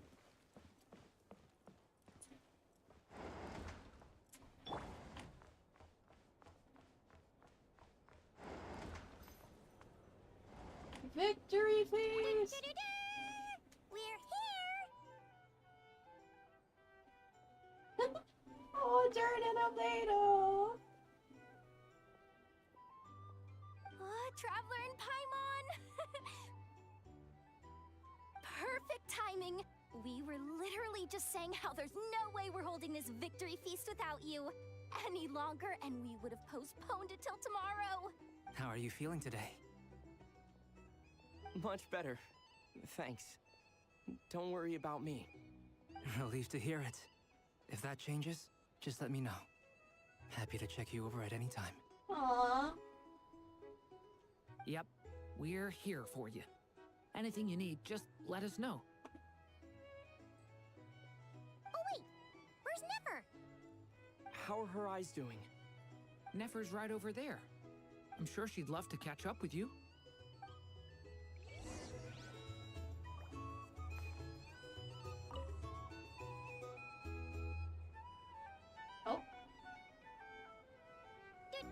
Oh, that played it all over again. Whoops. Oh, Traveler and Paimon! Perfect time. How are you feeling today? Much better. Relieved to hear. Yep, we're... Oh wait, where's Nefer? How are her eyes? Nefer's right over there. I'm sure she'd love to catch... Our drink recommendations? For starters, I recommend you drink less. Hello, you. Recovered from the battle? Mostly recovered, thanks. I'm touched that you'd ask. Come on, what do you mean? Of course I'm gonna ask. I care about my friend's well-being. And we are friends, aren't we? Get yourself a drink. You've more than earned it. In fact, today, your drinks are on me. Lord Sangamabe's got you covered. Oh, yeah! Hell yeah! Wow, really? What about Paimon? Has she earned it too? Has she? Please? Well, you haven't been through quite as much as the Traveler, but... what the heck, sure. Yay! Wow! Drinks on Dory! What a historic day. Hey, keep your voice down, or everyone else is gonna want in too. Have you heard anything I've been saying recently? Doing business in Nod Krai has been an absolute nightmare. If I'm buying for everyone, oh... Okay. Paimon will speak more quietly. Jeez. That's more like it. Don't you forget, Lord Sangamabe doesn't just go around buying drinks for anyone and everyone. Sign up with the Fatui or perhaps a for the nights. Oh, even Dane is here. You're learning to socialize. I'm so proud of you. I see you've recovered. You bet. Snooze's way to a full recovery. Doing much better. Thanks for checking on Glad me. to hear it. A healthy body is paramount. Nothing else in life is possible without it. So take it slow. You can't afford an injury. I'm so grateful that you decided to help us in the end. Paimon too. You really saved the day when you swooped in to open that gateway. I came to accept that although Rerir was my friend in the past, here and now, he was an enemy that must be defeated. Though I will never fully understand what happened between us, I could not let this crisis deepen any further. That's very responsible of you, Dane. We fought a very necessary battle, and you played your part admirably. Thank you. I know it was hard, but you'll get through this. Yeah! And if you ever need to talk, just remember, we're always here. I'll do that. And now you have even more friends.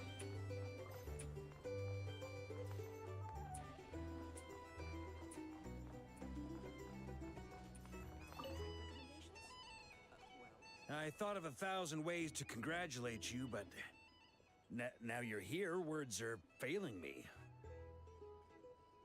Save the poetry for Albedo. The honorary knight stuns them speechless once again. Well said. The honorary knight showed us all how it's done. Incredible courage. The other knights told me that Mondstadt was the first stop on your journey. All of us are truly delighted to count you as our friend. I'd like to thank you for supporting the Knights of Favonius, and also for helping us save Nod Krai. Don't mention it, Grandmaster. I mean, mention it, but don't mention it. Nonsense. Of course I'm gonna mention it.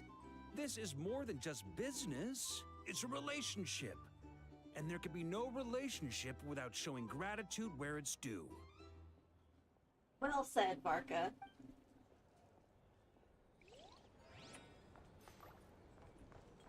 Hey, Nefer. You doing okay? Traveler, Paimon, are you recovering well? Much better, thanks to a good rest. You're looking well, too. Turns out that moon chanter has some real talent after all. My eyes were mostly recovered after just a couple days' rest. I can actually open them again now. Yeah, but you gotta be careful. Lauma says not to strain your eyes while they're still healing. Yes, thank you. I'm well aware. Yehoda, could I borrow you for a moment? I could do with an extra pair of hands. Oh? Oh, sure. Coming. God, she really is so eager to please. Did you hear that? I gotta go help Lauma for a second. You guys chat among yourselves. I'll grab us some drinks on the way back. Paimon, you still like 'em sweet? You bet. Make it extra sweet, because Paimon's earned it. Sure thing.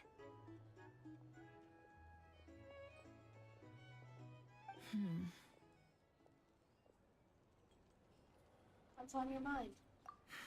The Rerir of Solnari. Kind of a snake, don't you think? Or a wolf in my mind. No, definitely a snake. A poisonous one who spewed his venomous hatred everywhere. Anyone who seeks revenge out of hatred for other people has become a snake. That's something my dad used to say. I guess you didn't like seeing people go down the path of vengeance. Perhaps.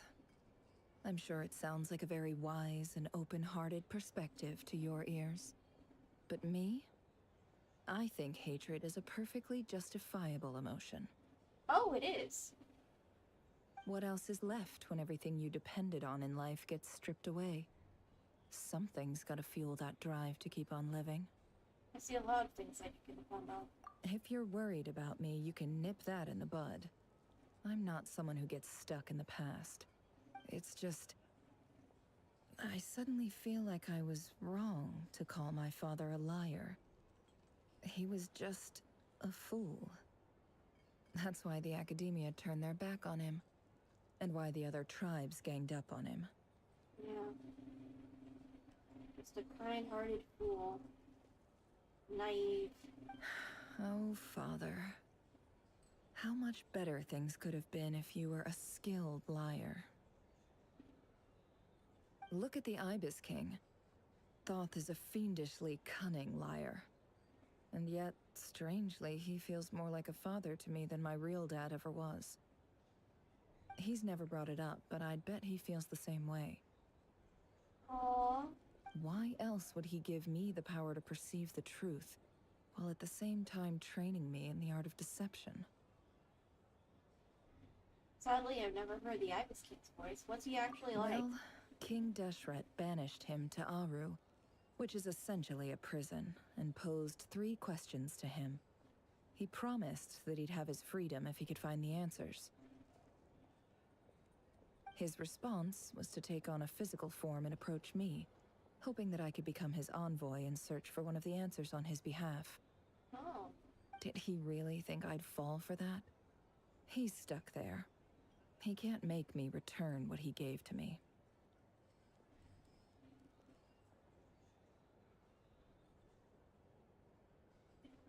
Sounds like he was nice enough to you. So that's enough for you to decide he's nice, is it? He's a prisoner, and he was scared. So he decided to perform some good deeds to win people's approval. He lives in fear because he's a deceiver. How is Rerir any different? You can't work as a spy your whole life and expect a happy ending. And what about you, Nefer? It's preposterous. Yet I can't say I don't understand it. Liars live in the darkness of their own making, but it's still human nature to want to go on living. They say that a liar's soul is the most worthless thing in the world. What do you think?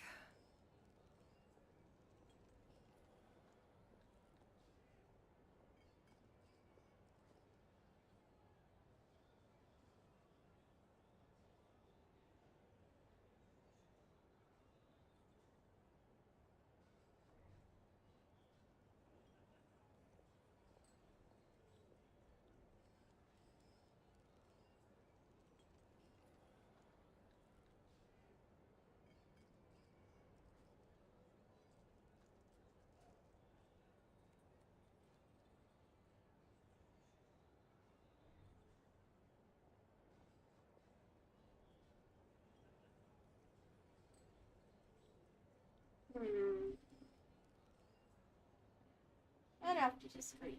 Oh, really?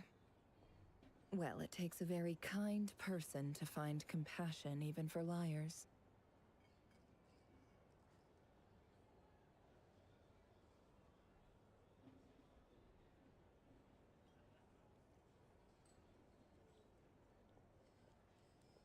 If you ask me, the soul of a liar really is worth nothing. Because all they care about is themselves. True. But that doesn't mean they're worth nothing. For example, when something good falls into my lap, I don't go sharing the news around. Stops other people trying to steal it from me.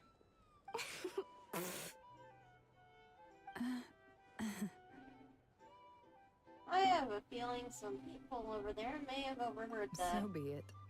They have sharp ears. I can't keep anything from them.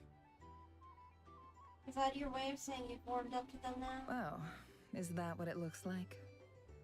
What it looks like is you're starting to see us as your friends. Well, you all know my past now. And I can't simply eliminate everyone who knows too much. So I guess I just have to put up with you.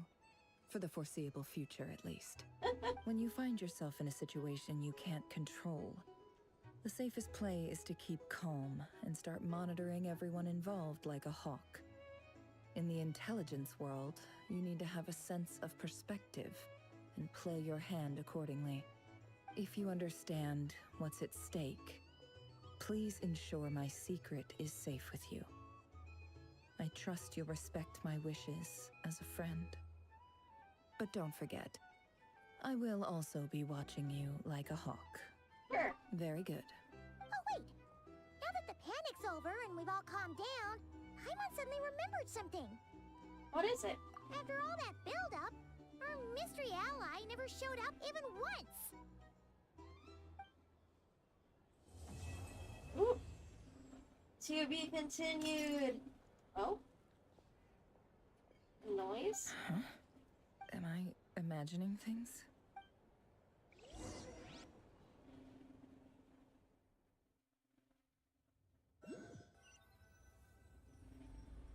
So, That close colleague who stayed behind with you? What's he been up to recently? Oh, Dottore. Don't know, don't care. I get more normal human interaction from hanging out with Bosco too than him. Although, now you mention it, he hasn't bothered me in a while. I wonder if... If he's disappeared without a trace, it's the biggest gift he ever gave to the world. But I somehow doubt that's what's going on. He won't lie low forever. So we'd better stay on guard.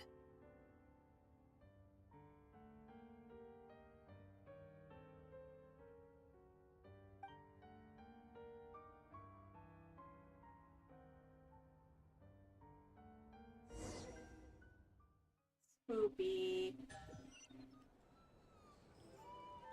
It seems the fellow Fatus are still very...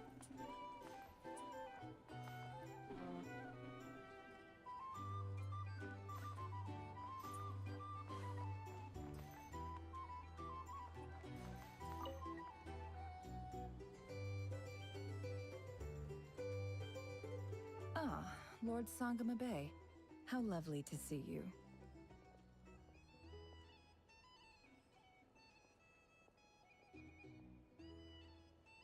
I must thank you for the device you provided. It was an enormous help. Would I be right in thinking that it was developed by the Academia? Why come and ask me when you clearly know already? I mostly came to thank you. That's more like it. A little gratitude goes a long way with Lord Sangama Bay. Play your cards right, and you might even stand a chance of becoming my long-term supplier. Oh. The chance to work with such a kind and charitable investor as yourself would be a great honor for the Curatorium. Is that sarcasm? Huh? Charitable? Who said anything about charity? First time hearing about it. Let's see.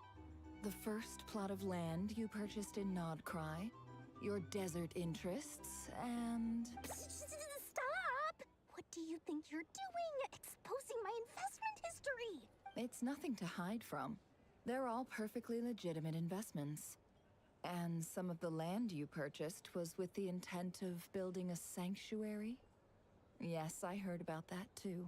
How did you... You're a curious case, Lord Sangama Bay. You don't like people finding out about your good deeds, do you? Huh. Weird. But I'm afraid no matter how hard you try to keep things under wraps, where there's a will, there's a way. You did it for Sumeru, didn't you? It was empty land that was gonna go to waste otherwise. I figured if I built something there, it might at least get some use in an emergency. Disasters are capricious things. They strike without any warning. I've lost family to a disaster before, and I don't want to lose any friends or business partners if I can help it. Oh, Dory. My elder sister used to dream of finding a sanctuary. Somewhere with plenty of food, water, and medicine. Where everyone could live happy lives. It was something I looked into, but after discussing things with the Dendro Archon, I decided on a more effective strategy. The tech people handled the tech, and Moneybags provided the Mora. It just made the most sense. It's a pity that so few people know the truth about you. Everyone says that you view everything in terms of Mora, and all you care about is growing your own wealth. So, what's the problem with that?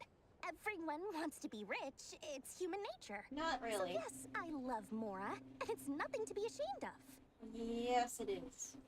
To an extent. But surely you have dreams of your own beyond just making Mora.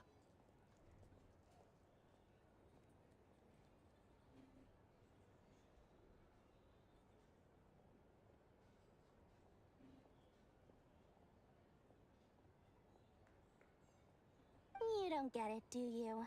My dream is to invest in other people's dreams. And, you know, make a nice little slice for myself along the way. Just thinking about it makes me happy. That sweet, sweet sound of Mora. You're weird. Thank you.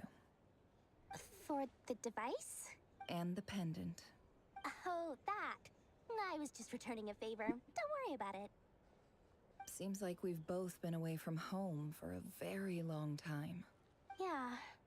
So long that I barely remember what my family even looked like. That would be your mother, father, and sister? Yeah, though it's been years since my sister passed away. Maureen. It's not like I want to forget them, obviously, but memory can be even more ruthless than the most calculating business person.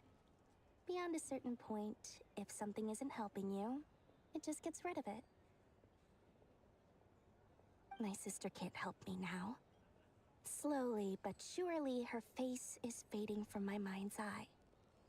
It's become a vague impression. Not everything will fade. When loved ones pass away, the beautiful memories are the ones that last the longest. Aww. Yeah, that's true. If you ask me, that's the one silver lining in all of it. Well, that, plus, I'm sure that life is much better now than it was back then. Oh, absolutely. I have tons of Mora, a big beautiful house, business is booming, and I'm as happy as can be. You've got a lot going for you too. Boss of the Curatorium of Secrets? I'm sure there's plenty of Mora to be made in that line of work. I appreciate the vote of confidence. A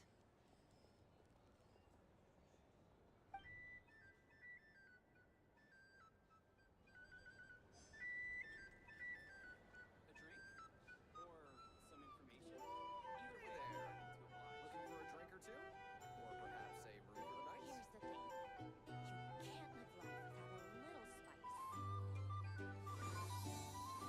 a room for the night? Here's the thing. You can't live life without a little spice. Albedo and Barca. Ah, I How love have you you. been holding up? Any adverse reactions? If you start to take a turn for the worse, make sure you tell me right away. You don't need to worry about me, Grandmaster. I'm fine. I mean, I barely did anything, so... Are you kidding, Durin? What?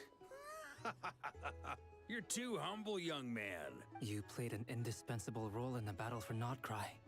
We can't thank you enough for your support.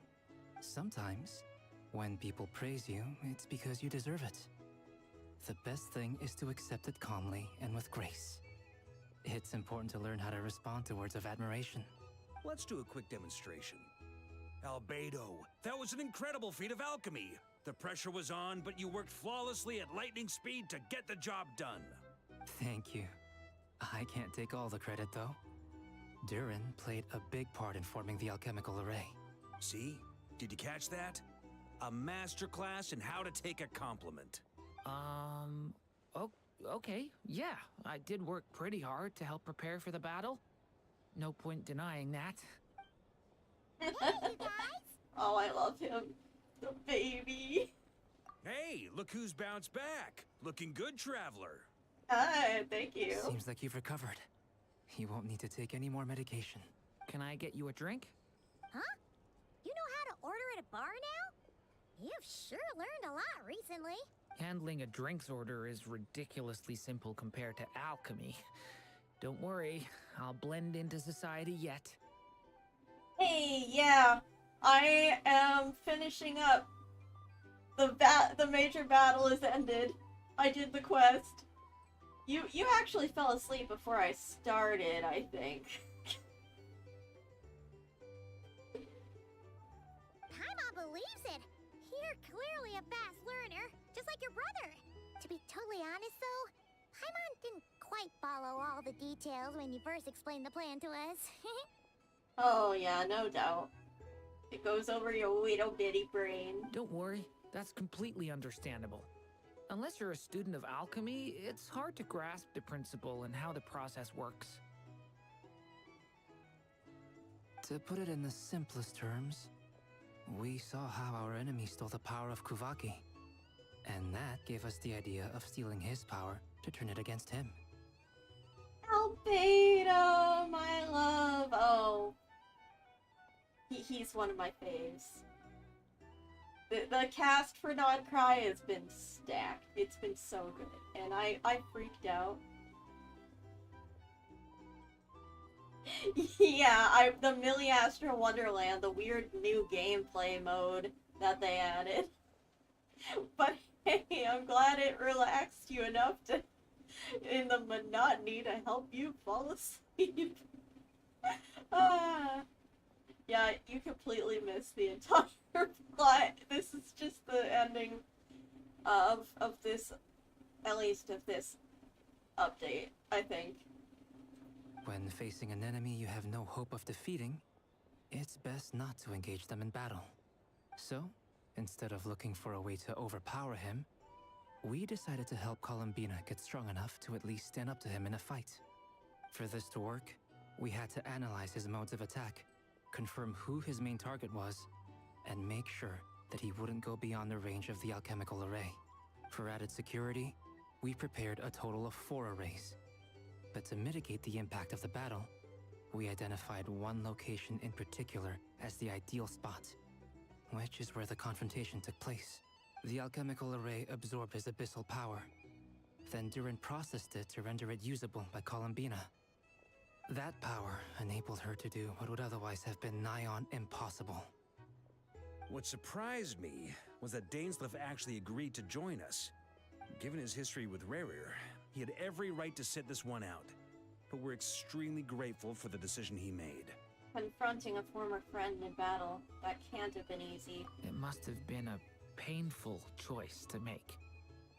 But I'm sure that making a decision was far better for him than staying in limbo. Absolutely.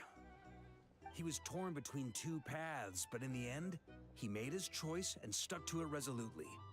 He doesn't strike me as the sort of person who'd stay trapped in limbo for long. Anyway, however you cut it, everyone gave a stellar performance. And now, it's time to kick back and celebrate. Oh, Tua, if you had been awake, the amount of jokes you would have made, probably.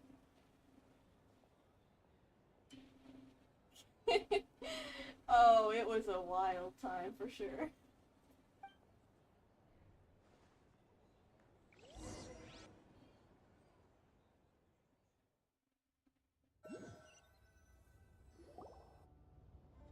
Oh. That's the only reason you're here. Oh. Sandrone, you were having tea with Arlecchino earlier, but now you're having tea with Columbina. Yes. I've thought a lot about it. And I've realized that you, me, and Arlecchino should be friends. Aww. I think this is very important. So I felt I had to come and tell you. Well, this is a new one. I'm so moved. I can't even hold my teacup. If that's all, you can leave now. Do you not want to be friends with me? Or is it that you prefer being co-workers? What is this, Columbina? Are you deliberately testing my patience threshold? Right now, my politeness module is active. But if you say another word, I swear I'll shut it down. If your politeness module was active, wouldn't you say the word please at some point? Polonia, please see Lady Columbina to the door. Will you still invite me to your next tea party? What? Yes, I think you will. Bye-bye, dear Sandrone. They are so weird. Hope I'm not interrupting. Last time, the Wild Hunt escorted you out. Would you rather I handled it myself this time? We just wanted to, see how you were doing now that it's all over. Why? Out of concern for my safety? I hope you didn't seriously think that the Rerir of Solnari would be able to lay so much as a finger upon me, given how prepared I was. Mostly because you kind of helped us out, so we just wanted to check you were okay. Looks like all your robots are fixed, huh? Afternoon tea, so we are interrupting after all. Oh, don't you worry about that. Tea time is already a write-off. The visitor before you managed to kill my appetite. If you're in the mood for tea, go ahead and help yourself. Otherwise, it's going to waste. My coasters are still missing in action, though. Use this notebook instead. Whoa! Pretty hefty notebook. Look at all those calculations. You can ignore those. They're just dumb scribblings. I doodle and write in my free time.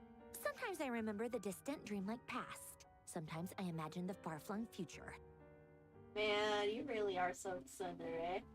And other times, I grit my teeth and note down all the crazy nonsense going on in the present.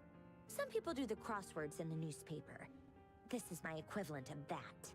Trying to predict the future is like daydreaming. And writing about the present just makes me furious. The past is my favorite. If nothing else, it's already set in stone, so I don't have to rack my brains trying to figure it all out. Huh. Although, having said that, the only vaguely interesting memory in my past is probably that guy they call Lord Artificer. Alain Guillotine? Who else? Pretty much all the mecha and Fontaine are his personal handiwork. Wait, are you saying you know him? Like, personally? As a friend? I mean, I guess we were friendly enough. But he lived hundreds of years ago. Yep. In fact, I'm probably the only normal person left who knew him at all. We used to chat occasionally back when he was still around. Before he passed away, he asked me to destroy all his manuscripts. I honored his request, but I did read through everything first before destroying them. I mean, I couldn't let the genius of Lord Artificer Alain Guillotin disappear like that. Would have been such a waste. So, that's where the formulas in your notebook are from? I just told you. Those are my equivalent of crossword puzzles. They're just dumb formulas that I solve for fun when I'm bored. Alain's work was like epic poetry. The formulas in my notebook are just silly little riddles in comparison. Aw. We're actually learning a lot about her. Not that there's anything bad about them. I mean, at least, solving those riddles isn't going to hurt anyone. Except me, because I lose a few brain cells in the process. Anyway, while we're on the topic, I might as well tell you about what happened to him and his friends. Oh? Alain Guillotin had two close buddies, Renee and Jacob. They spent their childhood years together in the Narzissenkreuz Institute. Were you also? They were all quite competitive, so there was some rivalry between them. But it was a friendly rivalry. But beneath the friendship and the rivalry ran something deeper, a sense of nostalgia for the past. Unfortunately, childhood would end, the prophecy would come true, the apocalypse would arrive, and the future would never be. Aww. A mad dream that would normally only capture the minds of lunatics begin to take root in their hearts. A dream of saving the world. And if Renee and Alain had been people of lesser wits, that dream would probably have ended up as something for them to joke about in their older years. But alas, they were some of the sharpest minds around. They nurtured that dream with the full power of their intellect, and it grew into something that ate away at their souls. Oh. The first of them to fall under its spell was Renee. Against Alain's wishes, he persisted in experimenting on a mutual friend of theirs to try and save their life. Alain did not approve and parted ways with Renee. It's complicated. Alain wanted to believe that Renee only did what he did for the sake of their friendship.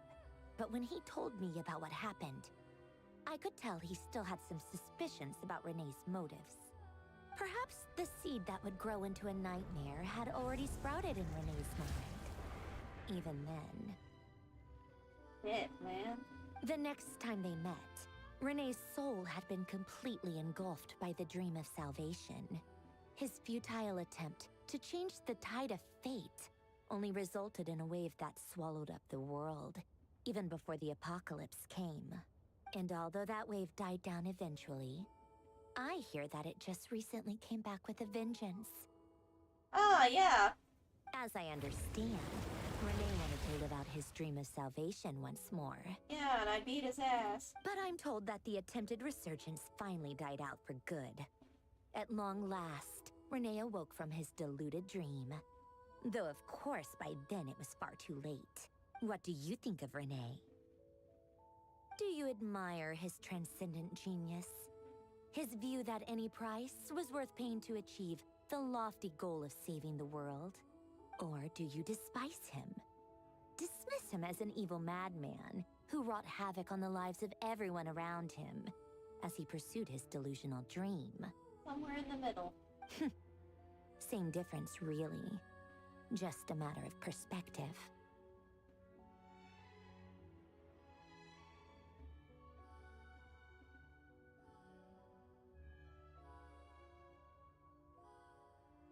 It's much more complicated than that. Than just that extreme good or extreme evil. His story was very complicated from what I can remember.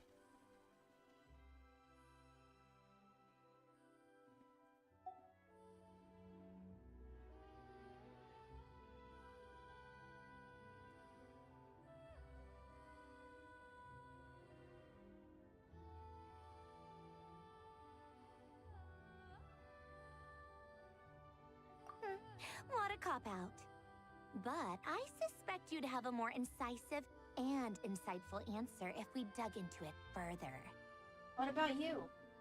What's your take on Renee? I don't like fanatics who give up their whole lives for their ideology. Nor do I like fools who let their delusions take control.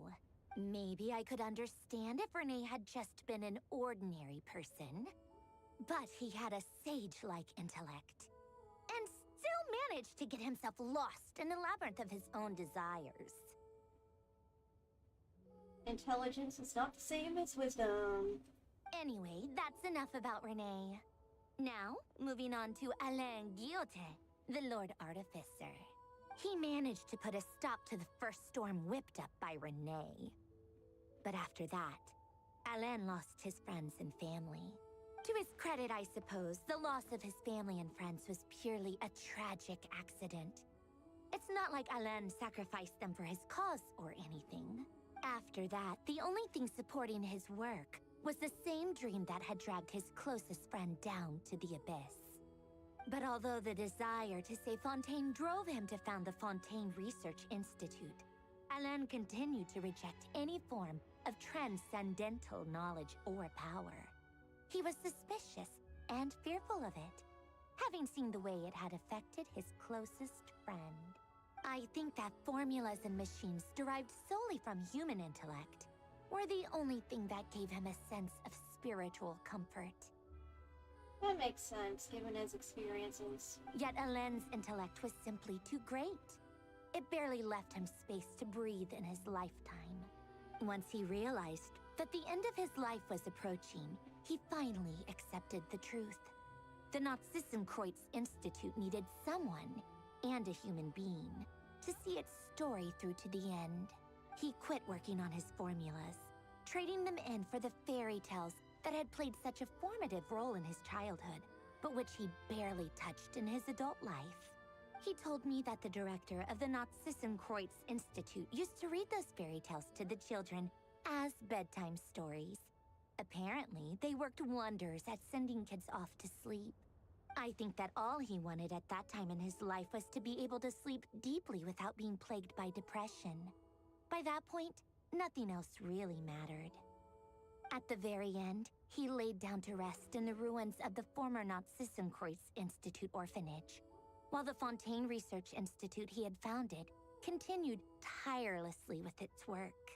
Many years after that, tensions over competing dreams would once again cause a rift, this time between members of the Fontaine Research Institute. But the actions of those fools had nothing at all to do with Alain. And that is the story of two people from the Nazissenkreuz Institute who both wanted to save the world. One went all in on his fantasy of salvation without ever looking back, and ended up calmly sinking to the bottom of the deepest sea.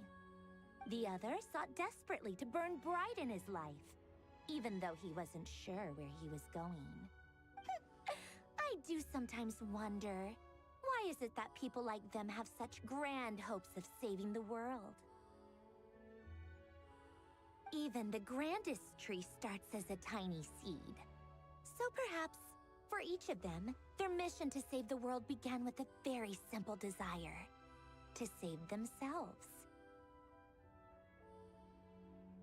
Makes sense. The whole, oh, why do you want to save the universe? Because I'm one of the damn fools who lives in it. They were young children with friends and family who mattered to them. Desires to explore the meaning of life. Ambitions to have a successful career. They didn't want to see all of that taken away in one fell swoop. Exactly. Or maybe they just wanted to find something to anchor themselves within the chaos. To stop them getting quietly swept away by the storms of life.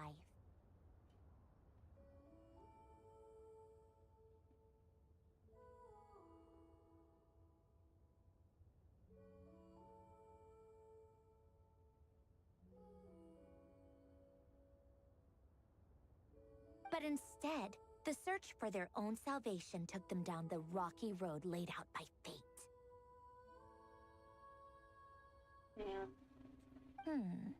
It's tragic. Do you think the desire to save oneself is enough of a justification to try and save the world? The way you said that sounded just like Alain.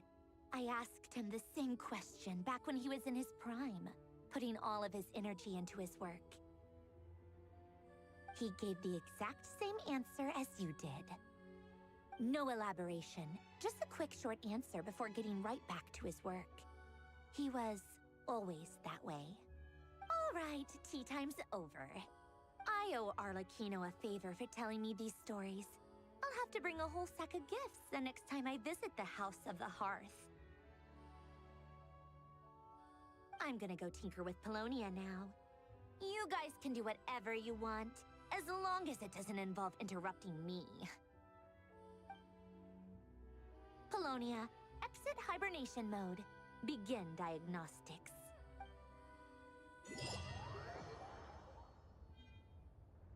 Wild.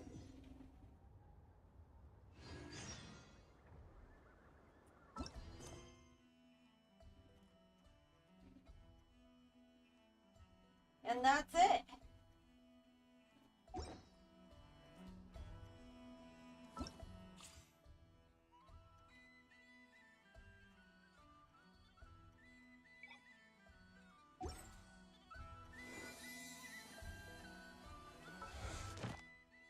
Wow. That was so much. And so good.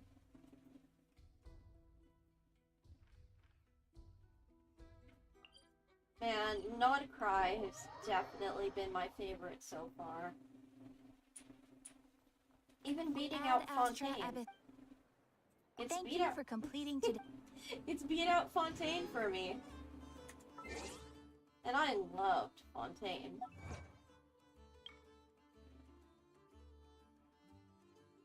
Cheeky.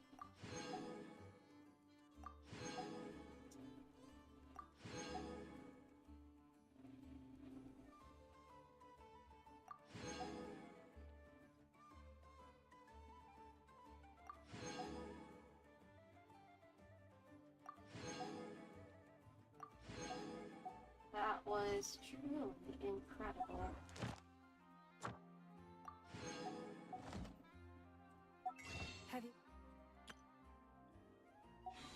Now I'll definitely have to save up some wishes for Durin for next update.